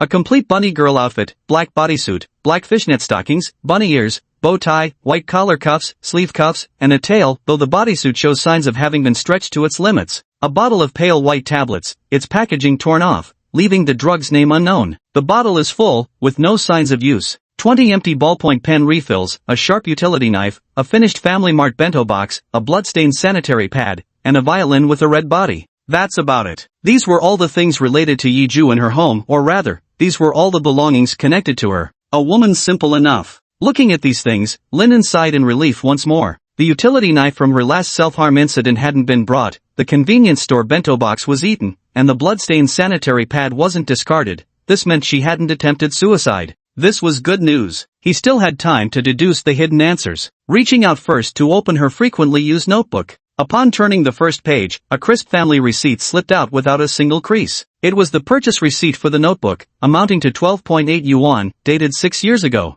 Placing the receipt back, I began reading the handwritten words on the page. Only a mere 5 pages. The first line reads, "I am unable to speak." The contents of the next 2 pages, "I won't go, I'm not interested, I don't have time." Primarily just refusals, along with some technical jargon about entering middle school and conversations with the piano teacher. The beginning of the 3rd page reads, "I don't mind." These were Yiju's first words to him. In other words, over 6 years, Yiju had only spoken enough to fill 5 pages, 3 of which were words exchanged after they met. A person who'd spoken barely 100 words in 6 years, and only in written format, that how terribly lonely that must have been. Linen heaved a deep sigh, closed his notebook, and glanced at the book Yiju was reading. There were 3 main genres: teenage romance comics, French literary classics, and philosophy-related works. The most crucial hidden information was that the love notes wasn't among them, indicating Yiju must be carrying it with her. Only one bunny girl outfit remained, and the bodysuit of this particular outfit showed signs of having been forcibly stretched open. Only Li Bai Wei with the talon/exceptionally large bust has this effect. Another set of bunny girl outfits worn by Yiju isn't here. This means Yiju is currently wearing the bunny girl outfit. Emotional experiments, love notes, and now wearing a bunny girl outfit at this very moment. Lin An's mind kept echoing these 3 pieces of information, as if he were just one step away from unraveling the hidden answer. Ding ding ding. His phone suddenly rang. It was a call from the perfect young lady, Jian Shuer. Picking up the phone, Jian Shuer spoke rapidly. Yiju is missing. I asked Hui about it, and after checking some records, she mentioned the school is currently buzzing with an unbelievable legend about the bunny girl on the clock tower. She thinks Yiju might be there. Bunny girl on the clock tower, emotional experiment, love notes? Ms. Jian, I love you to death. You've helped me tremendously again. A sudden gleam flashed in Lin An's eyes as inspiration struck. He was nearing the answer. Chapter 53: The Bunny Girl on the Clock Tower. In criminal psychology, there exists a crucial category known as criminal behavior motivation, or simply criminal motive. It explains that the vast majority of criminals commit crimes due to some triggering stimulus, which can be considered the motive behind the crime. Applying this to Yiju's case, the reason behind her bizarre behavior points also stems from some triggering stimulus, or in other words, a motive. And Yiju had mutism, androphobia, emotional indifference syndrome, lacked familial or friendly affection, led simple life, showed no clear material desires, exhibited self-harm and suicidal tendencies. No words, no heart, no expression, no emotion, no fear, no shame. So far, the only thing Yiju has shown interest in is the emotion called love. If we were to identify the triggering stimulus behind Yiju's peculiar condition, it could only be romantic affection. Or to put it in broader terms, human emotions themselves. Emotional experiments, love notes, a bunny girl atop the clock tower. One might guess that Yiju didn't just crave romantic love, what she truly desired was emotion in its purest form. But so far, it seems that romantic love is the only thing capable of stirring emotional ripples in Yiju. The blank expression while slitting her wrists, preparing to walk outside in unbearably shameless bunny girl attire, dismembering dozens of small living bunnies without blinking at their cuteness.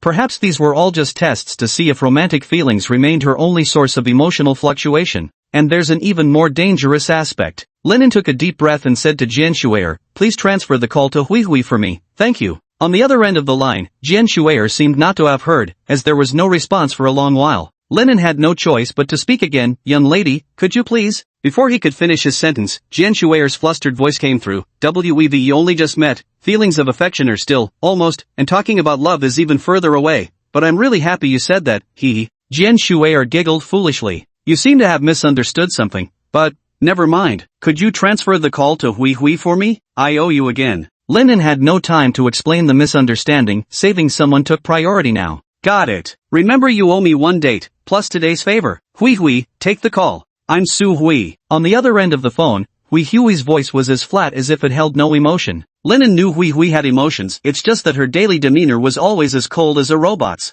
Between Jian Shuer's 2 assistants, Hui was the kind yet towering fool with overwhelming strength. Su Hui possessed an utterly terrifying wealth of knowledge, seemingly versed in everything, capable of answering any question with razor-sharp insight. It's a humanoid autonomous AI. He was actually quite afraid of interacting with Hui, but currently needed to utilize Su Hui's knowledge base. Let me ask you something, if a person completely loses their emotions, is she still herself? Within just half a second, Su Hui's voice responded, the famous ship of Theseus' philosophical paradox, if every component of a ship is replaced, is it still the same ship? Correspondingly, if all of a person's memories are erased, is he still the same person? For those who knew him before, hasn't the original version essentially died? I believe that if a person completely loses their memory, from a spiritual perspective, the original person truly dies. From an outsider's view, this new individual with entirely different memories cannot resonate with the past, so the original person might as well be dead. But from the person's own perspective, even if memories are lost, as long as the body remains theirs, their ego and habits persist. They would still consider themselves to be the same person, believing the past self hasn't died but rather that life has continued through them. However, some might argue that with the disappearance of past memories, the old self essentially dies. They no longer act according to their former identity, which is equivalent to death. In the end, it all comes down to how one distinguishes and identifies with their sense of self. So Linen pondered for a moment before speaking. If a person completely loses their emotions, they would still physically be themselves. But if they consider their past emotional self as their true identity, then once those emotions are entirely gone, it would be tantamount to death for them. Su Hui's voice remained calm as she analyzed. From the data I've gathered about Miss Yiju's situation, she didn't lose all her emotions at once. It was a gradual process where she lost fear, fright, empathy, sadness, familial love, happiness, melancholy, joy, one human emotion after another. Think of two types of blind people, those born blind and those who became blind later in life. Those who once saw the world's vibrant colors often suffer more psychological issues than those born into darkness. I understand. Thank you. Through this conversation, Linen had essentially locked onto the answer. Yiju was indeed in danger right now, but not the suicidal peril of despair. It was the existential threat of her emotional identity completely vanishing. She did suffer from affective blunting disorder, yet hadn't reached complete emotional detachment. There had been periods when her feelings flowed abundantly, an era she sorely missed. She believed that once she lost all her emotions, she would be equivalent to death. Therefore, she had been trying every means to keep herself stirred by human emotions. The wrist-cutting during their first encounter wasn't a suicide attempt but a way to make herself feel pain, the human emotion of suffering. Dismembering poultry in the toilet, the more expressionless she was, the more it revealed another kind of extreme agony, the unbearable pain of losing even the capacity to feel fear. Making him kiss Li by way, pin her against walls and beds, and go out with her in bunny outfits all were attempts to maintain his human emotions through romantic affection. Emotional experiments equals therapeutic measures to preserve humanity's feelings. She was a girl gradually losing her emotions, desperately trying to save herself. Having figured it out, he knew he could finally go meet Yiju. He inquired about the rabbit-ear girl-related information at Su Hui's clock tower. It was known that in the square before the main entrance of the university's grand auditorium, within the tall clock tower, there circulated a campus legend about a wild rabbit-ear girl dwelling there. To be precise, yesterday evening, many witnesses claimed to have spotted a black-stockinged rabbit-ear girl on the tower clock at the very top of the building. But like a UFO sighting, the appearance vanished as quickly as it came, leaving behind no concrete evidence. Then in the morning, some guys out for their morning workout clearly spotted a bunny girl, legs crazy long and crazy sexy, but damn, they didn't have their phones to snap a pic. So someone posted on the campus forum, a mysterious witch has trapped the bunny girl. Anyone who dares enter the clock tower to rescue her can win the beauty's heart. It was all quite straight-laced, but when paired with an AI-generated image of a beautiful bunny girl bound by red ropes, it quickly became the newest unbelievable campus legend. However, due to a female student's suicide incident over a decade ago, the main entrance of the clock tower had long been sealed shut. The only way to reach the tower clock area at the top was by climbing the exterior steel staircase. The clock tower stands 12 meters tall, and scaling over 10 meters to reach the clock mechanism area is something few students dare to attempt. After clarifying the detailed rumors about the bunny girl on the clock tower, Linen thanked Su Hui and Jian Shuer once more. He then checked the time, 7:02 p.m., with 28 minutes left until Yiju's piano performance on stage. Without further delay, Linen grabbed his notebook and pen and rushed toward the clock tower. 5 minutes later, he arrived at the square in front of the clock tower. "Classmate, are you also here to witness the bunny girl on the clock tower?" Linen had just arrived when a male student in a black t-shirt, carrying a black backpack and holding a camera, spoke to him. Linen glanced at him and asked, "Did you manage to capture the bunny girl in your photos?" "Not yet. I heard there were wild bunny girls here, so I came. But I've been waiting all day and haven't seen any. Miss Orange's piano solo is about to start, so I'm giving up on the bunny girls and heading her way. I suggest you do the same." Linen glanced at the long loaf of bread and bottled water hanging from his backpack and said, "Hey, I'll pay you top dollar for that bread and water on your bag." "What, didn't have dinner? Here, they're yours." Without hesitation, the guy handed over the bread and water. "Thank you." Linen uttered a word of thanks, tucked it into his pocket, and upon spotting the steel ladder embedded in the clock tower's outer wall, immediately dashed toward it. Upon arrival, he hesitated not a single half-second before climbing upward. "Hey, classmate, you actually believe that campus rumor? Don't be stupid." Seeing Linen already climbing upwards, the man quickly called out a warning. Linen turned a deaf ear and kept climbing. The man's voice grew urgent. "Don't be stupid." This afternoon, the senior from the rock climbing club also believed in that legend, but after climbing 5 or 6 meters, he chickened out. Now with the temperature dropping and the wind picking up at night, one wrong move could kill you. Chapter 54, 100 Games That Guarantee You'll Become a Couple. "Bro, I'm begging you, come down now. Climbing a building over 10 meters tall at night could really get you killed if you slip. I don't want to regret this for the rest of my life." The late September night in Haichang was swept by an autumn breeze carrying waves of chill. The guy with the camera watched Linen climbing higher and higher, his fear growing until he nearly cried out. Yet Linen acted as though he hadn't heard, his hands wholly focused on scaling the steel ladder. With each rung he climbed, he first shook the upper section to test its steadiness. Only after confirming its soundness did his pale fingertips tighten around the cold metal bars, and his chilled body brace itself to push upward. Hey, look, another fool buying into that made-up campus legend. Linen climbed higher and higher, his figure now noticed by more people. Yet compared to the cameraman's concerns, many passers-by wore expressions of cold mockery. How stupid. This isn't some anime world, where would you find a random bunny girl in reality? Earlier, even a professional climber stopped halfway up because it was too dangerous. And this guy's climbing without any safety hooks seriously has a death wish. A fool who believes in campus legends, pitiable people must have their hateful traits, serves them right if they fall to their death. Of course, more people just took a glance and hurriedly walked away, eager to avoid getting involved. Linen still couldn't hear the noise outside, his entire focus fixed on climbing the steel ladder. Even though scaling a building over a dozen meters tall at night was extremely dangerous, but he had done far more brutal work, the small task was nothing in comparison. Moreover, as long as his mental fortitude was strong enough and the repaired steel ladder remained stable, the risk was infinitely close to zero. 3 meters, 5 meters, 9 meters. Braving the chilly wind high above, he climbed steadily to the 9-meter mark, his outstretched hands seeming almost capable of grasping the moon. But he had no mood for moon gazing, the last leg of a journey is often the hardest, and he wouldn't slacken his efforts at this final stretch. 9.2, 9.5, 9.8 meters. No need to climb the full 12 meters, the entrance to the clock tower area stood at 9.8 meters. Stepping steadily onto the moonlit corridor floor, he inhaled deeply several times to steady his rapid breathing after the high-altitude climb. Then he strode into the clock tower area, which housed the mechanical drive section of the four-sided clock tower. He hadn't taken more than a few steps when faint, indistinct sounds reached him from ahead. Ag, ugh, ugh. It was like the low muttering of a malevolent spirit. By the old horse's protection, by Lenin's shield, with the arrival of the dear father, long live materialism. Due to childhood horror movie traumas, Lenin couldn't handle supernatural phenomena. Chanting internally, he continued walking forward. When he reached the interior, beneath dim artificial lighting, among 4 massive motionless clock mechanisms, a girl with flowing midnight hair and dressed in a sexy bunny girl outfit sat there, straining to produce sounds from her throat. No matter how hard she tried, she couldn't utter a complete syllable, let alone a full sentence. It was Yiju.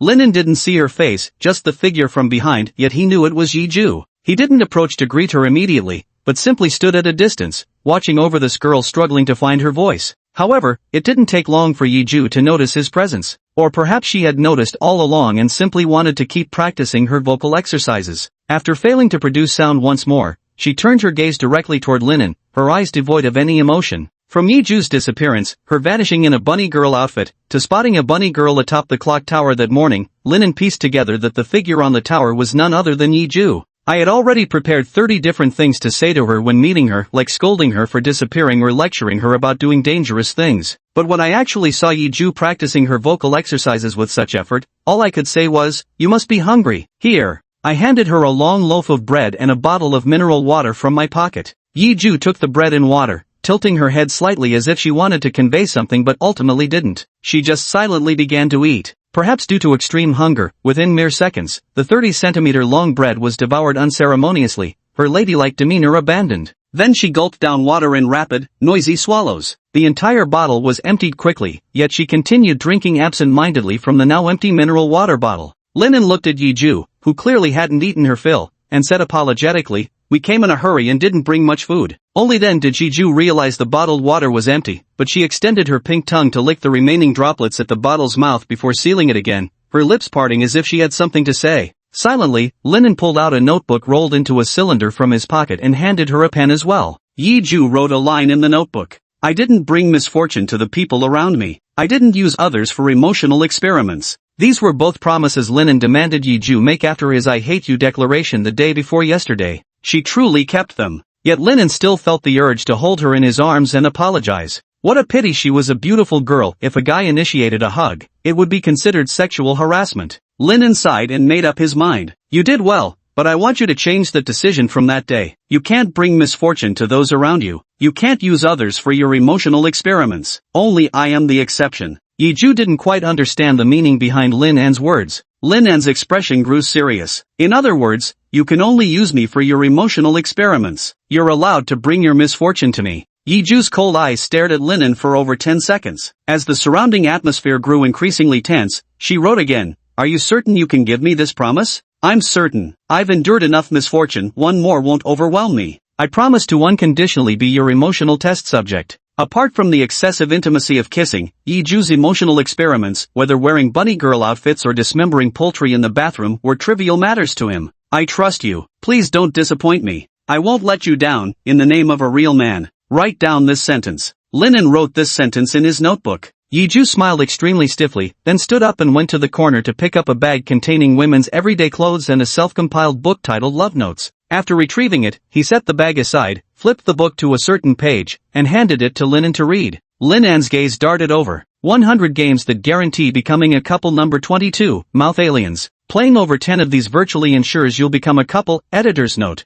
Note, mouth people have human-like limbs and torsos, but the functionality of hands is replaced by mouths. Beginner level. Number of participants, requires exactly 2 people. Venue, a room, preferably a bedroom. Rule, the 2 must interact in the room for 30 minutes using only their mouths instead of their hands. Playing a game means you'll definitely become a couple? It's just using your mouth instead of your hands, how is that so outrageous? Linan didn't think there was anything wrong with it and said, "You want me to play this game with you?" "Yes, this is the emotional experiment I need to conduct." Linan now confirms that the emotion experiment equals Yiju's emotional maintenance therapy plan. Yiju must conduct the emotion experiment to preserve her emotions. "Naturally," he replied, "I've played them. Without exaggerating, I really enjoy games and consider myself quite skilled. There isn't a game I can't master." It wasn't an empty boast. Linan possessed remarkable talent for gaming. Reaching the highest rank in MOBA games is a breeze for him. He can effortlessly master 8-star difficulty in rhythm-based music games. If professional gaming offered social security benefits, he'd seriously consider going pro. This little dating sim before him? Child's play. Game begins. Yiju wrote. Go. Linan's gaming spirit ignited. Yiju placed both hands behind her back, bent down, and clamped the pen between her teeth. Then she lowered her head, about to write in the notebook. But as she bent down, her long hair cascaded with gravity, obstructing her view, making it impossible for her to write with her mouth. She tossed her hair back unsuccessfully, then turned to him with pleading eyes. Linan was quick on the uptake. He instantly understood that Yiju wanted him to help secure her hair, which was a simple task. Instinctively, Linan reached out with his hands, but Yiju shrank back and shook her head vigorously. Linan froze for a moment before realizing they were playing the game Mouth Aliens, where hands were off limits and they needed to use their mouths instead. Yet, gazing at the cluster of silky smooth hair resting against Yiju's fair neck, Linan finally understood what made the Mouth People game so troublesome. Since hands couldn't be used, only mouths, many necessary tasks that required hands had to be done with others' help, while those helpers could also only use their mouths. Yiju wanted him to hold her hair in his mouth so she could write more easily. "Hey, that's way too intimate." Linan felt a flurry of panic in his heart. Yiju nodded repeatedly, her expression urgent. "It's just holding hair, just playing a game, consider it my gain." Seeing Yiju like this, Linan silently repeated those words before leaning in to bring his face close to her neck. Instantly, an even more intense wave of the girl's sweet fragrance rushed into his nostrils, clouding his consciousness. But his gamer instincts kicked in, and he forcibly resisted the dreamlike temptation, using his mouth to gather the strands of Yiju's hair that were draped over her neck and lift them behind her. However, since some of Yiju's hair was clinging to her neck, his lips inevitably grazed her smooth skin during the process. To this, Linan could only soothe the awkward tension by telling himself, "It's just a game." After a long while, Linan finally finished, but his face was dripping with sweat as if he had run a marathon. With Linan's help, Yiju knelt down, took some time to write the words, and then signaled for Linan to look. Linan glanced over, it read, "I want to perform. Help me change clothes." Linan took a moment to comprehend, then widened his eyes in shock. The Mouth People game uses mouths instead of hands. "You want to change clothes for a performance? Are you expecting me to undress your bunny girl outfit with my mouth and then help you into casual wear?" Yiju nodded expressionlessly, then repeatedly pursed her cherry-colored lips toward the line of text. "I, Linan, will assist Yiju with emotional experiments and will absolutely not break my promise." Chapter 55, The Gamer's Soul Burns. This was indeed the promise he had made to Yiju. He seldom made promises, but once given, he would spare no effort to fulfill them. However, the act of changing clothes for Yiju using only his mouth, such an excessively intimate gesture, already exceeded the psychological limits of what he could endure. Every inch of him, heart, liver, spleen, lungs, kidneys, hands, feet, hair, nails, was trembling with panic. No, absolutely not. He instinctively refused out loud. Even though he knew what he was doing wouldn't sit well with his male friends, they'd surely scold him for being spineless and cowardly. The most appropriate course of action right now would be to take her to bed. Yet his principals still couldn't accept becoming too intimate with a girl he had no feelings for. Moreover, sleeping with a girl who didn't understand romantic emotions would be somewhat equivalent to coaxing an ignorant young girl into bed. He simply couldn't bring himself to do that. For his refusal, Yiju's jade-like fingers pointed again at the line Linen had written. I, Linen, will assist Yiju with her emotional experiments and will never break my promise. Linen had no time to point out that Yiju's gesture was somewhat against the rules of the game. He shook his head again. The concept is different. Just as I promised to help you with anything, yet if you asked me to kill someone, I would refuse. My agreement to your emotional experiments is limited to what's legally permitted and doesn't violate public order or morality. Yiju shook her head and pointed at the line once more, particularly encircling the words emotional experiments for emphasis. You're saying our emotional experiment is a great scientific exploration, not some indecent activity, so we can continue with it? Ha, try saying that to the police and they'll clamp the shackles on you even tighter. No, wait. Linen suddenly thought of something, his heart skipping a beat as he took a deep breath and said, Miss Yi, let me ask you a serious question. What would happen if you didn't conduct this emotional experiment? Yiju picked up the pen with her lips, ready to write again, but her overly smooth hair got in the way once more. Linen had no choice but to step forward and help her.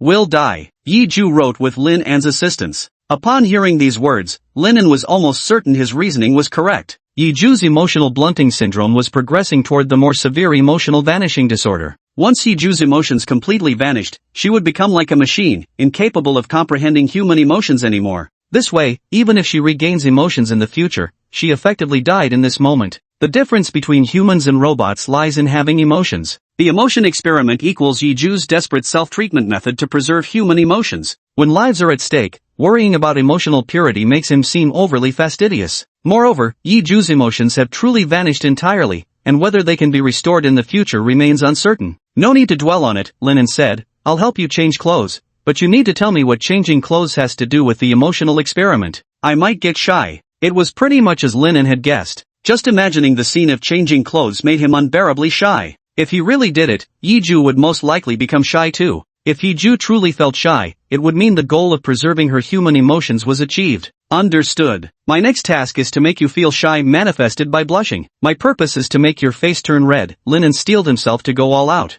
Yiju nodded. Then she stretched both arms straight out to her sides, extended her legs flat on the floor while sitting upright, stood her torso straight, her face expressionless like a robot resembling the female body at an Iote Mori feast, waiting for him to partake. I'm a doctor. Yiju is ill. I'm treating Yiju now. Yiju must be treated. Stay calm, stay calm. You're Linen, the gaming pro. You can do this. Linen voiced his inner thoughts aloud, took 3 deep breaths to clear his mind of distracting thoughts, determined not to let his rationality succumb to the instincts of an 18-year-old boy. I'm here, I can do this. Wah, I failed. Linen, ready to get to work, flicked his gaze toward Yiju for 3 seconds before immediately surrendering. Long legs sheathed in black fishnet stockings, voluptuous curves revealed by an excessively tight and skimpy outfit, a snowy neck, a beautiful face, and an inviting posture ripe for the taking. No guy could resist this sight for more than 3 seconds, except Yiju with his perpetually indifferent expression. But, he is Linen. Sorry, I'm going to break the game rules for a moment. Linen clenched his fist and struck the ground forcefully. The pain of his knuckles scraping against the pavement helped restore the rationality befitting a mature man.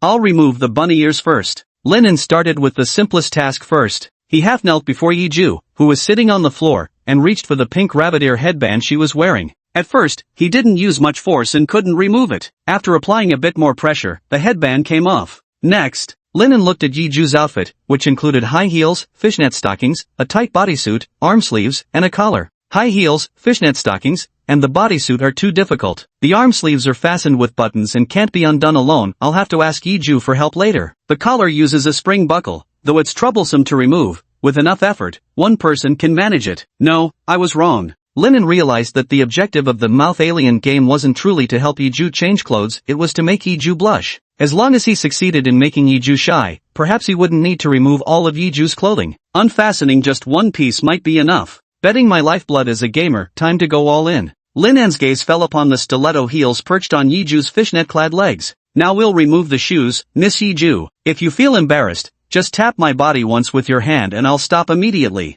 Yiju nodded, her poker face remaining as expressionless as ever. Begin. Linen moved to Yiju's feet, lowering his head close to the surface of her high heels. A faint floral fragrance entered his nostrils, no sour or pungent smell. As expected of a beautiful girl, it noticeably reduced the resistance in his heart. Huff, huff. He exhaled softly from his lips. Linen quickly glanced up at Yiju's face. It's a pity that Yiju remained expressionless like a robot, showing no sign of shyness. As expected, such basic tactics couldn't instantly defeat the final boss-level Yiju. Linen wasn't discouraged. He moved his focus to the shoe collar of her high heels, the entry area for feet. In his line of sight, Yiju's delicate ankle clung tightly to the leather collar of the high heels, forming what must have been a rather sweet scene. This pushed Linan's rationality to the brink of collapse, but the knowledge that this was a medical procedure anchored his mind, allowing him to recover and continue removing them. Click! The slender high heel hit the floor. Huff, huff. Having finished with one shoe, Linen collapsed exhaustedly onto the ground, panting heavily as if he'd narrowly escaped death. However, Linen looked at Yiju's poker face devoid of any shyness and understood she wanted him to proceed. Things having come to this point, there was no choice but to go on. He removed the other shoe. Instantly, her entire legs encased in fishnet stockings were fully revealed before his eyes. Slightly plump thighs, elegant curves of the calves. No, he couldn't keep looking, otherwise the last thread of his rationality would snap again. Linen took a deep breath to relieve his fatigue. Then, he turned his gaze to the belt collar around Yiju's pale neck. Having gained experience in removing shoes, he had become quite accustomed to it. He grasped the collar with his head, exerting force to pull it outward forcefully. One buckle was unlocked. This time, Linan's chin rested against Yiju's neck. Instantly, Yiju's neck emitted an even richer, sweeter fragrance, while the softness of her skin transmitted to his chin an experience intensely exhilarating to the heartbeat. Yet, Linen had no mind to savor the loveliness of Yiju's neck. Within mere seconds, the collar accessory on Yiju's neck was also removed. However, as Linan's gaze returned to Yiju's face, her eyes, lips, and cheeks remained utterly expressionless. He had gone to such lengths, yet Yiju still showed no signs of embarrassment, and her breathing hadn't even quickened the slightest. It was like fighting a boss for half an hour, exhausting all his moves, yet the boss hadn't lost a single drop of blood. Gamer soul, ignite. This caused Linan's last thread of rationality to snap again, but compared to his inner shyness, the stubborn determination of a gamer refusing to admit defeat now dominated his mind. Linan's gaze fell on the transparent white straps connecting Yiju's bodysuit. Time to unleash the ultimate move, complete removal. Chapter 56, Going all out to make Yiju blush. The goal is to make Yiju blush. Faced with setbacks, Linan's competitive gaming spirit ignited, his rationality beginning to crumble at the edges. But the deepest layers of his subconscious remained calmly aware. The goal was to make Yiju blush. He leaned close to Yiju, reaching for the transparent strap securing her bunny girl bodysuit. As a girl, Yiju clearly couldn't withstand his body weight, and both of them tumbled to the ground. The scene transformed into Linen pinning Yiju beneath him. The scene looked extremely suggestive, but Linan's mind was completely focused on clearing the game, his teeth clenched as he tried to sit up. Yiju wordlessly followed suit, and the two returned to their initial sitting positions on the ground. Linen then slid the shoulder strap off his jade-like shoulder. The moment it was done, the left side of his collar, unable to bear the weight, succumbed to gravity and began to fall. What would happen next was painfully obvious, but at the critical moment, a left hand blocked it. Because Yiju reached out to block, it meant she was shy he had one. Yet Linan's joy lasted less than half a second before Yiju lowered her hand. Yiju's face remained an expressionless poker face, as if that momentary reaction had merely been an instinctive feminine reflex from her past. I haven't lost yet. Linen followed suit, sliding the right strap off as well. The obvious truth was now fully exposed before Linan's eyes, the entire scene radiating extreme sensuality. Linan's breath caught for several seconds, but when he shifted his gaze to Yiju's face, far from showing any shyness, her breathing remained completely steady without the slightest hitch. The only one blushing in the whole room was still him. Again,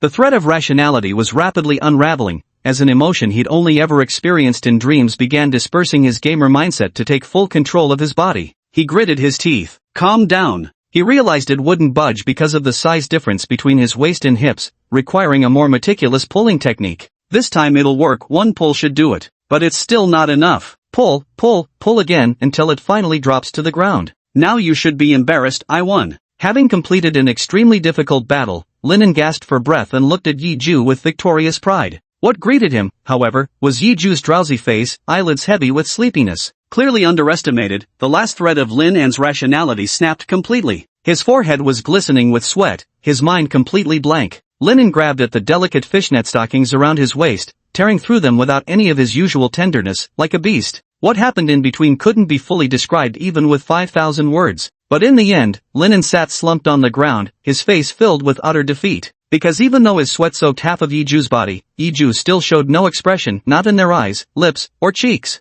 Even worse, as he gasped for breath until he nearly suffocated, Yiju remained completely composed, their breathing steady, as if drifting off to sleep. His current state was like that of an abandoned puppy, pitiable and wretched, deemed useless by its owner. Crash! The sound of a shifting bag. Yiju struggled to carry the bag in her mouth as she approached him. Linen glanced at the contents of the bag. It contained Yiju's everyday clothes. A long-sleeved white chiffon blouse and a black half-length skirt that reached her ankles. So you want me to help you change into these? Linen understood her meaning and said. Yiju nodded. After fighting the boss with all his might for so long, unleashing every move he had, exhausting himself to the point of collapse, yet the boss hadn't lost a single drop of blood. Linen was now in a state of utter resignation. With no will to refuse left in him, he thought, what harm could trying again do? Holding the chiffon top, he found the bottom edge and pulled it over Yiju's head. With meticulous care, he placed the collar, sleeves, and hem over Yiju before dressing her in the top. The skirt followed the same process. The skirt opening was positioned over her feet.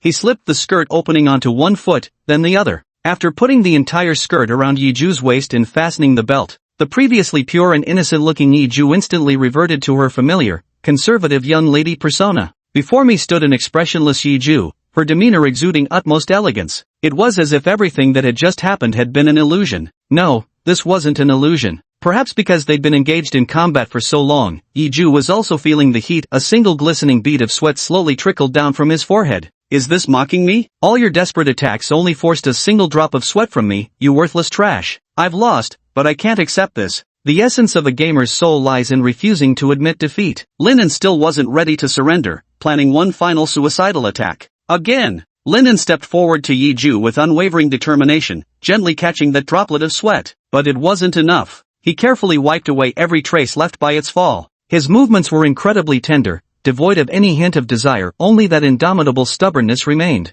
He focused with absolute intensity. This was his final suicidal assault. If he failed again, he would admit defeat. As he focused intently, beneath Yiju's typically impassive expression, a dazed confusion never before seen in a girl's eyes began to emerge. Game over. Though I don't know what time it is now, since I failed to make you blush, I've lost. We should probably head back soon. Linen moved his forehead away from Yiju's, gazing at her still flawless, unblemished cheeks that showed no trace of embarrassment. Without further despair, he bowed deeply to Yiju and spoke. He possesses an indomitable gaming spirit, but this spirit isn't like some stubborn adhesive plaster that refuses to admit defeat. When he has given his all and still fails, he will resolutely lower his head and concede. After conceding, he turned his gaze toward the ladder leading downstairs, pondering how the two of them would descend from a height of 10 meters. Could they still take the exterior iron staircase? He wouldn't hesitate to climb down alone, but bringing Yiju along made safety a concern. No, for fearless Yiju, taking the exterior iron ladder was actually safer than his own route. Yiju, can you hear me? Wei. When Yiju didn't respond and Linen was about to speak again, his forehead suddenly met a soft, smooth warmth. Turning around, he saw Yiju holding a pure white handkerchief, gently wiping the sweat from his forehead. Her movements were remarkably tender, like a devoted wife dabbing away the sweat from her husband returning home on a sweltering day. However, Linan's attention wasn't on this heartwarming scene. Instead, he noticed the handkerchief Yiju gave him was slightly damp and heavier with absorbed moisture. Yiju, is this the handkerchief you used to wipe your sweat? Linen asked curiously. Yiju didn't answer. After handing him the handkerchief, she crouched down and began writing in her notebook. Linen took the handkerchief, neatly folded into a square, from her palm and felt even more puzzled. The intricate lace patterns on it looked oddly familiar. At this moment, Yiju finished writing and handed the note to Linen. You didn't lose. You made me blush, the handkerchief is proof. Linen didn't quite understand the meaning behind those words. Yiju had maintained an expressionless, cold demeanor the entire time, never once blushing. How could she be considered shy? The handkerchief was supposedly evidence, but how exactly was it evidence? Linen unfolded the handkerchief slightly, wanting to see how it could serve as proof. But after opening it just a tiny bit, he immediately clenched it tightly in his fist again. He keenly sensed something was terribly amiss. Chapter 57, Don't let go, the handkerchief will fall. Linen clutched it desperately tight, not daring to loosen his grip even slightly. We need to go back for the piano performance. Yiju stretched slightly and comfortably, writing down some words for Linen to see. I really should be heading back. Oh, no, wait, this handkerchief, what's going on here? Linen extended his left hand holding the handkerchief toward Yiju for her to see. Keep this for me, I'll ask for it back later. Yiju finished writing, then took Lin An's hand and actively led him to the corner of the room. Wait, what about the bunny girl outfit on the floor? The floor was strewn with the discarded pieces of Yiju's bunny girl costume, but they walked past without bothering with them. Perhaps someday, if someone really entered the clock tower, the legend of the bunny girl atop it would continue to spread endlessly. Yiju thought for a moment and placed the form-fitting clothes and high heels, more intimate garments, into the bag. Watching Yiju tidy up, Lin felt a sense of interacting with an ordinary girl. Could it be that Yiju was genuinely shy? Had his tactics succeeded? Lin shook his head violently. He couldn't let his thoughts wander further, it was far too dangerous. Lin, remember to keep my handkerchief safe for me. Having finished tidying up, Yiju wrote again. He instinctively wanted to refuse. Our emotional experiment isn't over yet. Keeping the handkerchief is also part of the experiment. Yiju saw through his thoughts and wrote. Having said this much, and Lin indeed caught a glimmer of human emotion in Yiju's eyes, he nodded and was about to put the handkerchief in his pocket. Yiju urgently stopped his hand and wrote, you must hold it in your hand, this is how to maximize the effect in the emotion experiment. Emotion experiment equals Yiju's therapeutic regimen for sustaining human emotions. The current specific prescription is to make Yiju feel embarrassed. From this perspective, having Yiju's handkerchief placed in his palm is indeed more embarrassing than putting it in his pocket. But, Miss Yi, you should also consider my psychological endurance, I can get embarrassed too. Linden's fingertips turned almost white as he clenched the handkerchief even tighter, utterly afraid to let go. The two confirmed a new treatment plan and descended a short distance via the indoor iron staircase in the tower clock drive area, reaching the concrete stairs leading to the first floor. Along the way, Lin realized it was already 7:38, he had missed Yiju's 7:30 performance. But because she was Yiju, the school would still allow her to take the stage last as long as she reached the backstage before the evening event ended at 8 o'clock. Lin didn't ask why she had this privilege. After reaching the first floor, since the main door was securely locked, Yiju decisively had Lin break the window glass to escape the clock tower through it. Then the two headed towards the main sports field where the evening event was being held. The main sports field wasn't far from the auditorium area where the clock tower stood. It didn't take long before they arrived at the sports field. The performance on stage continued, but the audience below showed little interest, with many faces filled with disappointment. Come with me backstage. I want you to stand by the piano and accompany me on stage. As they walked toward the backstage, Yiju wrote, why? No, I can't do that. Lin shook his head vigorously. He now understood Yiju's need to provoke shy human emotions from him.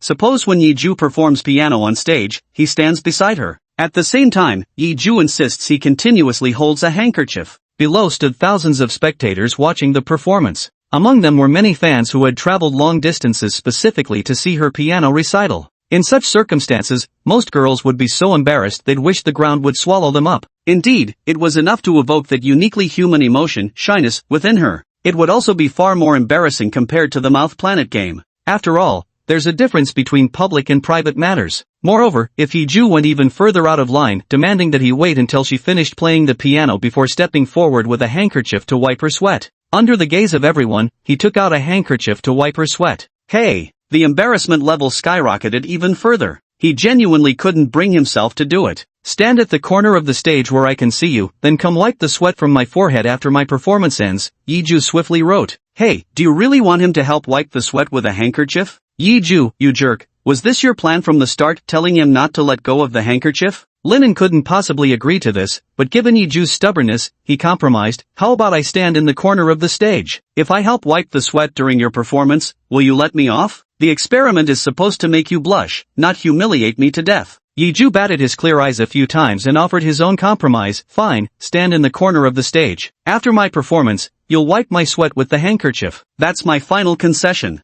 Hey, Miss Yiju, just how obsessed are you with wiping sweat? Not this sweat-wiping business again. Couldn't possibly be his fault, could it? Lin thought back to the finale of the Lips People game, that final dance his brain short-circuited into performing. Wiping the sweat from Yiju's forehead. Did that incident activate Yiju's strange traits? Alright, I can handle that much. Lin acknowledged his own part in this and agreed. I'll be watching you the whole time you do it. Yiju looked at Lin seriously. I'll do my best. Lin steeled himself, hoping everything would go smoothly without further mishaps. The performance is over, come to my place. Yiju wrote again. Alright. Lin agreed. He happened to have many questions he wanted Yiju to answer. Lin and Yiju arrived backstage, where a teacher promptly, and somewhat excessively politely, ushered her into the dressing room. The gala director quickly rearranged the stage setup to pave the way for Yiju's solo performance. In a very short time, the event team completed all preparations for Yiju's performance. The performance was scheduled for 8:07 p.m., exactly 3 minutes after the finale concluded. Linen was led by another teacher to stand by on the right side of the stage. He had probably become a prop for Yiju's performance.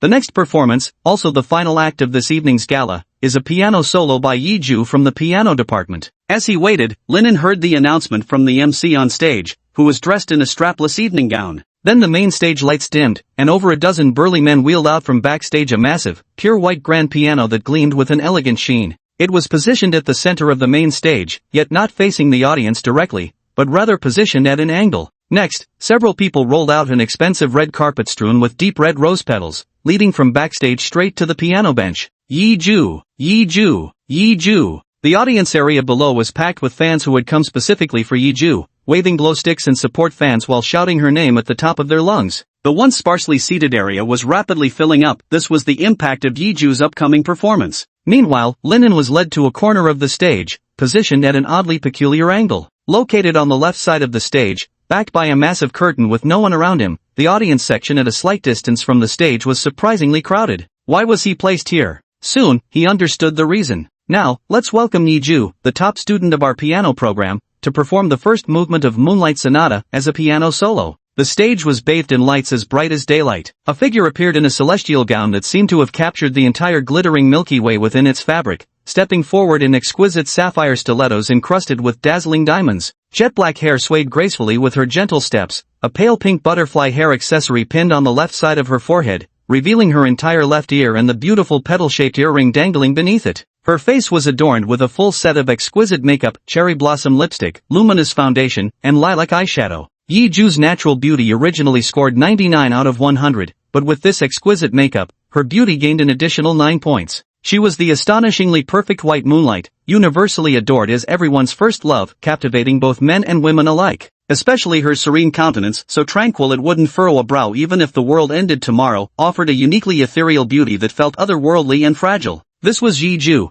a girl wrapped in mystery. Ding dong! Crisp piano notes reverberated through the air as Yiju lightly tested the keys. Then, the lights dimmed abruptly, yet the stage grew even brighter, for the blazing spotlight now focused solely on Yiju. At this moment, Yiju, as if the center of the world, gazed ahead, her slender fingers dancing across the piano keys. The melody of the first movement of Moonlight Sonata flowed gently, its tender and delicate notes reaching the ears of every audience member. The entire audience was either enchanted by Yiju's breathtaking beauty or captivated by the emotions conveyed through the music, falling into a hushed silence. Yiju's fingers leaped and glided across the keys effortlessly, delving deeper into the music, guiding the melody from tenderness to profound emotion, then to passionate intensity and bewitching fervor. Until the final note slowly faded, Yiju's face bloomed with an exquisite, rare blush as she gazed dreamily ahead at the spot she'd been watching the entire time. Only then did the audience awaken as if from a dream. After a brief stunned silence, they rose to their feet one by one, erupting into thunderous applause to celebrate Yiju's performance. Yet at the center of the audience's admiration, Yiju remained with flushed cheeks, still gazing fixedly at that same spot ahead. At the far end of where she looked stood Linen. He was also captivated by Yiju's extraordinary piano skills, with an impulse constantly surging within him to bow before the astonishing beauty's charm. As the music ended and he noticed a certain emotion in Yiju's gaze, he knew it was time to fulfill his promise. He raised his clenched left hand and slowly unfurled a white corner, using that most intimate piece of fabric meant for women to wipe away non-existent sweat from his forehead. Then, Yiju smiled. Just the slightest upward curve at the corners of her lips, though still appearing somewhat mechanical and stiff, gave the illusion of an angel's smile radiant and heart-healing. Yiju is smiling at me, she must like me. In the direction where Yiju gazed, numerous audience members gasped excitedly, some nearly swooning. After a brief moment, Yiju withdrew her smile and gracefully rose, moving towards the front edge of the stage, slightly closer to Linen. Then, like a Western princess, she lifted the hem of her skirt on both sides, slightly revealing her calves, and gracefully curtsied to the audience below. The audience once again applauded and cheered for Yiju, with only Linen staring in stunned silence. Because in a spot only he could see, on the inner side of Yiju's calf, were 2 words written in red marker, "Thank you." Beneath the stage, fervent spectators, upon the stage, a polite bow to the crowd, yet she exposed her calves just to convey gratitude to him alone. Linen had yet another unforgettable scene etched deeply into his mind. Chapter 58, Is This Trouble Sweet or Unfortunate? An hour later, inside Yiju's home, Linen leaned against the sofa in the main living room, his left hand still clutching the girl's pure white handkerchief. His right hand clutched a densely packed document filled with text. Across his lap lay a stunning young girl deep in slumber. The maiden wore an opulent long gown adorned with a galaxy of stars, her bare feet peeking out. Her flawless beauty seemed almost divine, radiating a holy luminosity. Beneath the side-swept hair, intricate earrings shimmered under the indoor lighting, further accentuating the maiden's sacred beauty at this moment. The sacredly beautiful maiden was none other than Yiju. They had returned to Yiju's home half an hour prior. Then, Linen immediately attempted to return the handkerchief to Yiju. Yiju shook her head in refusal and wrote, "This is one of my gratitude gifts." Your gratitude for helping with your emotional experiment? But I don't have that kind of specific interest. If you give it to me, I'd just be troubled about how to handle it. Linen naturally refused. A guy keeping a handkerchief used by a girl, no matter how you look at it, that would be perverted. But Yiju insisted Linen must accept it and wrote, "When receiving others' help, one must repay them." Even someone with emotional hyposensitivity like me knows this principle. You must accept it. Linen agreed with Yiju's philosophy. When it comes to others' help, one should either refuse it outright or find a way to repay it if accepted. That's the fundamental principle of being a decent person. He gave Yiju a helping hand, and he wasn't the type to hypocritically refuse her gratitude. But offering a used handkerchief as repayment defied all common sense. However, Linen was more concerned about a concept at the moment and said, "If you must give me something in return, I hope the reward is telling me what emotional hyposensitivity disorder means." Yiju's clear eyes stared at Linen for a full half-minute before she wrote, "You've helped me, and I'm grateful. But just as you said, I'm a woman who brings misfortune to those around me. I've already brought you misfortune, you should leave me now and return to your own life. Otherwise, if you learn what emotional hyposensitivity disorder entails, you won't be able to return to your own life for a long time. You might also become unfortunate. Please think this through carefully." I've thought it through very clearly. I'm already carrying misfortune, what's one more? Besides, I've already stepped into the path of your fate. Other than staying by your side until the end, every other choice would only lead to regret, Linen declared firmly. In the future fate trajectory provided by the system, Yiju was the first love he missed when he was 18 years old. What does first love mean? It's the weight of life that can be recalled even at the moment of death. Why did Cao Cao keep trying to persuade Chen Gong to turn back? Because Chen Gong was his first love. She was the one who held utmost significance in his heart during his down-and-out youth. Chen Gong, the wealthy beauty who sacrificed her entire fortune and risked her life to stand by him. Though he and Yiju didn't share a fate sworn in life and death. But at the dawn of his college days, when his life embarked on a brand new chapter, there was a face that matched his first love aesthetic, her piano talent he lacked, the knife-wielding girl under the ashen sunlight, the game of the starborn chatter, and the thank you whispered beneath the starry sky dress. In their brief time together, Yiju had already left too many indelible marks on him. Coupled with the system's tasks, the rewards promised him the freedom of financial independence. Even if drawing close to Yiju meant traversing a hell of swords and seas of fire, he would walk that path. Yet Yiju's current state was markedly different from before. Now, apart from still being unable to speak, Yiju displayed unmistakably human emotions. This is the change caused since the emotional experiment began. Now Yiju has introduced the concept of emotional hyposensitivity disorder. It's obvious. If he wants to unravel the mystery hidden within Yiju, he must first clarify the specific definition of emotional hyposensitivity disorder. I understand. Yiju first went to the storage locker, took out a key, and wrote to him, "This is the key to my home. You can come find me anytime." A girl giving a boy the key to her home, the meaning behind this gesture was quite suggestive. But Yiju wasn't an ordinary girl. Perhaps it was just for the convenience of future treatment and didn't carry such suggestive undertones. Linen took the key. Yiju took out her love notes again and flipped to the last page. From the crevice between the pages, she retrieved a document and handed it to him, writing, "This is my medical report. Emotional hypoesthesia disorder is one of my misfortunes." He had obtained the key item to unravel the mystery named Yiju. Linen took several deep breaths and began reading as he sat on the sofa. Not long after, Yiju removed her luxurious high heels, rested her head on his lap, and closed her eyes. After the Lips Aliens game incident, Linen had largely grown accustomed to physical contact with Yiju. Seeing her steady breathing as soon as she lay down, he realized she was exhausted too. He didn't disturb her and continued reading the materials. Time returns to the present. After studying the medical records for a long time, Linen basically understood Yiju's condition. Yiju indeed had emotional deficiencies. The accurate medical term wasn't emotional detachment disorder,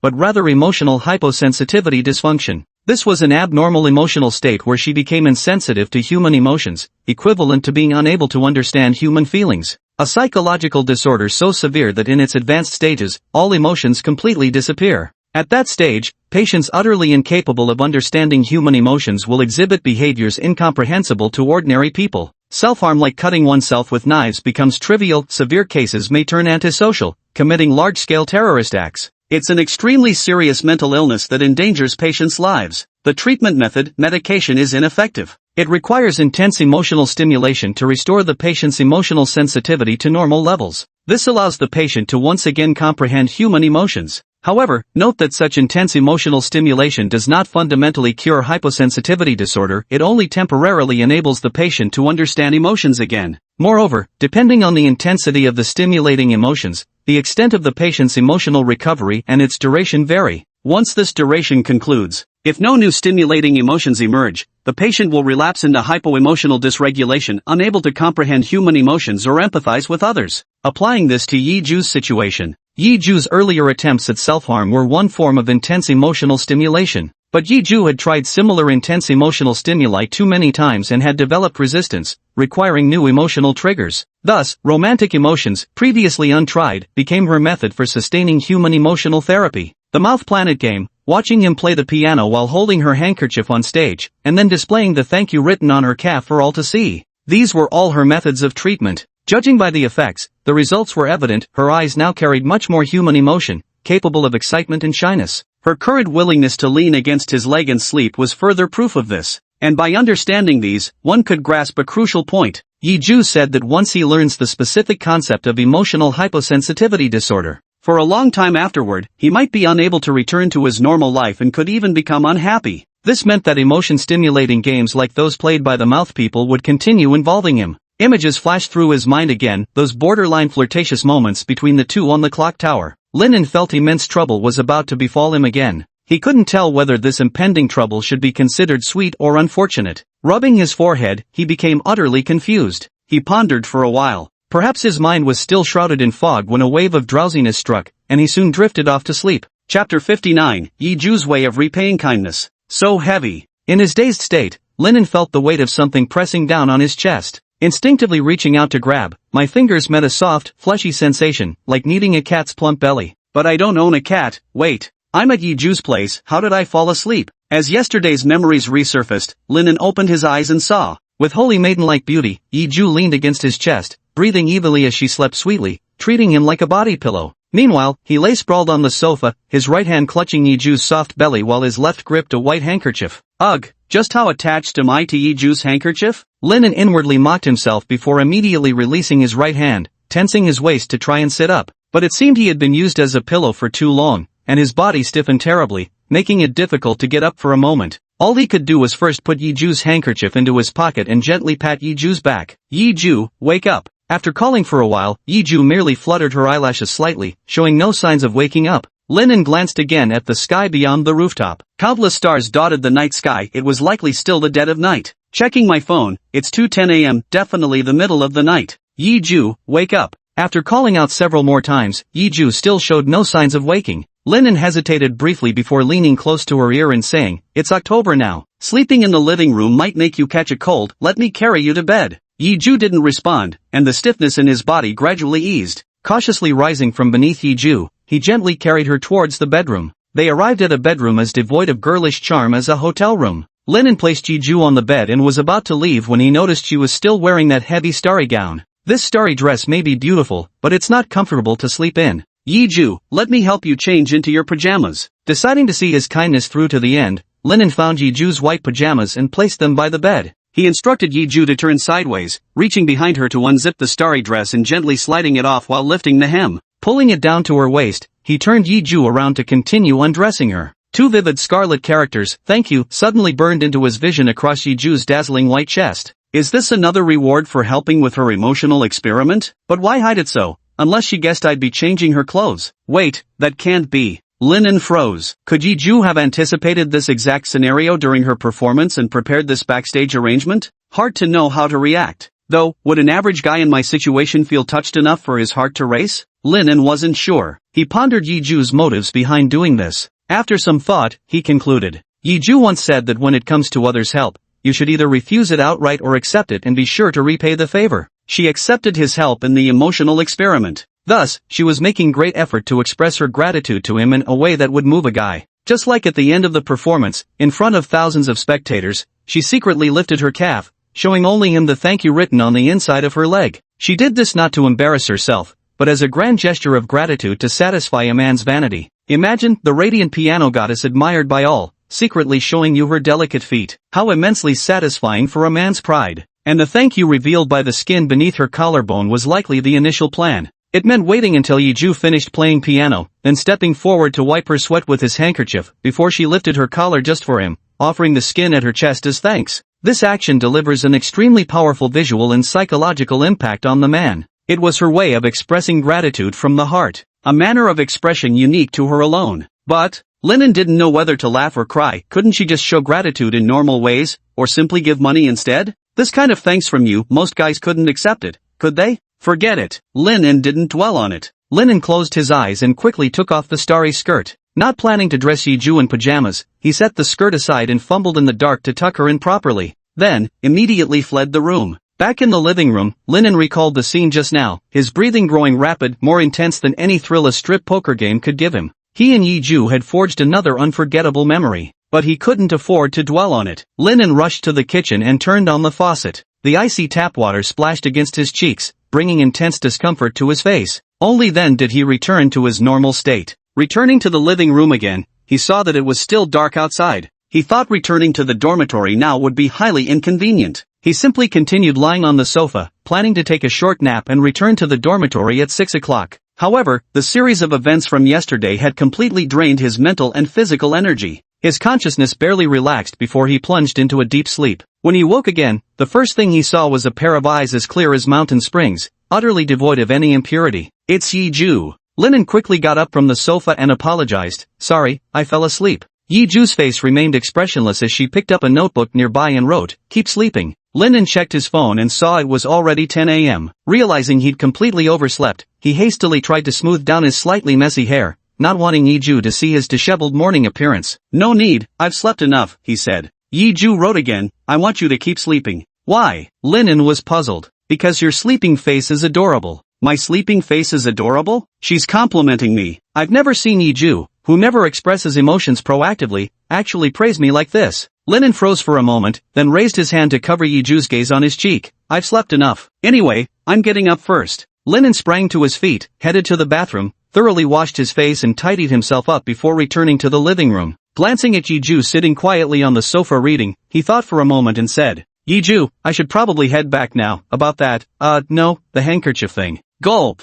Linen's farewell words were interrupted by Yiju's stomach growling. Yiju showed no trace of embarrassment, her clear, transparent eyes fixed on him. After spending more time with Yiju, Linen realized that compared to her beautiful face, he liked her eyes even more. Perhaps because of Yiju's emotionally detached nature, she possessed utterly pure eyes completely free of impurities. Gazing into them for long could bring a soothing sense of spiritual tranquility. However, these words of praise were not something he could openly express at the moment. You must be hungry. Yeah, it makes sense, you've been trapped in the bell tower for over a day. I'll go make you something to eat. Linen walked into the kitchen and deftly opened the refrigerator, which was fully stocked with groceries he had bought a few days prior. It's only 10 o'clock now, too early for lunch. Take out the butter, toast, eggs, lettuce, and ham. Fry the toast, ham, and eggs in a pan to make a simple sandwich. Then slightly heat up some milk and bring it to Yiju. Eat a little something to fill your stomach now, and we'll have a proper meal at noon. Yiju nodded and began eating the sandwich. Her pale hands lifted the sandwich, her cherry-colored lips taking a small bite as her jaws slowly chewed before swallowing. Then her mouth stopped moving, refusing to take a second bite. What's wrong? Doesn't it suit your taste? Did I overcook the ham? I thought charred ham tastes better. Or do you not like lettuce? Sorry, I can make you another one. Linen looked flustered. Yiju's reaction clearly showed dissatisfaction with the sandwich he had made. Turns out I don't like Family Mart boxed meals. Yiju set down the sandwich and wrote in her notebook. ?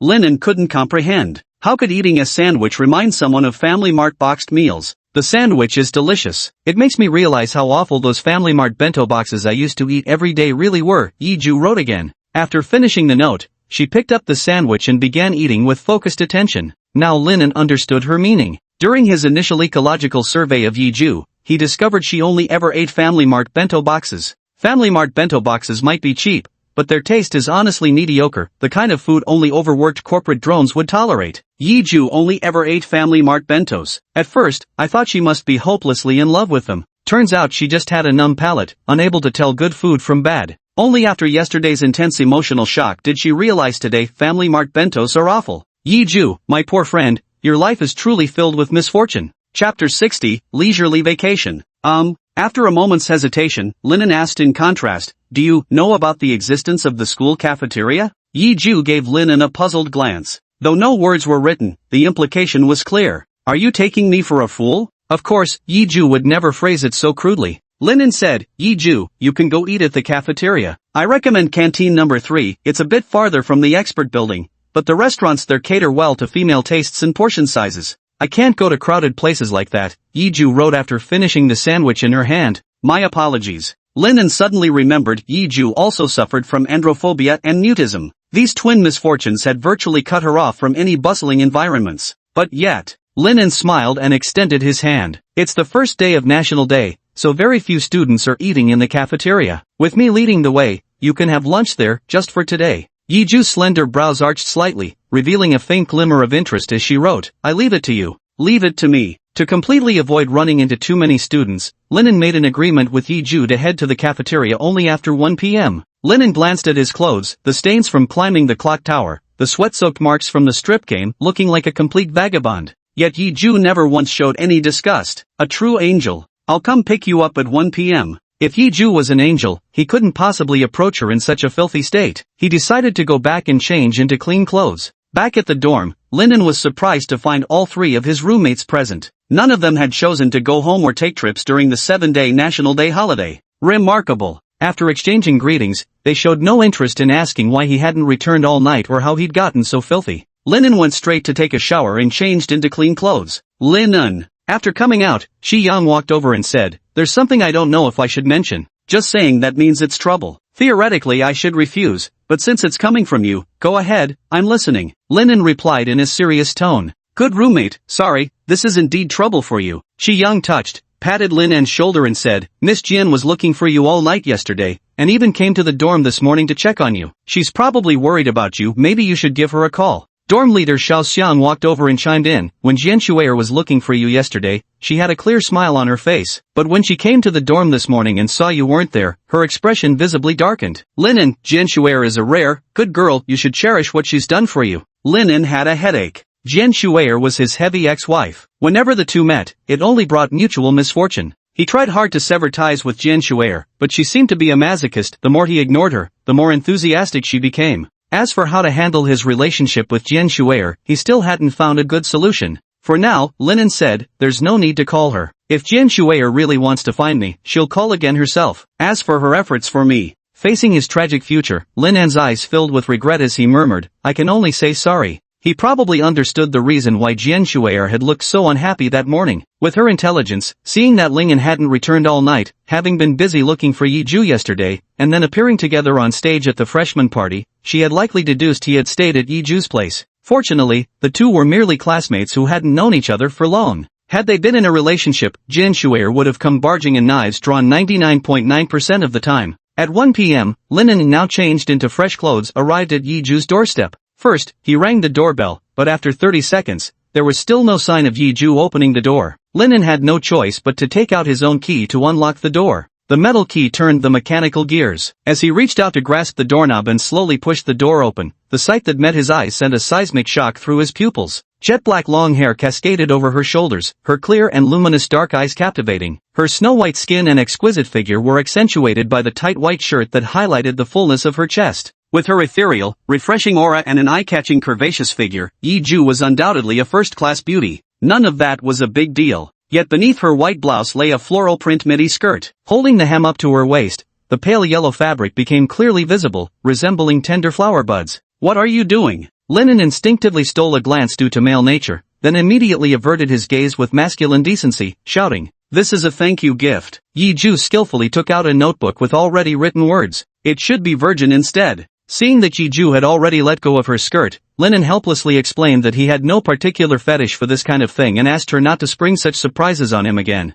After hearing this, Yiju wrote, Understood. You're tired of looking at this. I'll figure out a different approach. Linen really wanted to give Yiju a knuckle sandwich on the forehead to forcefully stop her behavior, because her method of repaying kindness with her charms would inevitably land him in trouble one day. Let's go. Yiju finished writing and strode ahead first. Linen followed. The two walked side by side toward the cafeteria, with Linen recommending the dining options along the way, strongly endorsing Lu Ji Lamian's bone broth noodles. For just 10 yuan, you get pork, meatballs, greens, a fried egg, and rich bone broth, clean, hygienic, nutritionally balanced, and with free noodle refills. The owner might as well be running a charity. It's the top choice for broke students. However, when they reached the cafeteria entrance, Yiju stopped in her tracks and didn't go inside. What's wrong? Linen guessed Yiju's concern, worried about running into boys? Don't worry, I'll protect you. No guy will get within a meter of you. Yiju shook her head and stretched out her delicate right hand before him, something flickering in her eyes. Are you asking me to hold your hand? No, don't answer that.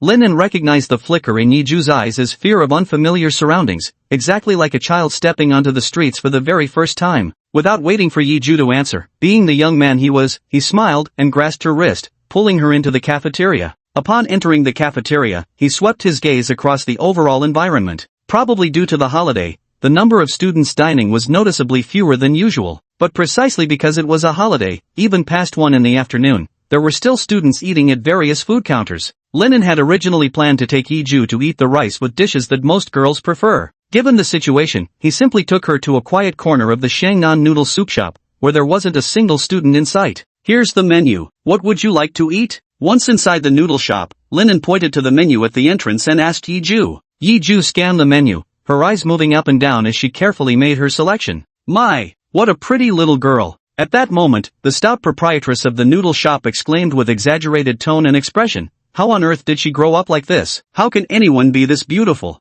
The proprietress's loud voice seemed to startle Yiju, who shrank back and hid behind Linen. Sorry, my classmate is a bit shy around strangers. Linen eyed the plump cafeteria lady warily as he spoke. The university cafeteria owner, possessing basic decency, lowered her voice considerably. I'm the one who should apologize for startling this classmate. I didn't mean to, it's just she's so beautiful, like molded from clay. Sis, who describes beauty as like molded from clay? Yiju's looks couldn't even be photoshopped this perfect. Linen inwardly complained before turning to Yiju and whispering, should we go somewhere else? Yiju still hid behind Linen's shoulder, her finger pointing at the reddest dish on the menu. Mapo tofu, you want this? No problem. Boss, we'll take 2 orders, just a little spicy, please. I don't know why a noodle shop sells mapo tofu, but the spice level from people in Shangnan is far more terrifying than what most would define as spicy. Just a little goes a long way. Got it, 2 servings of mapo tofu, mild spice. The proprietress told her chef husband to stir-fry the dishes. They were probably semi-prepared, as the dishes were served in just 2 minutes. The proprietress said, there's chili on the side. Add more if it's not spicy enough.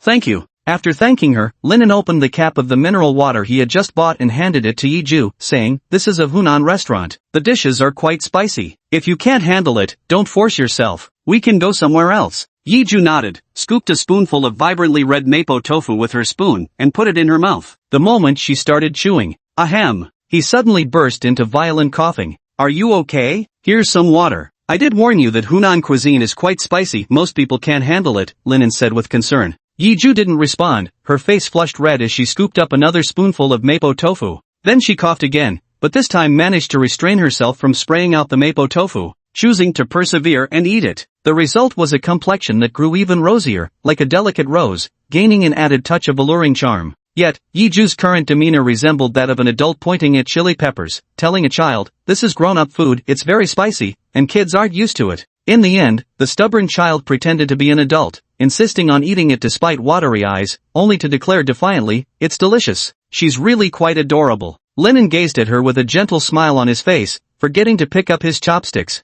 After eating the mapo tofu, Linen escorted Yiju home. They agreed to meet at the cafeteria again that evening before he returned to his dormitory. In the following days, Linen mostly accompanied Yiju, experiencing the ordinary campus life together, eating in the cafeteria, taking walks around campus, listening to Yiju practice the piano, or sitting together on a bench reading books. The 7 days passed quickly, and classes would begin tomorrow. During this time, Linen had treated Yiju as if she were a sick child. What he didn't realize was, to outsiders, their behavior unmistakably resembled that of a couple. Chapter 61 The 3 Critical Questions. On the 8th, as the National Day holiday concluded, freshman classes resumed. With the first morning lecture scheduled, Linen woke up at 7 o'clock to wash up and have breakfast. At 7:40, the 4 roommates set out from their dormitory to attend class at the School of Economics and Management building. Hey guys, another girl wants to arrange a dorm mixer with us. Should we go? On the stairs heading downstairs, dorm leader Xiao Xiang's cheerful voice rang out. I don't really mind, but mixers typically aim to either find boyfriends or hookups, Shi Yang said with his usual gentle smile. I'm not interested in either, so you guys would be the main players. What about you two? Xiao Xiang asked Linen and Zhou Haidong.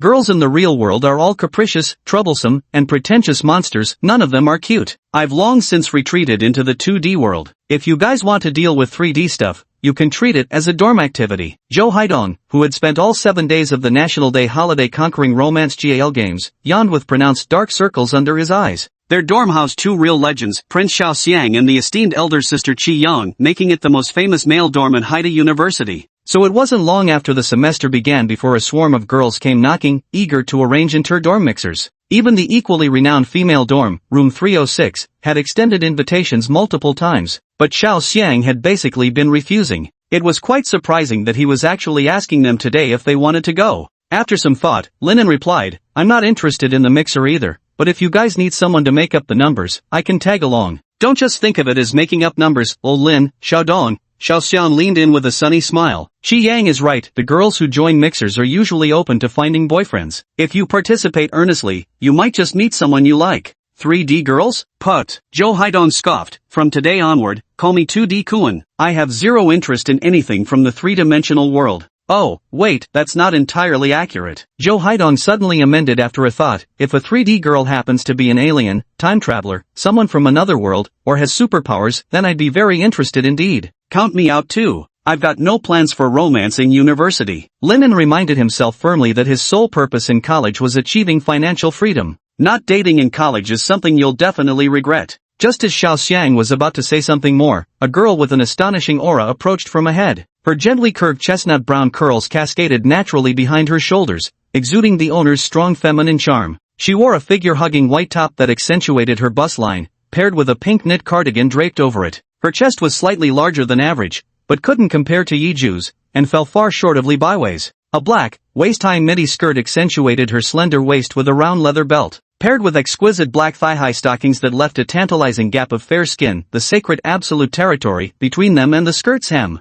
A captivating figure, beautiful features, and a dazzling smile. It was the flawless young mistress, Jian Shuer. She stepped forward in her black strappy heels, slowly approaching Linen while fixing her gaze solely on him. Good morning, my Romeo ex-husband, she said. The dual titles of Romeo and ex-husband. Linen felt the prickling sensation of being interrogated by a girlfriend after committing some wrongdoing. What should he do in this situation? Linen had no relevant experience and didn't quite understand.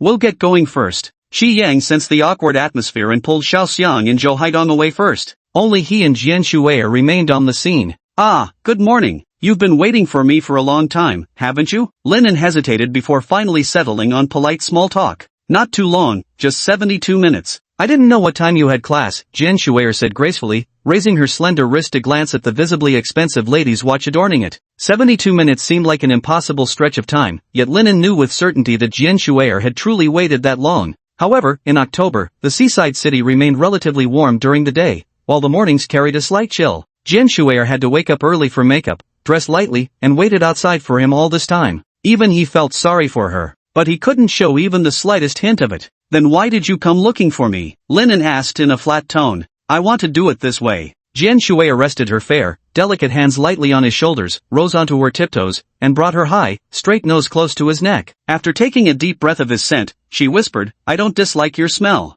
Jian Shuer's movements gave Linen a start, making him think she was about to kiss him. When he realized she was just sniffing his scent, he didn't stop her. Yet he still had no idea what Jian Shuer intended to do, so he simply asked, and then? Jian Shuer placed both hands on the back of Linan's head, pressing it downward until his nose was close to her neck, and asked, Do I smell good? Jian Shuer naturally exuded a rich, feminine fragrance that, even from a slight distance, made one feel as if they were standing in a blooming rose garden. At such close proximity, the even stronger feminine scent flooded his senses, momentarily clouding his judgment as he blurted out, It's intoxicating, just like the legendary bewitching fragrance said to captivate all who encounter it. After speaking, Linen immediately regretted his words. Complimenting Jian Shuer so directly would surely make her misunderstand. Yet, something unexpected happened. Jian Shuer's voice lowered unhappily. Do you know? During the 7-day National Day holiday, my schedule is already packed with work. I have to go back. The thought of not seeing you for 7 days terrified me. What if you forgot me? So I spent an entire day planning this farewell gesture to ensure you'd remember me, but only managed to execute it today. Never mind. As she finished speaking, her rosebud lips slowly parted, revealing a flash of pearly white teeth, transforming back into the perfect young mistress Jian Shuer seamlessly. Taking a step forward, she declared, "Let's go to class together." Linen sometimes hated his extraordinary memory and excessively sensitive emotions.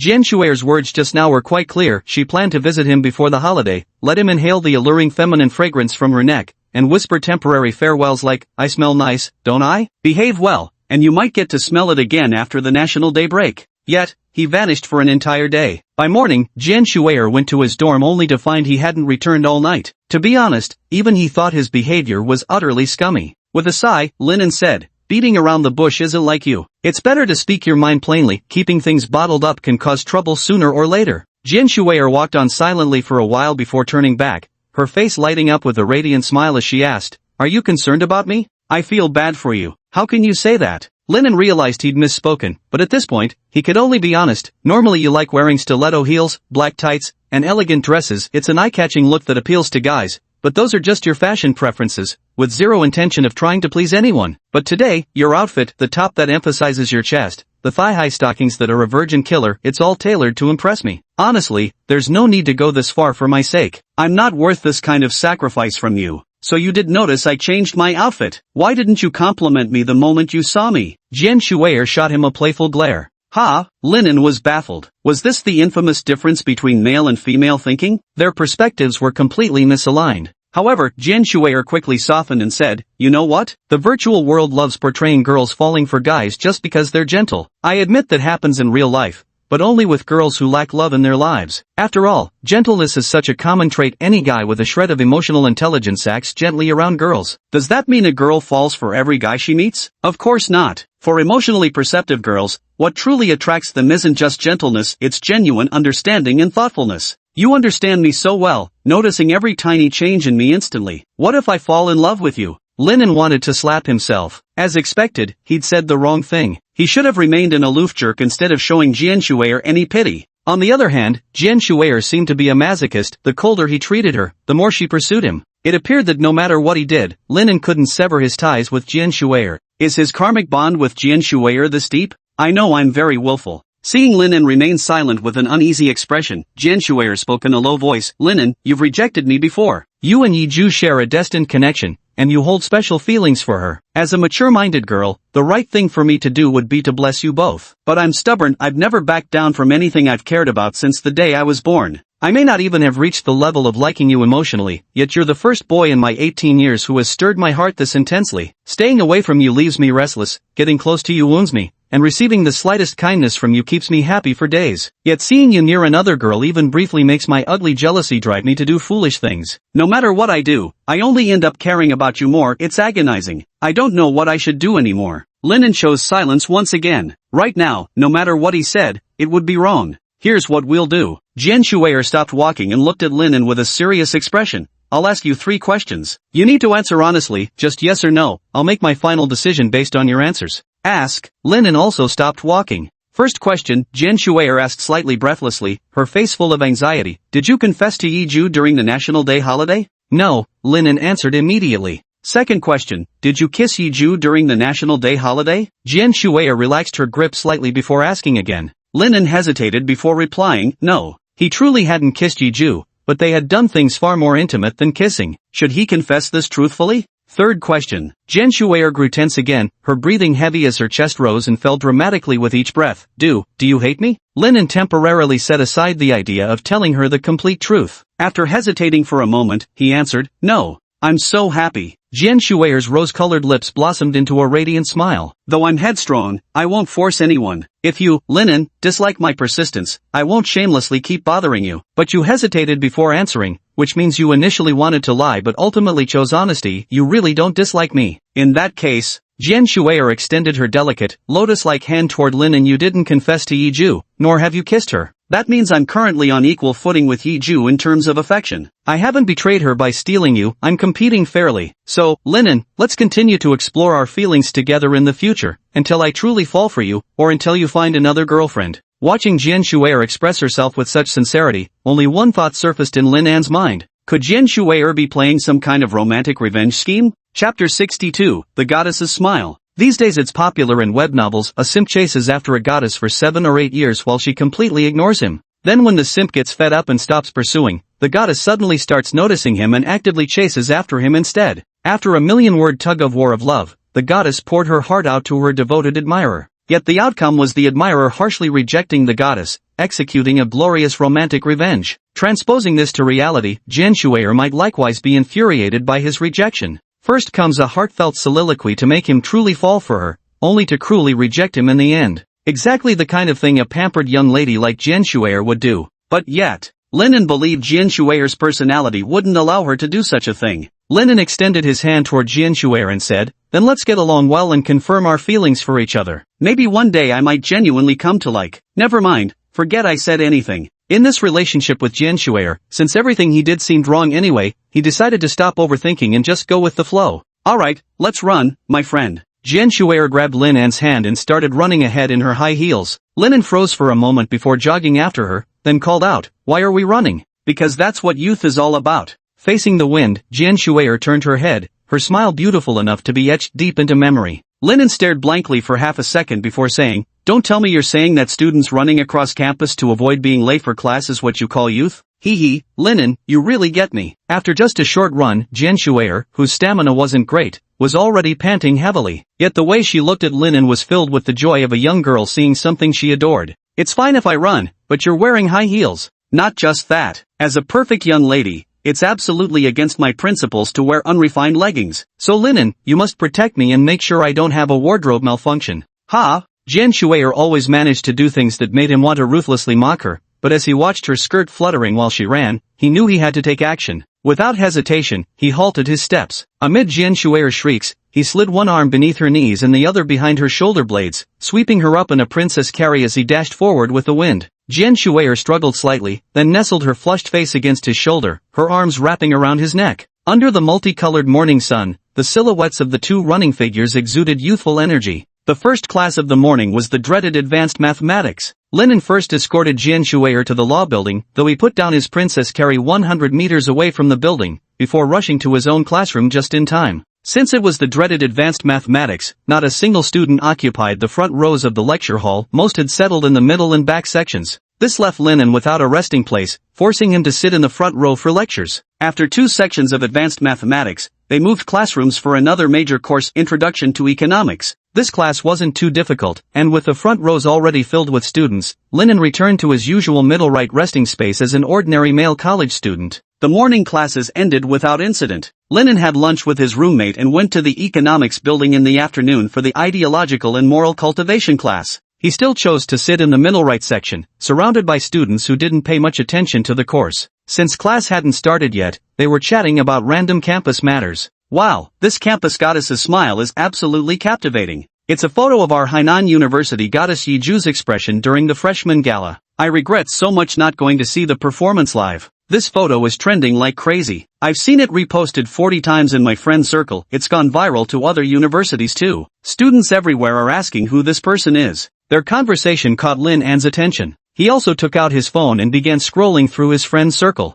Just after opening it, there was a picture of someone with jet black hair framing both cheeks, eyes clear and bright yet devoid of any expression, save for the slight upward curl at the corners of the lips, appearing mechanical and stiff. Yet the overall impression was that of a celestial goddess smiling, something too divine for the mortal realm, exquisitely beautiful and heart-healing, stirring deeper emotions the longer one gazed upon it. Below the photo was the caption, "The smile of a goddess." The poster was his high school classmate, now studying at a university in Yanjing. Scrolling further down, I found my social media feed flooded with posts about the goddess's smile. It wasn't just former classmates, even their mothers and our school teachers were sharing it. And the comments were all variations of, "Behold the true smiling goddess. She's so beautiful, must be a celebrity. What's her name? I'd love to get to know her. If only she were my girlfriend. Her eyes are so beautiful, I really want eyes like hers." The girl worthy of the title goddess's smile could only be Yiju. What female celebrities, those thoroughly tainted by the entertainment industry's murky waters, could never possess eyes as clear as secluded mountain springs?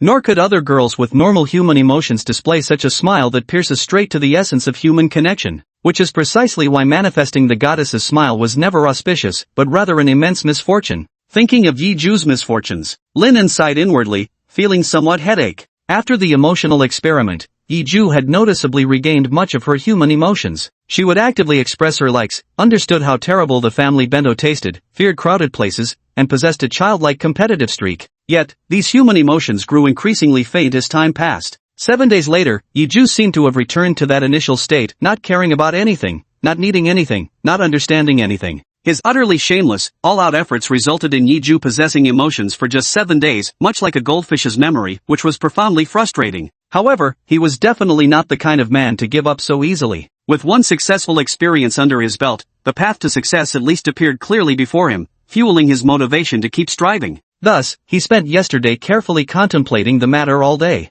He concluded that to prevent Yiju's emotional hypoesthesia disorder from worsening for the time being, he needed to continue conducting emotional experiments with her. This meant playing those 100 excruciatingly embarrassing games supposedly designed to deepen romantic bonds between men and women, games that guaranteed couples would form if they completed more than 10, but which were in reality nothing but forbidden, unspeakable flirtatious games filled with sexual tension. Even so, one must admit that this flirtatious game does more to deepen romantic connections between men and women than 10 physical encounters could. Yiju's emotional metrics might be abnormal, yet somehow she's pinpointed the very essence of romantic attachment. Now, if he wanted to completely cure Yiju's emotional hypoesthesia disorder, there were currently 2 available approaches. One involved confronting past psychological trauma directly, the other was to continue the Love Research Club activities, allowing Yiju to regain human emotions through romantic experiences. The first option wasn't something he could implement immediately, leaving him no choice but the second path. For now, Bai Weili's teenage romantic troubles have been resolved.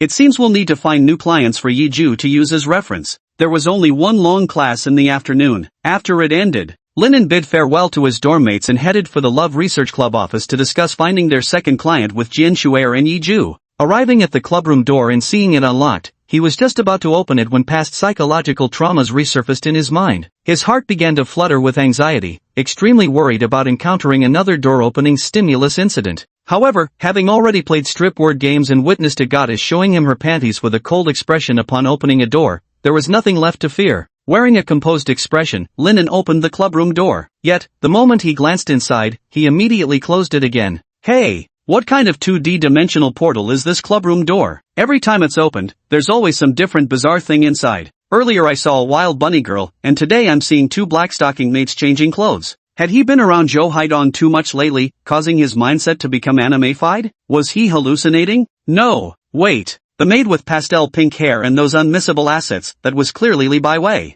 The other one's dust-free beauty could only belong to Yiju. Could it be that Yiju, in her emotionally detached state, had forced Li Baiwei to do something as humiliating as publicly dressing as a bunny girl again? Linen opened the door once more, about to question Yiju. A wave of rich perfume rushed forward as Li Baiwei grabbed his arm anxiously, saying, "Linen, don't misunderstand. This wasn't the club president's order, it was my own request. I know there's been a misunderstanding, please let go first." Linen's grabbed hands sank into the vast ocean of natural talent, making it impossible for his 18-year-old male instincts to resist. Li Baiwei instead tightened her grip. "It really wasn't the club president's order, it was my own initiative. Please don't misunderstand. Once bitten by a snake, one fears well ropes for 10 years. Linen was genuinely afraid that Jian Shuer would open the door right now and see the scene, spiraling into another outburst of heavy-hearted fury. He quickly said, okay, I got it. There's no misunderstanding here. Just let go of my hand first." Li Baiwei's face lit up with a smile unlike Jian Shuer's mathematically perfected proportions or Yiju's purely human, emotion-laced grin. Hers was a radiant expression that crinkled at the eyes, infectious as a healing angel's grace. Good, as long as there's no misunderstanding. Li Baiwei finally released her grip. Linen cautiously stepped away from Li Baiwei, the woman who seemed oblivious to the destructive potential of her own weapon, and demanded, "Now tell me what's going on. Why are you and Yiju dressed in maid outfits?" Li Baiwei's cheeks flushed with shyness as she tilted her head, murmuring in a slightly coy tone, It's to thank you."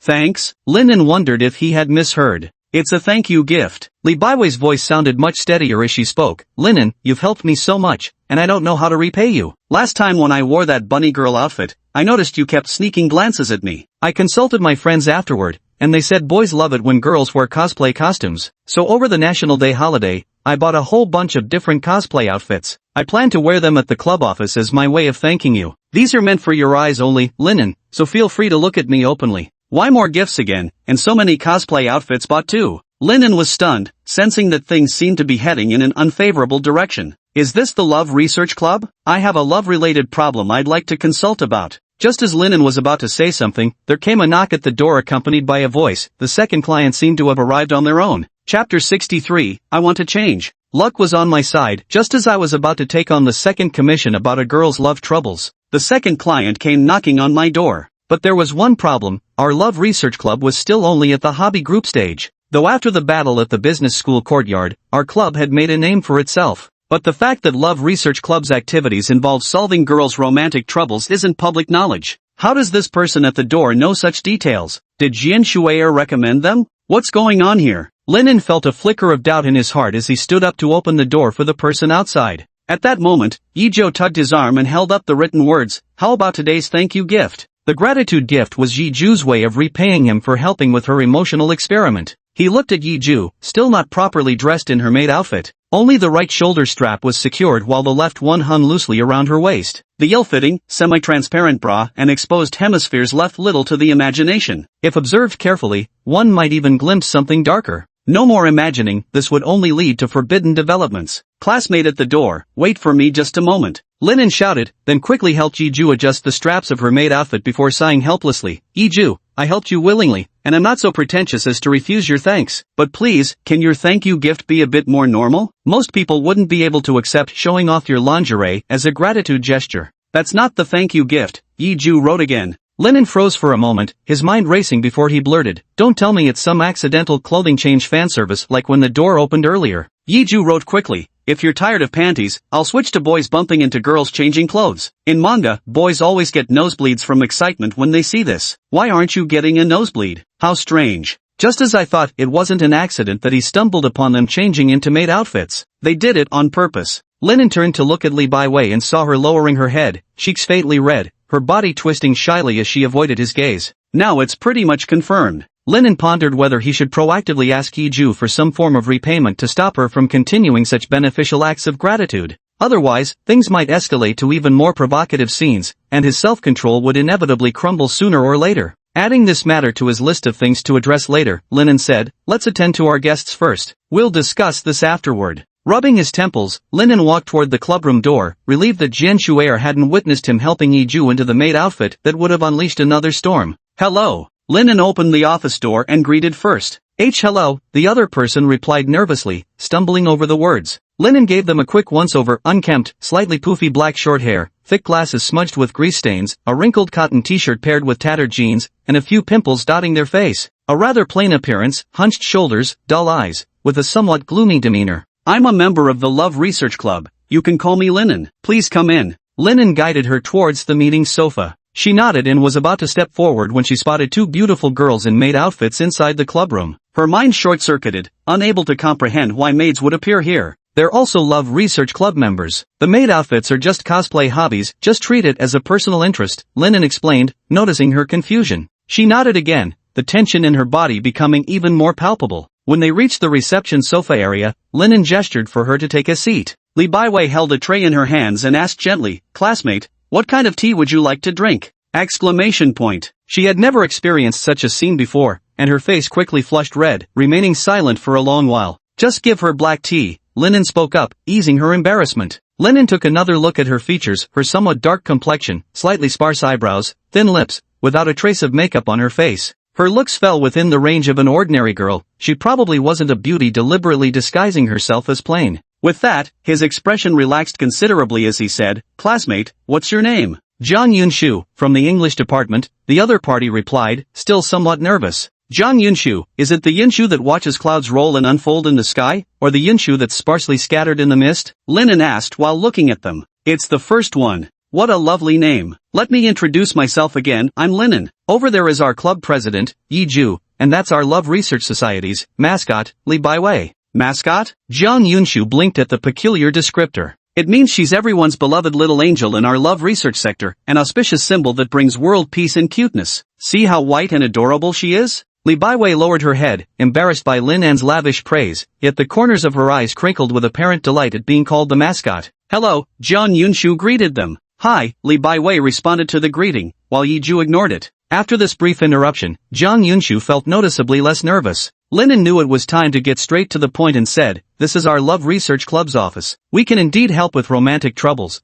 but there are a few questions I need to ask you first." May I ask? Jiang Yunshu adjusted her posture solemnly. First question. Linen suddenly spoke in a grave tone. "Who told you that our Love Research Club accepts romantic complaint requests from female students?" If it were Jian Shuer encountering Jiang Yunshu, she'd have unquestioningly accepted the request without hesitation, whereas he had to consider whether it carried potential dangers. After all, their Love Research Club's 3 members were already the 3 SSS-tier beauties at the pinnacle of Haicheng University's female student body. Adding one more would complete the quartet of SSS-tier beauties. No doubt about it, there must be guys and girls who want to take advantage of the commission as an excuse to harbor ill intentions toward them. "It's my roommate," Jiang Yunshu replied softly. "What's your roommate's name?" "They Wanto." The name sounded vaguely familiar, but he couldn't quite remember who it belonged to. He'd ask Qi Yang about it later when he returned. Linen made a mental note of this and continued asking. Second question, what's your romantic dilemma as a girl? Jiang Yunshu adjusted her nearsighted glasses, her voice rising slightly. "I want to change." Li Baiwei had already prepared the black tea. After placing the cups on the table before them,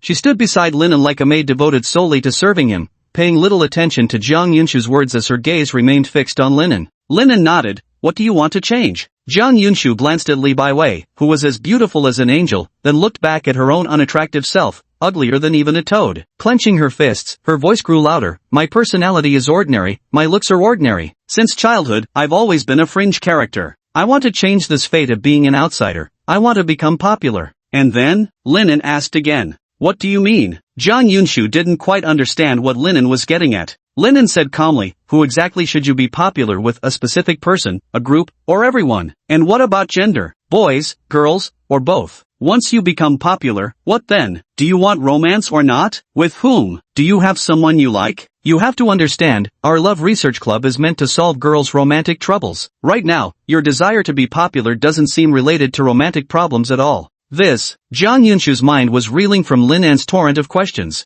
"If you can't even articulate what you truly want, there's no way we can help you." Lin An's tone was sharp and commanding. "Remember this, whether facing difficulties or desperate situations, no one can truly save you except yourself. Figure out exactly what you need first, then come to us for assistance." Jiang Yunshu faltered, her eyes brimming with tears under Lin An's imposing aura. Clang! The young miss has arrived. At that moment, the clubroom door swung open with a flourish. The impeccable young Miss, Jian Shuer, had arrived. Chapter 64, Life is a Shitty Game. Seeing Jian Shuer's dazzling rosy silhouette, Linen rubbed his forehead wearily. He could already sense things were about to spiral into even more troublesome territory. However, just as he rarely preached to others, even if he knew that Jian Shuer might be doing something wrong, as long as it wasn't too serious, he had no intention of stopping her. Because life is meant to be flawed. What's this? Jian Shuer's gaze sharpened noticeably as it fixed on Li Baiwei's maid outfit, her expression visibly darkening. Under this gaze, Li Baiwei trembled like a small rabbit encountering a natural predator, instinctively shrinking closer to Linen in fear. The soft sensation immediately transferred to Linen. Linen sensed the thick tension in the air and quickly stood up to explain. That was just an interest Baiwei picked up during the National Day holiday cosplay. Don't misunderstand, classmate Jian. Oh, calling her Baiwei by name, but referring to me as classmate Jian? Forget it. I'm in a good mood today. Jian Shuer strode over in her clacking high heels, stopping right in front of Li Baiwei. She grasped the girl's arms and pulled her close with an intimate whisper. "Baiwei, you're actually interested in cosplay? I'm quite into it too. Next time let's wear outfits together and take pictures." Li Baiwei didn't dare utter a word of refusal, nodding so vigorously that one might worry her head would shake loose from her neck. "Baiwei, why are you afraid? We're friends, I'd never do anything to hurt you." Jian Shuer murmured softly as she embraced Li Baiwei. This appearance and these words truly resemble a villainous noble lady tormenting the innocent and kind-hearted heroine in an otome game. Linen grumbled inwardly. "Alright then." Jian Shuer was in a particularly cheerful mood today. She naturally took a seat beside Linen and glanced at the unfamiliar girl, asking, "And who might this classmate be?" "Don't tell me Linan's gone and charmed another girl." "Young lady, do I really seem like the type who's popular with girls? I'm just an ordinary guy who would actually fall for me. I've realized it, life is a shitty game." Suddenly, Jiang Yunshu jumped to her feet excitedly and shouted loudly.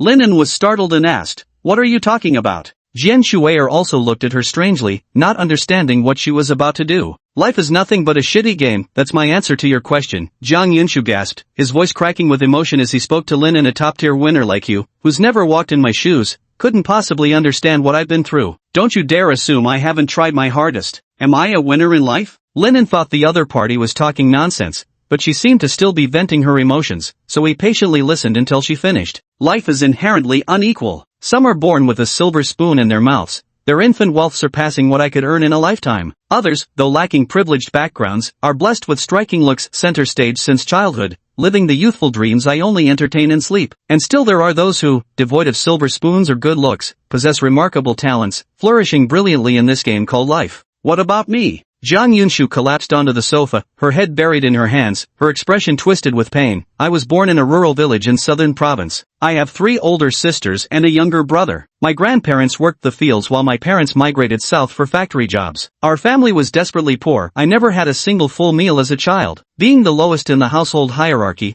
my siblings always teamed up to bully me. They'd dig their nails into my arms, snatch my food, and I only got to wear hand-me-downs from my eldest, second, and third sisters, clothes that became increasingly tattered with each passing. That's why I grew up hideously ugly. Do you know what happened to someone as ugly as me back then? I wasn't just ignored, I became the target of collective revulsion. Boys and girls alike taunted me. Die, ugly freak. Anything I touched was immediately thrown away. The suffering made me dread school, but when my grandfather mistook my distress for laziness, he tied me to the ceiling beams and beat me with an iron rod. As the agonizing memories surfaced, Jiang Yunshu's body trembled violently. At that moment, Jian Shuer grasped her hand. She said nothing, only gazing at her with gentle, unwavering eyes. Seemingly encouraged by this, Jiang Yunshu gradually regained her composure and continued her story. I know the principle that what's lacking from birth can be changed through later efforts. My original name was Jiang Zhaodi. That summer before high school, I begged my parents relentlessly to let me change my name. Maybe because they already had a son, or perhaps because my eldest sister's marriage brought the family a substantial sum, they agreed to let me change my name. After successfully changing my name, I thought my life could start anew. In high school, I studied desperately and managed to get into the only 211 university our village had ever produced. I thought I could escape the fate of being an outcast, that I might even become slightly popular, but what happened in the end? Jiang Yunshu clutched her head in agony as another painful memory surfaced. Even going to college changed nothing. People still call me ugly freak and tell me to die. Boys recoil when paired with me. Everywhere I go, there are hateful stares wishing I'd disappear. Stop looking down on me and lecturing me about not trying hard enough. I have tried, it's just that life is a shitty game. It gives you no feedback, no right answers, and effort doesn't guarantee any reward at all. Jiang Yunshu completely broke down, clutching her hair and sobbing violently. Jian Shuer still said nothing, only gently patting her back to soothe her sorrow. After a while, when Jiang Yunshu had cried herself out, Jian Shuer spoke softly. Classmate Jiang, did you come to our love research club seeking help? I want to change my fate as an outcast, to become popular, but even my own efforts can't achieve it. How could you possibly do it? No, you're putting effort in the wrong direction. Jian Shuer's voice was resolute and powerful. Life is indeed unfair. People differ in family background, talent, and appearance. But heaven has granted everyone the equal power to change their own fate. Classmate Jiang, your unhappy family isn't your fault. Your looks aren't as wretched as you imagine them to be. Nor has your hard work been entirely fruitless, it's just that you pursued the wrong path. And when effort is misdirected, it only compounds misfortune. Jiang Yunshu tilted her head, unsure how to respond to Jian Shuer. Your request, we, the Love Research Club, accept it. We'll make you popular, have you declaring life as a masterpiece with heartfelt joy. Jian Shuer's dazzling rose-hued lips curled into that familiar young mistress smile, brimming with self-assurance. Jiang Yunshu was infected by Jian Shuer's confidence, and a glimmer of hope also emerged in his eyes. Meanwhile, Lin wore an expression that said I knew it. Sure enough, with Jian Shuer's arrival, things were bound to spiral into even greater trouble. But as they say, life is about making mistakes, and he wouldn't stop Jian Shuer from acting as she pleased. Moreover, Jiang Yunshu's earlier monologue had also earned his approval. He wasn't the kind of pushover who would save everyone, nor was he the indifferent type who would turn a blind eye to others' pleas for help. In the following days, Jian Shuer began having detailed discussions with Jiang Yunshu about how girls could appear more popular in expressions, makeup, and social interactions, pointing out Jiang Yunshu's past mistakes to her. Lin listened for a while. It was content he already knew well and didn't need to review. He simply sat down nearby and began reading a book instead. Yiju was also reading, while Li Baiwei kept pouring hot tea for the 4 people present, performing the duties of a maid. The time passed until Jiang Yunshu's phone rang. Her roommate had made plans with her before it finally stopped. Classmate Jian, I don't know how to thank you, Jiang Yunshu said with deep gratitude. Life is a masterpiece. As long as you're striving in the right direction, there's no such thing as an unpopular girl. Don't worry, classmate Jiang. Our Love Research Club will fulfill your request and more. Jian Shuer declared with unwavering confidence. I see your hidden beauty and your fierce determination to change. In November, those bored boys will release the Campus 100 Beauties ranking. True, it's tacky, but it's still proof of popularity. I'll get you into the top 10, a dazzling testament that life is indeed a masterpiece. The Campus 100 Beauties ranking was compiled by the Beauty Research Society, which ranked the 100 most beautiful women out of over 16,000 female students and faculty members across the university.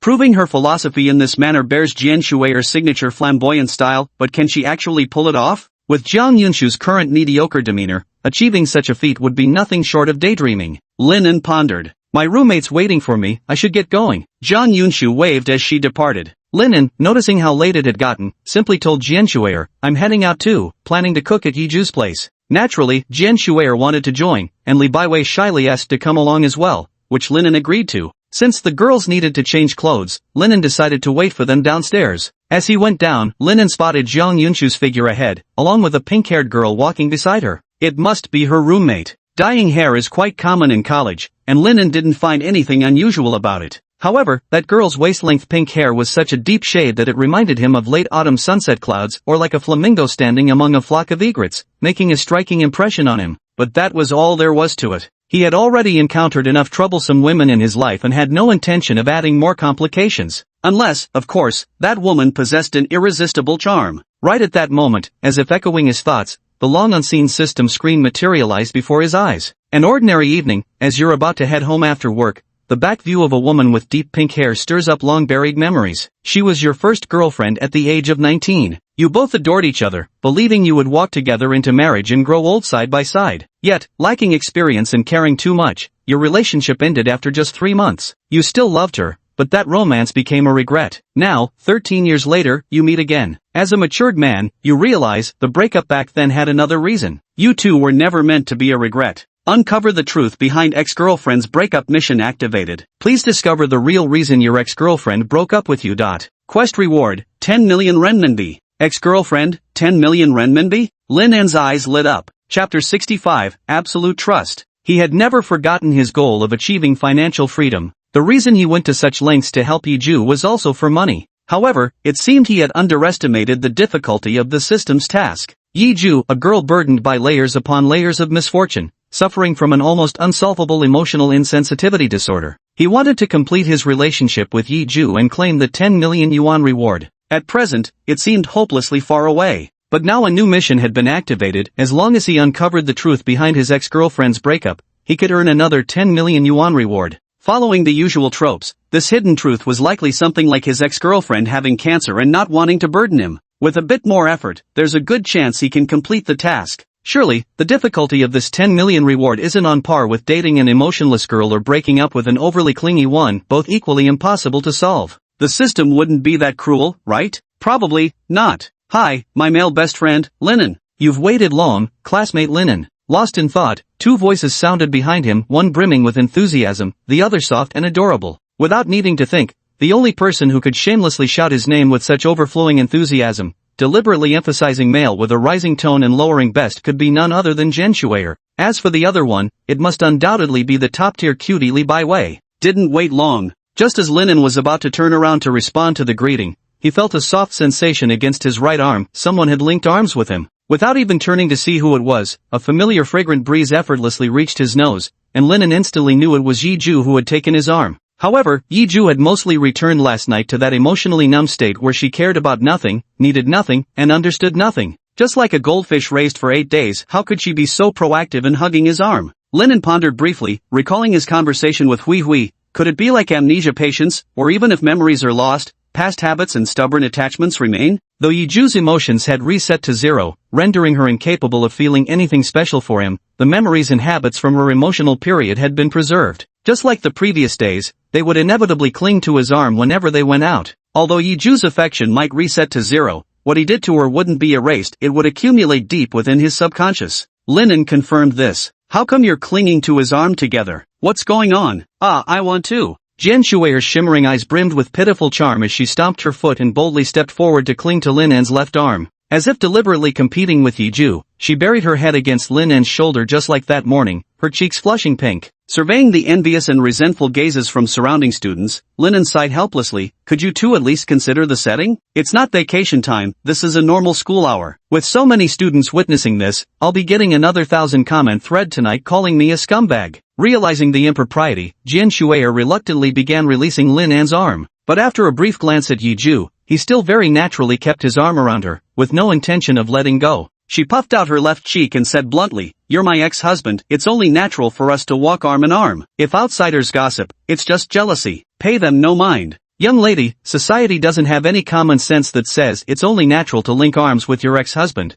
but whatever, forget it. Lin En realized that continuing to argue with Jian Shuer would only draw more attention from the surrounding students. For now, it was better to play along with her and move away from the crowded area. He strode forward, but then he felt a tug at the hem of his shirt. Someone was gripping the back of his clothes tightly with their hand. Lin En wanted to cry. "Li Baiwei, what are you doing joining in the commotion at a time like this? Do you think the misunderstanding isn't deep enough already?" The bizarre quartet didn't disband until they entered the supermarket. Lin En grabbed a shopping cart by the entrance and had Yiju sit inside it. This was Lin En's ingenious solution to let her, who suffered from androphobia, still go grocery shopping. Crouching in the cart like a puppy, Yiju didn't have to worry about physical contact with any man. Jian Shuer walked ahead, briskly picking out groceries and planning dinner like a diligent housewife. "For dinner, we'll make native duck congee. The duck and broth are already prepared, we just need to buy mushrooms, celery, spring onions, baby bok choy, and drinks." But Lin En vetoed her plan. "Native duck congee? What on earth is that?" Jian Shuer turned around and asked curiously. "A type of country duck, cooked into porridge using its bathing water with some added ingredients, similar to seafood porridge. In short, it's the kind of dish girls would love." Yesterday, after careful planning, Lin En took Yiju to a rural town she had never visited before and bought a locally raised duck. "Got it. Any dish you prepare would be delicious to me." Jian Shuer flashed a simple, unadorned smile. With the ingredients purchased, the group returned to Yiju's home. Lin En immediately entered the kitchen and started preparing dinner. Snap! The sound of a camera shutter came from Li Baiwei. Lin En had noticed earlier that Li Baiwei kept taking pictures of him. She'd even snapped many shots of him carefully selecting fresh shiitake mushrooms at the supermarket. When he asked what she was doing, she wouldn't answer. Now she was photographing him again. Just what was her reason? "Today I'll prove once again that the young mistress is absolutely not some culinary idiot who only knows how to eat and drink." At that moment, Jian Shuer made a grand entrance into the kitchen, removing her expensive lady's watch as if preparing for battle. All right, our bona fide never touched a drop of water young mistress who doesn't even know you're supposed to put the wok on the stove first. If you really want to help, at the very least you should put on an apron." Lin En didn't refuse Jian Shuer either, taking off his own apron for her and guiding her through some simple kitchen tasks. I don't know if Jian Shuer took cooking classes during the National Day holiday, but today her assistants went off without a single mistake. He took charge of preparing dinner while Jian Shuer assisted from the side, and Yiju sat on the sofa reading a book. Li Baiwei, after setting the table, stood by the kitchen door watching them cook. The scene was incredibly harmonious. The dishes were served within less than an hour. Yiju was the first to reach for her chopsticks without hesitation, picking up a piece of duck glazed with sauce and placing it in her bowl. After peeling off the skin with her teeth, she extended the duck skin toward Lin En with her chopsticks. Lin En understood what she meant. Since regaining a bit of emotion last time, some of her dietary habits had resurfaced. She avoided eating animal skin and wanted him to take care of it for her. But with Jian Shuer sitting right beside them, would feeding on the duck skin Yiju rejected spark another war between them? Ho ho! Beside him, Jian Shuer stuck out her pink tongue slightly, continuously puffing air from her mouth. She'd scalded her tongue after eating a piping hot mushroom. Lin En decisively acted like a proper man this time. First, he ate the crispy duck skin Yiju handed over in one bite, then promptly poured Jian Shuer a cup of cool coconut juice, saying, "I told you earlier, the duck congee is scalding hot, you should eat it carefully." But I really wanted to try it. Jian Shuer lisped with her still scalded tongue. Lin En helplessly picked up the spoon and stirred the duck congee in Jian Shuer's bowl to help cool it down. Jian Shuer took a sip of coconut water. The refreshing liquid moistened her mouth, alleviating most of the scalding sensation from earlier. She immediately picked up her own chopsticks and held out the mushroom she'd spat out earlier due to its heat, extending it toward Lin En. With several purposeful blinks in his direction, her meaning was clear. "Don't think I didn't notice you eating the food Yiju rejected." What a jealous woman. Lin En didn't mind that it was imported shiitake mushrooms, taking a big bite while silently complaining in his heart. However, he didn't dislike Jian Shuer's jealousy. Because this jealousy was directed at him, and as a mature man, he shouldn't get angry about it, rather, he should apologize. But he still felt somewhat resistant to improving his relationship with Jian Shuer and regretted his earlier decision to let things develop naturally with her. After just one day together, they'd already had so many intimate moments. What would happen in the future?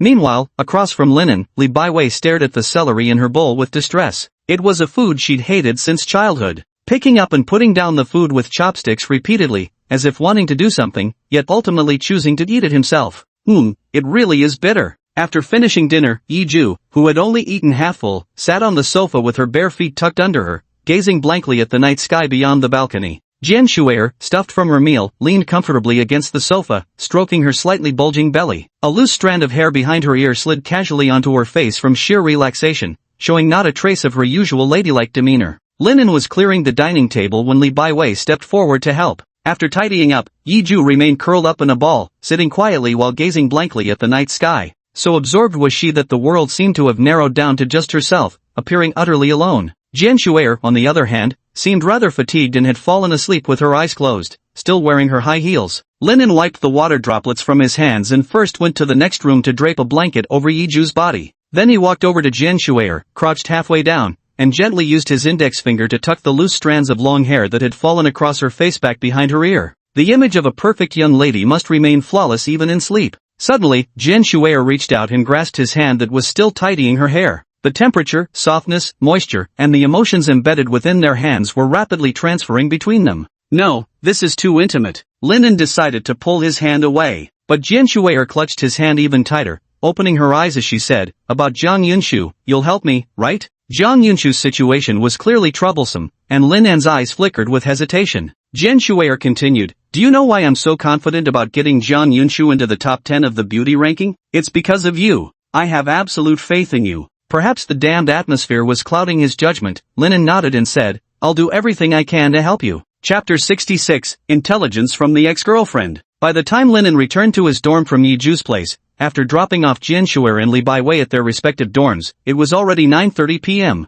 For once, all three of his roommates were present. After exchanging greetings, Linen booted up his computer. He created two new documents. One is J, the other is Q. J stands for Zhang Yunshu, Q stands for ex-girlfriend. Currently, his work focus revolves around these two people. Zhang Yunshu's Maiden's Love Troubles counts as Love Research Lab's second commission. To fulfill her Become Popular commission, the ultimate goal is to rank within the top 10 of Haida University's 100 Beauties list by early November. The Haida University 100 Beauties list is a ranking created by the university's Beauty Research Society, consisting of two charts, the Haida 100 Beauties list and the Haida 30 Freshman Beauties list. The Haida 30 Freshman Beauties list targets each year's freshmen and is typically compiled within the first week of the semester. The Haida 100 Beauties list, meanwhile, is open to all female students at Haida University, including undergraduates, graduate students, PhD candidates, as well as faculty members, administrative staff, and faculty family members. The evaluation process begins on November 1st,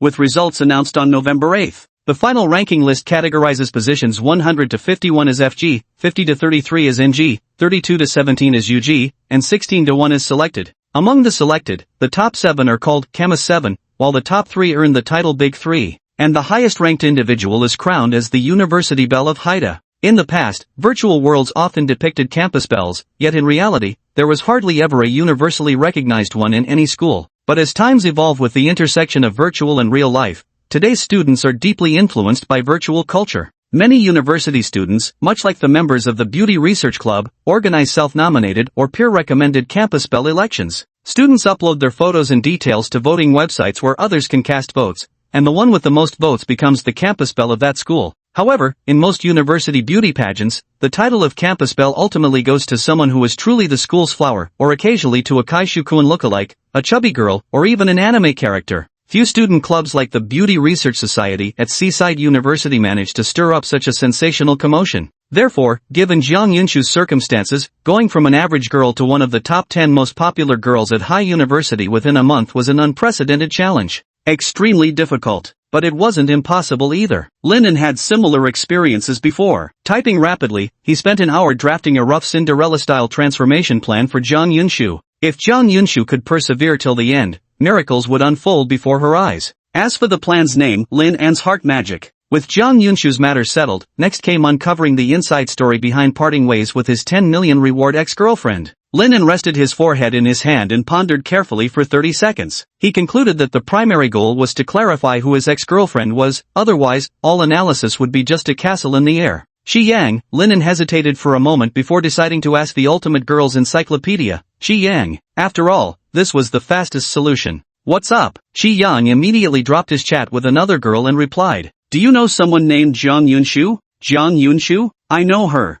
Before Qi Yang could respond, club president Xiao Xiang spoke up first in a loud voice. She's one of the dorm members who's always wanted to arrange an inter-dormitory mixer with us. What's the matter, Linen? Finally taking an interest in dorm mixers? Linen keenly sensed something was profoundly wrong. He exhaled lightly and said, don't tell me Jiang Yunshu is from dormitory 306. Correct, there's only one Jiang Yunshu in all of Haida University, Shi Yang said with a meaningful look at Linen, his tone full of admiration. Linen, you're about to collect all 4 SSS rank beauties of Haida. Impressive. What? Hearing about an SSS level beauty, Zhou Haidong got excited and frantically asked, what's going on? I don't have a brain, don't talk in riddles, explain it clearly. Xiao Xiang didn't answer Zhou Haidong. Instead, he said with some confusion, out of the 4 people in room 306, considering Lin An's obsession with looks, Jiang Yunshu is definitely out of the question. Of the remaining 3, I admit Xiao Yao is the prettiest, but the other 2 have their own charms too. How can you be so sure it's Xiao Yao? And if it really is her? Xiao Xiang cast a worried glance at Lin An and said, I advise you not to get involved with her. They were all speaking in riddles, and the mysteries sounded too intriguing. Zhou Haidong grew impatient and shouted, I told you, I don't have a brain, explain it to me in plain language. Lin An fully grasped the riddles within. His ex-girlfriend was likely Jiang Yunshu's roommate. As for his ex's identity, seeing only her back view made it impossible to confirm who she was. However, across the entire Haida University, only one girl with deep pink hair could captivate him so profoundly with just a glimpse of her silhouette. He thought of the 3rd SSS level beauty, Su Yaoji. She possessed a head of deep-colored, lustrous pink hair that shone brilliantly regardless of whether it was cloudy, sunny, or rainy.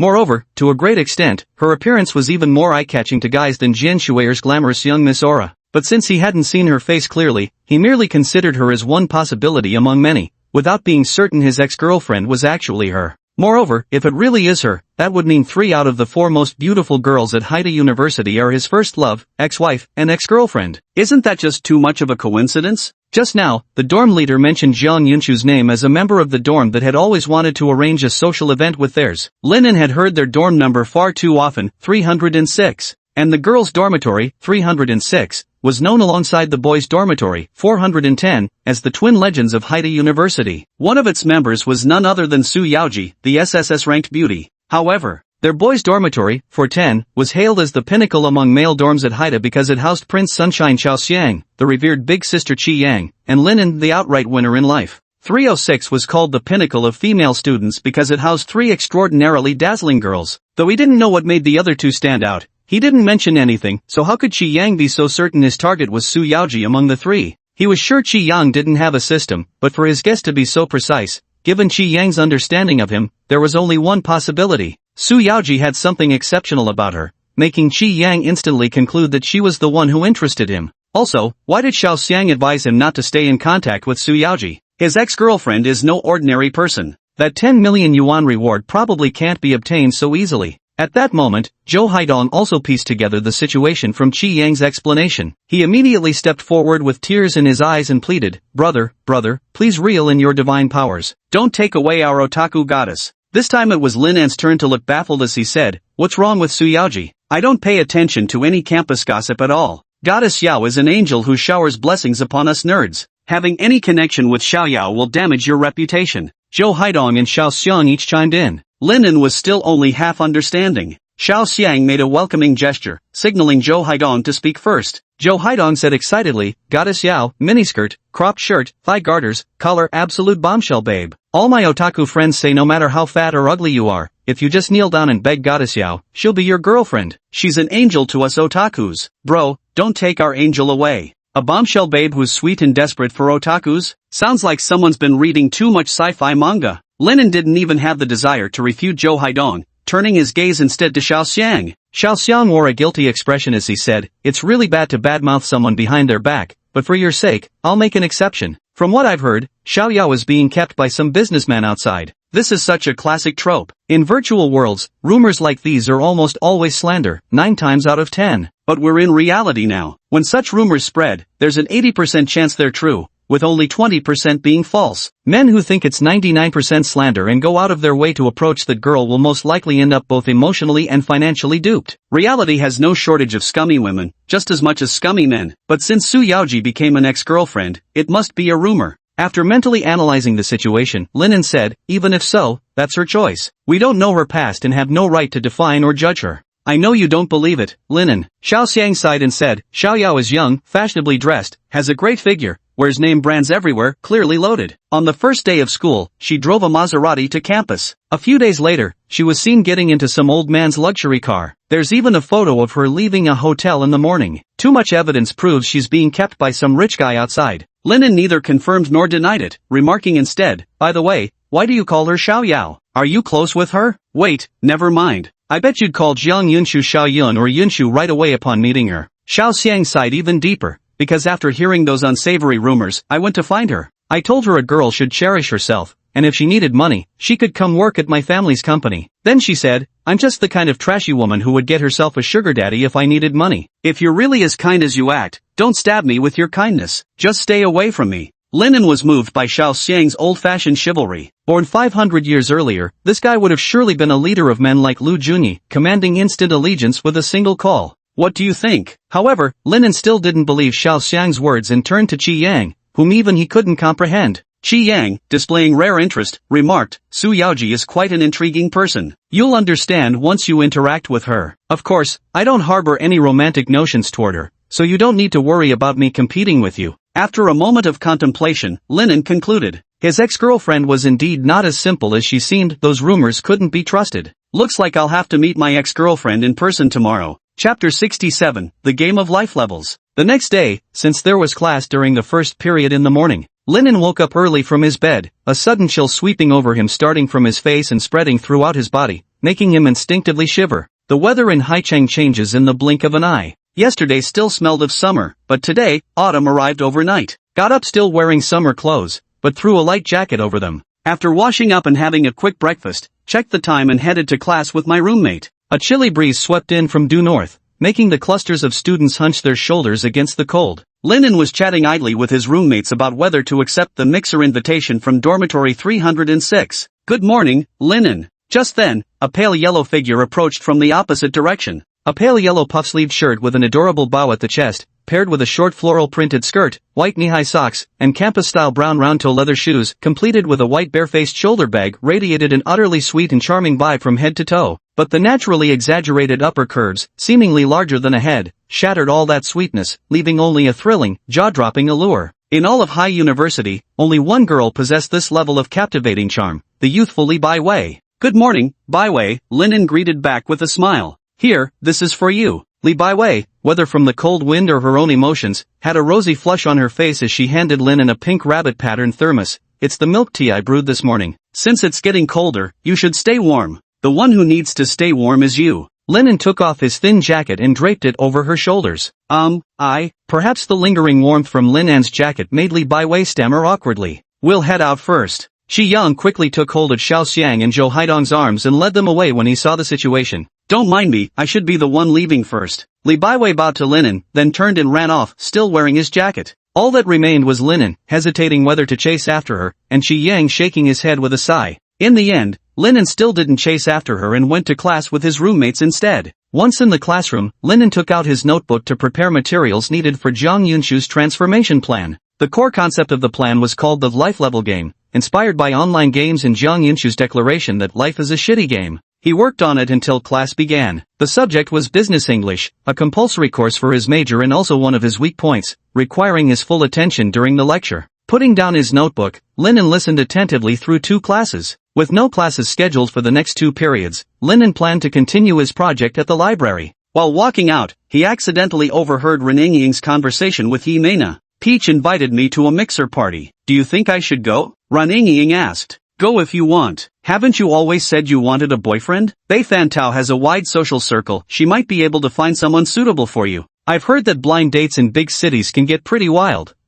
Linen didn't listen to what followed, he wasn't the type to eavesdrop on others' secrets. However, yesterday I checked the information on 306. Bei Huantao was one of the 3 dazzling girls in room 306, cheerful and lively in personality, adorable and charming in appearance, maxing out every social attribute. She was famously known as the social queen of Haicheng University. This was still normal. He wasn't interested in social butterfly types like her. But Bei Fantao was Jiang Yunshu's roommate, and the reason Jiang Yunshu proactively sought out the Love Research Society, according to Jiang Yunshu, was on Bei Fantao's recommendation. Why did Bei Fantao recommend Jiang Yunshu to the Romance Research Club? And how did she know about the club's activities? Also, why does Jiang Yunshu think life is nothing but a pile of shit, believing that college has brought him nothing but endless malice? The reason was that among the 4 roommates, the other 3 were dazzlingly outstanding, adored by both boys and girls. She was so ordinary that whenever the 4 roommates went out together, it wasn't like a crane standing among chickens, rather, she was like a chicken walking amidst cranes. She thus became a stain, despised and cursed by her fellow students.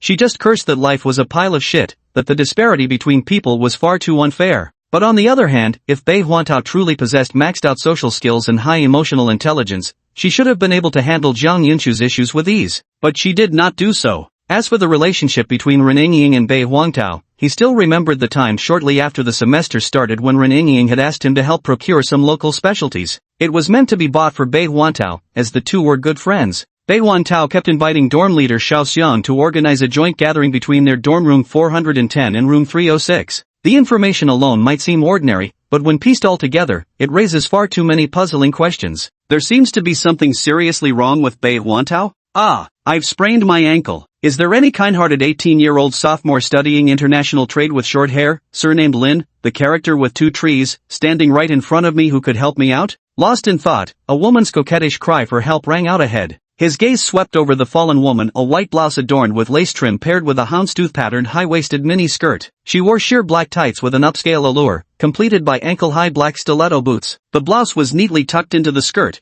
accentuating her already voluptuous curves. Exuding undeniable femininity, she now lay sprawled on the ground, her pitiful, pleading eyes locking onto his in silent appeal. This was the stairwell, where several boys and girls witnessed the scene and rushed over to help, but upon hearing her cries for assistance, they shook their heads and walked away. Some even muttered curses under their breath. Ugh, another couple showing off, torturing us singles again. With such specific conditions laid out, you might as well just ask for my ID number directly. Linen wanted to walk away, but considering Jian Shuer's temperament, he knew that leaving now would likely provoke even more outrageous behavior from her. For the sake of his peaceful college life, he decided to fulfill the young Mrs. Little request. Lin sighed, walked over and crouched down in front of her. "Hop on," he said. "What do you mean by getting on?" Jian Shuer's voice sounded feeble. Young mistress indeed lived up to her title. When putting on a show, she committed fully to every detail. Lin's voice was solemn, like a butler's. "Young mistress, you've sprained your ankle. Let me carry you on my back." A sensation of softness pressed against his back, while the tickling touch of a girl's hair brushed against his neck and cheeks. An overwhelming rose-like fragrance flooded all his olfactory senses. Jian Shuer lay softly against his back. Jian Shuer was quite light. Lin held the bend of her thighs with both hands, exerted strength in his legs, and steadily carried her forward. After a short while, Jian Shuer's voice sounded beside his ear, sweet and sticky. "I only asked you to help me up, not to carry me." "Is that so? I'll put you down now." "No, absolutely not." Jian Shuer wrapped her arms and legs tightly around Linen. She had another class coming up, but on a whim, she'd hurried over to his classroom pretending to trip, just a spur-of-the-moment impulse. She hadn't actually sprained anything, though rushing here before his class ended had nearly twisted her ankle, so she figured she'd cling to him for a bit, shaking off the bad mood from almost hurting herself. Linen indulged her little willfulness completely, carrying her on his back to the law school building for class. Then he headed to the library to continue working on the life-level game. With 2 long classes filling his afternoon schedule, Linen rushed straight to the clubroom as soon as lectures ended. Upon arriving at the clubroom, perhaps because all its members were present, opening the door didn't reveal any of Yiju's signature gratitude-bestowing antics. However, Li Baiwei had indeed bought many cosplay outfits. The white fishnet knee-high socks accentuated the delicate curves of her thighs, while the tight-fitting pink nurse uniform showcased her stunning chest contours. Her face carried a hint of shy innocence, and at just one glance, he was utterly defeated. Today, Li Baiwei was cosplaying as a nurse, specifically, Nane Psychonic style. As an 18-year-old male, his instincts were completely powerless to resist. "Linen, I've been waiting for you." As Linen entered the clubroom, Jian Shuer strode up to him first to greet him. The two stood close together, and the familiar rosy fragrance once again filled all his senses. "I came straight after class ended." After briefly greeting everyone, they got straight to the club activity agenda. Jian Shuer pointed at the whiteboard in the club office and announced, the Romance Research Club's second official mission, helping classmate Jiang Yunshu become more popular. Current date, October 9th. The objective is to have classmate Jiang Yunshu enter the top 10 of Haida University's 100 Beauties ranking by November 8th, 1 month from now. Commander-in-Chief is President Yiju, Chief Planner is me, General Coordinator is classmate Li Baiwei, and Chief Executor is you, Linen. Now then, Linen, please begin executing your plan. Linen nodded and walked to the whiteboard, writing, the birth of life is a grand miracle. Each person's existence is utterly unique in this world, which means life can't possibly be garbage tier. If some believe life isn't God tier, it's because they've taken the wrong path. As long as the direction is correct, everyone's life becomes God tier. The method I'll use to guide Jiang Yunshu onto her correct God tier life path is the life level up game. Chapter 68, Detected Combat Power 8888. Linen examined Jiang Yunshu's face once more. Her slightly dark complexion had noticeably rough pores, very faint eyebrows, extremely thin lips, and utterly lifeless eyes. Simply judging by appearance alone, it was truly a very ordinary face. However, Linen asked with a serious expression, Jiang Yunshu, do you think you're ugly? Please answer from your heart. Jiang Yunshu replied in a low voice, yes, very ugly. I'm an unattractive woman. That's not true, Linen declared firmly. You're not ugly. Your looks are average. A truly ugly woman looks like this. Linen took out his phone and snapped a photo of Jiang Yunshu. After some quick editing, he turned on the projector in the clubroom, displaying a side-by-side comparison of Jiang Yunshu's face with another girl's. The guy on the left had a massive face with exaggerated features, resembling a pig's snout. The one on the right was Jiang Yunshu's current appearance. Who do you think is the ugly one? Linen asked. Both are hideous, Jiang Yunshu replied after some thought. Linen began showcasing the diversity of human-like species: an all-black baddie, a pockmarked chubby girl with hair growing out of her pits, a rough masculine face, skin oozing with festering sores, missing half a lip. Each one was juxtaposed against Jiang Yunshu's appearance, with the repeated question, who's the ugly one? Those grotesque specimens were truly hideous. Eventually, Jiang Yunshu whispered, perhaps I'm not really the ugly one after all. Linen walked up to Jiang Yunshu, looked into her eyes, and said with conviction, you're not ugly. It's just that you appear plain when standing next to extraordinarily beautiful people. Remember, your looks are average, you're definitely not ugly. Linen's authoritative demeanor made Jiang Yunshu nod involuntarily. Indeed, compared to truly unattractive women, her appearance fell within the range of normal people. Now, remember this second point, he continued. Naturally beautiful women are rare. Most beauties are products of later efforts to enhance their looks. Similarly, naturally hideous women are uncommon too. Average-looking people represent the norm in this world. Linen then pulled out a picture of a stunning beauty and showed it to Jiang Yunshu. This is Zhou Xiaoyu, a household name celebrity, he said. Do you consider her beautiful? With delicate features and a petite, palm-sized face, Jiang Yunshu nodded earnestly, she's a beauty. How about this one? Linen showed her another girl with the same face shape but slightly darker skin, a hint of baby fat, and some acne. After studying the girl carefully for several moments, Jiang Yunshu said incredulously, this couldn't be the big celebrity Zhou Xiaoyu, could it? She looks about the same as me. That's exactly the point. Remember what I told you before? Jiang Yunshu barely remembered. Li Baiwei, who had been standing beside Linen the entire time, recited verbatim, natural beauties are rare. Most beauties result from postnatal efforts to enhance their appearance. Naturally grotesque and ugly women are also scarce. The appearance of ordinary people is the norm in this world. Yes, that's the exact phrase. Linen resumed his PPT presentation, first showing a fully made-up photo of a celebrity for Jiang Yunshu to praise as beautiful, then revealing the same star's completely barefaced snapshot. Is this celebrity's appearance just average? Jiang Yunshu initially tried to say, she looks good without makeup, but after seeing hundreds of consecutive photos, even the disheveled, cigarette-smoking version of her benchmark for ultimate feminine beauty, Angelababy, looking distinctly unglamorous, her entire beauty standard worldview shattered. She finally admitted in a grave tone, you're right, naturally beautiful women are rare. Most beauties achieve their looks through later effort, and the vast majority of people truly are average-looking. And you have average looks. Linen's voice was deep and magnetic, like the seductive whisper of a devil. Yes, I do have average looks. Jiang Yunshu admitted this point. Repeat this phrase 30 times. After Jiang Yunshu finished speaking, Linen returned to the whiteboard with regained composure. You must have heard the saying, there are no ugly women, only lazy ones. The standards for beauty ultimately come down to skin fairness, firmness, and the tactile impression of facial features, all of which can be corrected with makeup. Linen began playing the video, showcasing what is known as one of Asia's 3 great dark arts, Japanese makeup techniques. The Japanese women in the video looked stunning at first, but once their makeup was removed, they appeared increasingly terrifying. When the third video played, Jian Shuer raised her hand, her eyes gleaming with excitement, and said, "No need to keep playing. I understand the power of makeup now. If I learn these techniques, can I become beautiful too?"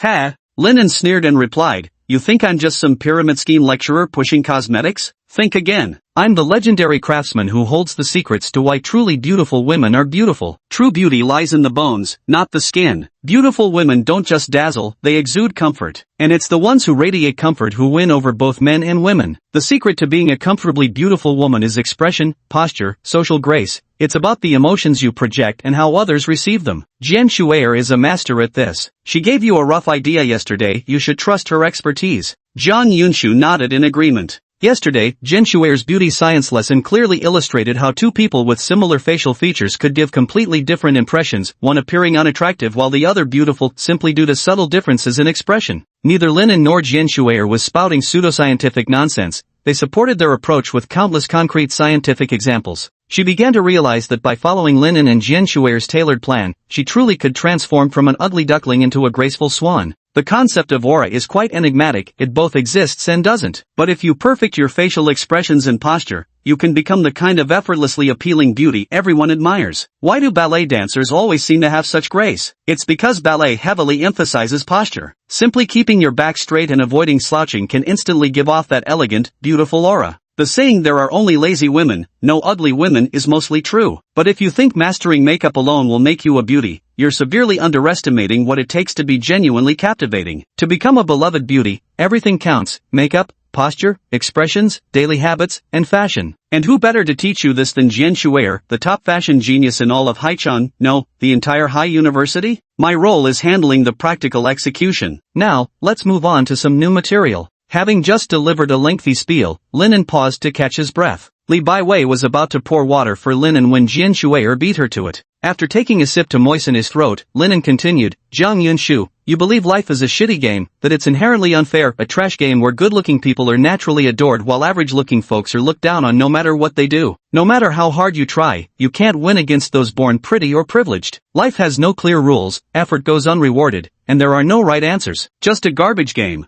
Well, let me tell you from a gaming perspective, whether life is a masterpiece or trash depends entirely on how you play it. Play it well, and you can call it a masterpiece. But if you ruin it, if all you do is resent life and envy others, blaming everything on life being a shitty game, then you're just a complete loser who can't even admit your own failure. Do you have that ability? Touched to the core, Jiang Yunshu lowered her head, tears welling up in her eyes as she fell silent. Not refuting my words proves there's still hope for you. Most of those types would strongly argue against what I just said. Normal people usually drown out my preaching with loud denials to conceal their unwillingness to admit mediocre failures. By not arguing, you've already outdone too many. Linen walked over, placing a hand on her shoulder, and continued, "Life can be a masterpiece or trash, it depends on how you play it. If you have the will to turn yours into a masterpiece, I'll help you." So, Jian Yunshu, do you want to play basket? No, do you want to turn your life into a masterpiece? I do. Jian Yunshu shouted, her voice echoing through half the office building. From the conviction in that tone, Linen heard Jiang Yunshu's resolve. The original plan to have Jiang Yunshu shout, "Coach, I want to turn my life into a masterpiece 30 times, could be abandoned now. Remember, the first thing I ever told you, whether you face difficulties or desperate situations, no one can truly help you. You can only rely on yourself, and all I can do is guide you along the right path."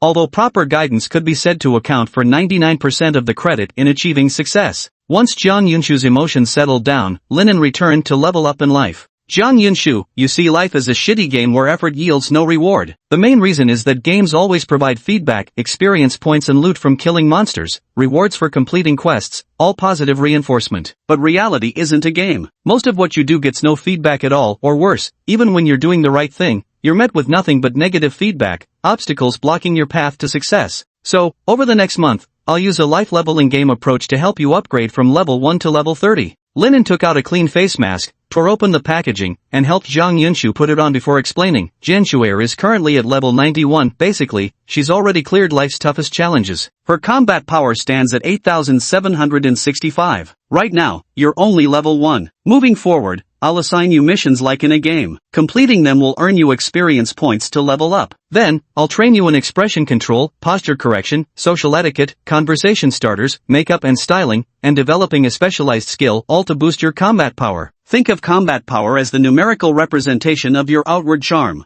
I was going to say more, but it's getting late, and your roommate just called to ask you to join them for dinner. The specific execution plan starts tomorrow. Until I give permission, you must wear a mask at all times. The life level plan has begun. Linen only managed to arrive at the club office after his second class ended, which was indeed quite late. The group planned to leave the club office together and head to Yiju's house for dinner. Because Li Baiwei needed to change clothes, Linen and Jian Shuer walked downstairs together to wait for them on the first floor. Just stepped off the first floor, a graceful figure with deep pink hair stood opposite him. Facing him directly, he could see her full appearance and attire clearly. Linen silently scored her external combat prowess in his heart. Combat power 8888, higher than Jian Shuer but weaker than Yiju. She was his ex-girlfriend Su Yaoji. The two came face to face. Chapter 69, with money, what woman can't you pick up? The pale pink shirt featured cut-out shoulders, revealing fair and smooth shoulder skin on both sides. The top 3 buttons of her blouse were undone, revealing a deep cleavage beneath, second only to Li Baiwei's ample endowment. However, the third button featured a loosely tied feminine bow tie, obscuring more of the décolletage yet paradoxically lending an even greater allure. The skirt was a white high-waisted pleated mini, with the shirt neatly tucked in to accentuate the slender waist even more delicate than Yiju's, seemingly small enough to cup in one hand. The skirt's hemline was short, highlighting the slender length and dazzling whiteness of her legs. No stockings covered those long legs, only a black lace garter with intricate cutouts encircling her left thigh. The pattern of the cutouts bore such resemblance to lingerie designs that one might suspect it had been repurposed from a pair of panties. Or rather, what she's wearing is panties. There was a similar lace pattern collar around her neck, though it was in deep blue. Her hands adorned with pinkish nails, lips glistening with alluring gloss, eyes enhanced by emerald green colored contacts, a petite nose giving her an innocent look, and beneath her ears hung a pair of long crescent moon-shaped silver earrings that shimmered under the light. Her overall appearance was strikingly beautiful. Wherever she stood, she would undoubtedly become the center of attention. Her most praiseworthy trait isn't just her beautiful appearance, but her flawless figure. Even in flat shoes, she stands at 176 centimeters tall, with long legs, a slender waist, and bust size second only to Li Baiwei. Any guy who catches a glimpse would find his gaze instinctively drawn, powerless against that primal male attraction. She's the undisputed apex predator in the campus social hierarchy, a true bombshell. What captivated Linen the most was her deep pink waist-length hair that shimmered with an illusory glow no matter the lighting, a perfect blend of sweet girlish charm and mature feminine allure. Among Haida University's 4 SSS-tier beauties, Jian Shuer, Yiju, Su Yaoji, and Li Baiwei, their looks were equally unmatched, each possessing unique traits of beauty that others couldn't rival. But purely from his personal aesthetic judgment, Yiju's beauty ranked first, Su Yaoji second, Jian Shuer third, and Li Baiwei last. Yet, her outfit was precisely the kind designed to completely magnetize male gazes. No wonder rumors spread about her being kept by an older man. But there's another point. Linen frowned, his face showing deep confusion. Jian Shuer's personality was simply too eccentric, her way of thinking was far from an ordinary girl's. It was somewhat understandable that she could fall for him and become his wife.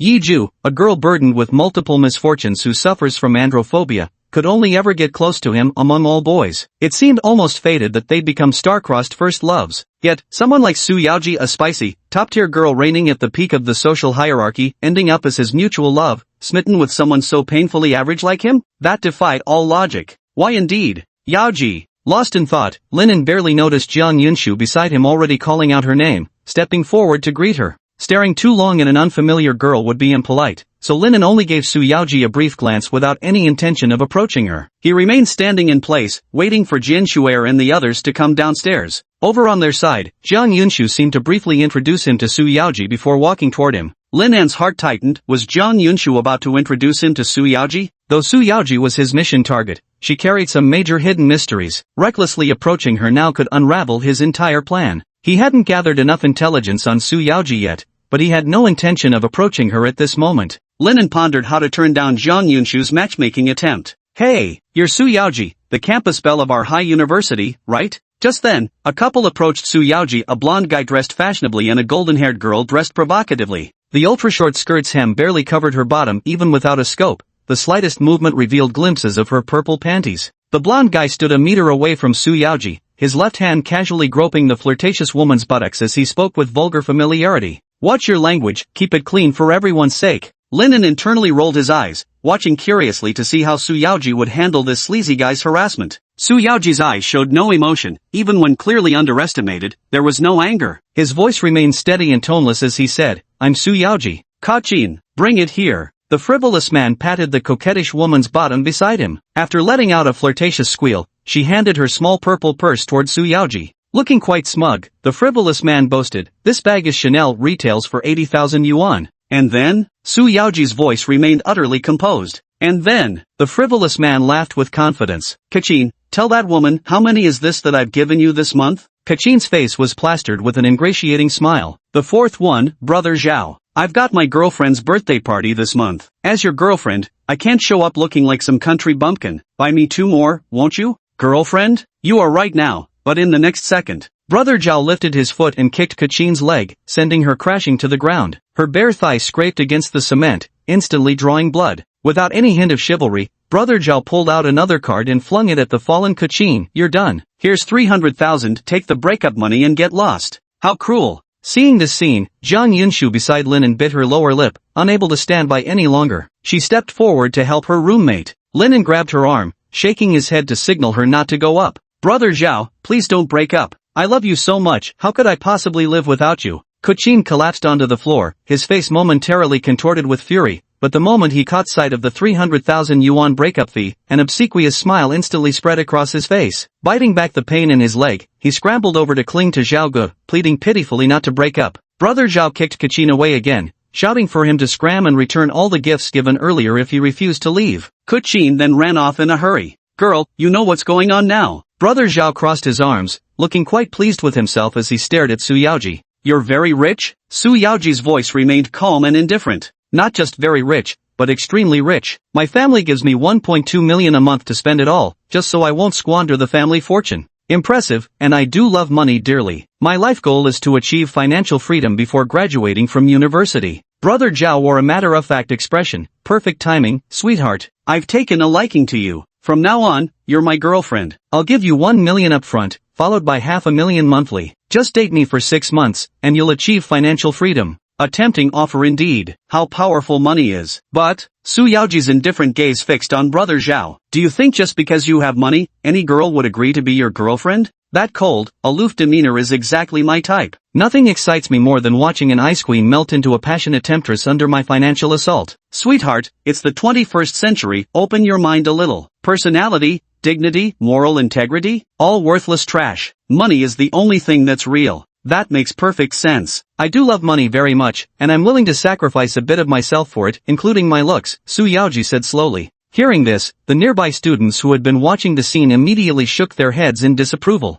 They lamented how this truly was a materialistic modern society where money could buy anything. And they realized the rumors were true. Su Yaoji, allegedly kept by an older man, was indeed a gold digger. Gazing at Su Yaoji's incredibly alluring figure, he could only bitterly lament why he hadn't been born into wealth. Linen, what's going on over there? At that moment, Jian Shuer and the others came downstairs after changing clothes and noticed the confrontation with Su Yaoji, prompting their inquiry. Linen deliberated for a moment. It was crucial to stay and see how things unfolded. He replied, "That's Jian Yunshu's roommate over there, tangled up in some trouble. Let's wait a bit and see if we ought to intervene." Jian Shuer, seeing Su Yaoji's beauty that rivaled her own, immediately reached out to pinch the flesh on Lin An's arm. Is this guy planning to charm another beauty? Aren't the 3 of us enough for him? But remembering past foolishness, she instead clung tightly to Lin An's arm, declaring something wordlessly. Over there, Brother Zhao, hearing Su Yaoji's words, burst into laughter as expected. With enough money, no woman is out of reach. Right now, for example, Su Yaoji, let me hold your hand, and I'll give you 200,000 yuan on the spot. Listen carefully, just a handshake, and 200,000 is yours.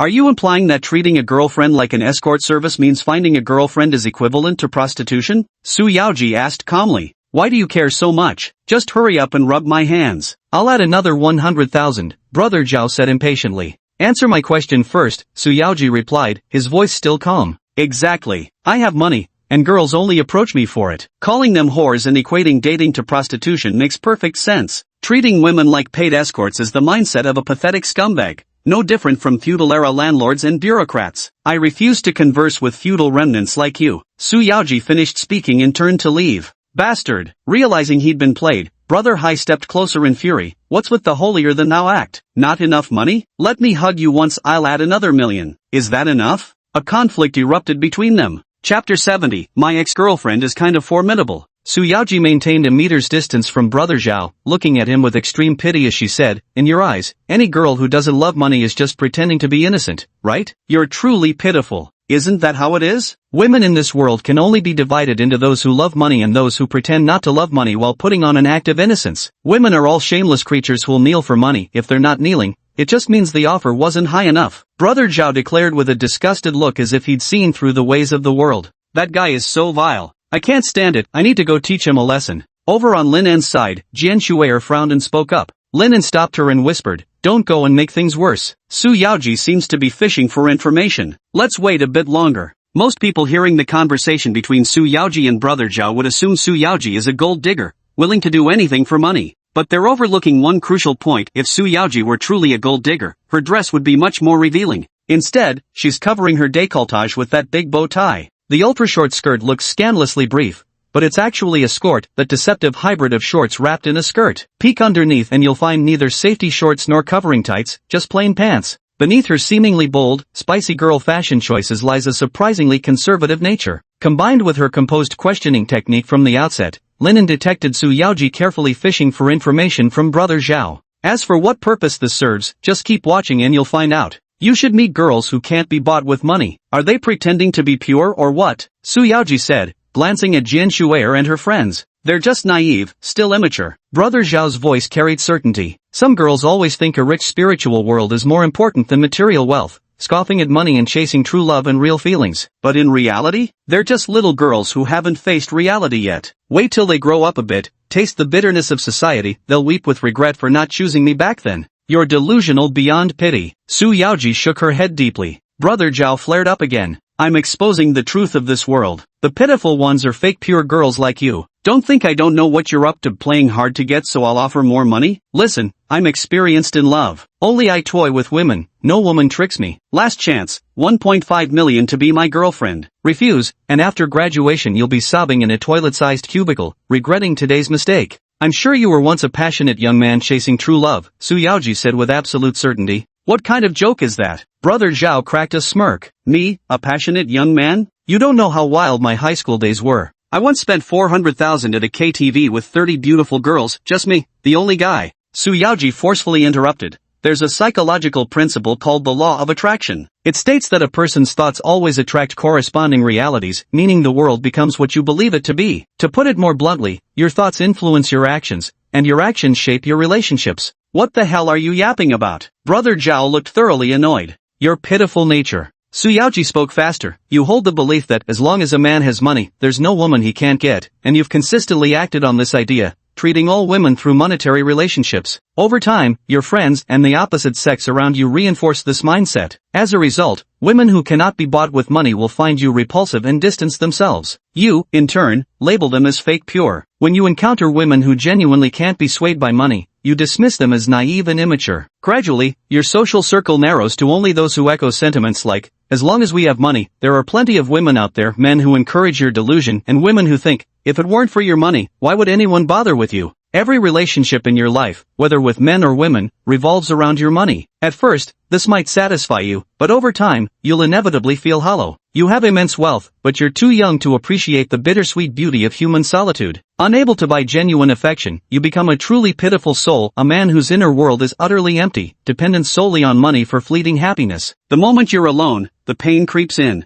At first, Brother Zhao was impatient with Su Yaoji's words, but when he heard the phrases, as long as we have money, there are plenty of women, and if it weren't for your money, which girl would even look at you? He realized these were things the people around him, both men and women, had indeed been saying all along. Moreover, during high school he believed spending money to appear carefree was exhilarating, but having just entered university where he needed to rebuild social connections, the admirers who once flattered him were suddenly absent. He felt an immense, hollow sense of the world's falseness. Was affection bought with money truly what he needed? Yet he would never admit his emptiness. Instead, he flew into a rage. You cheap slut, still acting pure? Got out of some old man's car again this morning. You're worse than a paid escort, you fucking bitch. Just name your price, I've got plenty of money. Lin En, we need to go upstairs. The righteous Jian Shuer couldn't endure hearing that foul-mouthed man begin his abuse and was ready to intervene. Lin En tightened his arms around her and gently shook his head, saying, wait just half a minute. Su Yaoji is about to reel in the net. Su Yaoji gazed at Brother Zhao with pity in her eyes. You are nothing but a pathetic worm who can only rely on your father's legacy, devoid of any capability yourself. Even if I were to submit myself to an older man, it would never be you. At least those men earned their own wealth, unlike a useless parasite like you, who lives off your parents. You little brother Zhao trembled with rage, itching to throw a punch. Su Yaoji smirked contemptuously and turned to face him. You think paying for girlfriends means you've won? Wrong. Those girls are the ones profiting, fleecing you like a cash cow. You think you're having the time of your life with them? I bet even the girlfriends you pay for are all virgins because you're just too chopstick. Bitch, shut the fuck up. Recalling something terrible, Brother Zhao completely lost control of his emotions and raised his hand to slap Su Yaoji across the face. Su Yaoji looked visibly flustered, instinctively raising his hands to shield his face. Then, a piercing scream, resembling that of a slaughtered pig, erupted, not from Su Yaoji, but from Brother Zhao. Everyone saw that a yellow pencil was brutally embedded in Brother Zhao's palm as he struck toward Su Yaoji. The pencil tip had penetrated deep into his flesh, nearly piercing through entirely, with blood gushing from the wound. Officers, school administrators, teachers, as you've all witnessed, this Zhao Jiansheng treats female students as escorts, equates finding a girlfriend to soliciting prostitution, and attempted to assault me. I accuse him of 3 crimes: solicitation, intentional assault, and violation of public security regulations. How to handle him next is now in your hands. Brother Zhao was in a pitiful state, clutching his hand and wailing, while Su Yaoji shouted his accusations toward the empty air. Almost immediately after Su Yaoji finished speaking, 2 uniformed police officers came running swiftly from behind and handcuffed Brother Zhao. Without further questioning Su Yaoji, they saluted him before leading Brother Zhao away. After handling the situation, Su Yaoji gave his roommate Jian Shuer a peaceful smile, signaling that they could leave now. Yet Linen couldn't shake the illusion that the smile was actually directed at him, not one conveying goodwill or courtesy, but rather the cruel grin of a predator marking its prey in the forest. This only deepened Lin An's confusion. Just moments ago had proven that his ex-girlfriend possessed beauty, figure, brains, combat skills, insight, emotional intelligence, and nerves of steel. She even seemed to have police connections. Her scheming was terrifyingly formidable. Brother Zhao had been manipulated like a hypnotized puppet walking straight to his doom. Wasn't this all too overpowered? How the hell could someone like that have ever been my girlfriend? Chapter 71 Technology Shapes Beauty. Lacking sufficient information about his ex-girlfriend, Linen couldn't find the answer. Only one thing was certain. The 10 million yuan reward that could achieve financial freedom wasn't so easily obtained. But precisely because it was difficult to obtain, its rarity made achieving financial freedom all the more precious. He had to give it his all. In the evening, after having dinner at Yiju's place, he spent some time finalizing the transformation details for Jian Shuer with Jian Shuer, agreeing to visit Jian Shuer's family's cosmetic clinic for facial treatments tomorrow afternoon after school. Linen returned to his dormitory. The next day, 2 morning classes. Linen still woke up punctually. After a quick wash-up and a simple breakfast of bread and milk, he headed to the classroom with his roommate. Everything went smoothly during the first big lecture, just another ordinary university day he enjoyed. They had to change classrooms for the second big lecture session. Arriving at the classroom, the course was Introduction to Economics. The lecture was somewhat dull, and the professor was rather rigid. The front rows were nearly empty. Linen chose the seat at the far right of the second row. Gazing at the cerulean sky outside the window, he continued refining his Jian Shuer transformation plan in his mind while waiting for the class to begin. Behold, the young lady makes her grand entrance. At that moment, a spirited and lively shout reached his ears. In all of Haicheng University, no, in all of Haicheng, the only person who could shamelessly call herself young mistress in public, with such grandiose wording, aside from a cosplayer immersed in roleplay, was that certain someone. Linen desperately suppressed the urge to glance to the right, praying inwardly, please don't come over here, I can't bear the embarrassment. Of course, according to Murphy's Law, the thing you least want to happen is the one that will happen. Hey Linen, look at me, the girl's saccharine voice rang out. Linen sighed deeply in his heart, knowing there was no escaping it. He turned around, and a dazzling, bright purple figure came into view. Amidst the sea of students dressed in either casual trousers or checkered skirts, their color palette subdued, the girl stood out starkly. Her brand name, Deep Purple, strapless mini dress was attention-grabbing to a degree far beyond that of her peers. Chestnut brown curls cascaded over one shoulder, with 2 delicate pearl earrings dangling near her ears. Her fair arms, full bosom, and unnaturally smooth neck made her stand out in every way within the classroom. Of course, what drew even more attention was the girl's gaze, one that could single out a single drop from 3,000 weak waters, stirring profound envy in anyone who met it. What are you staring at? Never seen a talking eggplant before? Linen retorted casually. Ugh, how mean. Jian Shuer pouted. It's been so long since you bullied me or made me cry. Are you planning to hurt me on purpose again today? The moment these words left his mouth, Linen could keenly sense the condemning gazes from his classmates around him, prompting his immediate surrender. Got it, you look stunning today. I was so dazzled that I started talking nonsense. This outfit was specially chosen for you. You know I hardly ever wear strapless dresses normally. Hee hee, hearing you say you were dazzled makes it all worth it. Jian Shuer held the hem of her skirt and happily twirled in place, making both her skirt and hair sway gracefully from side to side. Though Jian Shuer was his burdensome ex-wife, her words still managed to stir something within him emotionally. Still, couldn't she save these embarrassingly sweet words for when they're alone together? Linen rubbed his aching head and said, "Fine, I get it. So what brings you here, young miss?" We agreed to go downtown together after school. I happen to have no classes for the last 2 periods, so I came to find you. Why are you looking for me anyway? I still have class. You, never mind. Seeing the notoriously strict professor already in the classroom with class about to start, Linen knew trying to force her out might cause bigger trouble. Instead, he simply took Jian Shuer's hand and made her sit beside him. The class began, with the old-school professor starting his lecture. As usual, Linen focused intently on the lesson. Everything seemed as normal as ever. But throughout the 2 45-minute sessions, Jian Shuer didn't play with her phone or listen to the lecture. Instead, she rested her hands lightly on the desk, tilting her head to gently lean on them, her smiling eyes fixed on his profile the entire time. Whether it was because Jian Shuer was too beautiful or because the professor was displeased with her casual attitude remained unclear. During lectures, the professor would frequently steal glances at Jian Shuer's alluring figure. Other male students in class, trying hard to focus on the blackboard, found their gaze inevitably drawn to Jian Shuer's silhouette in the front row. Linen watched the professor on the podium, who in turn was watching Jian Shuer radiating rose-tinted allure, while Jian Shuer herself leaned against the desk staring intently at Linen the entire time. The rest of the class merely served as background decoration. A rather peculiar scene, one might say. Ding dong! The bell rang, marking the end of an unbearable class period for everyone, except Jian Shuer. Jian Shuer proactively wrapped her arm around Linen's shoulder, chattering non-stop as they headed to the school gate to meet Zhang Yunshu. Her incessant chatter didn't cease even after they got into the car. Jian Shuer's behavior today was somewhat peculiar. While coping with her excessive energy, Linen pondered deeply about the possible reasons behind it. After roughly half a minute of backtracking from the abnormal incident prior to the anomaly, he concluded that Jian Shuer might have sensed impending danger. Among the girls closest to him, Reningying and Yimena were both complete amateurs who posed no threat whatsoever. Yiju was highly dangerous, but since she remained in her emotionless three-nose maiden state, she currently required no vigilance. Li Baiwei seemed to have never registered on her radar to begin with. But yesterday, he encountered Su Yaoji, whose beauty was no less than hers. A woman's intuition gave her a sense of crisis, making her hurry to confirm his feelings. But why was she so wary of Su Yaoji? Was it just because Su Yaoji was beautiful? After all, Jian Shuer was no naive girl that any guy could easily pursue. She had a rigorous set of criteria for evaluating friendships. There was also someone like Hui Hui, a remarkably insightful humanoid AI, assisting her from the sidelines. Given such wariness towards Su Yaoji, perhaps she had obtained more detailed information about his ex-girlfriend. The result of possessing that information was a heightened sense of crisis. The fact that Jian Shuer had developed such intense sense of crisis confirmed once again just how formidable his ex-girlfriend was. After taking Jian Shuer's private car into the city and having lunch, the trio arrived at Jian Shuer's family-owned cosmetic surgery hospital. Before them stood an extravagant skyscraper towering over 50 stories high. Princess! Before Linen could even discern which floor housed Jian Shuer's family's cosmetic hospital, a large group of men and women in tailored suits shouted in perfect unison before him. The sheer grandeur and spectacle were utterly intimidating.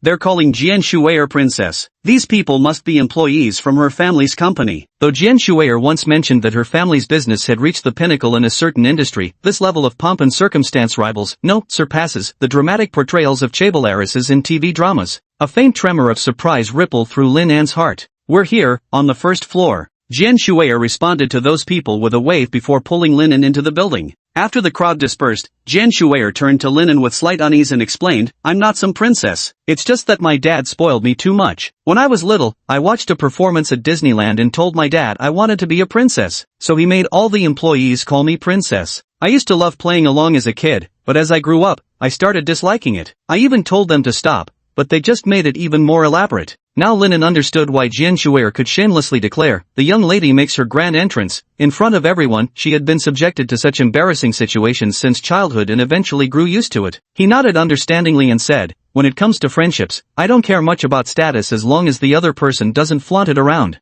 Jian Shuer stopped in her tracks, her sparkling eyes adorned with beautiful eyeshadow gazing at Linen for several seconds before she let out a deep sigh. Linen, why do I adore every little detail about you? Linen grew slightly flustered, it seemed he had misspoken again. Jian Shuer's earlier anxious explanation likely stemmed from worry that her noble status might create a barrier between them, causing him to feel distant or even deliberately withdraw in the future. But as long as she didn't flaunt her noble background, even if she were a royal princess, he'd still treat her as an equal. He told the truth, and Jian Shuer was moved. Probably, Jian Shuer had encountered two people who were originally good friends, but because she revealed her noble status, they ended up distancing themselves from her. Hey, how did I accidentally raise the favorability again without noticing? After briefly touring the beauty clinic. In the hospital's VIP room, Linen pulled out a document and said to Jiang Yunshu, Operation Become Popular begins now in earnest. As long as you strictly follow the plan we've prepared for the next month, you'll make it into the top 10 of Haida University's beauty ranking and become popular. Now look here, your current level is LV1, with 0/10 experience points. Today at this cosmetic clinic, you need to accomplish two things: acne removal treatment and brightening skincare. Completing these will level you up to LV3, transforming you into a petite beauty. Jiang Yunshu wanted to become popular, but faced a harsh reality. No matter how high her emotional intelligence or superb her facial expressions, the most fundamental criterion remained having attractive looks. Currently, her appearance fell somewhere between slightly unattractive, so how could this be remedied? If charm alone won't work, then rely on technological power, not plastic surgery, just acne removal coupled with skin whitening treatments. This could transform Jiang Yunshu from plain and slightly unattractive to ordinarily pretty. This was the first step in Jiang Yunshu's transformation plan, Operation Artificial Goddess. Technology Shapes Beauty. Chapter 72, The Man-Made Beauty. 1 acne monster eliminated, +1 experience point. Eliminated 1 pimple monster, experience points +1. Performed a brightening skincare routine, experience points +5. You leveled up. Congratulations, you're now level LV3. Check out your upgrade results. 6 hours after entering Jian Shuer's family cosmetic hospital. In the VIP room of the cosmetic hospital, Linen compared the photo he had taken of Jiang Yunshu when she first entered the hospital with the one he had just taken. The Jiang Yunshu in the left photo had slightly darker skin, several pimples on her face, and was rather plain-looking, one might even say unattractive. The current Jiang Yunshu, however, had her hair professionally styled by the makeup artist and was dressed in a lace dress brimming with feminine elements. Her facial blemishes had vanished, leaving only a post-treatment rosy glow on her skin. She gives the overall impression of a girl who looks decent without makeup. Is this really me? I can't believe it. Jiang Yunshu stared at the photo on the PPT, then at her reflection in the mirror, her eyes filled with disbelief. Linen smiled gently and said, "This is you. No cosmetic surgery, no bone shaving, no whitening injections, just acne treatment combined with scientific brightening therapies. This is the most beautiful version of yourself you can achieve." Jiang Yunshu kept examining herself in the mirror, growing more enchanted and incredulous the longer she looked. Who would have thought that the face she'd always despised, the one constantly mocked as ugly, would one day become something she adored? Both Linen and Jian Shuer possessed uncanny magic. Watching Jiang Yunshu's satisfied expression, Linen nodded and added, "Clearing acne doesn't solely rely on treatment, nor does whitening require medical intervention alone. Proper sleep habits can eliminate your breakouts, and scientifically tailored nutrition can brighten your complexion. It just takes months to half a year. With only 1 month remaining, remember, technology isn't creating beauty from nothing. Your inherent potential for beauty exists, and science is merely accelerating its emergence." "Thank you." Jiang Yunshu watched as Linen bowed to him, expressing profound gratitude from the depths of his heart. Linen had been closely observing Jiang Yunshu's mental state. Noticing Jiang Yunshu daring to meet his gaze, he knew the first step of his mental magic had succeeded. The first step is always the hardest. Once that succeeds, the rest will likely follow. "Don't thank me yet. The Artificial Goddess project has only just begun." Linen spread out a stack of documents and handed them to her, then continued, "The skin whitening treatment isn't just today's single session. You'll need to complete 12 more sessions over the next 30 days. You'll have to attend the following 12 sessions on your own. As for the cost, as mentioned yesterday, Love Research isn't a charity. We won't cover everything. All treatment expenses will be advanced by us, but you'll need to repay them later. The total cost comes to roughly 126,000 yuan. If you're agreeable, sign here." Jiang Yunshu had no objections at all and signed quickly. Though she was poor and couldn't afford the medical fees upfront, whether it took 3 years or 5, she would definitely work hard to repay the debt in the future. Moreover, she thought spending just over 100,000 to become popular was more than worth it. In fact, it seemed downright cheap. Also, Linen continued, maintaining a beauty's appearance consumes both time and money. Beyond medical expenses, you'll need funds for clothes, transportation, cosmetics, and meals over the next 30 days. I assume your savings aren't much, so the Love Research Club will lend you 30,000 yuan interest-free, repayable before graduation. "Thank you." Jiang Yunshu expressed her gratitude again, especially to Linen. Some might think that since Jian Shuer is so wealthy, she could simply treat this 100,000 plus yuan expense as charity without requiring repayment. But this concerns matters of personal dignity and a beauty's psychological state. By offering temporary financial assistance, Linen demonstrated remarkably thoughtful consideration for her feelings, revealing himself to be an exceptionally considerate young man. To be honest, when she first met Linen, she was biased enough to think that the three beauties from the Love Research Club were naive airheads with no taste to fancy such an ordinary guy. But after just a few brief encounters, she came to realize that Linen was an exceptionally rare kind of guy. His kindness wasn't the cheap, superficial sort, but a thoughtful consideration that took care of everything. Even if she didn't have the slightest romantic feelings for Linen, the best thing any girl could do when meeting someone like him was to lock him down as a boyfriend. If it weren't for the overwhelmingly captivating presence of Jian Shuer by his side, she would have confessed to Linen right then and there. Once again discussing the upcoming month's beauty plan with Zhang Yunshu, along with the makeup techniques she needs to learn. The two set tomorrow afternoon's club meeting as the time to continue their transformation plan, then return to school in Jian Shuer's car. The next afternoon, inside the clubroom, Club President Yiju, Vice President Jian Shuer, Mascot Li Baiwei, Jack of all trades Linen, and the Love Research Club's second client, Zhang Yunshu, were all present. Li Baiwei's cosplay character today was a flight attendant, black stockings paired with a skirt so tight it clung to her hips. Combined with her youthful innocence yet irresistibly alluring charm, Linen couldn't help sneaking glances her way. Zhang Yunshu's artificial goddess project is divided into 4 phases, each lasting 1 week. The first phase's project is called Engineered Beauty. Yesterday's procedure was skin whitening,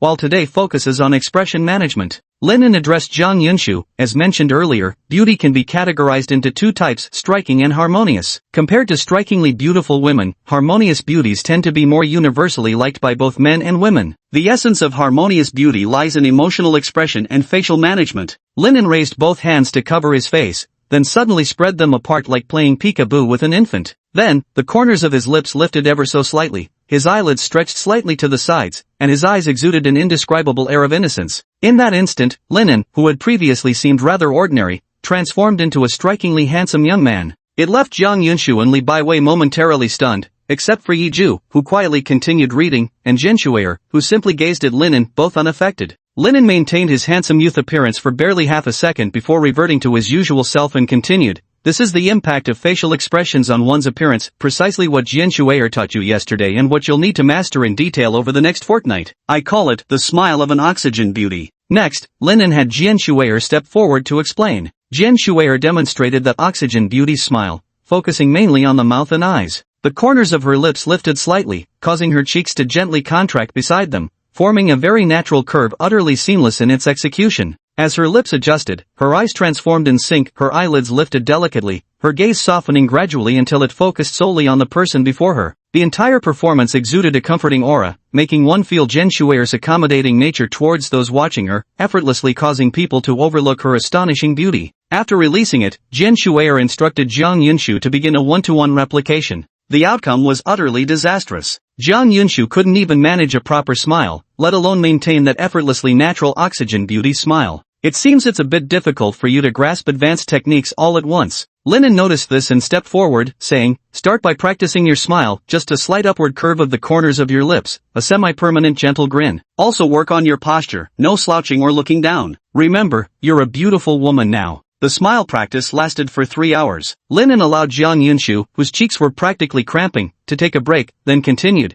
"For the next 5 days, you'll need to wear a mask constantly and keep practicing your smile muscles at all times. That means 24 hours a day, except while sleeping or eating, you'll have to smile under that mask. Once you've mastered smiling naturally, we'll move on to the oxygen beauty smile technique. Though this is exhausting, it's the price of beauty." Zhang Yunshu smiled through 3 hours of exercise, exhausted to the point of speechlessness, but still nodded vigorously to show she would carry it out diligently. Linen was pleased with Zhang Yunshu's attitude and admired her willpower, further convinced that the artificial goddess project would succeed. After all, don't be fooled by how many girls claim they'd pay any price to become beautiful. In reality, most can't even endure 2 days of starving themselves to lose weight. Zhang Yunshu could practice smiling for 3 hours straight. She was clearly no ordinary girl. "Next, I'm going to issue a new main quest." Linen wrote on the whiteboard. Main quest, proof of becoming beautiful. Mission content, someone asks you, have you had plastic surgery? Mission deadline, 5 days. Mission reward, 30 EXP, level up to LV4. Linen noticed the confusion in Zhang Yunshu's eyes and explained, "You're no longer an ordinary woman now, you've become a pretty girl. This isn't just something we know, those around you will notice it too. But when someone previously considered plain suddenly turns beautiful, suspicions of plastic surgery are inevitable. In reality, you know you haven't had any work done,